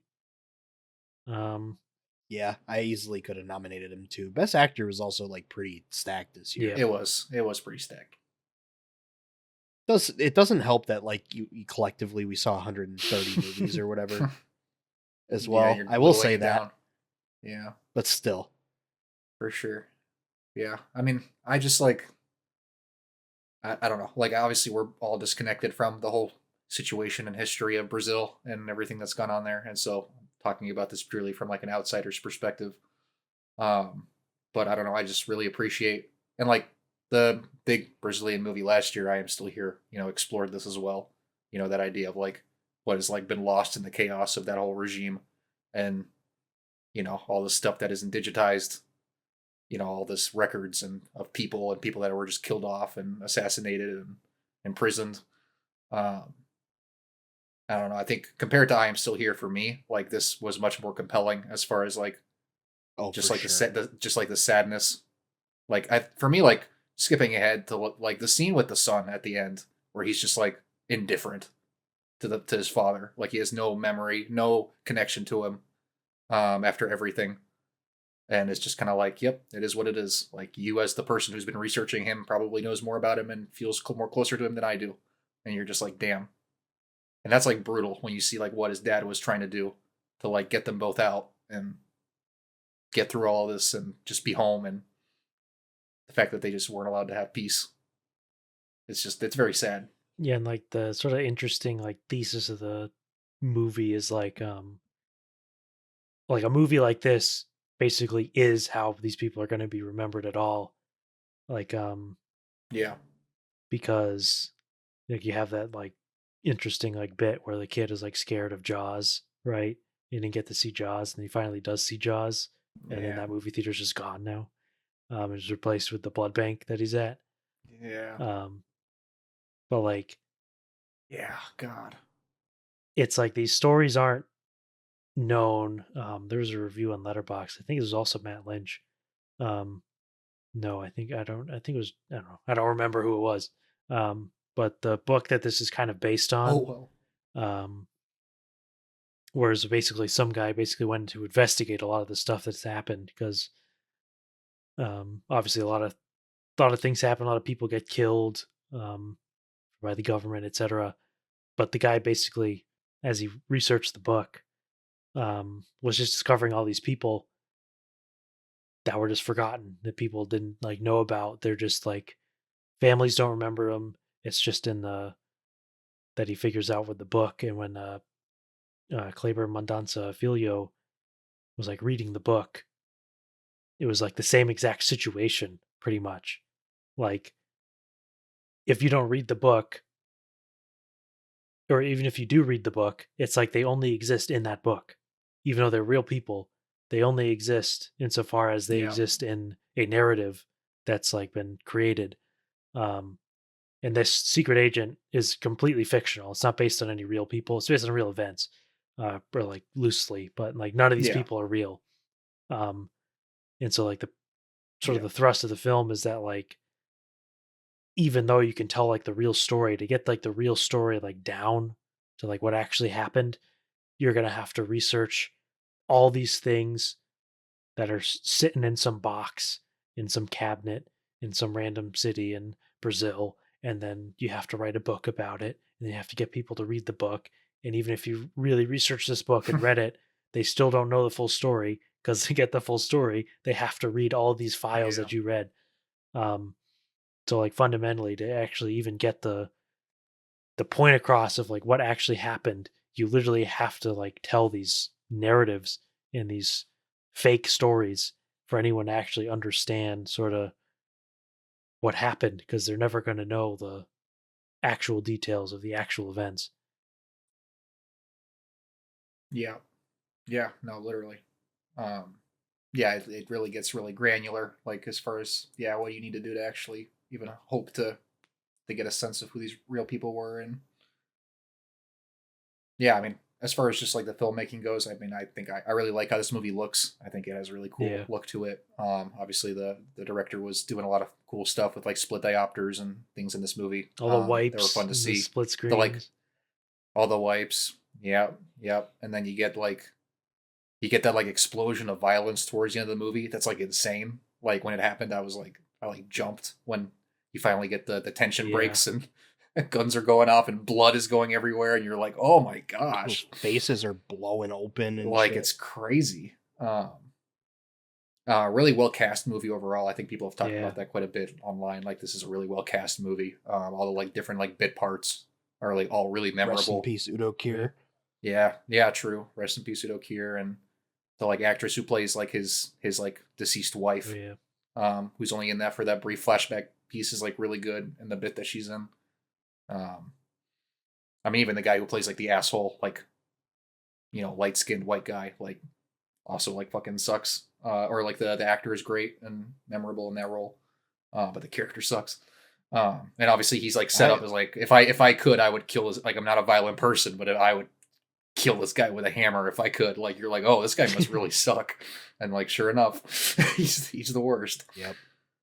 I almost nominated Tania Maria, who plays Oh yeah, Donna Sebastiana. I almost nominated her Yeah, for yeah. Best Supporting Actress. Yeah, She's she's great. awesome in this movie. It's like such a fun character. Yeah, she is. She's great. It's Yeah, it's also funny the Bobby character, like the really good killer who just gets got. yeah. He was the driver for Ferrari in Ferrari, Oh, Oh, huh. which is yeah. pretty interesting. That's crazy. Yeah. Uh, Buddy had some. You see that Buddy's fucking jeans? they all Those had fucking fits on. wide ass pants. They all have fits on. Man, the 70s they were dressing. Yeah, that's the secret agent. Yeah, very good. So on to secrecy. 1 point up. Number 19. Kind of a similar subject matter. Zach has it at 33, Andrew Oh. at 23. I have it at 15. It was just an accident. Yeah, this is It was just also another accidental. interesting one because this is about, political unrest and violence, etc., from something I just don't know anything about. But Yeah. this one was particularly engaging because you think of the sort of the revenge angle, right? Yeah. Like how far do you go to, get revenge on the people who wronged you and like tortured you? Once you get the idea, that you can, like Yeah. maybe this is the guy. Maybe we found him. Like, how far would you go to actually do it? just really competently like acted and like chilling. Like obviously people talk about the last shot in the film. Um, Yeah. which is amazing. it's really tough to like even consider because this is semi autobiographical. Like something similar did happen to Jafar Panahi when he was in prison, and it's a very different like mindset to like what I have is just some dude. Uh, where like if you see now like because it always happens, some Iranian director gets like thrown in prison for making a movie, and like this happens like every year. Yeah. Um, Good and Lord. he's like he's there's like a warrant out for his arrest, so if he arrives back in Iran, he will be arrested, and he's like saying that he is gonna go back. Yep. Yep. Because Yeah. it's his home, Just yeah. and that's just sort of like a crazy All level those. of like determination, I guess. Yeah. And then we have Yeah. fucking directors like fucking Quentin Tarantino. Like, I'm God. only gonna make 10 movies, and I hate fucking Paul Dano, and I hate Matthew Lillard. Like, go And fuck yourself. and I love dude. Israel. Yeah. Yeah. And Fucking yeah, crazy, man. it is crazy. And like yeah, it was kind of a similar deal with the director of Seed of a Sacred Fig, right? Or like Yep. he's also, he and everybody Which is involved in also that like movie an is like incredible movie too. no, one of the better Ballsy ones of last movie. year. Yeah, I just can't imagine what it's like to be these kinds of directors in these countries, and you obviously have such a commitment and pride in your country and wanting to produce important, meaningful like art that's showcasing, and it touches something very true and real and specific, and are putting so much on the line to make these things happen. I mean, definitely it just brings a different kind of energy to what we understand as like the purpose of filmmaking. Yeah, he could just stay living in France for the rest of his life, and literally nobody would blame him. But he, Yeah. it's like rare. It's like this is the only situation where you can like actually make a movie, and it's like legitimately like brave, or it's like legitimately has some sort of Yeah. impact. Yep. Yeah. Because he's going back there and he's going to get arrested again.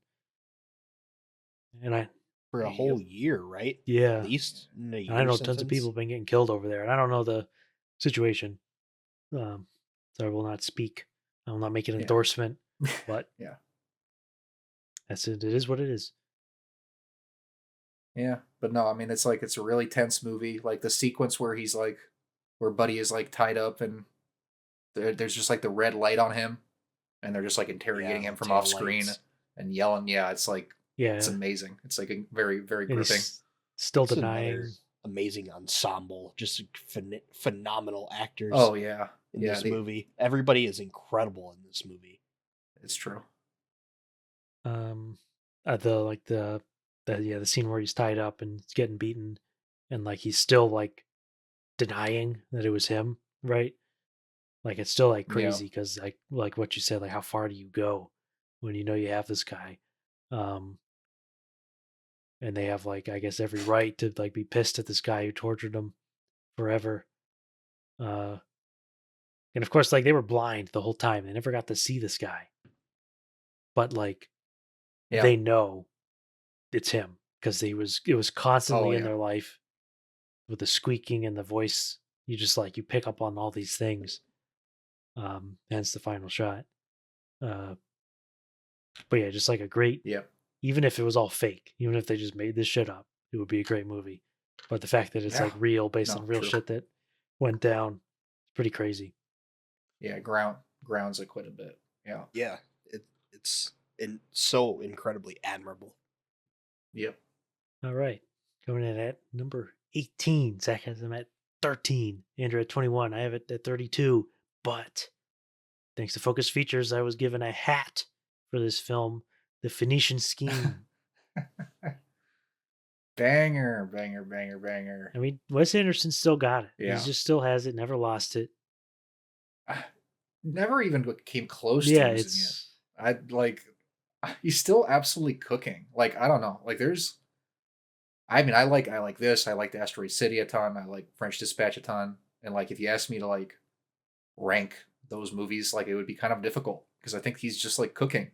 I think he's just doing good shit each time and like honing his craft. And we talked about with Asteroid City too. There's like I don't know. I feel like with this movie, like I like that he kind of went back to doing like a family drama Yeah. comedy thing where it's about, family relationships and trying to overcome, rifts and trying to, but also obviously there's a scheme and trying to outwit these things. And in the end, I don't know, the movie's just like very funny.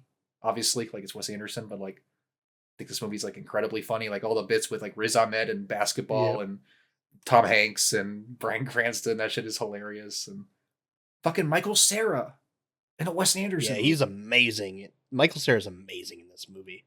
He's so good. Like, and then Mia Thruppleton is also great Kate in this movie. Winslet's Benicio daughter. del Toro, great. Like Kate Winslet's daughter, yes. Like And this is also I don't know. I'm people got like tired of arguing.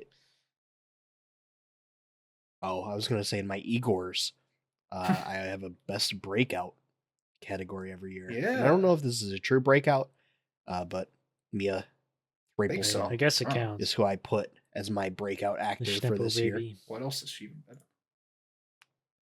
No, I'd count it. Yeah. She's not in anything else I've heard of. Scoop, Firebrand, A Little Chaos, Oh, Untitled Prison Film. Wait, is this Firebrand. Oh, he's Damien in Chazelle. That's right. The new Damien Chazelle she's in with Craig and Cillian Murphy and Yippee. Michelle Williams. That's awesome.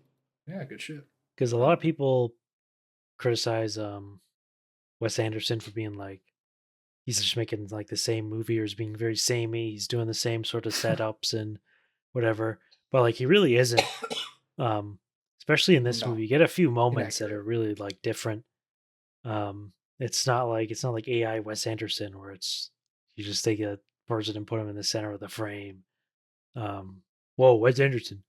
Yeah, Like golly, I wish I could be that reductionistic about somebody who's so intricate and planned in everything he does. Like, I don't think people just like don't really understand the like rhythm of everything he does in his movies and how insanely absurdly like intentional every like beat of his movies are. Like, I don't know, that shit is just kind of insane to me. Like how much he's like timing things out as far as when characters are speaking and how it's edited and how it's blocked, and I don't know, it's just absurd. There's like not really anybody else I feel like who's actually doing it on this level of like purely just like planning out scenes and choreographing and arranging.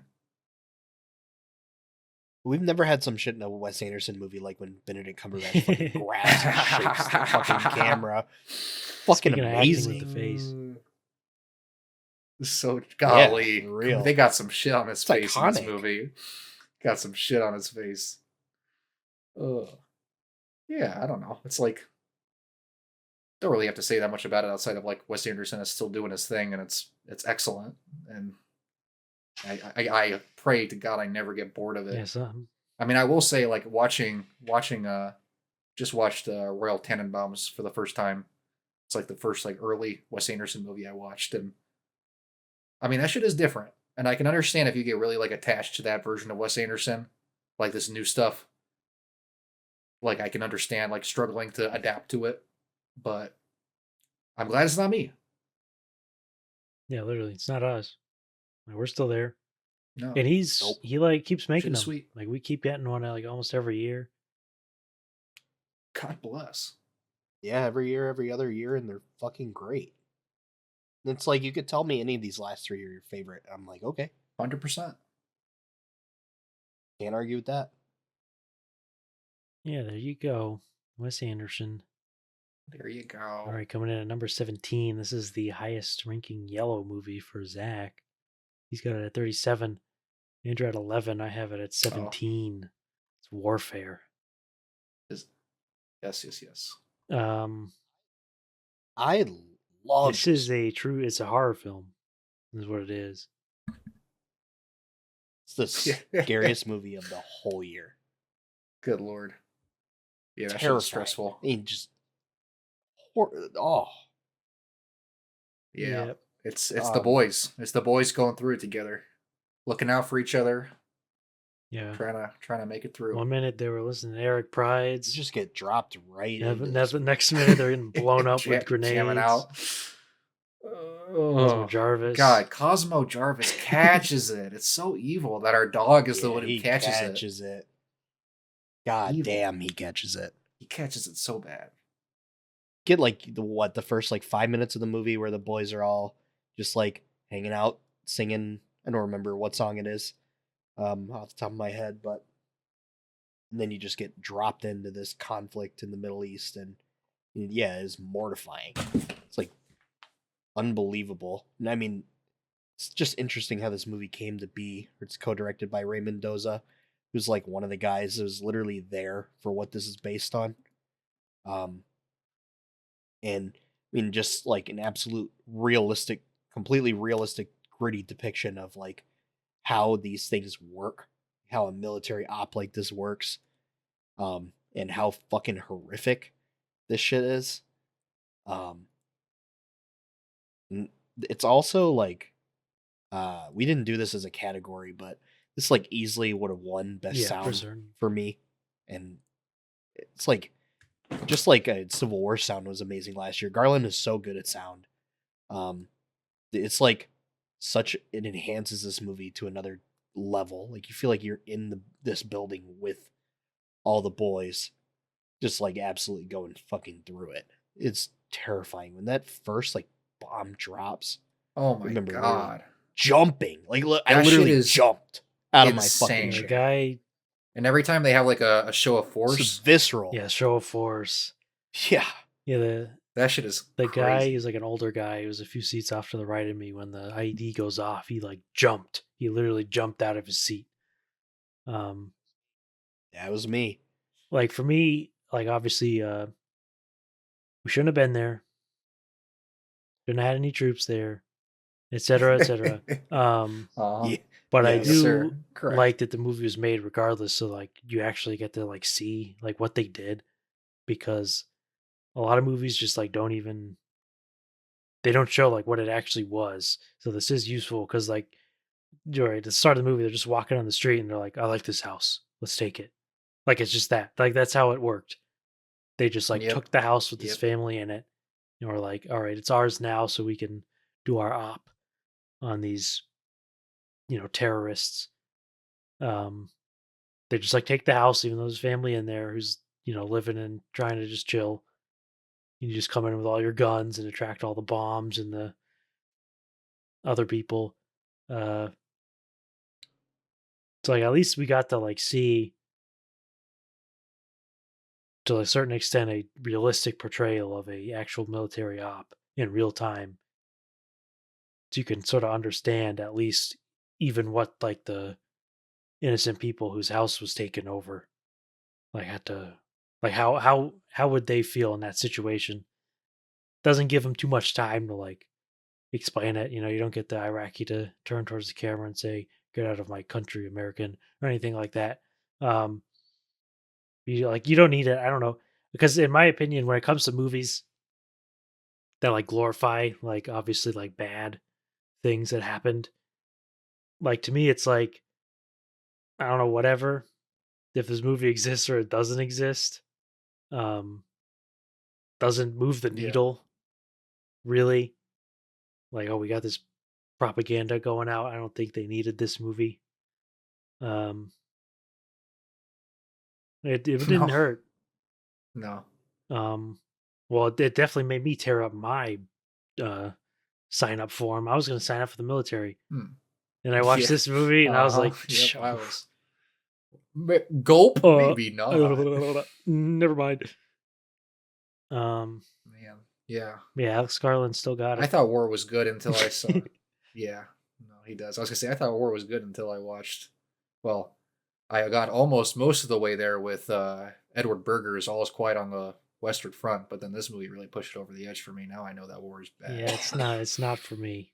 But no, the way people like definitely like can't handle a movie that just like portrays war like essentially like neutrally, like just like this is how it happens, and everybody's like losing their minds, like, why would you make this propaganda movie? Blah blah blah blah blah blah blah. And like, yes, every movie that works with the military is inherently propaganda. That is true. That's just the way it is. Like, Otherwise, we wouldn't get any. No other way you can wouldn't- do it. You would not get cool movies with cool airplanes and guns and shit without it. Sorry, like, is what It's it a is. Nouvelle Vague Avengers We'll moment. fix it someday. Truffaut Yep. has a famous quote: "There is no anti-war movie," and it's true. You can't true. do it. Yep. And I know we are making light of a very serious situation for the Afghanistanis or the Iraqis or whatever, but sorry. That's Shout outs to Alex Garland. I just remember, I mean, I still don't like Men very much, but he just continues to deliver and deliver. And it seemed like he was about to dip and he's like not going to direct anymore. And I mean, he's also written some pretty amazing stuff since then, which one movie we still haven't talked about that he wrote. But he's doing the Elden Ring movie. And it's literally the greatest pick to do the Elden Ring movie on the face of the earth. I cannot think of a better director to tackle a movie like Elden Ring. I'm so excited for it when we get to talk about it in 10 years when it comes out on the I Ubumfa got Pod. Paul W.S. Anderson. It's true. God, that shit might have been a disaster. I think it would have been a disaster. But Alex Garland it makes perfect sense. He's the perfect guy to do it. Yep, that's a warfare. If you like war, you should watch it. If you don't like war, you should also watch it because it will not change your opinion either way. I don't think. Probably not. At number 16, we got a triple nominee here in a triple green. Oh, Ooh. is that the first triple? Oh. Zach has it at 18. Andrew at 28. I have it at 11. Nominated for Best Actress by Zach and me for Emma Stone. I also nominated it for Best Cinematography for Robbie Ryan. Emma Starr. Begonia. Emma Starr. And Emma Starr. I will say that after watching this movie, I coined a term based on the podcast. Because whenever we would talk about a movie, we would start recording at like 5 p.m. or whatever, and then it would be like 3 a.m. by the time we finally got around to talking the absolute top movies. And this movie I described as I think a 5 a.m.er is what I called it. This movie's a 5 a.m. Yeah, 5 a.m. Because we would discuss it at 5 so a.m. true. And of course, we are over 8.5 hours in here. There's going to be some time cropped out, but we're pretty far in, and it's only 10 p.m. We started on time, so this is a 10 p.m.er, not a 5 a.m.er. But yeah, Begonia is the big one. I liked it a lot. There's a level of Yorgos Lanthimos where he clearly is like, compared to like other directors, is like clearly like genuinely a misanthrope. He genuinely does not like humans. Which is like, yeah, which I can see understand why he thinks that. I'm not, believe it or not. I don't actually hate humans or humankind. But I do like it when you actually get like a movie where you can just really tell there's like some actual like contempt here from the director. It's some real resentment.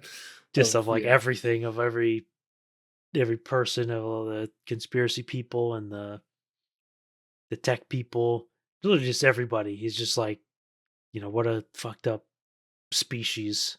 I mean, does he have like contempt for the Jesse Plemonses of the world?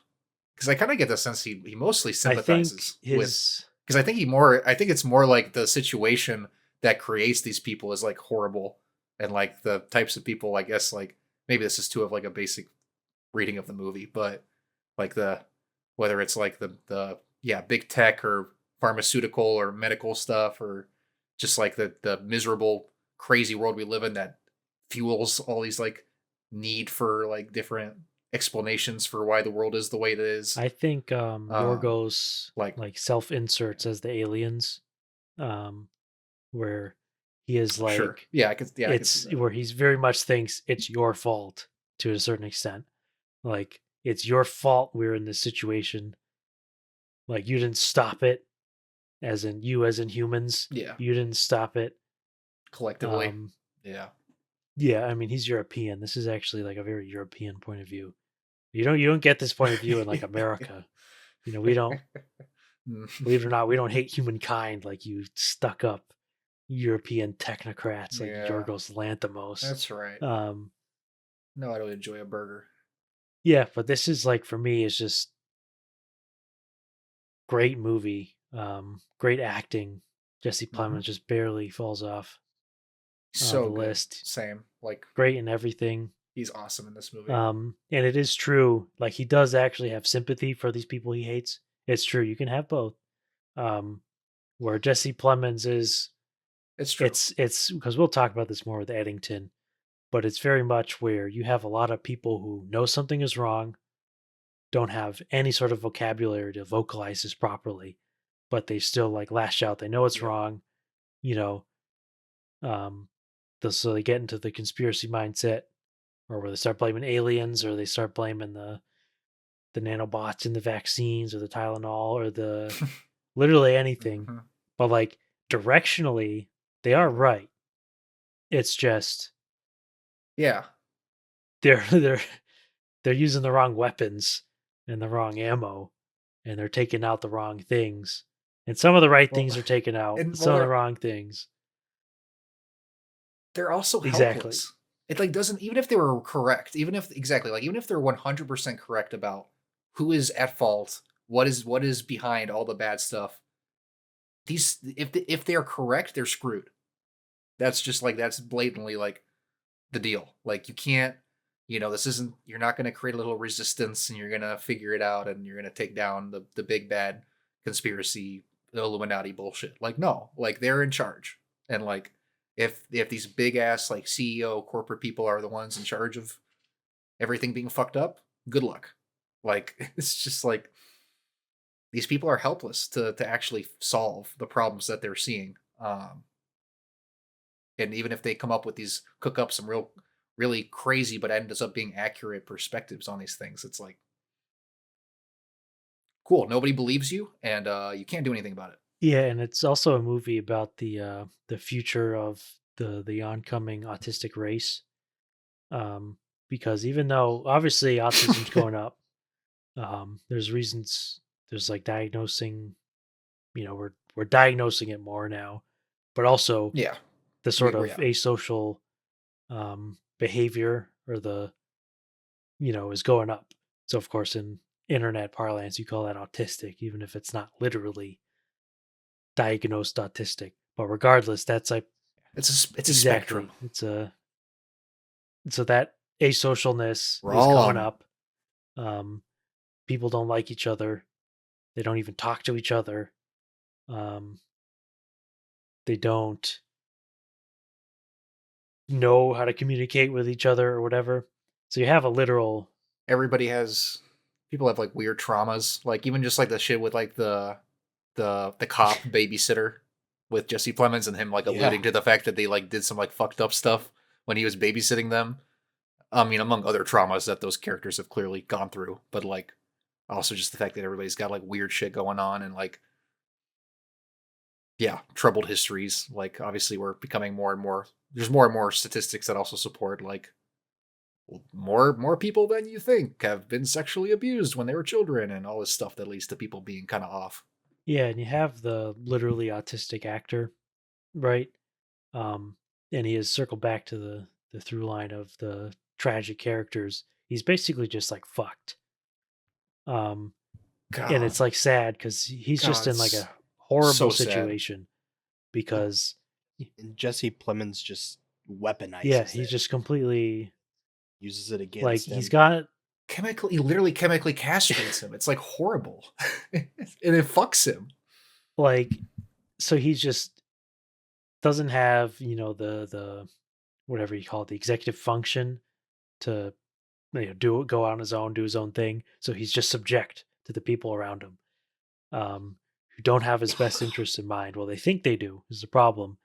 Um, can't relate to people, etc.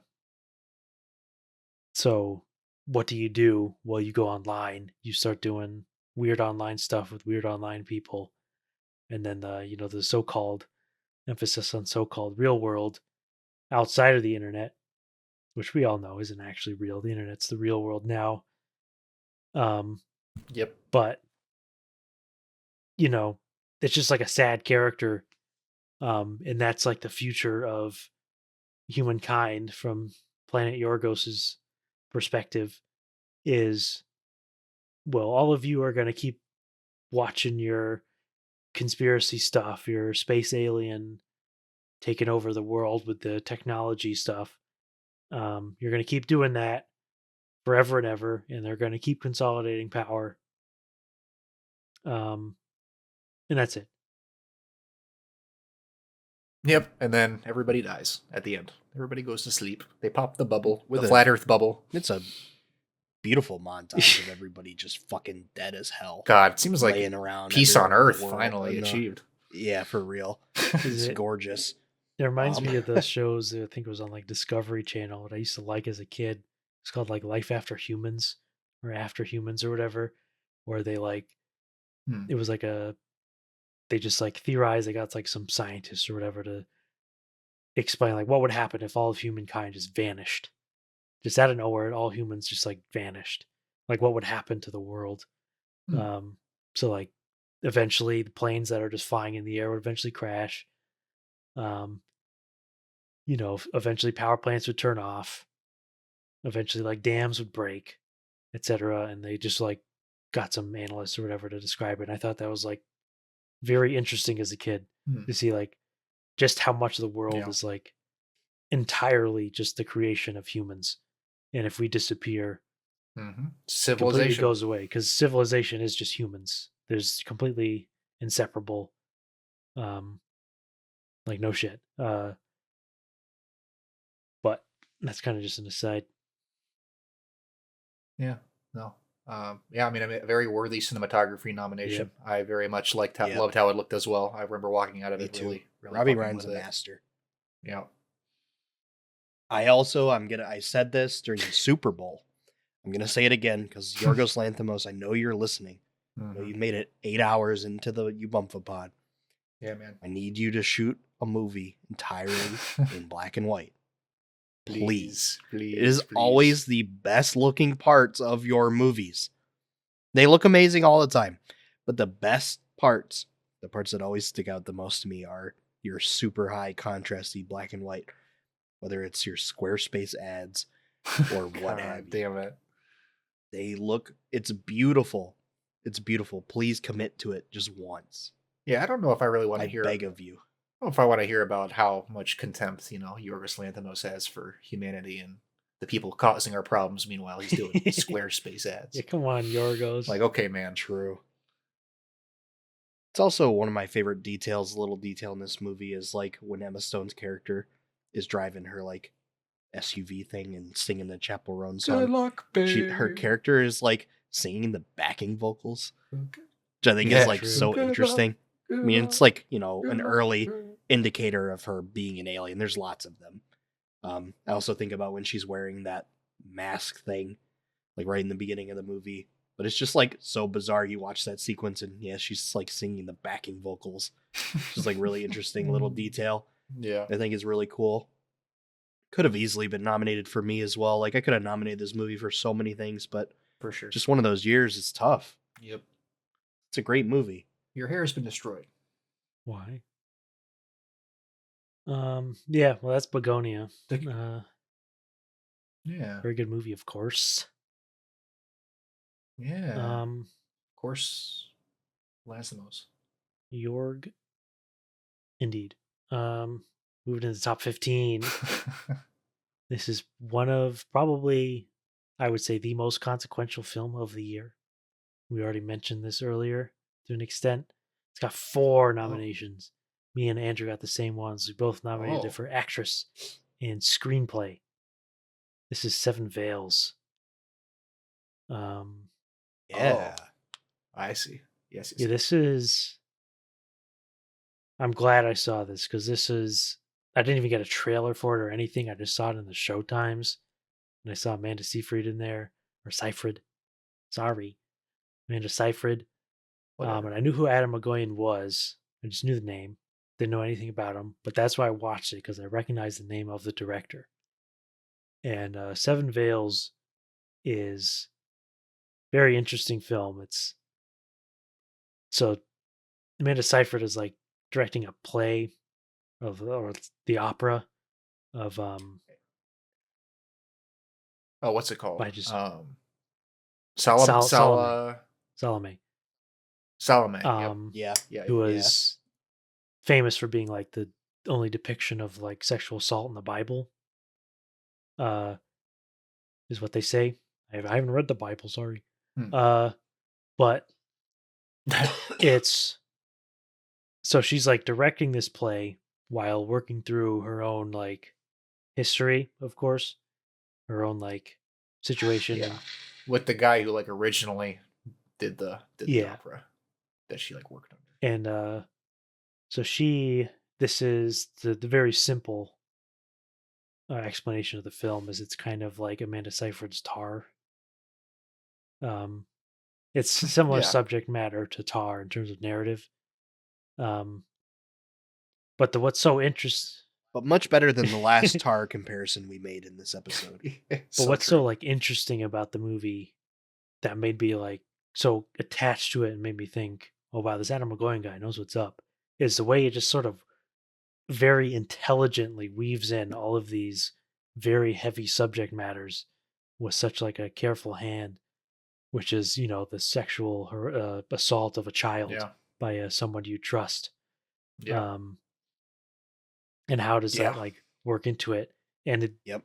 and what they Golly. do with the film, right, is it's all these different mediums, right? So it's an opera, so it's a film about an Yeah. opera, and she's conducting the opera, and Adam McGowan himself actually did conduct this opera, and they like filmed the actual That's production crazy. of it, and like Yep. the scenes where like she's like on the just watching it, like they literally did it, so it's like really clever. And you also got like the flashback scenes to where her like father would film her, and it's like Yeah. it's That so shit is difficult insane. to like watch.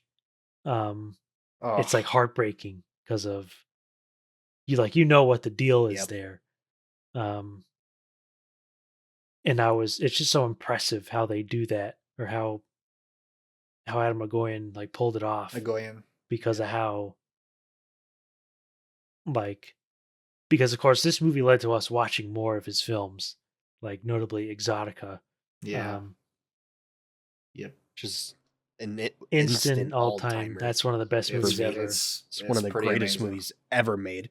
One of the greatest screenplays Just ever. the way the steady hand of like just total understanding of like the characters and the situations they're in and weaving them all in together is like super impressive. Of course you got Amanda Seyfried, who's an excellent actress. Of course. Yeah. One of the best working. Not the last time we're gonna talk about her. Spoilers. Nope. She has 5 Best Actress nominations from 3 people this year. So Yep. there you go. That's awesome. Yeah, like yeah. It really is. It really is like you're saying, like just the whole thing with Agoyan being able to like approach again specifically like really delicate subjects, usually having to deal with like sex, like just calling what it is, like just how he's like not afraid at all, like not even remotely intimidated by engaging in these subjects very directly and head on, but is also like able to engage with them so, like you said, like intelligently and level-headedly, which like for I guess a lot of inherent reasons, most directors end up wanting to go off the handle and can't maintain a level of like maturity as they're exploring these things. And it's funny because him exploring these things in mature ways does translate at times to really goofy moments, like when Amanda Seyfried is talking to the actress about like having better, like more head motion when she's sucking the guy off. And like, like really doing like goofy shit. But it's like, if this was like an Oscar nominated movie, that should have been her clip. So true. Literally. Has no choice but to blow his head off right as he comes. But she was speaking facts. It's true. But yeah, that's so shout outs to Paul Sarasi, cinematographer, and Michael Dana, who like work on literally pretty much every single Adam McGowan movie since The Jump. Real ones. It's like kind of incredible. Yeah. It's just like The Boys, and they just know what's up. Yeah. It's one I'd like to watch again because it was the first Agoyan movie I watched, and it was a long time ago at this point, but it is pretty incredible. And yeah, it led us down a rabbit hole where now I've seen like 9 of his movies, and I've still got more to go. And they're all Yeah. like phenomenal movies. Every one of them is fantastic. Literally. Yeah. So any listener who is still alive and has not heard of Adam McGoyan, this is probably the top one that you could watch of these films to like really shift into another dimension. Yeah. It's So true. there you go. That's number 15. Moving up to number 14. This is a massive one. Is a truly massive one. Oh, This has 10 nominations, 2 wins. This is the first Oh. Damn. winner on the Ubumfa Pod. It has 2 award wins. golly. This is the highest yellow. It's yellow for me, sorry. Highest yellow overall, period. Everything from here on out is all green, which is interesting for Ubumfa Pod because usually we got something up there that's a little weird. But I kept my contrarianism to a little bit limited. I didn't take any of these highfalutin movies down a peg. Yeah. This is the first nomination sweep where it was nominated for Best Actress by all 3 of us. What could it Zach be? won. Zach has this as winning Best Actress and Best Supporting Actress. I sure I'll do. just say the name of the film. I sure do. Sentimental Value. Oh, Also Yeah. nominated in Best Screenplay and Supporting Actor for Andrew, who also nominated those 2 actresses. So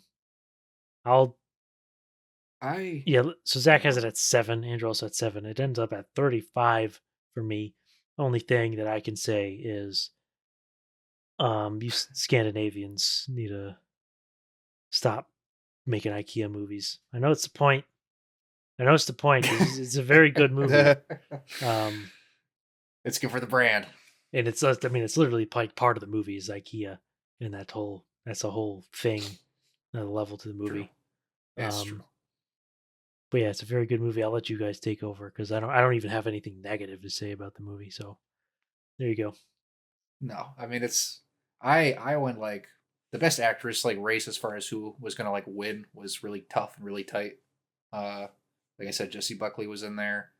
Um, an actress we just talked about is also in there for another movie, and then I think in the end I just like I don't know Renate Renate Reinsva.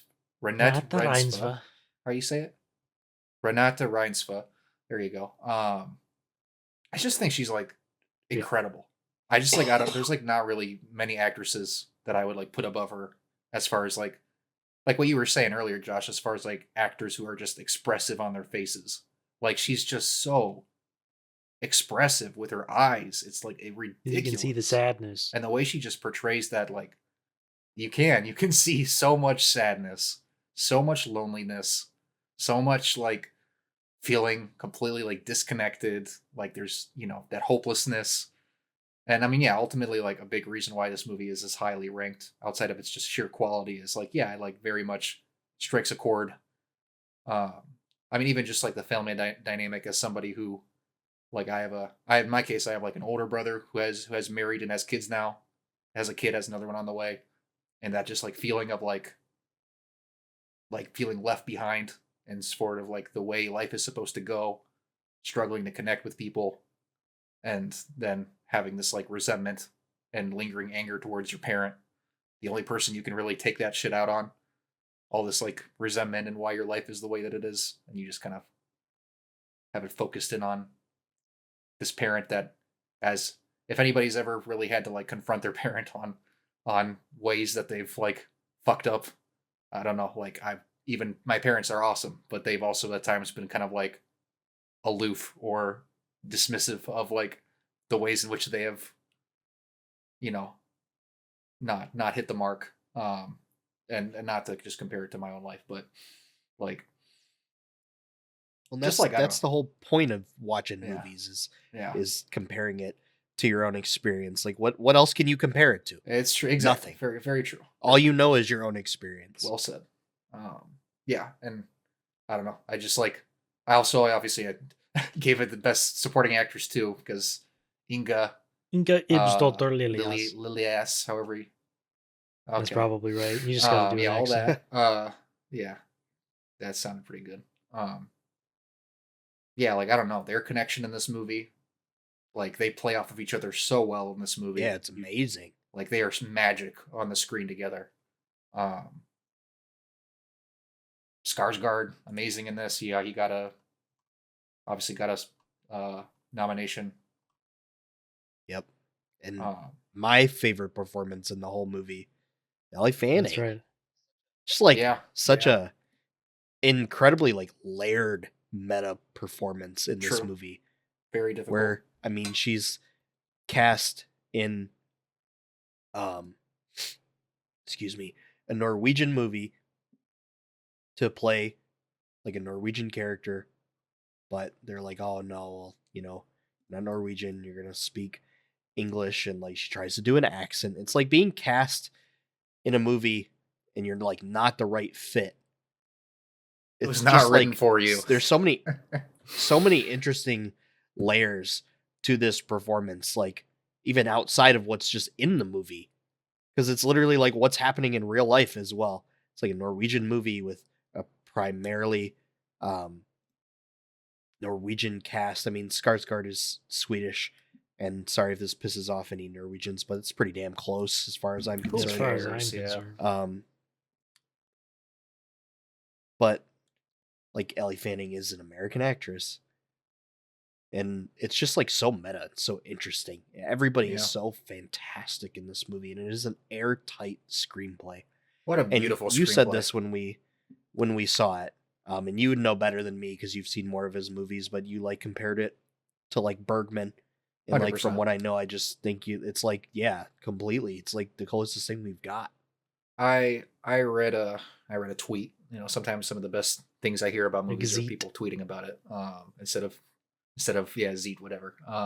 And I saw somebody talking about specifically the relationship between because I very much it's Autumn Sonata, which is my favorite Bergman movie. Is like the one that I feel like comes most to mind watching this.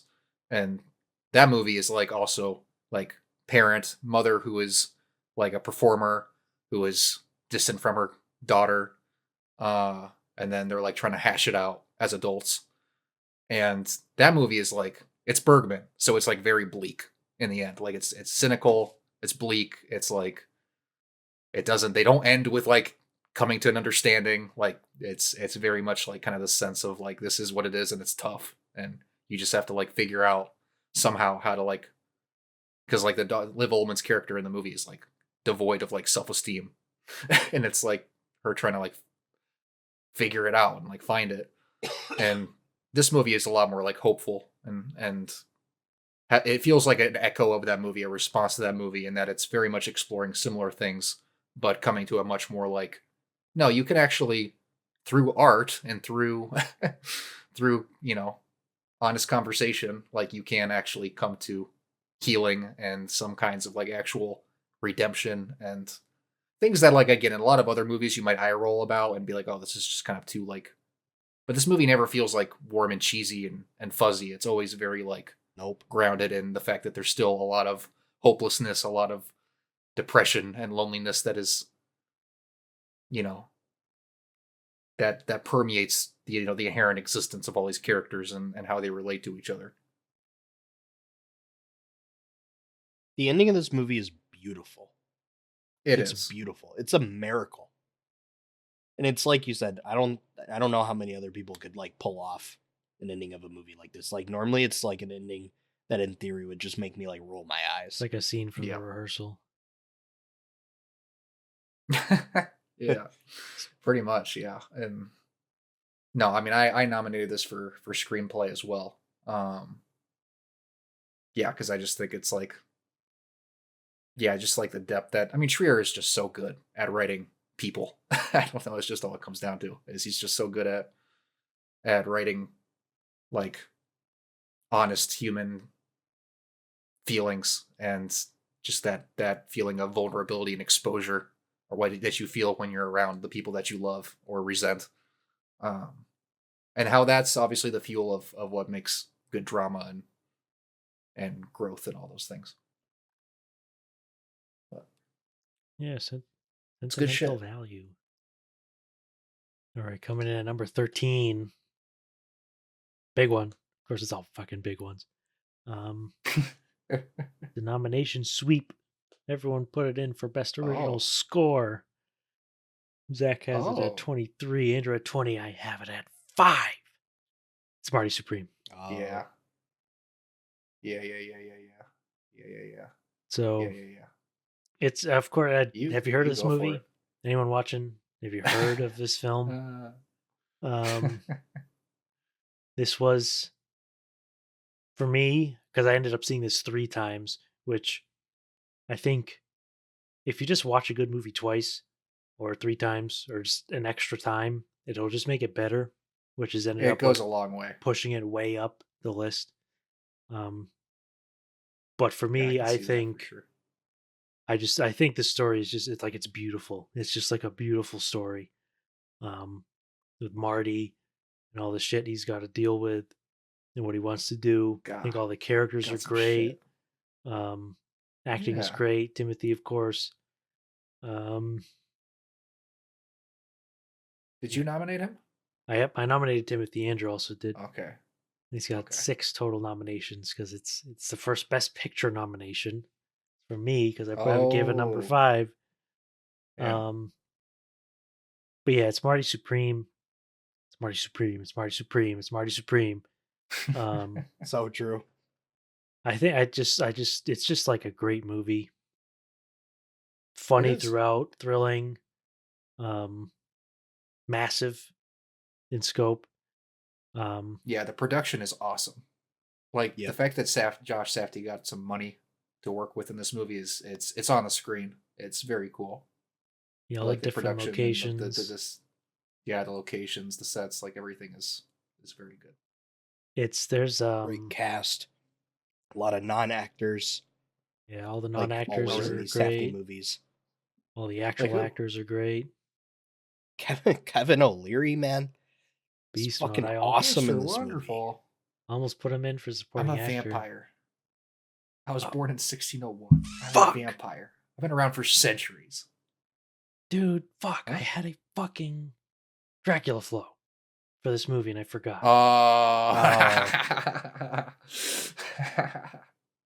Well, here it is. This is the best recurring bit of all time. Here it is. It's I'm Dracula. I'm 12 million years old. There it is. Yeah. There you go. That's Marty Supreme. We only got one more Dracula flow afterwards. I only have one more.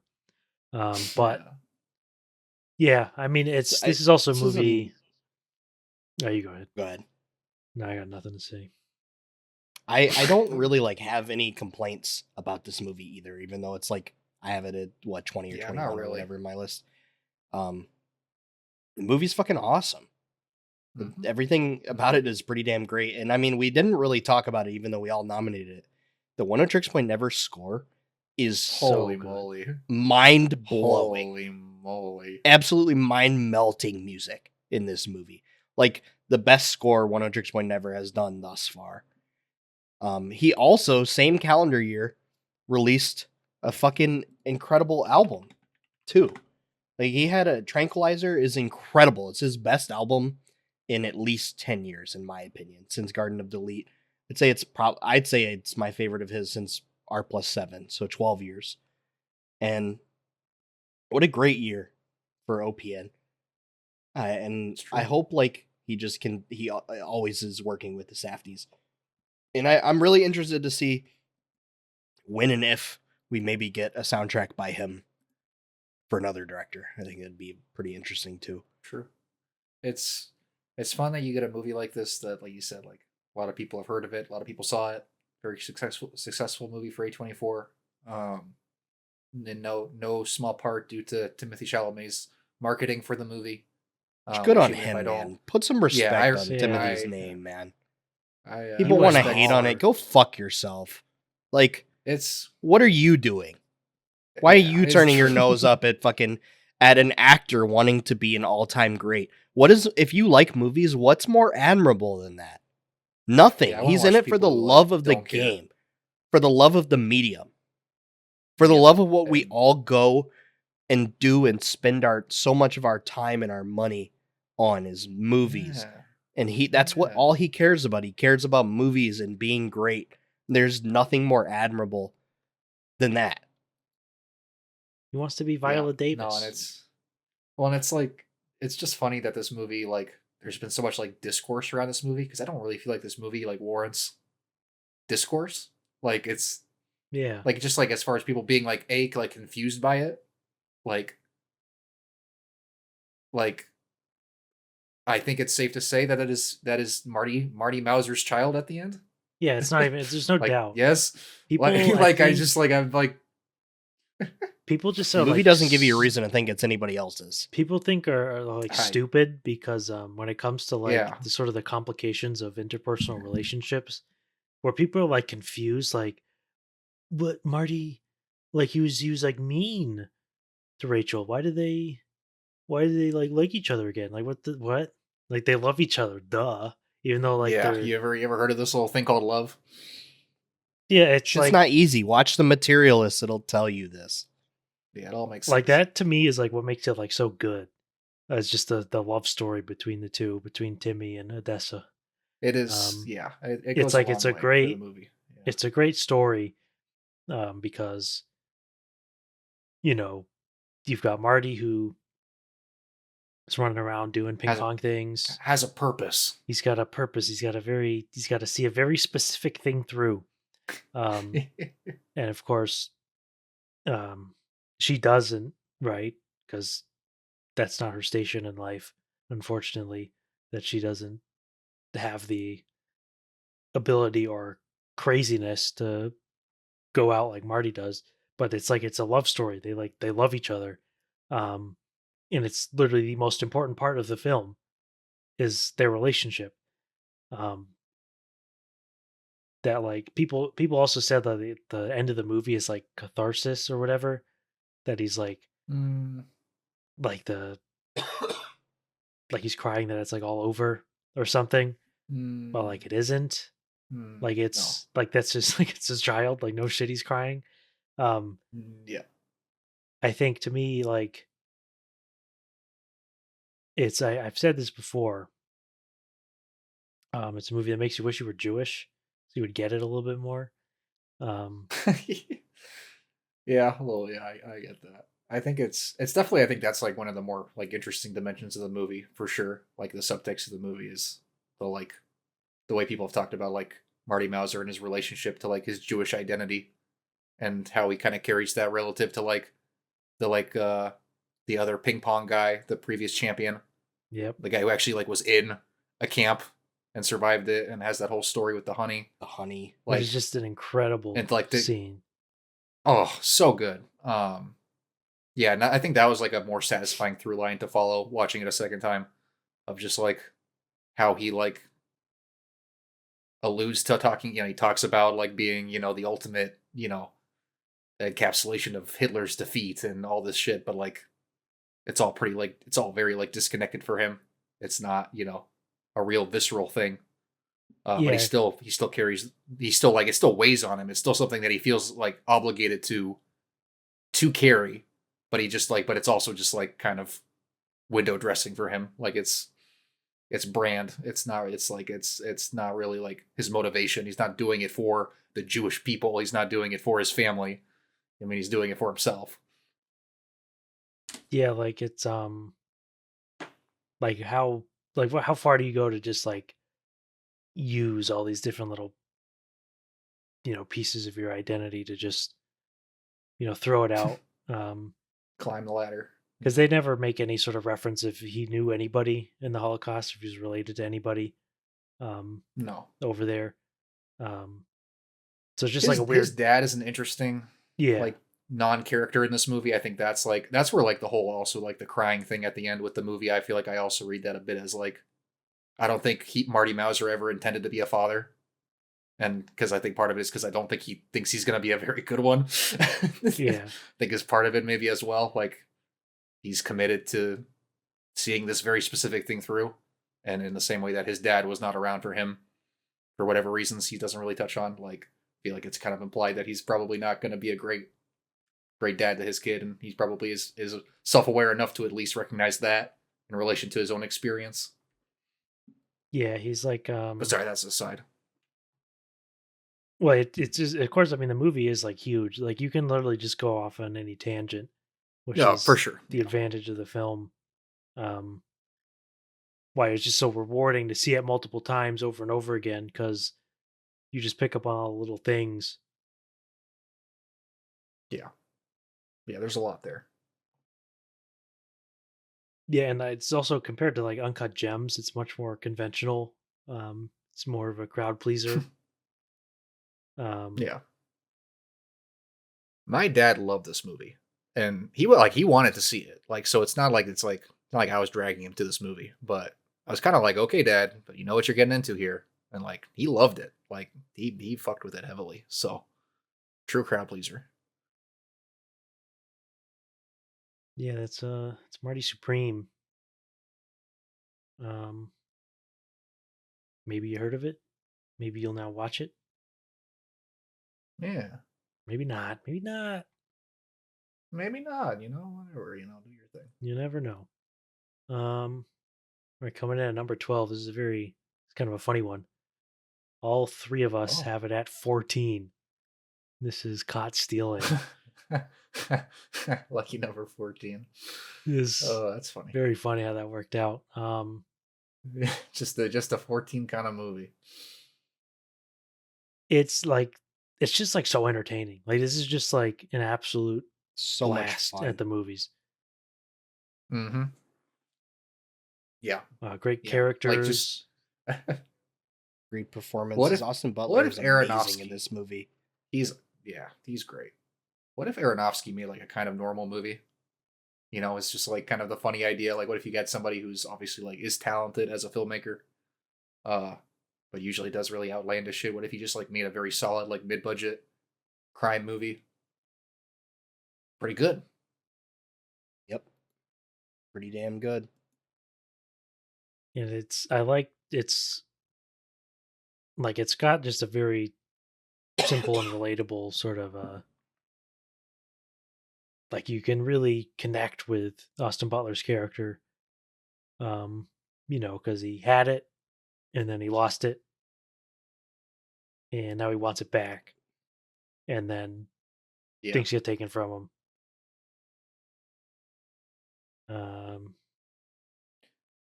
Yeah. Yeah, I don't know. I don't really know what to say about this. It's kind of a hard movie. It's a hard movie to like talk about because like a lot happens and it is very conventional, like story wise. As far as like there's twists and turns, but like yeah, it's like kind of it's a hard movie to like talk about because stuff is always happening, like it's always moving. Very kinetic movie, kinetic. Very edit. kinetic. Yep. Yeah, I mean, looks great looking movie. Yep. You get that.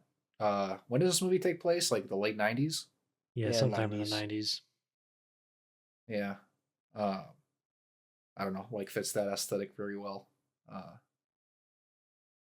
great cat Butler performance. and Zoe Kravitz have unbelievable chemistry in this movie too. It is Yeah, I ridiculous. wish I Shit looked is like- jumping off the wish- screen. Wish I looked like either of them Yep. And or both. got a great Bad Bunny performance in this movie. Yeah. Let my pistol talk for me. Yeah, so true. Yeah, it's just a fun movie. Good time at the movies. Never lets I up. know. Always entertaining.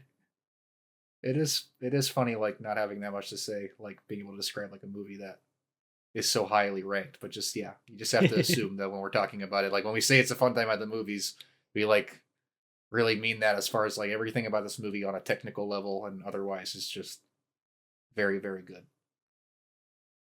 And has a very good solid story at the heart of it, very good solid character and an arc at the heart of it. Ends in a very satisfying way, like everything you'd want. Yep. some great songs by idols, like nice, like post punk, like grungy stuff going on in this movie. Very like alternative, which is fun. Yeah. Especially like turn of the century, like late 90s. And to have that sound, that vibe. Matt Smith is also great in this movie. A really fun performance. It's Russ. Yeah. It's his best since Morbius. So People true. are saying this. So true. Yeah, I mean, it's It's a shame got that like all. Darren Aronofsky is just like doesn't really seem to care that much though about what he makes. It's like I can't believe what he's following this up with. Not movie wise, but TV show wise. The AI show. There's some AI American Revolution show. Like really, man? Yeah. Really, really wild stuff. But I'm saying if you take It's like- 14, which we all gave it, put it in a Mhm. mirror, that shit says AI. holy Shit fuck. was prophesied. Holy fuck. Holy shit. Yeah, I mean, Caught Stealing is thrilling and it has heart. That's all you need. Yeah. Yep. Thrilling heart. All right, thank you, Darren Aronofsky and Austin Butler, etc. Coming up at number 11, this is the highest film that did not receive a single nomination from any of us. Oh. Yeah. Yeah, and this It's a is shame. makes a little bit of sense given that it's an ensemble film, coming in at 12 for Zach, 15 for Andrew, and 9 for me. It's The House of Dynamite. What a cooker. It's This incredible. movie is an absolute banger and everybody hates it. Everybody we always is have so our classic unbelievably wrong. Ubumfa pod takes that people do not like and do not agree with. And it's just you guys are wrong. I hate to break it to It's- you. Media literacy moment. Everyone criticizing this movie is saying the exact same things the movie is saying. Like, like it's so people can criticize the structure of the movie, or it's 3 different parts or whatever, which is actually like excellent. It's like incredibly well done. Mhm. Like the way you have the 3 parts and it's all the same thing, but it's from different So good. different perspectives Different of people. perspective. And I think that it's like a really incredible job at actually ratcheting the tension up, where you're kind of like moving up the ladder as you go from part to part, Yes, because obviously exactly. the president's in the final one. But obviously the main thing with like the movie is like, I mean, like this is literally how it would play out in like broad strokes. If such a thing were to Yeah. happen, is we're all gonna die. Like we sorry. all know the state of the United States of America at the moment. We all understand that at this specific moment things feel a little bit more chaotic than this movie portrays them, because this movie portrays things more in terms of like average movie American president. Because like of course, like what sense would it make to do this exact movie but with the president being like a fucking insane person? Like what's the fun? Like that's just like stupid. Like why would you make that movie? And Yeah, Nobody wants to see that movie.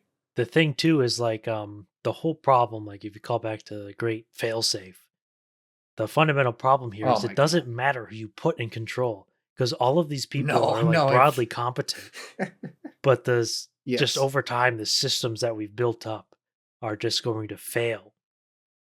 And the like fundamental the line that yeah. gets a lot of shit, of course, is when President Idris Elba at the end is like, well, I heard on this podcast that we're like in a house full of dynamite. And people are just like, that's so freaking stupid. It's a president. He wouldn't say that. It's like, come on. You don't think Obama What? would say that? What? You think like you don't think if we What? elect like another Obama, it doesn't have to like be black, but like another that type of like young, smart guy, Yeah. they're listening to podcasts. That's where they're getting their Of course, everybody listens to podcasts. That's- like anybody who's in any of these positions of like power and leadership, and whether it's in like politics or business and tech, like they're all listening to podcasts. Hate to Like, break it to you. they're listening to the same stuff that we are. It's not like they have like some secret books and some like secret cultural whatever that they like choose their ideology on that's like hidden from the common man. It's like, no, how do you think Trump got elected? Oh, Joe Yeah. Rogan. How do you think like It's, if we follow him up with another Obama, how did he get elected? Oh, Pod Save America.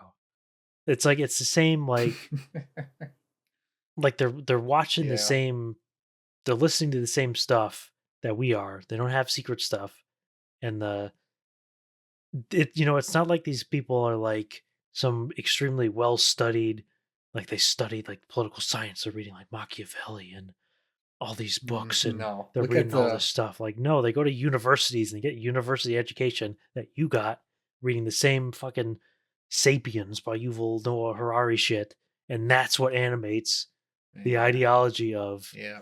like the government. And of course, I mean, yeah. doesn't even matter because of the system. No, none of it matters. None of it matters because, like, in the end, like, we do not have any systems that are 100% effective at preventing a nuclear strike. That is just a fact that we all sit with every day. That if somebody decided to launch something at us, there is not any surefire way to stop it. And as the movie Failsafe again amazingly explores, like in the end, it's going to come down to like extremely difficult, hard decisions that are like impossible to make and made by obviously flawed people, but competent enough. And that's just it. Just is what it is. And like again, like the concept that this is not a movie that should exist, that makes an amazing amount of sense to be made at this point in time, where like, yeah, a lot has happened since Failsafe was made. Like we're in a whole different version of Cold War. Like it's You go, very different and someone built the bigger absolutely bomb. deserves an update. They golly and more of them. And This movie was yeah, like in the end, just it's on like the fringe of. Go ahead. Sorry. I was just gonna say, like, it's just like a white knuckle experience all the way through, like so unbelievably tense from start to finish. You are just butt clenched, and like, what else do you want from a movie like this? Just that. Yep. When we saw this movie, like walking out, I mean, I just remember like the credits roll and everybody was dead fucking silent. Like nobody Mhm. had Mhm. anything to say about this movie. They were just, Mhm. it's just like, holy moly, you take it all in. The edit of this movie is fantastic. And it was like, Oh, this movie was unbelievable. just on the fringe of like getting nominated for like edit and for screenplay by me. And I mean, I feel like you guys have already talked about this a lot, but the tagline for this movie just like sums it up perfectly too. The tagline is literally just not if, when. Well, And it's like exactly like what sums it up better than that? Yeah, like to quote a bad not great movie we talked about earlier.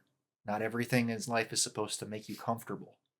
Sometimes you watch a movie that just makes you feel bad because we live in a fucked up world. Like, sorry. it's But like, damn, is it not entertaining on the way? Like, it just is. Like, sorry, it is entertaining in the most horrific way. It is entertaining. we like to be scared, and this is one of the only true scares you can get because it's real. Mm-hmm. Mm-hmm. Um, Actual Yeah, horror the two shit. best horror movies of the year are not horror movies. This and Warfare, and for me. Yeah. Yeah. and people, Yep. So everybody who hates this movie is wrong. people also like to say that Catherine Bigelow is like a CIA propagandist, which she is. Um, but this, like just to reiterate, is like there is no solution. There is no fix we can change. Think of the end scene of Oppenheimer. Nuclear disarmament. Yeah, sure. It's like nobody's gonna do Let's it. When that let's happens. just all agree to take these things apart. Yeah, let me just not, and then I'll say I did. Well, that kind of ruins the whole thing, doesn't And unfortunately, I it? Oh live in well. I live in the blast zone, right by a bunch of Yeah. bases. Well, So Yeah, you do. I don't feel too good about Chicago being the target either. Nope. Shit's just a little too close for comfort for me. Yep. of course they picked it right because it's they're trying to trick us, right? They'll pick Chicago because That's like right. why wouldn't they take out Washington or New York? Well, Yeah. Chicago, well, Yeah. obviously very Yeah. important city, but Yeah. I don't know. It's gonna make me Mm-hmm, hesitate. mm-hmm, mm-hmm. Personally, I would have no problem nuking Chicago. I have no problem with Chicago, but I think Fuck the Bears. it would be funny. Fuck Caleb Williams. Fuck Ben Johnson. Fuck Ryan Poles. Oh, true. I agree. I concur. All right, coming up, we're into the top 10 now. Yeah. Top 10. We are Top 10. into the top 10. This is a big one. You could We're say in Watch Mojo territory. You could say it's the big one. It's got 10 nominations, 6 awards. It's the most awards. And I didn't see it. No! Oh. No! I couldn't see it. There was nowhere for me to go to see it. It's such what a a shame. such a fucking damn shame. Because I don't want to talk like too much in depth about this movie without you having seen it. Yes, and because like there's just things you gotta experience for the first time, fresh. This is Resurrection Yeah. coming in on Zach's list at number 1, and Andrew's list at number Number 2, and on my list at number error. Number We got some awards. This is like Are you yeah. ahead? We should hear those. Oh, yeah, No, the those awards. are the awards are more important. The awards from Zach, he gave it Best Picture, Best Director, Best Original Score, nominated for Best Cinematography and Best Screenplay. Andrew gave the award of Best Director, Best Cinematography, and Best Screenplay, also nominated for Best Picture and Best Score for M83. Yeah. So based. What an awesome pick. The score is fucking amazing. It was obviously hard deciding like who I wanted to win Best Score because there are a lot of great choices. I don't know. This is the score I've listened to probably the most in my free time out of all of the scores I had nominated. Because it's, and like considering how late this movie has come out relatively, like that is saying something. Because it's just a magical, beautiful score for a magical, beautiful movie that is just one of those, once in a decade movies about movies and about life and about love and about stories and about dreams and about what it means, what's the point of being alive and what's the point of making art, and then does all of that in just like the most beautifully shot, like beautifully written tapestries of stories. I don't know. It's beautiful stuff. It's straight up transcendent movie. And I've been preaching about Be Gone for years and years and years. I fucking love this guy. I think he is an absolute fucking visionary. I think he is like he's like got maybe the most vision of any like young filmmaker I can think of.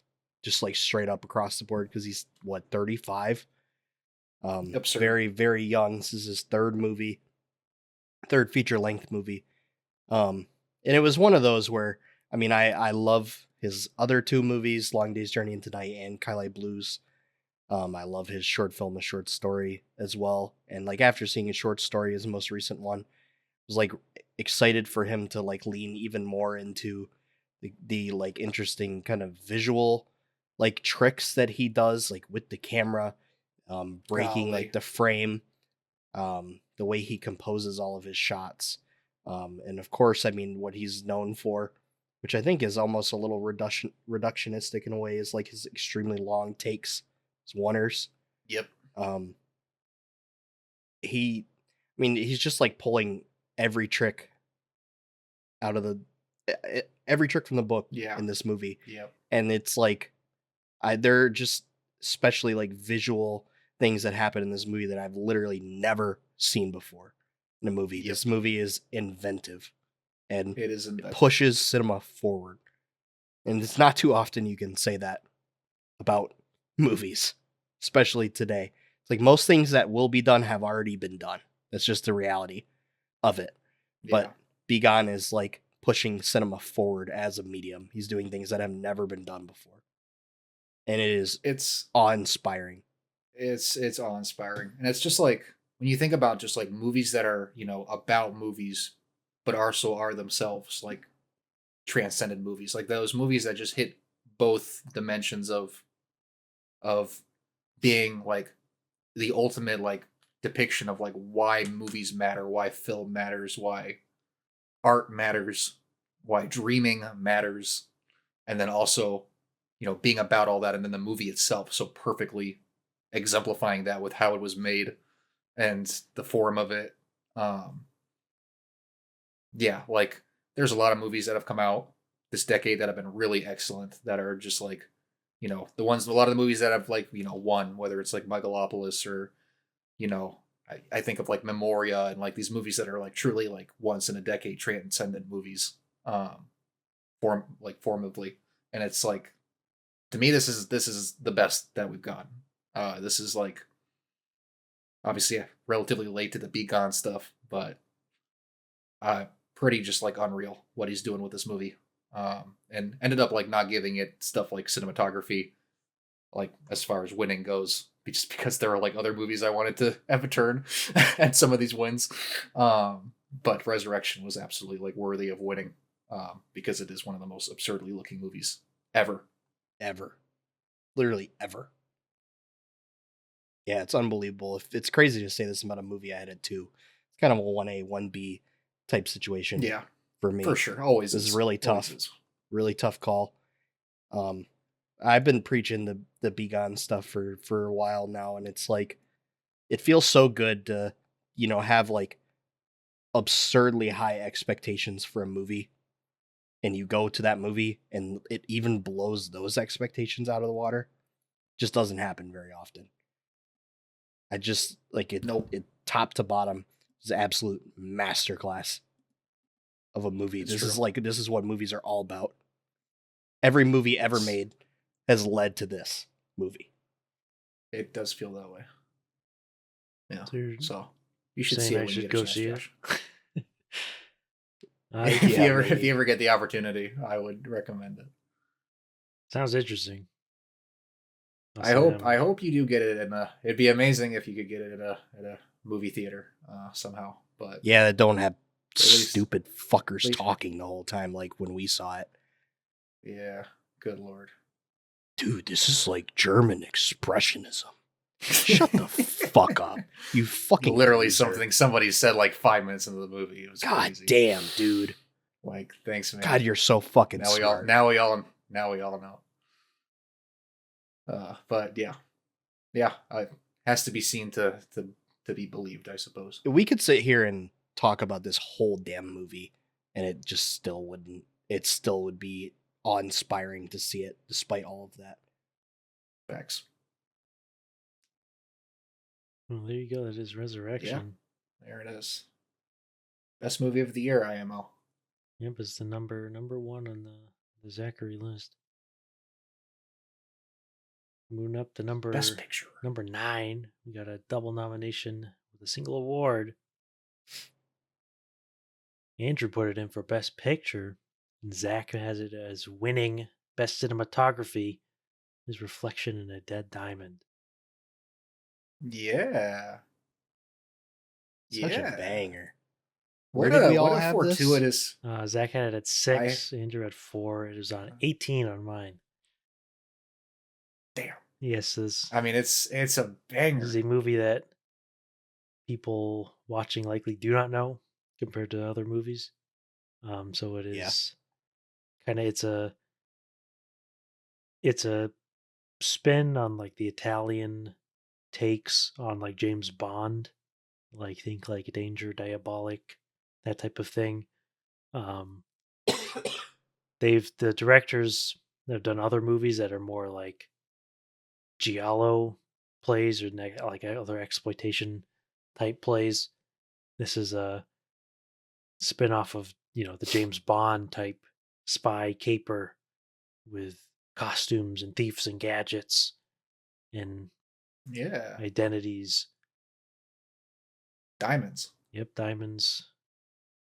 They've got this great gimmick with the diamonds and the mirror, the circular mirror things that they were like encoding messages in. Yeah. But Shorty's dress that she puts messages on. Yeah. It's so, what a crazy outfit.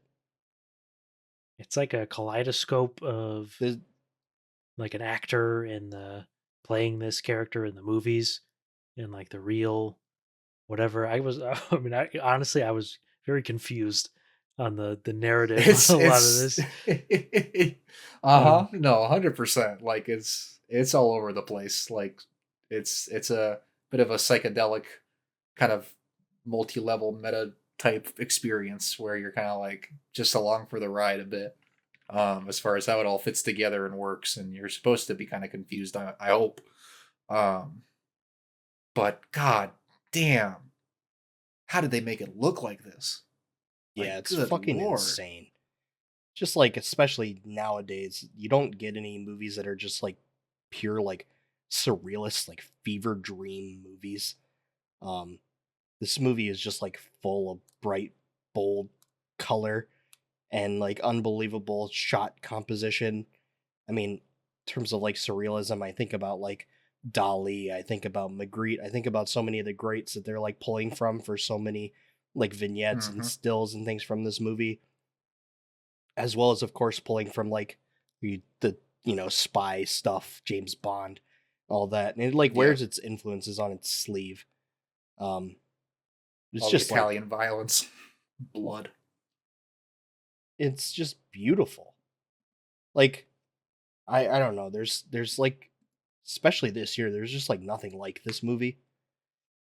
No, Just pretty feels rare. like lightning in a bottle, kind of. I don't know. I haven't seen any of their other movies, but this movie is just Yeah, awesome. I mean, it's just dripping with visual style and stuff you're just not going to see in 99.99% of movies you're going to watch, especially nowadays.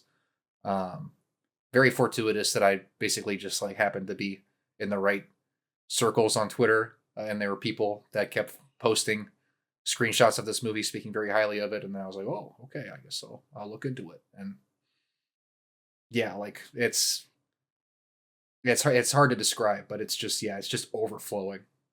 It's juiced up and just completely undeniable visually, to the point that you just kind of had to, as an experience, you just have to hand it to them what they cooked up here, regardless of if it all comes together in a way that's coherent, kind of just as a side issue, in the grand scheme of what you're getting out of watching this movie. Yeah, so it doesn't even matter at all because it's kind of the point really with Yeah, it's like it's literally in the title that it's things are going to be yeah, confusing and you won't exactly know what's going on. But playing into the actor dynamic of an actor playing a role, and then he's like, "Is it real?" Etc. Etc. yeah, exactly. His reflection in a Cool dead shit. diamond. It is the most obscure film remaining. Everything else is Makes Yeah, sense. it's gotta be. fairly notable. Coming in at number 8.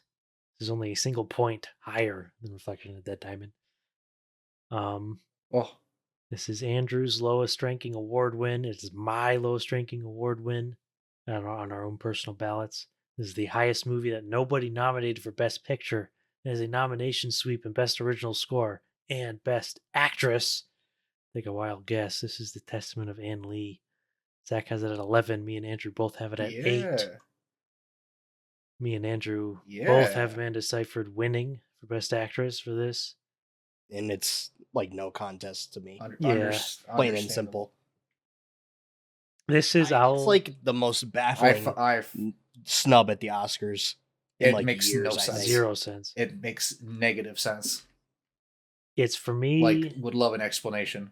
the thought of this movie, right, is because it's the same creative team behind The Brutalist, but you put them on a fast fold in the director's chair this time. And so I'm very hesitant of musicals. Of course, it's not a musical, but it has musical Same. elements. But I'm very much like, Yeah. okay, so they're just gonna start singing and dancing, like, okay. Um, but in here, you have, of course, Amanda Oh, Seyfried, did who I? is Sorry, I'm gonna a interrupt. Did I great. nominate this for best score? Yes, we all did. It was I a did. sweep for both of us. Oh, Yeah. we We all all did. we all Oh, put it right. all for score and all for actress. But it's I like see. My bad. Amanda Seyfried's like an incredible singer, like literally a gifted singer. If she wasn't Yeah. an actress, she'd probably be famous for singing. Um, and Daniel Blumberg, going crazy. Um, God, so good. but like fundamentally Incredible, is incredible composer. there were like moments sort of in the beginning where I'm still hesitant on this film where I'm like, okay, so Yeah. they're just gonna be like singing, like okay, it's good stuff, but it's really when it Singing and dancing. gets to America where it really like hits its stride and is really just like it's straight up just like a beautiful movie, which just shows a It lot of really care is. to the subject matter and the person of Anne Lee, um, and the just the difference of the time and that sort of perspective of like it would be very easy to just portray these dummies. They really thought this. They really believed that this Yeah. woman was Jesus and that they could like worship Jesus by shaking their booties. They really thought this. And not fucking. Exactly. It's like but it's really just like extremely moving movie um Yep. on that sort of this just the I Yeah. don't even know what to say, dude. No, I mean, like, so much of the like the music, like the role of the music in the movie is like them expressing their commitment and their Exactly. like their Yep. devotion to this cause, which is why they're doing all this bullshit.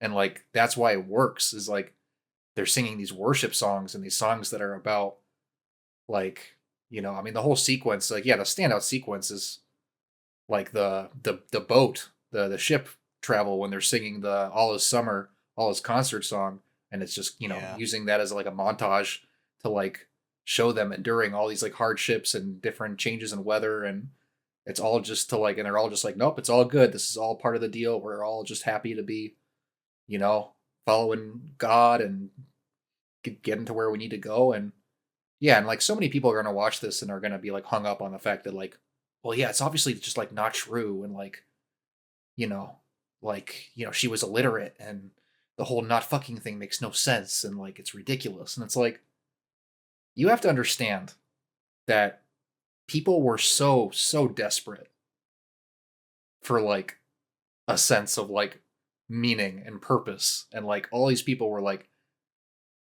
waiting for the apocalypse to happen. You have these people who think the eclipse is going to be the time when Jesus comes and God comes and judges everybody, and like it's just this like really unique time where everybody is just splitting off and coming up with and looking for like a freedom to express something that feels true and feels like it gives them hope and community.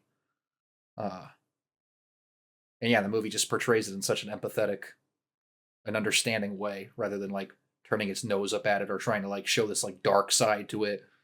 Like it's just very, yeah, beautiful and kind and yeah, and compelling, moving. Yeah, and like this is like the origin of America, right? Is because we had all these different like religious sects like come in. Um, Yeah, the Puritans, all Puritans those and the guys. Pilgrims are the big ones. You also had the Quakers. Of course, these are the Shakers, who are an offshoot of the Quakers. Um, The Quakers a shake. but that was how so much of America like started. It was like the big boost Mm-hmm. was just in the case of like the Shakers. There's so many little technological innovations they did specifically because they were motivated by like this devotion to God and this devotion to their religion. Um, Same thing with like the Puritans and the Quakers, etc., and even the Amish, etc. Just that was the whole like sort of engine of the innovation of America, which made it the richest place on earth by like 1900. Um, was you just had all of these different uh, Protestant religious sects that had a very special and personal devotion to God that wasn't like funneled through the Catholic Church or the Anglican Church or anything like that. And they were really truly out on their own up in upstate New York, making all this stuff for Oh yeah. themselves. And it's of course, it is very easy to be like they were wrong, they were kooks, they were nuts for believing any of this. But it's like that's like they said you gotta like pay your respects. Like that's what life was like, and that's what they had to do to push society forward. Mm-hmm. Was Yep. like, for example, like this wasn't them, but in like the Puritans, for example, the the Pilgrims in Massachusetts, that was the most literate society in the history of the planet. Even today, societies are not that literate, but they were motivated by Yeah. the servant to like God to teach everyone to read, teach everyone to know like the Bible, etc. Know the know how to like work with your common man, etc. I keep saying etc. Uh, but like Etc. it was that's what Good like Latin. caused it. Like they had like Yeah. 98% literacy in like the Undeniably. Plymouth colony, and it was because of their religious motivation. And that's what created Yeah. America and created our beautiful society we love today. Yeah. Um, Exactly. And like it, I feel like like it shouldn't. It also needs to like be stated like we're talking about a somewhat unique sect of this type of Christianity that is being led by a matriarch, by a woman, which is obviously incredibly uncommon in Western Christianity. That is a extremely patriarchal um, setup that they have there, and so the very concept that they're going for of having a this idea of like, oh well, God is male and female, and so you have Jesus who is the guy, and then you have Anne Lee who's the woman, and she's like maternal, and they're like, you know, worshiping and praying to her, and bringing out this whole other dimension of like who God is like from somebody who has some idea of what they're talking about, like is valuable, and like there is a legacy to that that's like meaningful today, even if the Quakers are or the Shakers are obviously not around meaningfully.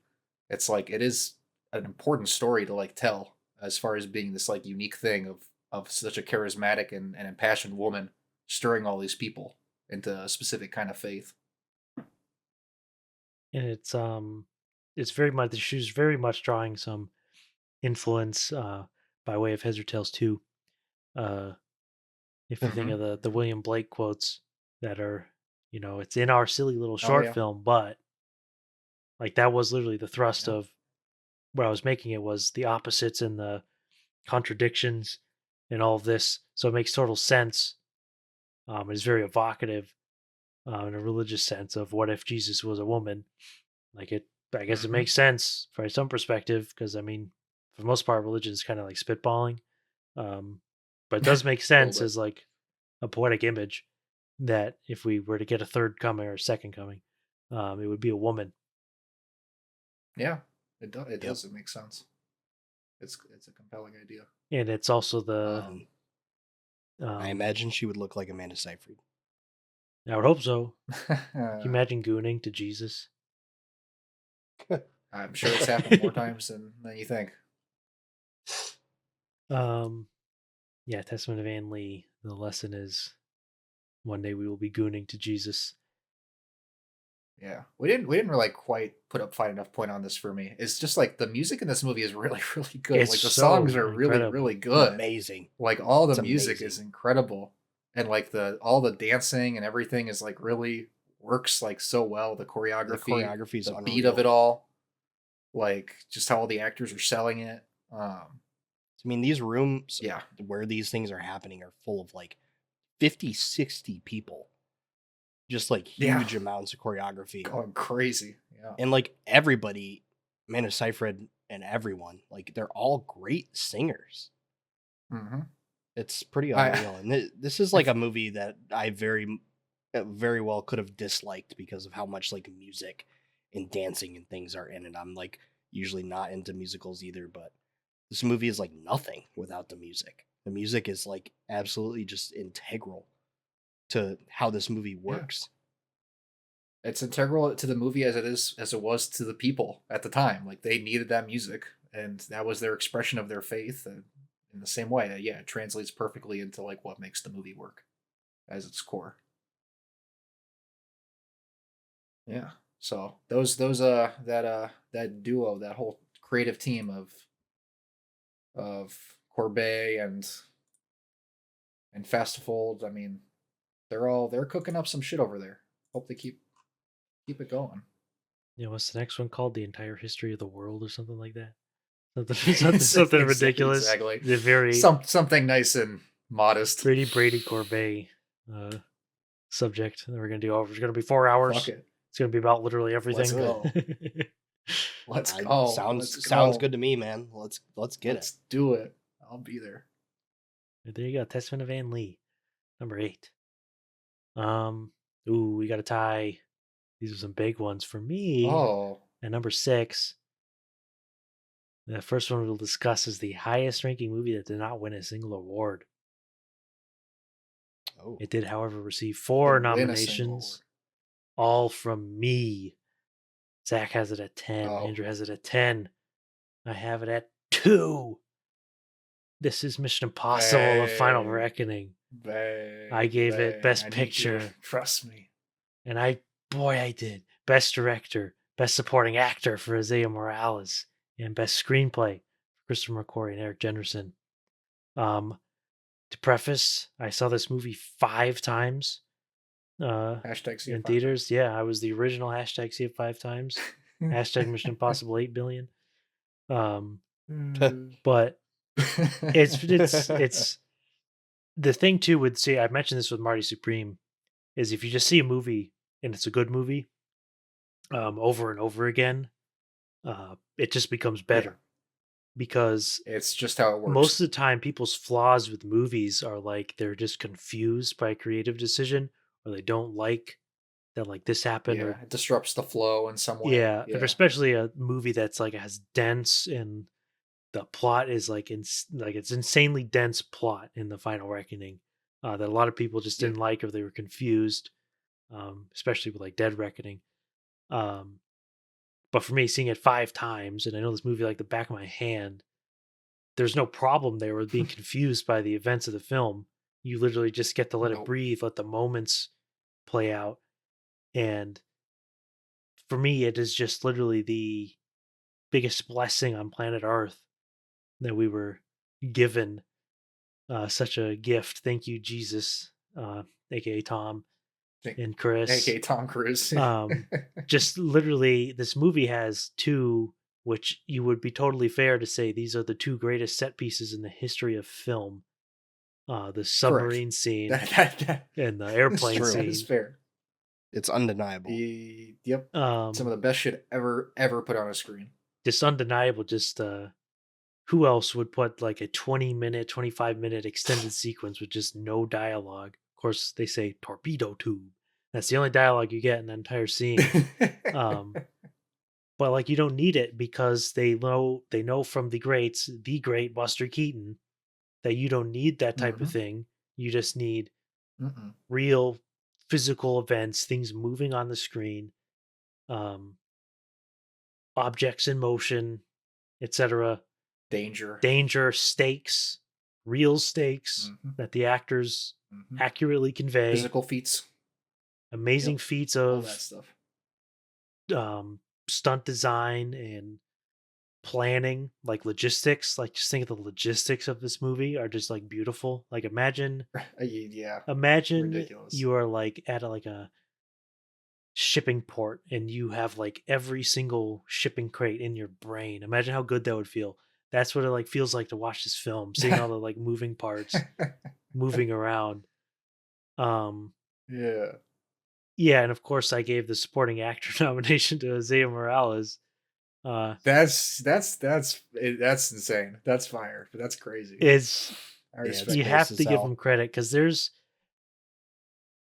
people like, I think he has like the perfect level of like what I praised Oscar Isaac for earlier, because I think Isaiah Morales literally comes from telenovelas, or he was on like, was it New York City something, NY Blue, I don't know, but he was on one of those procedurals.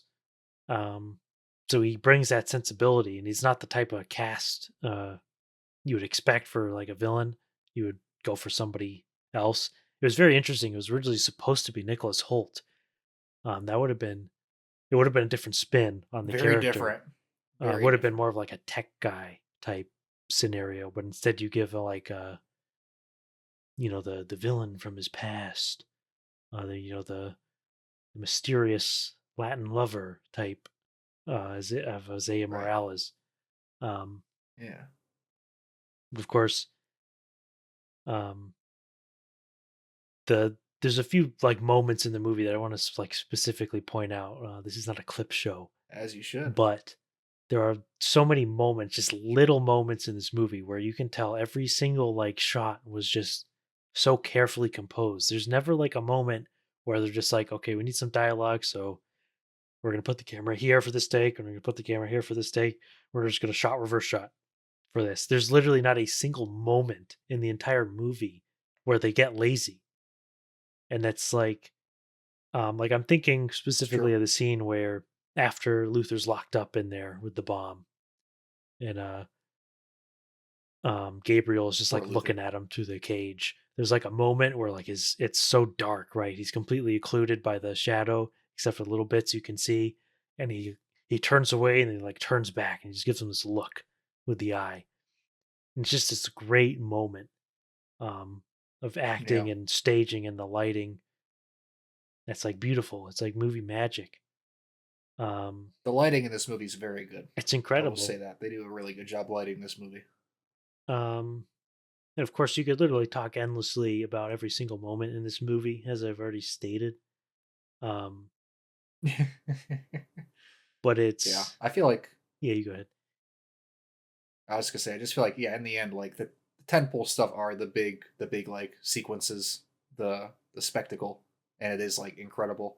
But yeah, I mean, this movie is just like incredibly nonstop and It's a huge in its breezy scope 3 and its hours. scale. It's a breezy 3 hours, but it's also weighty because the scale and the scope and the stakes are as big as you can ever make them, which is just like, oh, it's just like the fate of humanity. Are we gonna get nuked to hell or not?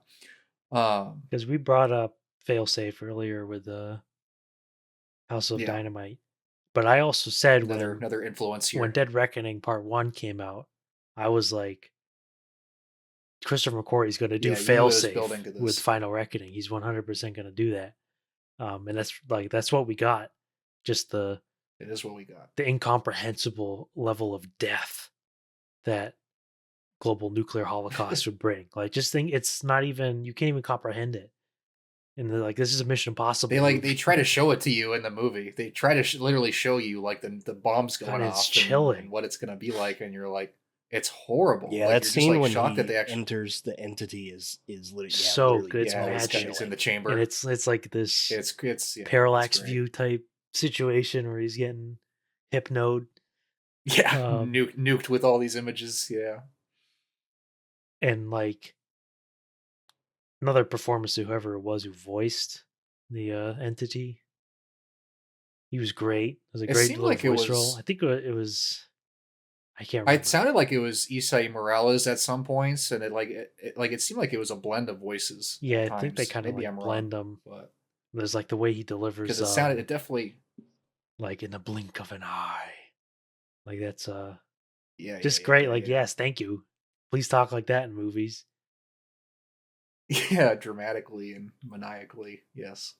Haley Atwell. Yes. No. I don't need to elaborate. Um, Daddy. like I think just like of course the whole sort of like final sort of moment of the film, like what makes a good thief or what separates a good thief from a bad thief, timing. Um, So true. that's just like I like that a lot. That's just a great like Yeah. little touch. And of course, the actual moment where she gets the timing right, just movie So good. The magic. genie bottle. So The good. poison Yep. pill, Pure poison pill. Ethan. Yeah. No. And talk about Isai Morales again, like one of the great villain deaths, one of the great modern So villain deaths. incredible. Just He the catches it. maniacal laugh into black. His head getting split in two is so good. Because God, I fucking hate that motherfucker. I was waiting for that shit to happen. Every time Tom Cruise punches him, I'm like, yeah, hit him again. And I mean, the This biplane sequence is like literally, it's like the greatest stunt greatest set piece in the history of cinema. It's just like unfathomably thrilling. It's crazy to think about when like you're watching a movie and it's so thrilling, and it's like sometimes you'll pause there and like just be thinking to yourself like this is like not even fucking real. Like this isn't even real, but like it feels like it's like realer than real. Um just it's like so like very few scenes can like invoke that feeling in me. Like the only other one in recent memory I can really think of is um John Wick 4, the Hotline Miami type scene Oh yeah. where it's just like holy shit. Like thank Yeah, God they're for actually doing movies. Like this is what they're Yeah. doing. And, like he's hanging off of an actual plane. Yeah, literally. But yeah, I mean like Like, yeah, stuff that you can't see anywhere else. There's no other way to see something like this. You have to go to the movies, and these producers and everybody has to decide we're going to put on a show for everybody. Like, that's the only way you're ever going to see this kind of stuff happen. and like you could have done it with CG. Nobody would have really cared if this was another Bleh. franchise, if you did it all CG. Would have looked like shit if they did it with CG. It's also the reality. Exactly. Like, you don't know how to make that stuff look good. And that's what just like lends it. It's like holy fucking shit, because it's crazy too. With the movie is like typically you like want to be engrossed in the movie, and you are engrossed, but also at the same time you're like, dude, he's actually dangling from a plane. Like that is a real thing that this guy is doing. Which is It like makes you fucking sweat. it's like holy That is shit. you being engrossed.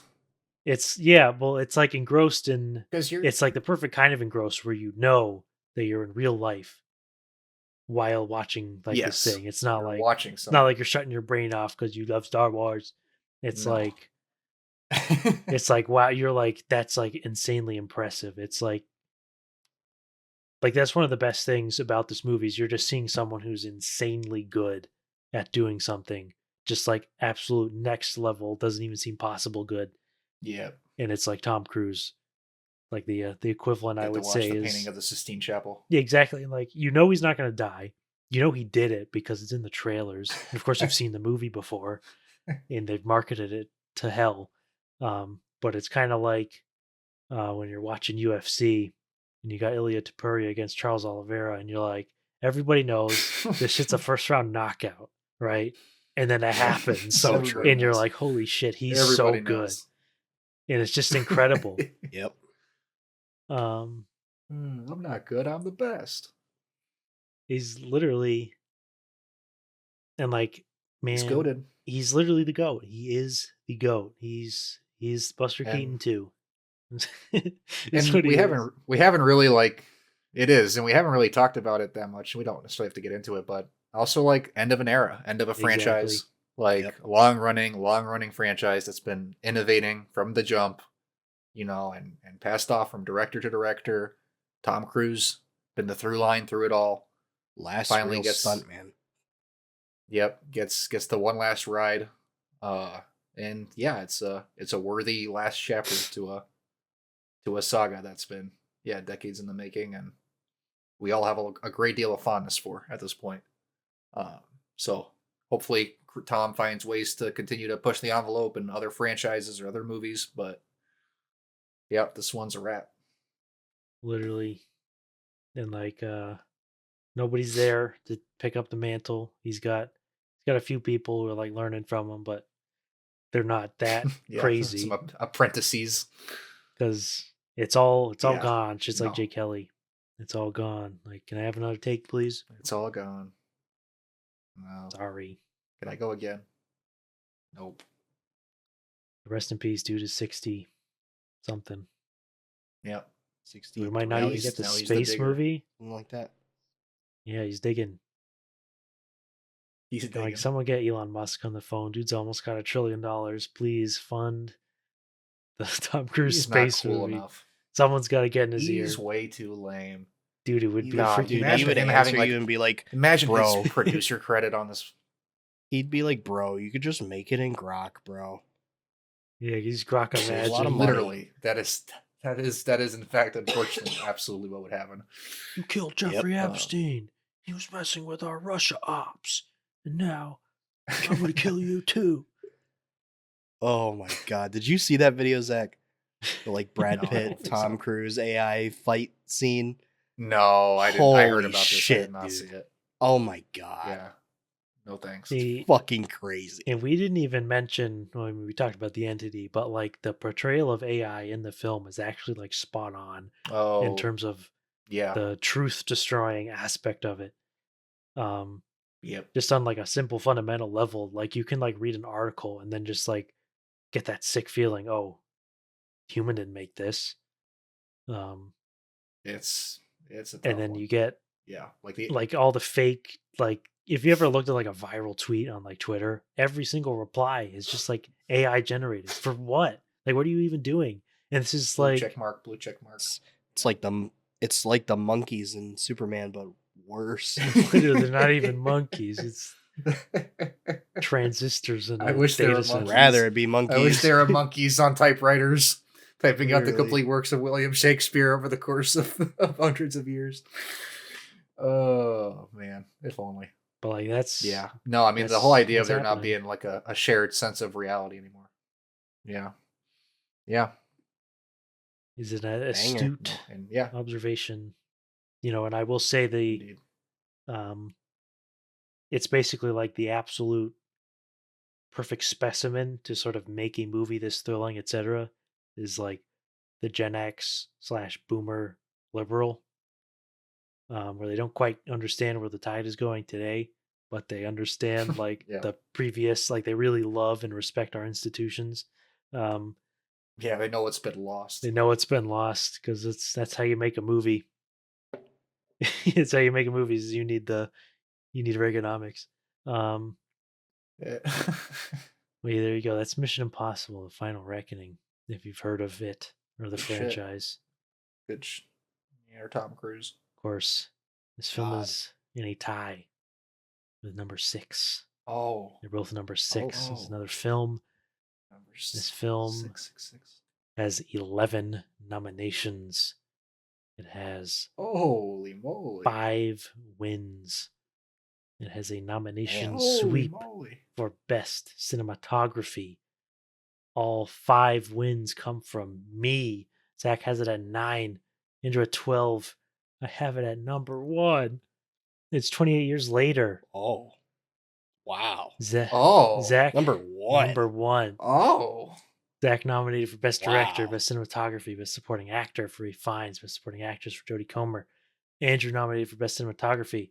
I have it winning Best Picture, Best Director, Best Supporting Actress for Jodie Comer. Best Cinematography for Anthony Dodd Mantle. Best Original Score for Young Fathers. Another nomination to boot for Ralph Fiennes. yeah. Yeah, and of course, Damn. I mean, this. this is a double whammy. Yeah. Ready for that? I'm just gonna sit here and yap for another hour on end. But this movie is like a blessing. It's like you, like an actual like blessing of filmmaking, where somehow Danny Boyle is able to just like put this together. Fucking genius. Literal genius level to make a movie that looks like this, feels like this, sounds like this. Shot on an iPhone. Shot on an iPhone is beautiful. It looks It's a incredible. fucking zombie. It's a zombie movie. Like it's a genre movie. Yeah, like it's because of course 28 Days Later is one of the greatest movies of all time. It's a movie that I just constantly think about as just like just straight up one of the most important movies ever made. It's inspired. Yeah. And 28 Years Later is like, it's crazy that we just haven't had like these like developments. Because when we rewatched Miami Vice recently, and I mentioned that we had a gift like 28 years later, like Miami Vice, that took the medium and really pushed it into a new direction in terms of just the creation of the images that you see on screen.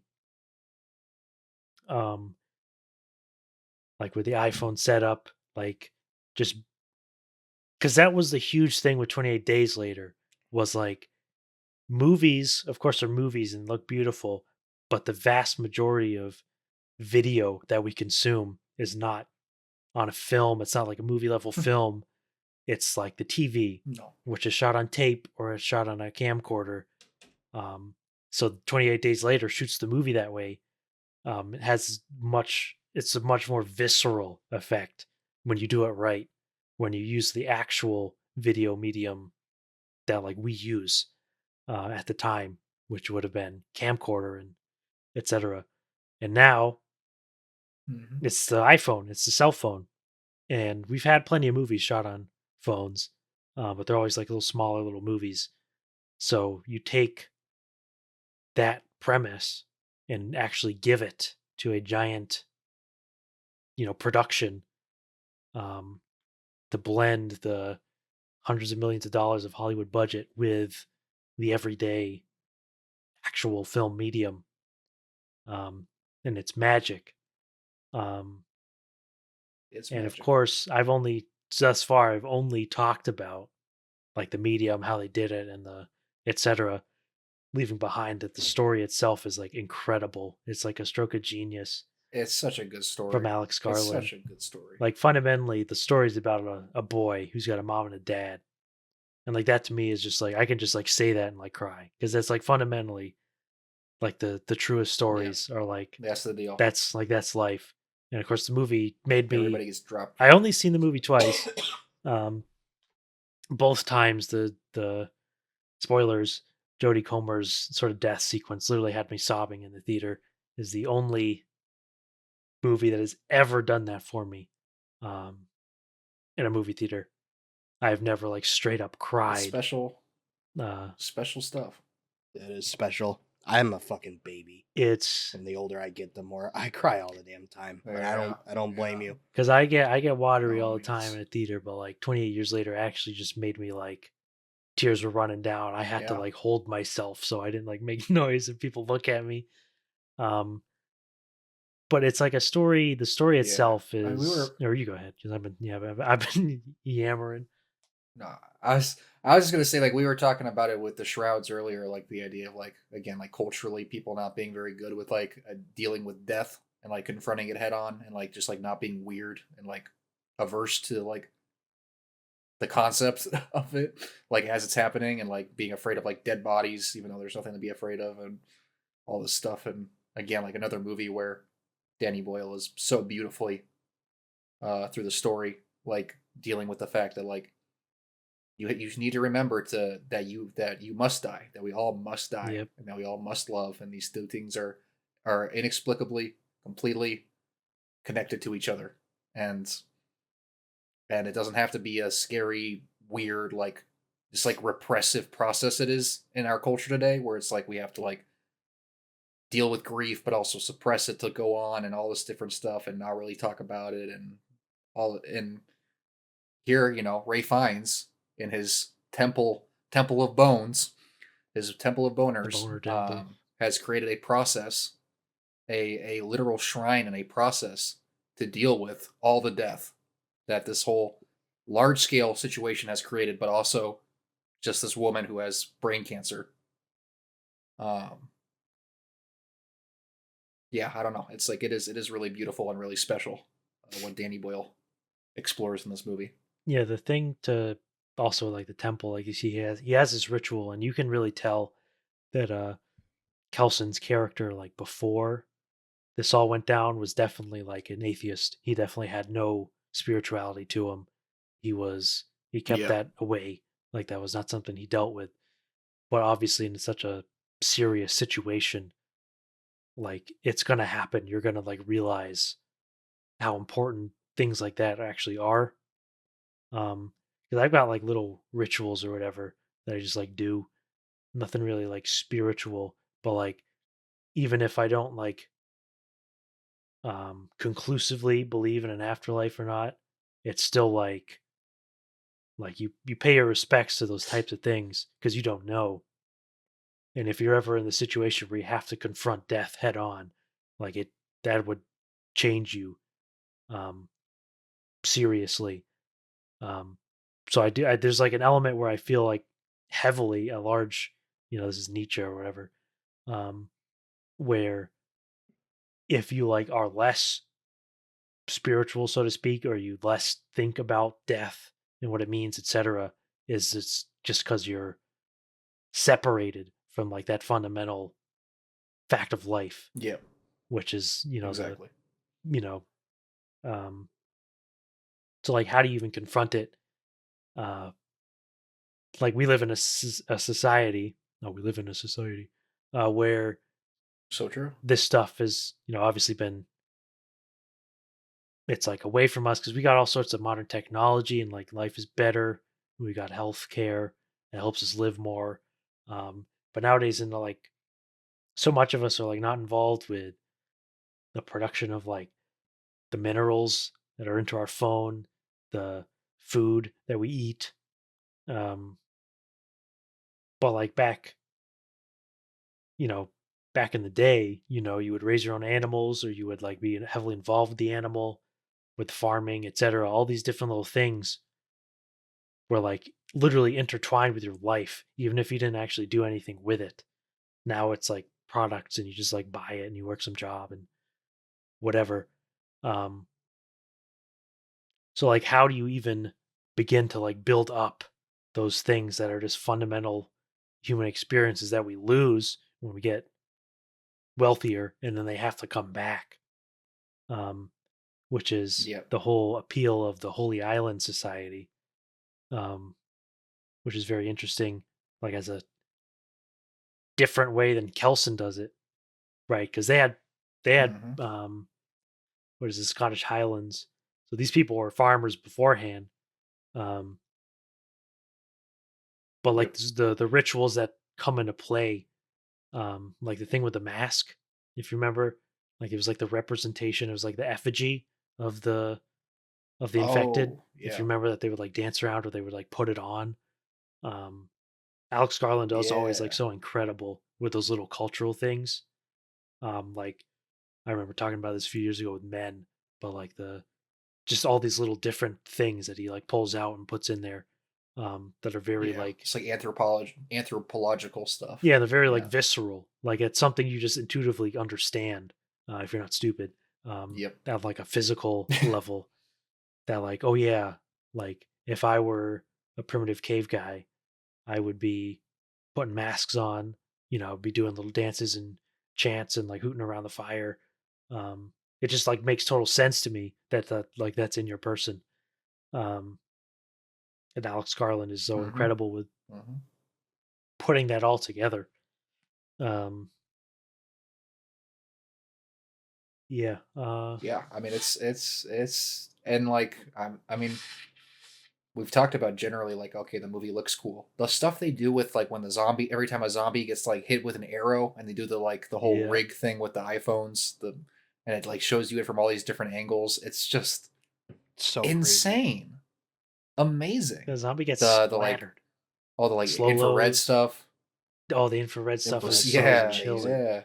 The sequence The when infrared is The incredible. dream. Aaron Taylor Johnson and Spike are going across like the land Boots, bridge, boots, and you boots. get that, or and you get like the whole bit where like you can see the entirety of like this Milky Way and like the stars and all that shit is just like there's no words for it.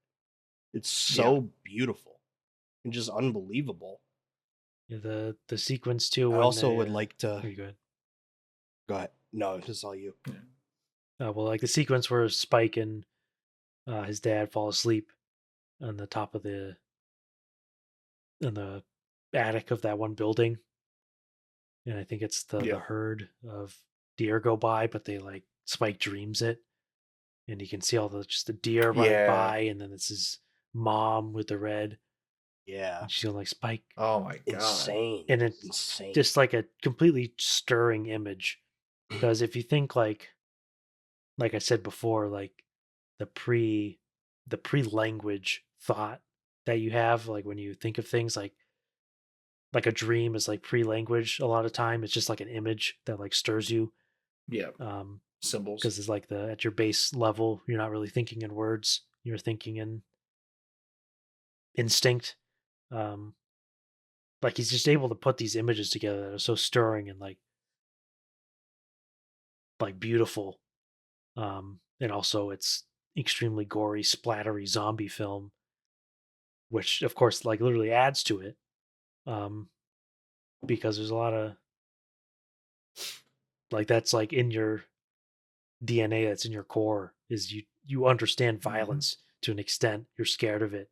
You understand blood. You understand death. It's there. Understand war. Yep. All those things. Yeah. Like again on the little cultural touches, like the Jimmies. Or only briefly in this one. Jimmy's. And mainly I'm thinking Yes. about the like the little bits we get of like the Jimmy, like graffiti everywhere, or the guy who was hung up and they carved Jimmy into his tummy Yep. or whatever. Um, it's like not too hard to imagine that people just get brutal and start killing people and sacrificing and whatever when they don't have, uh, they can't get their bread in the morning, they can't whatever, Yep. and these people that they grew up as like little children essentially in this brutal, violent world. Yeah. You literally can't imagine Yep. it. I mean, the opening scene Yeah. of the movie like encapsulates that all so well. It's like so haunting. You're Yep. watching the Teletubbies or whatever. Yep. Oh my god. Yeah. Shit is awful. Man, shit just goes so fucking wrong. It's Shit horrible. is awful.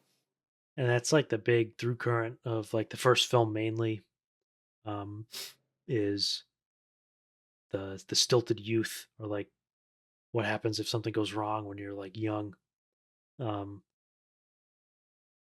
like with the Teletubbies and the way they, of course, Jimmys do the whatever dance in the second one. Yeah.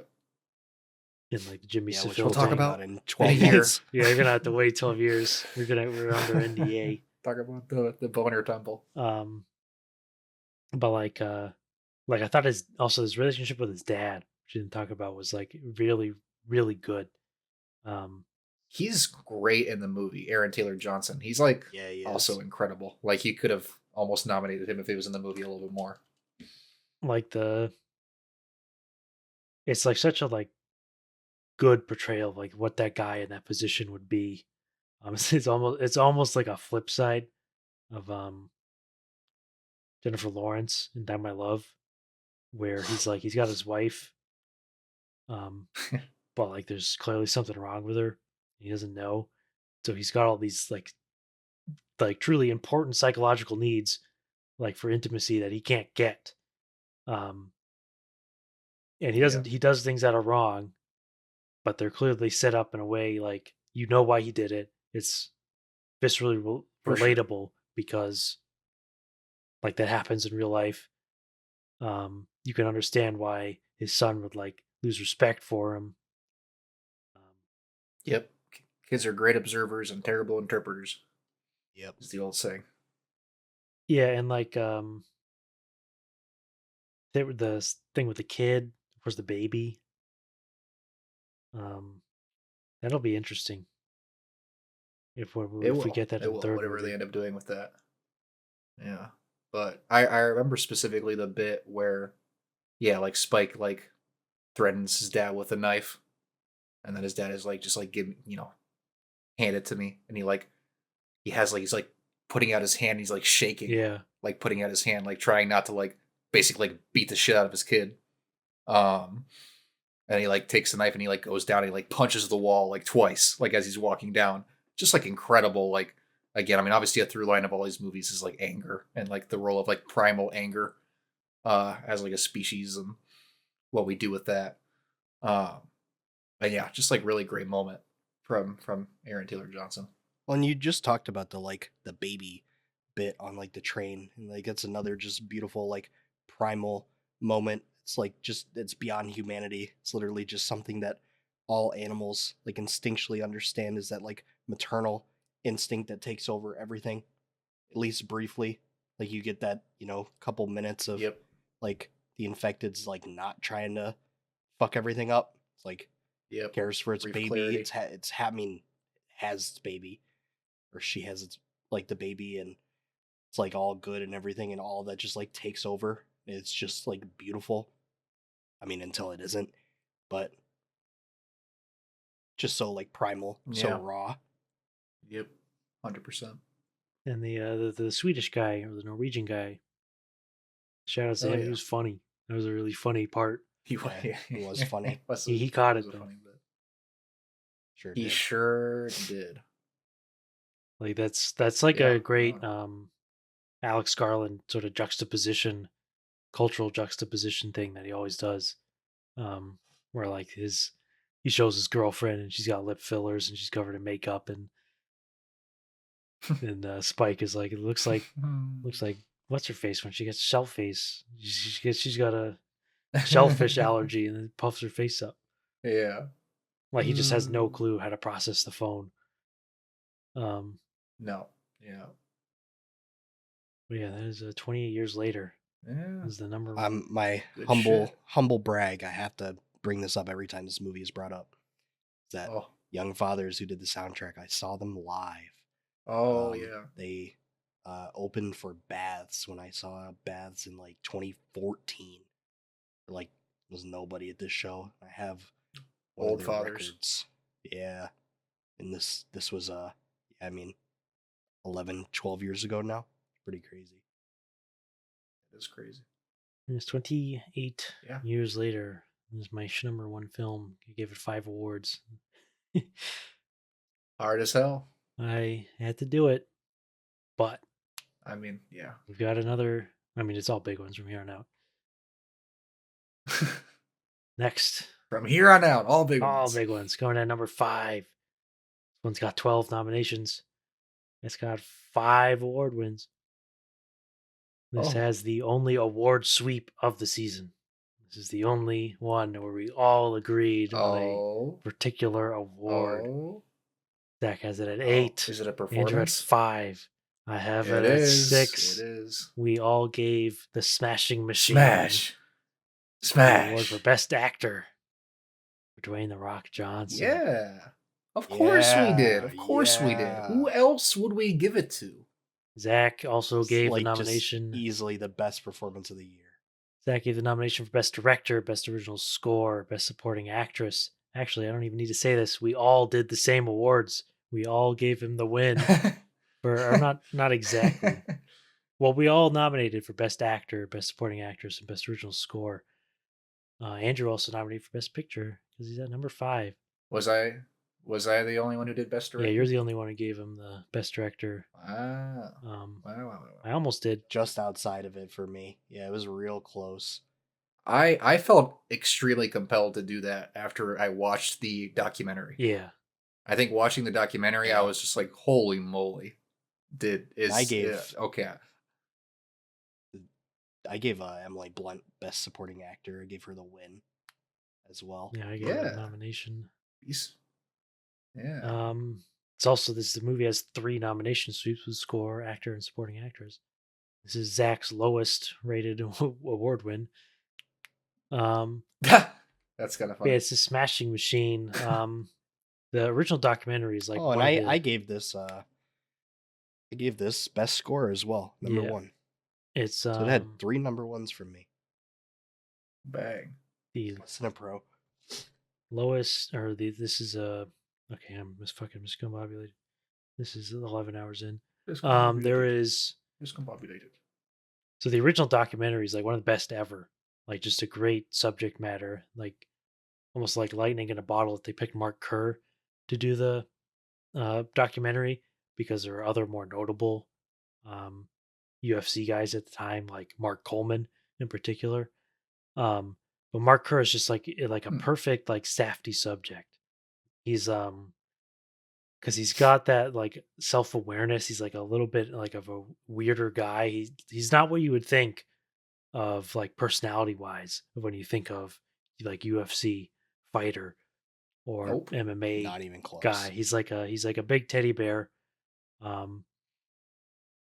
Just like a funny guy. Like there's like the bit when he's in like the hospital where he's describing his like overdose and he's like, yeah, and my acuity was still there and it was just crazy. Like you just can't like imagine some other like meathead and doing MMA. So it was like the perfect fit because he's like just a great character on his own. And Dwayne Johnson like nailed it. It's crazy how down to like he really did science he had that portrayal. And that's like the big thing with this movie is just how accurately and lifelike it just portrays this documentary in one of the Yes. most, I say easily the most like accurate portrayal of a real footage that I've ever seen, It's so ridiculous. which is people like Yeah. criticize it for that because it very closely followed the documentary, so there's not really a narrative. Um, he just kind of goes about his thing. They don't change very much at all from the documentary. They only change certain things to make it easier to follow for a movie, but like plot wise, it's just his life. Like that's what happened. Um, like the big thing with the movie is just how open he is about all the like opiates he's on, all the drugs and Yep. painkillers. And how open he is with his life. He just like lets them in and like sees like, Pills upset his tummy. yes, my tummy. You know that's not bad for my tummy. Um, Is there any way I can just ride and stand on the inside? Is there any way I can just be on the inside as it's turning around? No, absolutely not.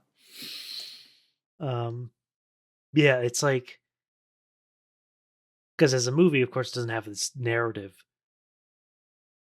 but that sort of safety, social real, whatever is so excellent in this because like you never get this type of look into a person's life or a person's especially like a particularly notable person, um and sort Yeah. of the fact that they're like just like remaking it makes it so like interesting because you could just watch the documentary, which is amazing, but also you like add the sort of human interpretive level to it where people are all like acting out, just duplicating the footage again, um is like incredible. Like it's like, thank you, Benny Safdie, for Yeah. deciding to just do that. It's we've used this word a decent amount to describe movies as is often done, but like it's magic. Like I feel like what Benny Safdie captures in terms of like following because he's following the documentary so closely and he's committed himself to doing that. Like, well, I just think that makes it even more impressive, like the way how closely he manages to capture it, and yeah, from the performances to how the movie looks to yeah, I mean the cinematography is beautiful in this movie. There's some Yeah, it's a incredible beautiful movie. looking stuff. Um, just like one shot specifically, when after like when he loses the first fight that he loses, and he's like walking out of the ring, like specifically as he's like coming out of the ring, and you're just getting all this like insane, like all the lights in the background and all these like like colors and the refracting of the lights by the camera, and it's like it's beautiful, it's incredible. Um, yeah, I don't know, just like a really impressive movie. Like yeah, pretty specific and unique, and obviously ended up not being everybody's cup of tea, which is a shame. Another one, I mean, Amanda Seyfried was an incredible, insane snub. So is Dwayne Johnson. I don't understand snubbing him. It's a shame, Because it's another but thing He should have is just won. a lot of people like thought he was maybe goofy because he's like playing a goofy guy, and they didn't. A lot of people might not even known that there's an original documentary. They just think this is like a biopic. probably don't. So they're like, okay, why is The Yeah, Rock being so silly? Like I don't get it. Um, but like that's Mark Kerr. That's the great Mark Kerr. Yep. yep. This movie also just like, I mean, this was my winner for best score in a year with Oh, the best scores in recent memory. And like the score of this movie is maybe like I think the boldest choice in any movie all year is kind of how I feel about it. Yeah. Like especially considering what the subject matter of this movie is, you have this like ethereal like kind of like jazz electronic ambient score that's just like playing over people getting, you know, fucking pulverized. mm-hmm. And it is just like you get transfixed on everything that's happening. It's like magic. You just get teleported into this like into this movie. You're in the ring, and it's like it heightens everything to this really interesting level. And it does play a bit off of the music that's in the original documentary, which is like it's not quite like A little bit. Yeah. ethereal, like electronic, especially. It's not like electronic music, but it is like kind of jazz rocky um, on the ambient side as well. So it Yeah. is like a nice parallel to the music that's in the original documentary, but um, just the way that it like layers over everything that's happening in the movie is just so unique and so bold. Um, and I just like respect the hell out of it. And it was like, I mean, One Tricks Boy never had to work with one of the two Safdies. It's like he probably couldn't do both because I mean these movies came out the same year. That is what it is, and it's like I'm happy that this is how it worked out because Nala Cinepro is also just like I think one of the like best young musicians, especially in like classical adjacent music that I can think of. And she's a She cooks. fucking visionary, and she's like 28, Holy 28 moly. years old. Is like God bless. unbelievable. Keep cooking. And if you've seen this movie and didn't know, she plays the national anthem on the harp in the movie, which is amazing. So hard. It's like so cool. But and Emily Blunt's performance is also that whole dynamic. so incredible. Cannot. Yeah, the dynamic between the two of them. What a heartbreaking relationship to have to watch like play out. Yeah, because they both. It's tough. The push and pull. Yeah, because they both like clearly like are very like attracted to each other, but it's also like they're just not compatible people. No, the power dynamics are all it's off. just like very strange. Can't figure it out. Can't find a balance to it at all. Yeah. No. Yeah, the Smashing Machine. Yeah, we liked it. I feel like I was gonna say Smashing Machine and like House of Dynamite are like the two movies. Well, I mean, I guess people didn't love Mission. It's funny because people didn't. When I say people, I'm talking about letterbox curves here. But like, people didn't love Mission Impossible. People didn't love 28 Years Later. People didn't love the Smashing Machine. They didn't love House of Dynamite. So we got some upsets up here next to consensus. Yep. Of course, we got some screamers left. So true. This one's got 10 nominations. It's got a single award. Golly. Just for me. Going in for Zach at 5, Andrew at 9, me at 4. Zach nominated for Best Picture, Best Director, Best Screenplay, Best Actor. Andrew nominated for Best Director and Best Actor. I won for Best Screenplay. Also nominated for Best Picture, Best Director, Best Actor. This is Eddington. Yeah. God, what a fucking banger. Never doubt. Holy moly. I just rewatched this movie a few weeks ago, and golly, that shit is crack. That shit is fucking unbelievable what Ari Aster tapped into with this movie. It's like it defies belief how incredibly well he like captured such a specific moment that especially obviously everybody here remembers very well what it was like still. And like wow.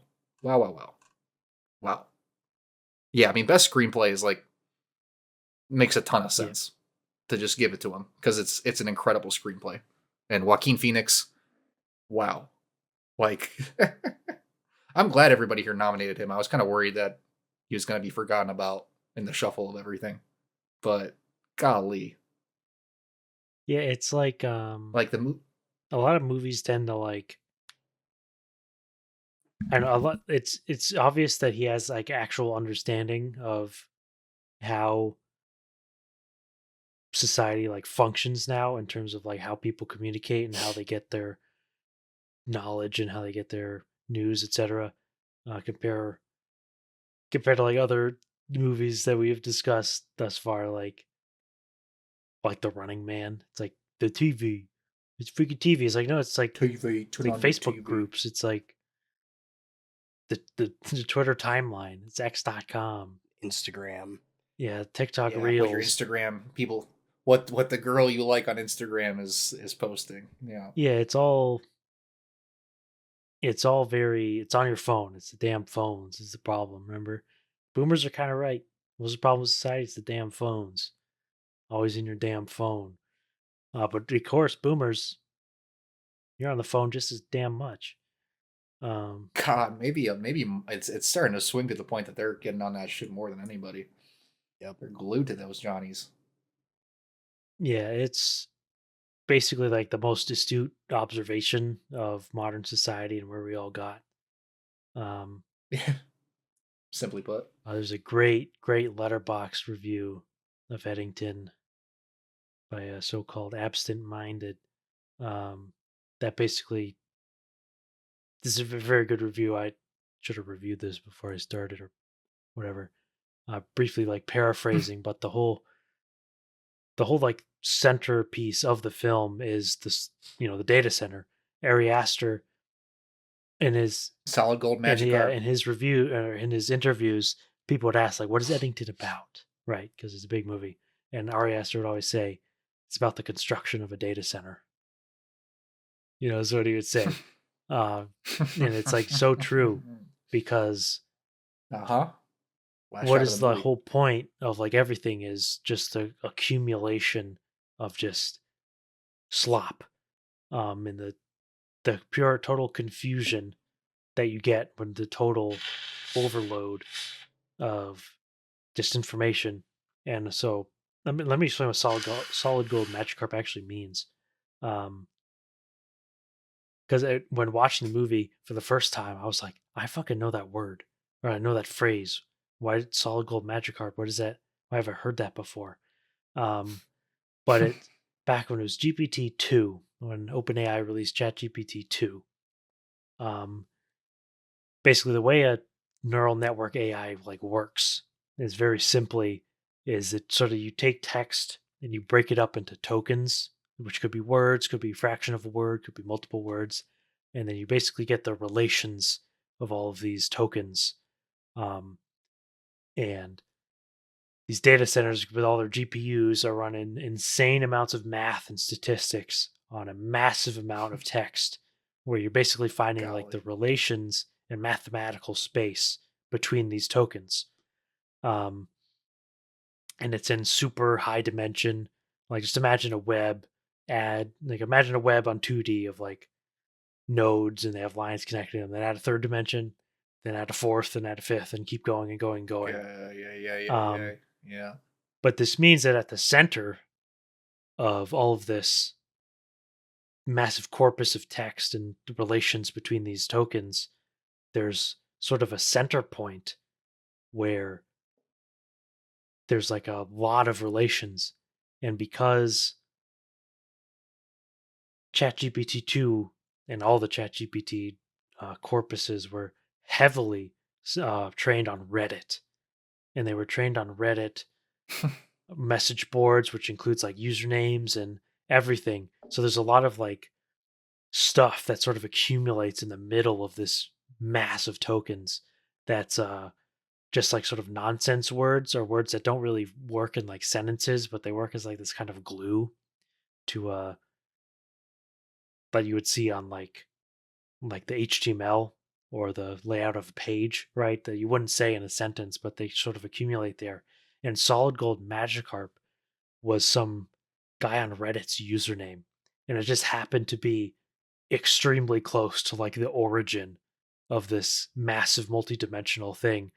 So if you were on ChatGPT 2, you could say solid gold Magikarp and it would completely fuck up the statistical model because it's right there in the middle, and you could just break ChatGPT by saying solid gold Magikarp, among other things, because people like That's studied funny. the huge token, whatever you call it, the web. And so that's what it's from. Yeah. It was the thing you could say that would break the neural network. And it was literally just some guy's Reddit username because he liked Pokemon. It's like Magikarp's shiny form Yeah. is gold. And that's what he liked. He likes solid gold Magikarp. It's fucking I'm gonna magic make that carp. my Reddit username. And it's just like so fitting that it's just some random Redditor at the center who breaks Everything GPT. uh, every choice in this movie is It's perfect. literally Like as far as like the cultural like touch points, like there's a scene in this movie where like Joaquin Phoenix is go on his way. This is like right before things start to like spiral. And Joaquin Phoenix is walking to he's trying to get to like a meeting for his like political campaign. and he's trying to wade through this big demonstration that's happening in the streets of Eddington, this protest. And he's just walking through and he's trying to like calm everybody down. And he's just holding a ring light the whole time.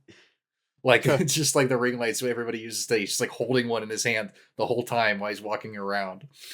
And it's like so perfect. Or like, I mean, the fucking like all the like music choices, fireworks and all Fireworks that, where scene it's is like, one of the greatest Yeah, ever. as a cultural Fucking Fucking touchstone. so- slaps. It's literally Yeah. slapped across the face. it's twice. Yeah. I mean, and then like, yeah, gosh, just like the way Joaquin Phoenix portrays his character, it's really an incredible performance. Like That motherfucker has bad case of COVID in this movie oh, too. oh, He is boy, and that shit is he- getting to him he bad. is gooey looing all over the damn place. It's also a funny touch there because with like when it comes to the masks, like broadly most people were just like wear the mask and like whatever because it's like that's what you're told to do. Obviously some people disagree, but like it's when you start coughing that you really need that mask on. Uh, but it's also No when it's kidding. the hardest to wear the mask because it's difficult to breathe now because I got this mask on. But that's like when he starts Yeah. taking the mask off is when he gets COVID, which is like a little like that's what happened. People would literally take their mask off to cough, like completely unthinkingly. They would Yeah. just take it off because Yeah. I don't want to cough and like get it all over my face. Like what are you talking about? I don't want to get my goo that's right now inside of me and it's about to leave my body. I don't want it to be right out on top And of that's me. just like the little As soon as it leaves my mouth, it's it's no like the good. little detail of like But, how yeah. people just like literally do not understand kind of what's going on.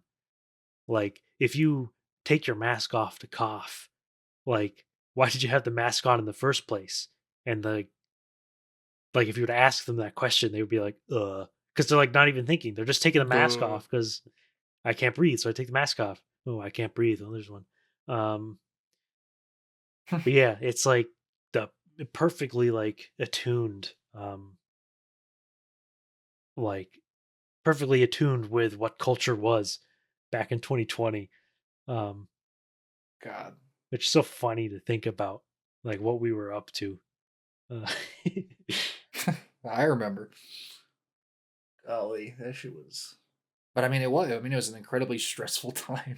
Like it just was. Like the chaos of it is very accurate. And like scrolling, I remember being in the middle of like June and July, which this movie starts in like May and goes through the summer. Um, like I remember spending lots of time scrolling on Twitter, watching a lot of shitty stuff happening, crazy stuff, and getting stressed out and like just like even the way it portrays like the whole through line of the kids in this movie or like the young adults, whatever, they're all like 18. um with like the guy who like is like becoming woke because this girl that he likes is woke, and he's like trying to like get on board with it, and then it's just like you have that like classic scene where um you know she's like telling him like, hey, I know earlier you called yourself anti-racist, but like I don't know if we can really even call ourselves anti-racist. Like, do you understand what that would even require for us to all be anti-racist? Like, we're more like white traitors, if anything. And then it like transitions into him talking to his parents at like the dinner table about it all, and then the dad is like, like calls him the fucking R word, and you're just like, you're white, and like just like that other element of it, like the political element where you're like everybody during the George Floyd stuff was trying to be so woke and anti-racist and get it all right and get all the terminology and like and it's just like the average person like it's just not going to stick. And like Ari Aster also perfectly understands like the absurdity of like trying to like all at once like educate the American populace about systemic racism and critical race theory, and like it is absurd. It's an absurd task to even like conceive of trying to do, assuming it's even like a worthwhile one. And I don't know if this movie definitely portrayed that moment of like the way people were being very like hard on each other while also asking everybody to like drink from a fire hose and become way more woke right now. And just like obviously you're gonna get a bunch of people that are just gonna be like, no thanks. um And yeah, and then inevitably like the whole flip of like that kid who's trying to be woke for the girl ends up turning into Cal Rittenhouse at the end. It's like really, really funny. Um where like yeah, in the end everybody just wants their piece of the pie and just wants to like be empowered and feel a sense of belonging and all of that stuff. Like it's all everybody ultimately is working with their emotions here. It's not they're not thinking critically.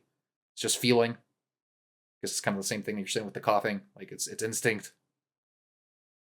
Yeah, Um, I just pulled up the guy's review. I'm not gonna just read about it, but I forgot a detail about Solid Gold Magikarp. Um, so it's a Reddit account, but the guy was very active in the Twitch Plays Pokemon community. Um, and there's like a Classic. clear analog between Twitch Plays Pokemon and just how people sort of interact with like culture. That's You're actually a just good. like That's you're just like actually a in really good Twitch chat point. being like, Yeah. hey, down, down, Up, and you're just down, hoping and up. Right. praying that your little input can move the character by one, and then like Literally, that's a good point. it's like Yeah. that's like great. That I shout out the Yeah. review again. Absent minded. I'll send you guys this. It Yeah. was the Highly cooked. Yeah. easily like the best work of film criticism I've read in years, especially for like recent writing.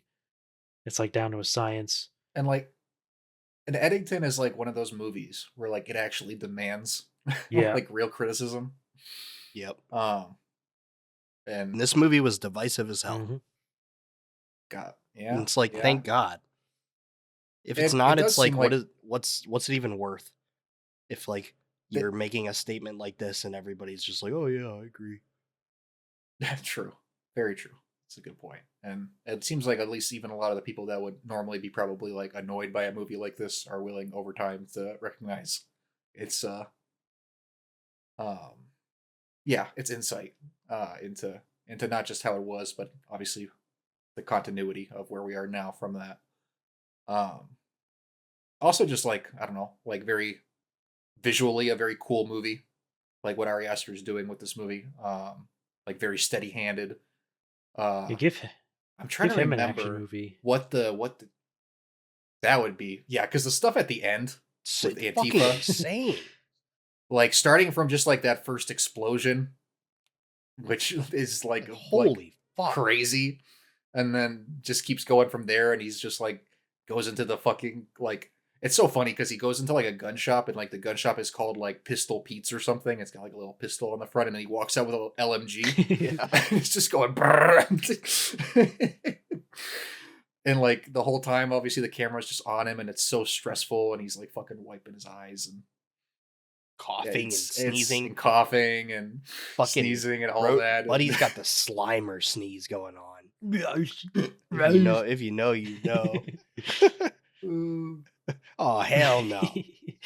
it's just like I don't know, like it's just like such a I mean really the like chilling moment where the movie turns is like because you get the obviously like the sniper moment and like that's where you're like, oh, like things have really gone off the rails. But even before that, he goes like it goes directly from like him getting slapped by Pedro Pascal, and then he gets like a call to like go in and check out Pedro Pascal's bar because the homeless guy is there again. And there's this great shot where he's walking through, like he's stepping through the like glass door. It's like shattered because the homeless guy broke in, and it's like a searchers style shot where it's backlit, and he's like he. It's not at first; it doesn't look like a shot like that, but he steps through the glass door, and then it's like framed like a searcher's shot. Classic sheriff cowboy shit, which is what he's trying to feel at this point to regain some sense of control and power. And then he's just like staring at the homeless guy as he's babbling on and breaking shit and just like watching him. And then he just fucking pulls out his gun and like pops 3 bullets in him, bang, bang, bang. And it's like chilling. It's like awful. You're like, geez, man. But you're like, that was just like pure catharsis for him. And then that just all goes downhill from there. Um, yeah, God, this movie is just like It's so dense. sick. I just love. Yeah, it's so dense. That's why I like felt the need to watch it again.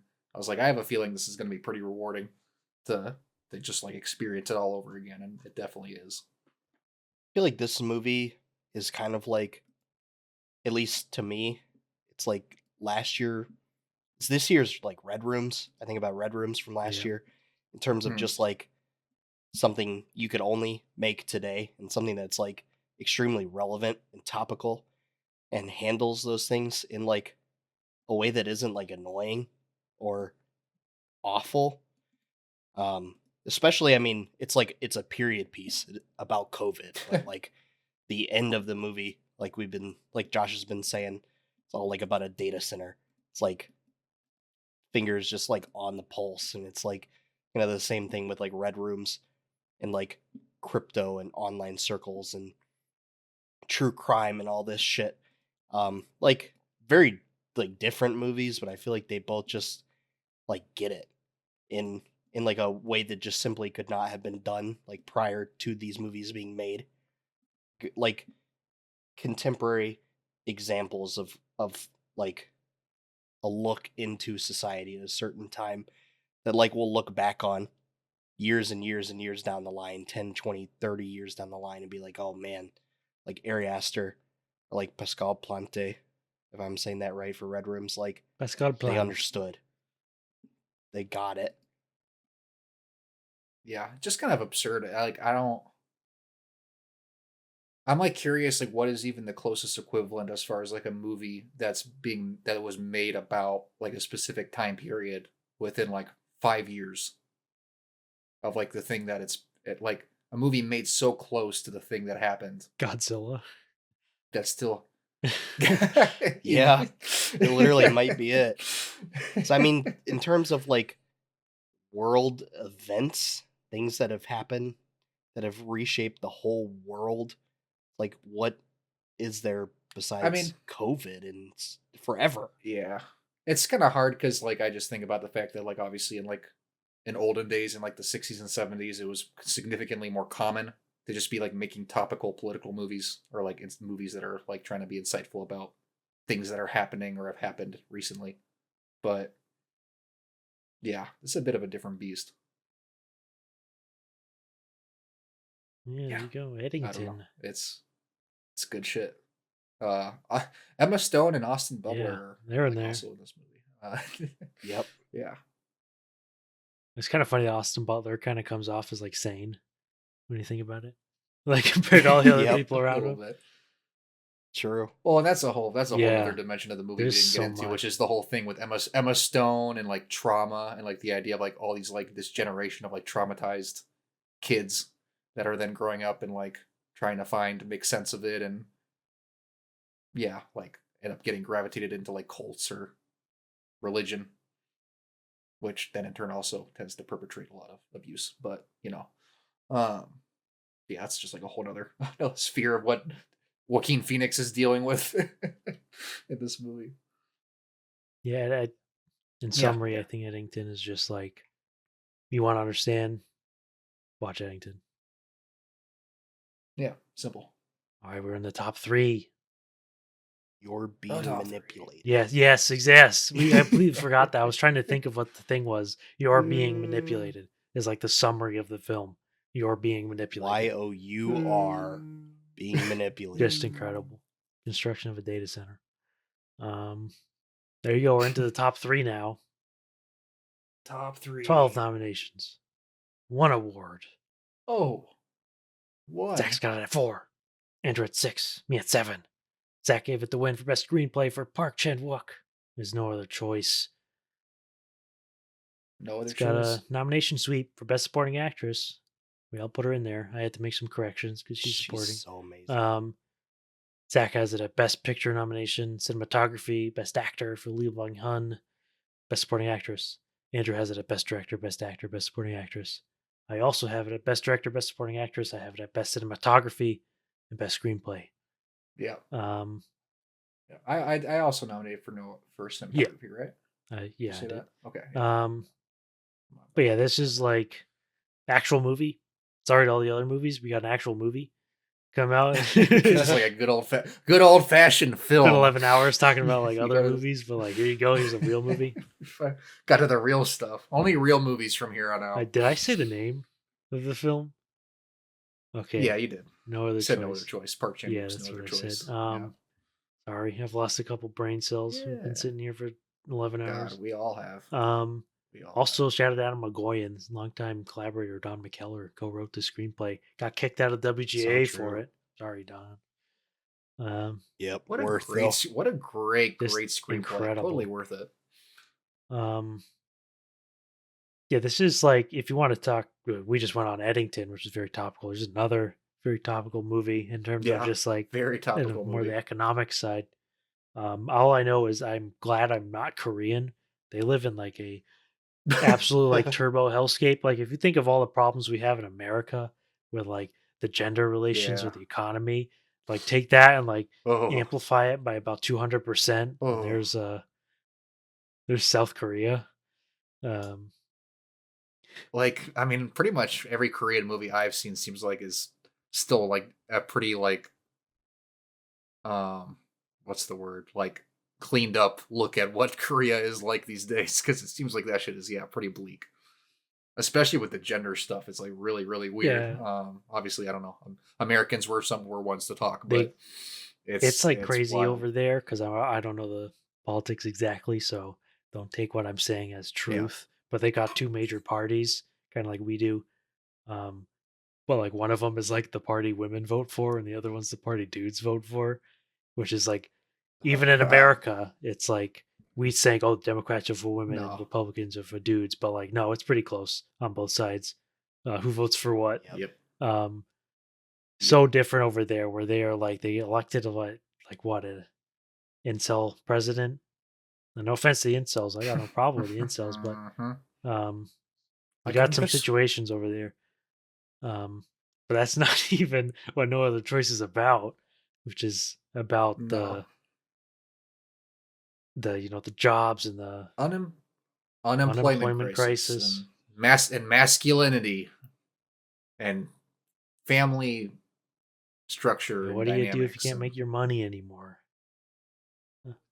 off with his head, off with your Afford head, your because you're the your head of the lavish family. lifestyle.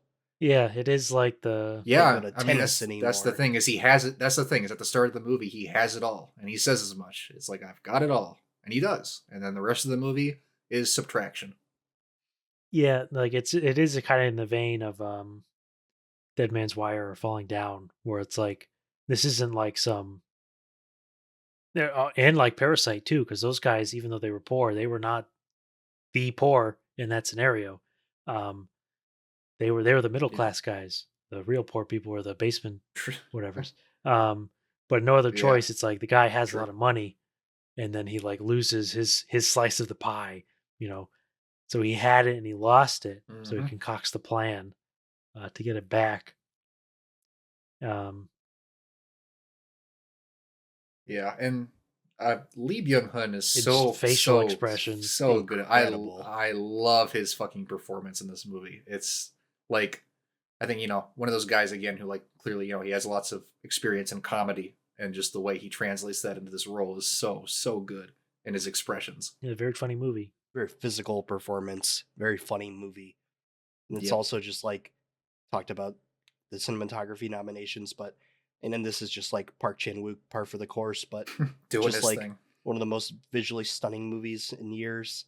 Just the way that it's all edited together and like how Park Chan Wook in this does tie in a lot of the cinematography. It's like not afraid of implementing like technology into his movies, like modern contemporary technology that we all have and use, like smartphones and FaceTime Yeah, and He's the best at doing iPads. Nobody does FaceTime the way that he did FaceTime in And this like movie. one of It's the best incredible. like bits of the whole year is when he gets like bit by a snake or whatever, and he's spying on Buddy, and like his wife calls him to FaceTime him, and the She is like sucking on that she's leg. sucking the venom out of his arm or his leg or whatever it is. It's Yeah. just unbelievable, unbelievable shot.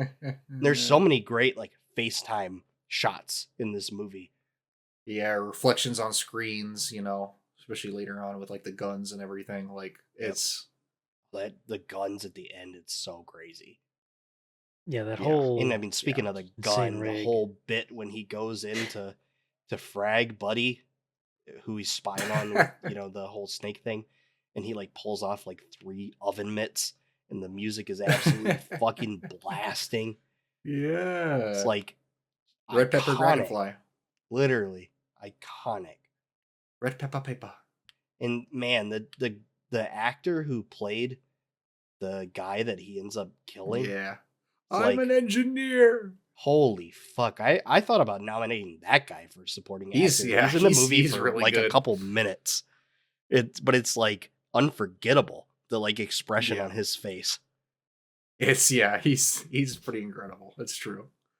You have the like, and like I don't know, they have like an autistic daughter who's like a savant at cello, and they're trying to like, they're basically like, this is the only way that she can, like, there's other stakes to this, like, oh, it's like the only way she's gonna like make it in the world is if she's like is able to be like a incredible concert cellist or whatever. And so there's just like all this pressure on Lee Byung-hun to specifically to just get all this shit together and get back on track. I don't know. It's all really very compelling and also funny. Like there's the bit where she's like, they're like at dinner and she just like is like working on something and she just like will like look up every few minutes and like open her mouth and just go until somebody puts some food in her mouth and she closes it and goes back to working. Oh, it's so good. Movie also So just funny. has like, again, talking about what's going on in the world, the like ending of this movie once he frags everybody out and gets the Yep. job, and he's Gets just the like dream job, by himself in this giant fucking paper mill factory. Everything's fucking fully automated. autonomous. And he's just Yep. like his daughter, he's just like pressing fucking buttons on an iPad. It's like all he's doing. He's like It's- whacking the paper with the stick just for old time's sake. Like there's already a machine that does that for him. Literally. Like just completely sold out in every way. And all Yeah. all of this, like I've said this to you guys, and this is like not a dig at this movie, but like Park Chan Wook is like one of my favorite directors, straight up. I mean that's not a hot take at all, Whoa. but this is He's like pretty good. not one of my favorite Park Chan Wook movies, and I have it at 6 on the year in my list. So that's just like also saying something as to how incredible Park Chan Wook is as a director. This I don't even think is like necessarily one of his best movies. It's still an absolute Yeah. masterpiece because he just doesn't miss. It is. It's a masterpiece. There's literally nobody. There's never been a filmmaker like him. Yeah, it's in the I never read the original book or the original film which was directed by Costa Gavras. But Costa Gavras would make a lot of like political films or like films around like I haven't seen any, so I shouldn't even bring this up. But like, you know what? I'm actually literally going to completely disregard this line of thought. All right, reset and go. Okay, I'm my mind is gone. That's that. That's no other choice. Yeah, that is true. No other choice. No other choice but to move on to the next The movie. next films. True. Interesting. What could be next? What could it Two be? movies left. Scratch. One is not going to be a shocker to anybody, and the other might be a shocker to certain people, heads that are not in the know. As in the no. Yeah.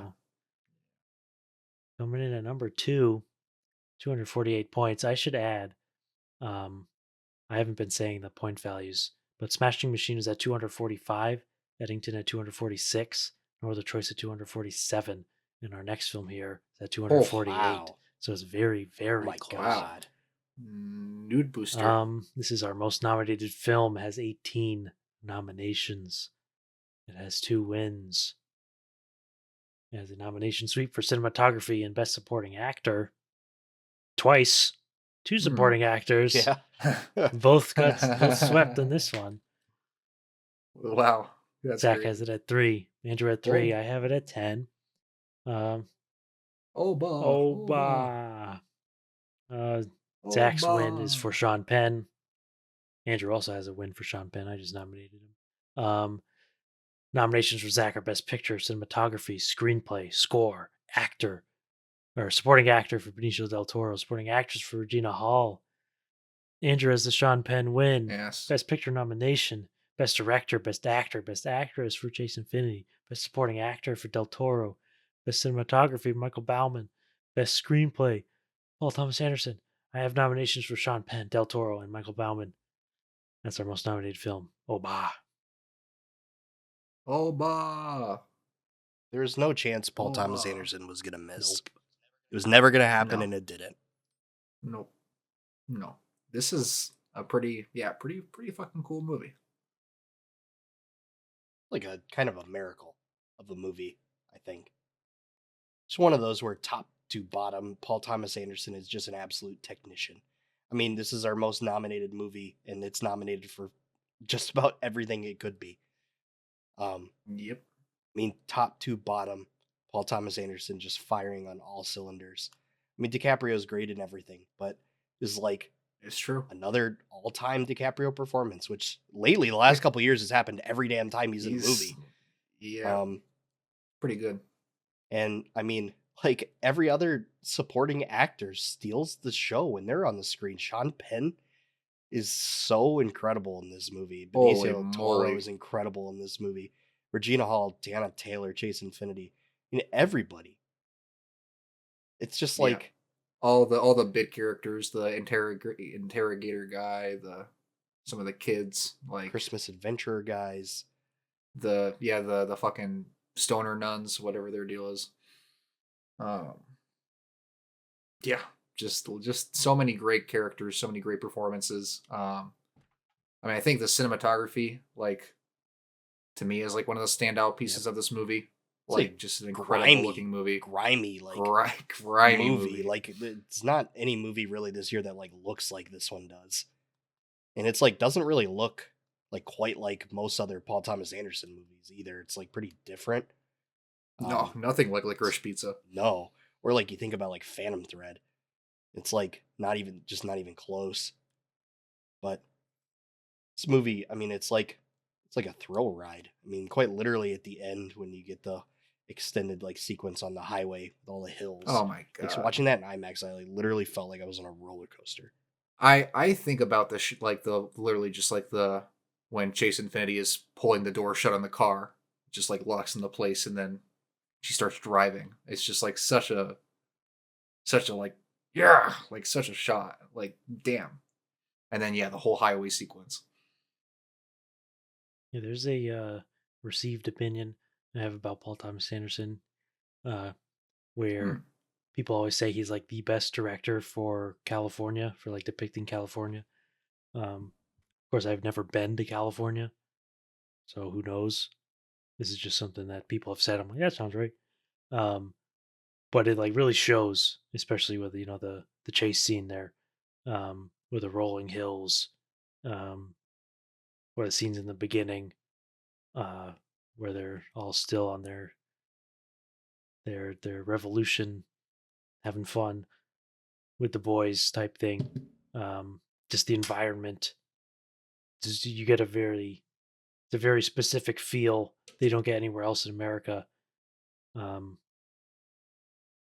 it's a very West Coast movie. This is true. Yeah, I mean, just like a cool exploration of like just like what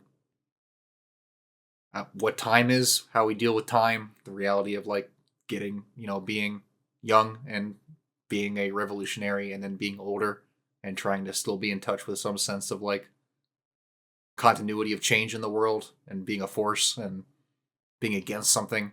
And obviously, like life happens, priorities shift, but not for everybody, and different people have different levels of being able to grapple with that.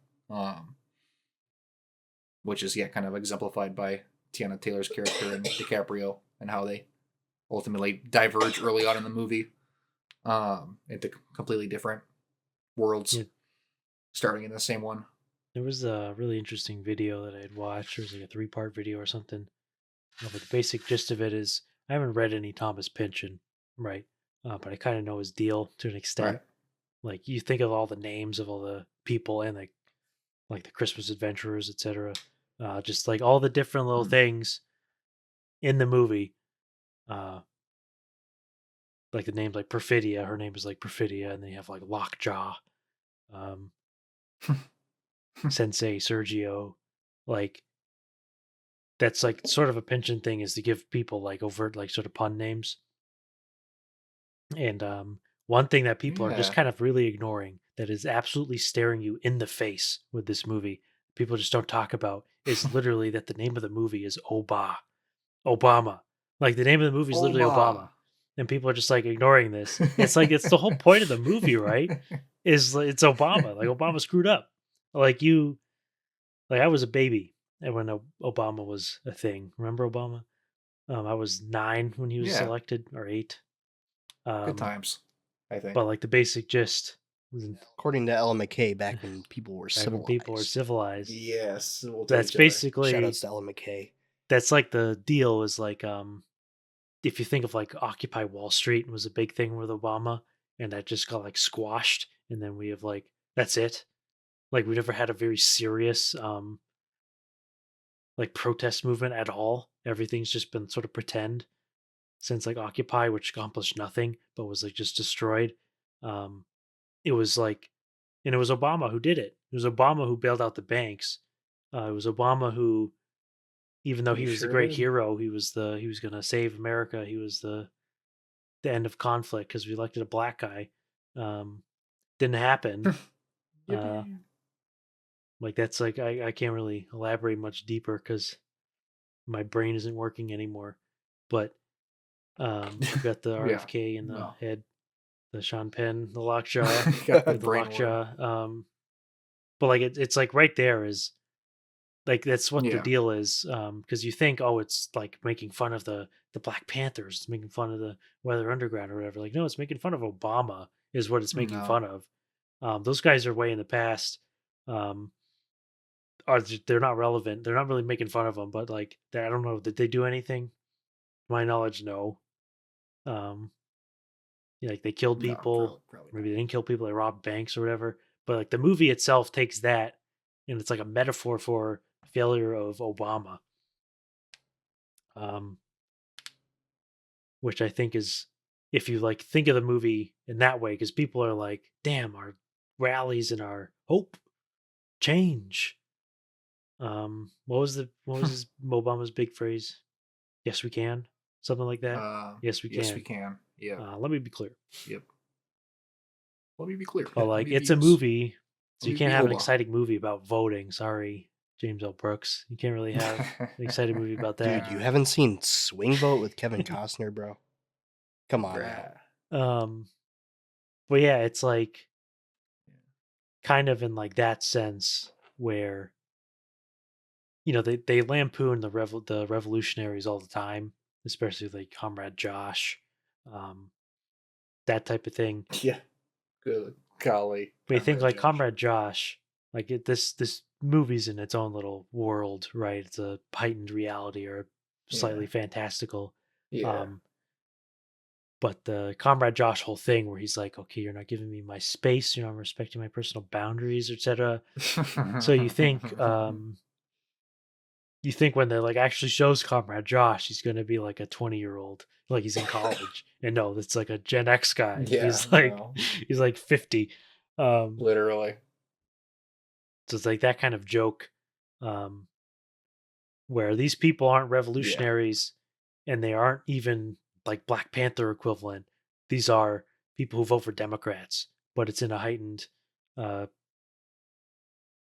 it's these are Bernie Sanders voters. Well, and to your point also is like another clear like through line to the movie and also tie into the title of the movie is just like there's just like you can't Yeah, really if you like win, win it's not gonna against happen. this. Like it's just like because there's always like There's no you're just end in always gonna sight. be Building a able to data center. well there's no end in sight and you can always get pressed and pinched as much as you want to stand for something and be principled and say you're going to lay it all on the line. Inevitably you get old, you have people you care about, and these systems that be the powers that be, and like it is a heightened reality. Also, everything that I think is probably done in these movies is done in real life. It's just, like, as far as what these like fucked up people are doing to get what they want. Like, these are all tactics I imagine are all actually used. And the reality is, like, yeah, they will find whatever they need to press you and to pinch you where it hurts, and they'll make you fold. And nobody ultimately will really blame you when you do.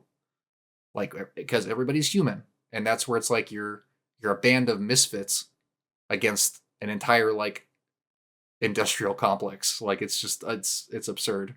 Kind of similar to Begonia. Like, even if you aim in the right direction and say we want to take this down, good luck. Like, Yeah, good luck another with thing that. with like the Christmas Adventurers, because it's like very funny, right? When they're in their meeting and they're like, "Oh, she's Oh, for black," sure. and they like blows his lips out. Like, oh, But yeah. recently, like, we've gotten some insight into how these people talk with the Epstein emails, and very hard to actually say exactly what they did in the Epstein emails because whatever. But like just the way they like talk to each other. Like if you've seen, how Epstein like talks or like types and just all these typos, Yeah. and you might think like, oh, the evil pedophiles ruling over us or whoever they are, like they have their little circle where they communicate with the ancient texts and whatever. Their secret code, um yeah. like Richard Nixon of all people has a very funny quote about this. It's very relevant. Like, the Bohemian Grove, the like it's part of like a Mm. conspiracy theory thing where all the rich people go the Bohemian Grove and they do their rituals or whatever. Richard Nixon has been to the Bohemian Grove and he describes it as the blankest damned thing imaginable. Fill in the blank. It's a mean word for gay people. That's what he describes it as. And that's basically like the Christmas Adventures is. It's like, this is like so Yeah, stupid, pretty guys. much. Um, Yeah, and guys, it's a Sean little Penn wants his gay. little corner office with the window.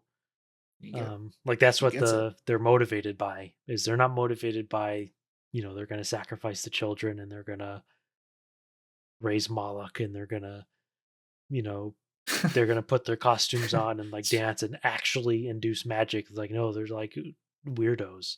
They're like, They just want status. They just want their own perverted idea of what success and power is, and what the people they aspire to be like yeah, are offering them. they've got like very similar priorities to us, honestly. Like when you think about it, like, oh yeah, I would like a corner office. I'd like my own office. Yeah. I'd like to Oh, be sure. have a Sure. nice little title in my job or whatever. Not in that way. Yeah. Not Nice that secret club where not good that things kind of happen to you. title. Okay. Yeah. But No, no. like they have similar like mundane motivations. If you look at like Jeff Bezos, um, if you remember, like he went to space. He literally went to fucking space, and he comes back down. Who's he bring? Katy Perry? What's wrong with you, dude? Like So you there's can so much just wrong with go that, man. do. You have infinite money. Like just go That's the up problem. there and go to space and like be cool. The thing is, like, obviously, it's not like this is, I would guess, not really entirely relevant, but just basically they don't have that sort of like world domination type um like, oh, we're going to go to the space and we're going to rule the world motivations that like conspiracy No. theorists might have. It's just like people in a boardroom with their little It's clubs. like an added bonus. Yeah, it's with their Yeah. clubs and their own little petty um politics within their own little Christmas adventurer group, um, which is a very good portrayal in the movie, from the movie, which is No, like, for yeah, sure. like you've ever like read like this, um, like what's the Yale group that all the Skull and Bones, I think is what it's called, that like Oh. George Bush was Oh, in and yeah. all them, and it's just some like, it's like a frat. That's basically what it is. It's a It's frat. literally a frat. Um, Yeah. Yeah, so exactly. it's not like So it's like very funny, fantastical portrayal in many ways, but it's also like, yeah, that's what they want. They want an office. That is the deal. Yep, that's pretty much the deal. Those are the people that are oppressing you and don't care about you and are actively trying to make the world a worse place. There are these fucking morons. But It's one battle after Golly. another. Makes for some entertaining characters. Yeah, you think the least they could do is be funny. We got some funny characters, especially nowadays with this current administration. These past several, Golly. we got some funny. Yeah. What a season. You just gotta. It's like the watch. It's like Watchmen. You're the comedian. So it's a big joke. Just laugh. It's low key. What can you do? I love them. I love him. Oh, bah! One battle after another. Well, Oh, we've got one battle left. There's one more battle for Yeah. us. Yeah. Have the discerning listeners figured out what this film is? The discerning, Anybody that Do knows, you know what this anybody is? that knows us personally, yeah. this should not be a shock in any way, shape, This or was a and anybody who no-brainer. listened to OG Ubumfa Pod could have Yeah, foreseen long-time this coming. listeners. they knew, and if you remember, I approximately 11 hours ago, I said that there was a second film featuring a character voiced by David Thewlis. It's coming It's up. so true. So And true. I also said a couple You've- hours ago that I had one more Dracula Flow movie. Well, guess what? I have- Oh, man. Can't wait to guess. it's guess one what movie, this but is. it's two different separate lines. Oh, Separate. my. They aren't even the same. They're from different editions, I believe. Not even the same Dracula Oh, Flow. my. The first one is I'm in the Mariana Trench smoking submersibles. The second one Oh, is man. my money longer than James Cameron. I wonder what movie this is. We got 11 nominations here. 2 awards. Let's Got a nomination sweep. Let's We're go. all nominated for Best Picture, all nominated for Best Director. Zach has it nominated for Best Makes a Director lot of and sense. Picture. Andrew has it winning Best Picture. He's got it number 1. He's nominated for Best Director, Numero Best Supporting uno. Actor with Stephen Lang, Best Screenplay. Yeah. For me, I have given it an award. He wins Best Supporting Actor for Stephen Lang. Let's Yeah, go. yeah, Let's Also, go. yeah. also Let's nominated go. for Best Picture, for Best Director, for Best Supporting Actress with Una Chaplin, Best Screenplay as well. Yeah. This is Yeah. at number 2 on Zach's, number 1 on Andrew's, number 3 on mine. This is the number 1 movie with 258 points, the winner of Ubumfa Pod 2025 after almost 12 hours of Yeah. recording. This Let's is Avatar go. Fire and Ash. Woohoo! What a banger. Brought you a movie. Yeah, boy. Brought you a banger. Boy, did he. I'd like Brought to you say a that banger. collectively, how many times did we see this movie? I saw it 5 times. saw it 4 times. I saw it 3. So So 12. 12 times. And I paid full price, premium format for every one of those tickets. And I saw it at 3 different theaters in 2 different formats. IMAX 3D, Dolby 3D, IMAX laser high frame rate 3D twice. That shit is sick as hell. I mean, it's so much of what we talked about with Way of Water all those years ago. I mean, still remains true today. You have not seen a movie that looks better than this movie Nope. in your entire life. There's never been a movie that has looked this good ever. And based off of the rumblings, there may never be a movie that looks this good ever Yep. again. Sadly, that's the unfortunate reality I'm trying to get used to Makes no sense. coping with. But holy moly, what a beautiful movie. Visually, like, I know Andrew and I were talking about this, like, I'm probably maybe in the minority at this point in this. I still think overall I connect more with and prefer like Way of Water as like a movie overall. It's just like I think my favorite, but I do think that Fire and Ash is like more visually interesting specifically. Just has like more going on as far as what it's doing visually in terms of variety.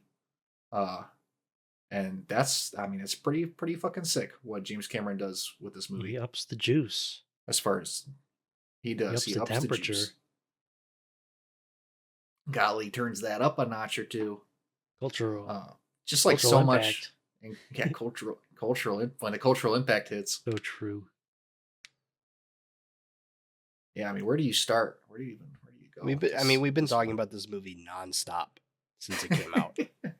Yeah, Quoting that's it on the the thing daily. also. Like, we've talked this movie to death. But it's just It's like, very if true. you want to point at anything and complain, like, go fuck yourself. Literally, Like, just shut your fucking mouth. there's nothing wrong with this movie. Hate to break it to you. I mean, and I think Skill issue. I think it's the best one. That's how I feel. Yeah, Yep. I think it's I mean, it it's makes like sense. the culmination of like what this has all been building to, which, like, of course it is. It's the third one. It's like the end of this arc, but it's just everything ties together so beautifully in this movie. And it's one of those movies, we've been talking about this the whole time that we've been doing the pod, but each time you watch it, it just is more rewarding and gets better, especially with a movie like this where it's 3 hours and 17 minutes long, and it is packed to the absolute brim. It is as dense as they come. It never really lets is. up for a second.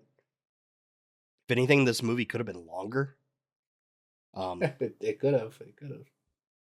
But I mean, there's just like no words for the achievement, absolute staggering achievement of this movie in terms of spectacle, in terms of visual effects, in terms of motion capture.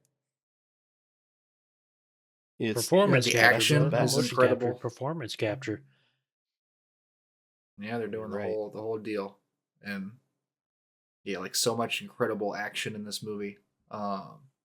Like whether it's like the whole opening like dogfighting sequence with Makwang attacking the trading ships, And you get the kamikaze Monquan.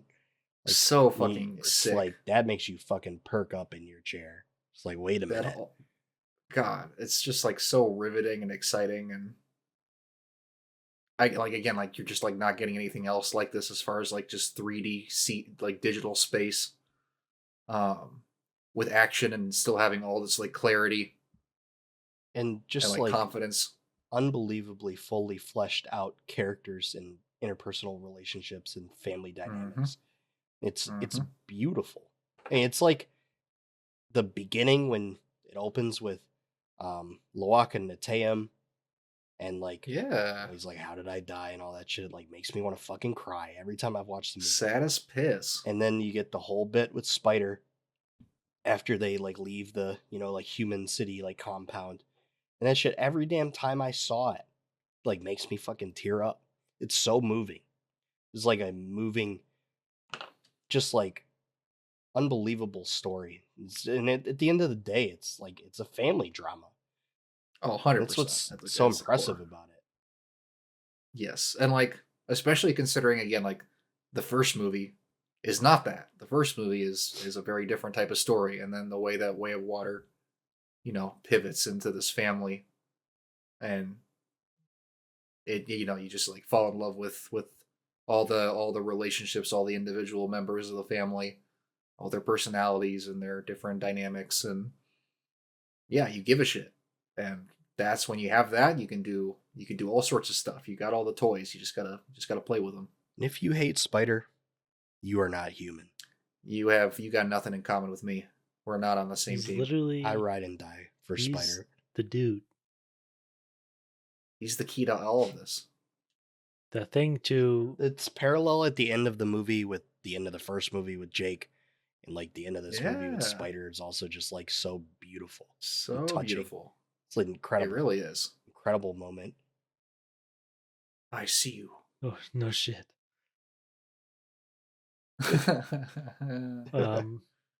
Troublemaker. The great thing, I think Michael Mann, I'm paraphrasing Michael Mann, but he said like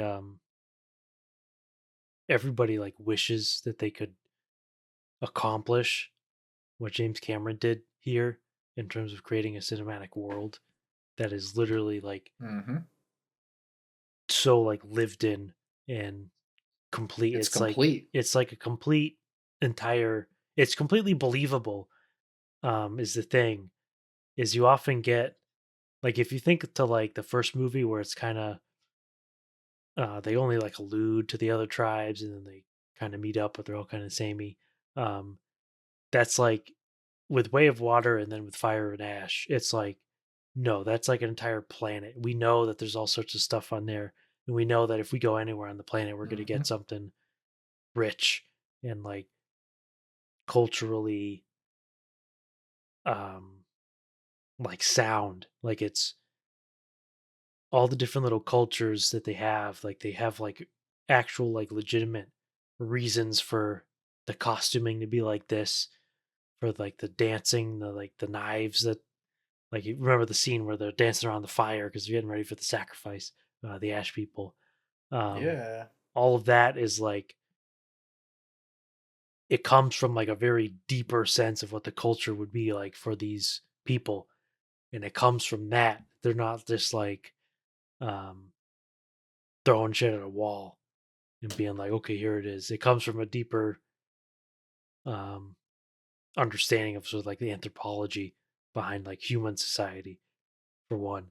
Like they have like I think the Navi language is like the most intricate like conlang ever created, and they made it for like Damn. this movie because we a while ago I like downloaded the guide, like the internal guide to learning uh Navi, and it's there's so much to it. It's like a full on like language, and it's got all these little things and all Yeah.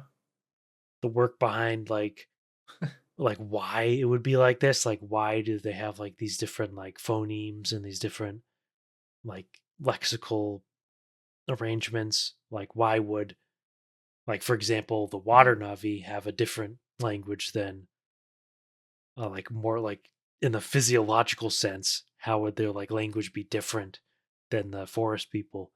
And that type of like Mm. detail goes completely Yeah. unnoticed to like casual viewer, even the very like intent viewers, like because that detail is not literally in the movie, but it builds No. up Yeah.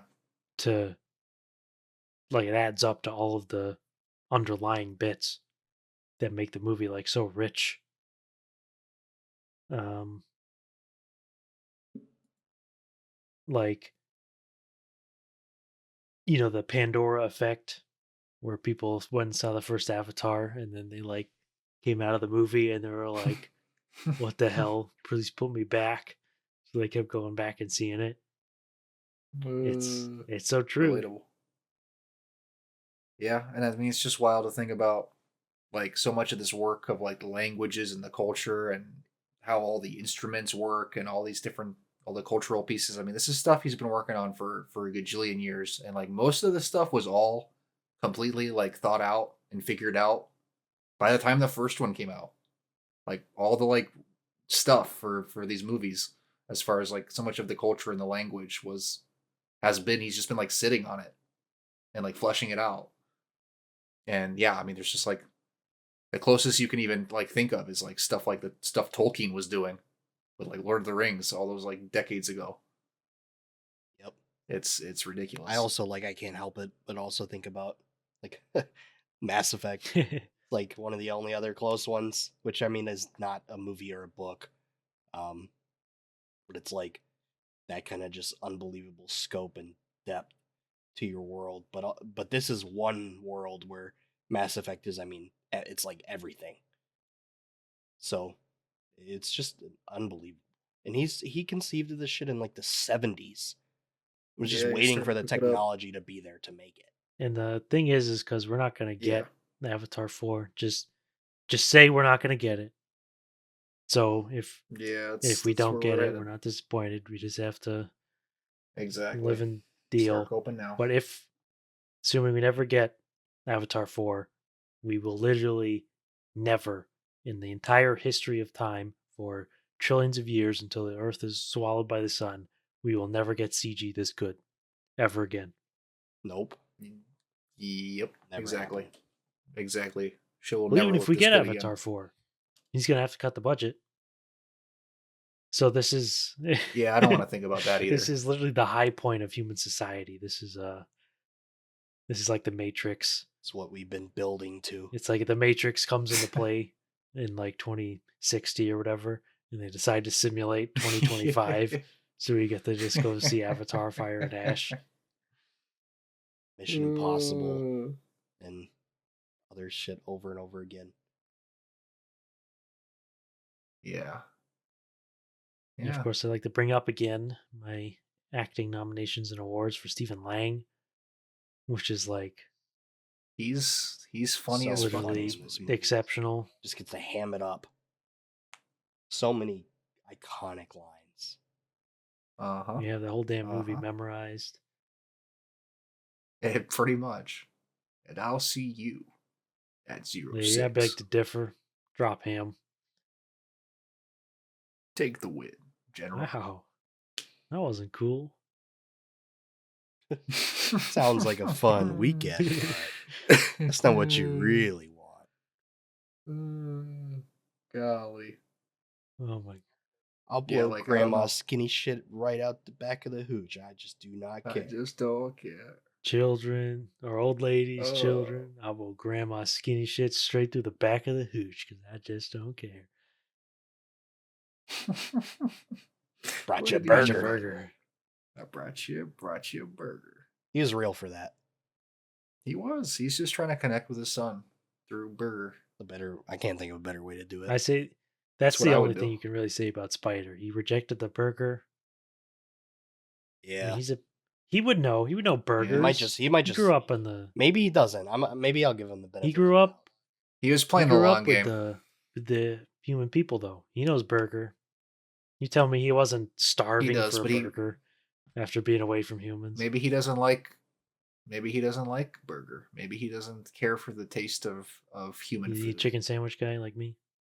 He likes the chicken. It could be. But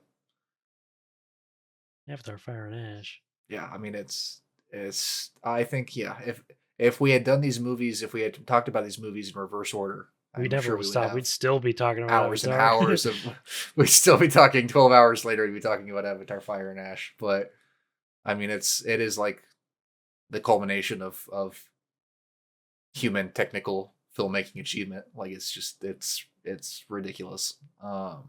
And it's a shame that like just to briefly talk about the fact that again there's just people that will just like turn their nose up at it. And Yeah, like at our opening night screening, yeah, those people should be shot. dudes You behind know us who were you just are. like snickering and laughing at like everything. They couldn't know take who you anything are. seriously. Decided they were gonna hate the movie before they even saw it. And they were so loud. Bizarre I turned around and birds. told them to shut the hell up. They are children, unfortunately. But just like you'll just have so many people who are like, I'll see people who say things like, I just can't understand. I'll never understand people's hype with Avatar. And it's like, okay, you're stupid. Like, congrats, like for admitting that out loud. Like the fact that you can't even conceive the value or the draw of this stuff is just like it shows how small minded people are Like, these it's like days. That they're just like people saying like, I don't like water, or I don't like breathing air. Like, it's like it's a basic fact of life that this just shit don't is understand the hype. good. Like, there's a lot of movies that make a shit ton of money where it's like, yeah, that's because the audience is like dumb and they like slop. But it's different. It's different here. Yeah. It's because they know. They know you're getting something you can't get Deep down. in your sad little bug life. You can't get this. You can't be Jake Sully. You can't be Spider. You can't be Loak. Name No. name an Avatar sad. character challenge. Impossible. I don't know a single one of their names. I can't remember the plot. It's so difficult. Fucking people. Natiri is also a badass in this movie. We didn't really talk about Yeah, she's amazing. Natiri in and this movie. Jake Sully and all Her that. arc is but incredible in this movie. yeah, her arc is incredible. The relationship between Una Chaplin and Stephen Lang's characters are incredible. Like The Just- bit where right before like Jake is maybe about to murk Spider and she's cleaning off all the man-caught paint. oh And, my like god, the red paint just like is in her Yeah. hands when she's like washing it off. It's like so it's just sublime, just genius. real Kino. Yep, real Kino. And yeah, I mean, getting to see the Natiri Spider relationship finally. heal and come full circle. I'll I kill mean, him it's- myself. Yeah. Yeah. So, I mean, if this is the last one, if this is how it ends, like, it's a bummer. It's definitely a bummer. Because I mean, it's not like a wrapped up story. It's like, it is thankfully like it is like a ending to like the arc of Way of Water, and that feels somewhat complete. But uh, I don't know. I guess it's got to be one of those. Glad that it happened. Glad that we got it. Glad that we saw it as much as we did. Uh, Pray and hope that somehow, some way, they do make another one, and they make it without a reduction in quality. Would be sick. We'll be hoping for that, but if not, it's the number one movie in the Ubumfa pod. Always will have 2025. that. So it will always have that. And in summary, Dead man's memories. Avatar: Fire and Ash. Remember the wise lines of Jake Sully. I was not thinking of the quote that Zach just said, but thinking a different one. And it is, can't keep living like this, baby. In hate. And that message goes out to all the people who didn't like Avatar 3. That's right, Can't haters. keep living like that, Avatar baby. You shouldn't 3 die. billion. Can't keep living, and open up your heart to Awa, to the possibilities, to love, You are Awa's the child. awe. You've got new eyes, General, or Corporal, Colonel. So true. Yeah. I got there. He's yeah, Colonel. he's Colonel. Yeah. Jake is Corporal, Jake is and Corporal. Wainfleet is also Corporal. And then what's her face who gets murked as General? Rest in peace. Oh yeah. Goes down with the ship. Yeah. Take the win, General. Take the win. Miley Cyrus missed. Don't be a Oh, jackass. What a beautiful Miley song. Yeah, Cyrus that's miss. only No, miss no, in the No, whole it's a movie. beautiful song. That song is Yeah, you like dreaming as one. You dreaming all Baby, one big wanna happy dream. dream. Everybody's all dreaming. it's I want my dream. Keeping my dreams to myself. Don't be coming up in my have you dreams. not learned anything from these movies? Dream. It's all the same Hell dream. no. Learn. Didn't learn anything. I'm not coming here to these movies to learn shit. I'm coming to these movies to be You're awe-inspired. not connecting with the spirit tree. I'd try it. Growing your own kuru. Yeah. Yeah. Well, That shit's Got gotta it. feel crazy. If you also got a wee what if wee. you take the kuru and you put it on your wee wee? That shit's gotta feel so good. That shit probably feels incredible. It's true. an infinite loop. It's true. It's- It's like plugging an electrical, like a power outlet or surge protector into itself. You put that shit up your butthole, that shit probably feels good too. I mean, the possibilities are fucking endless. Anyway, on that note, this has been the Ubumfa pod. 12 Yeah, we hours made in. it 12 hours. podcast. This has been With 12 breaks. hours of mostly uninterrupted recording. Yeah, some short breaks in there. Not any breaks as long as you might think there would be in here. No actual like meal breaks or anything of that nature. But it's been This was a real It's job. been- There'd be we could file some shit against ourselves. God, I'd pay myself so much money to do this. But alas. It's been fun though. Another big year of movies. Most movies we've ever done. Again, Until next constantly year. upping the ante until next year. Hopefully not. But we'll see how it goes. Josh is always up to some fucking bullshit. It Yeah, seems my like God. pushing the That's some envelope. shit. Pregnant ladies, So kids. pregnant Well, grandma ladies, skinny kids. shit straight through the back of the hooch because I just don't care. I have to say that again. I have to say it 100 Well. million times. Yeah. And in case you guys forgot, like at least the last like 70 movies we talked about are all better than Sinners. So Sorry. It's true. It's true. yeah, I'm sorry. Same old Sorry. Ethan. Hate to break But it to you. Same old Ubumfa pod. That's same old as it's ever been. Don't worry about old It's Luther. exactly what the entity wants you to think. The entity might have won. Yeah, true. You see But- Eddington?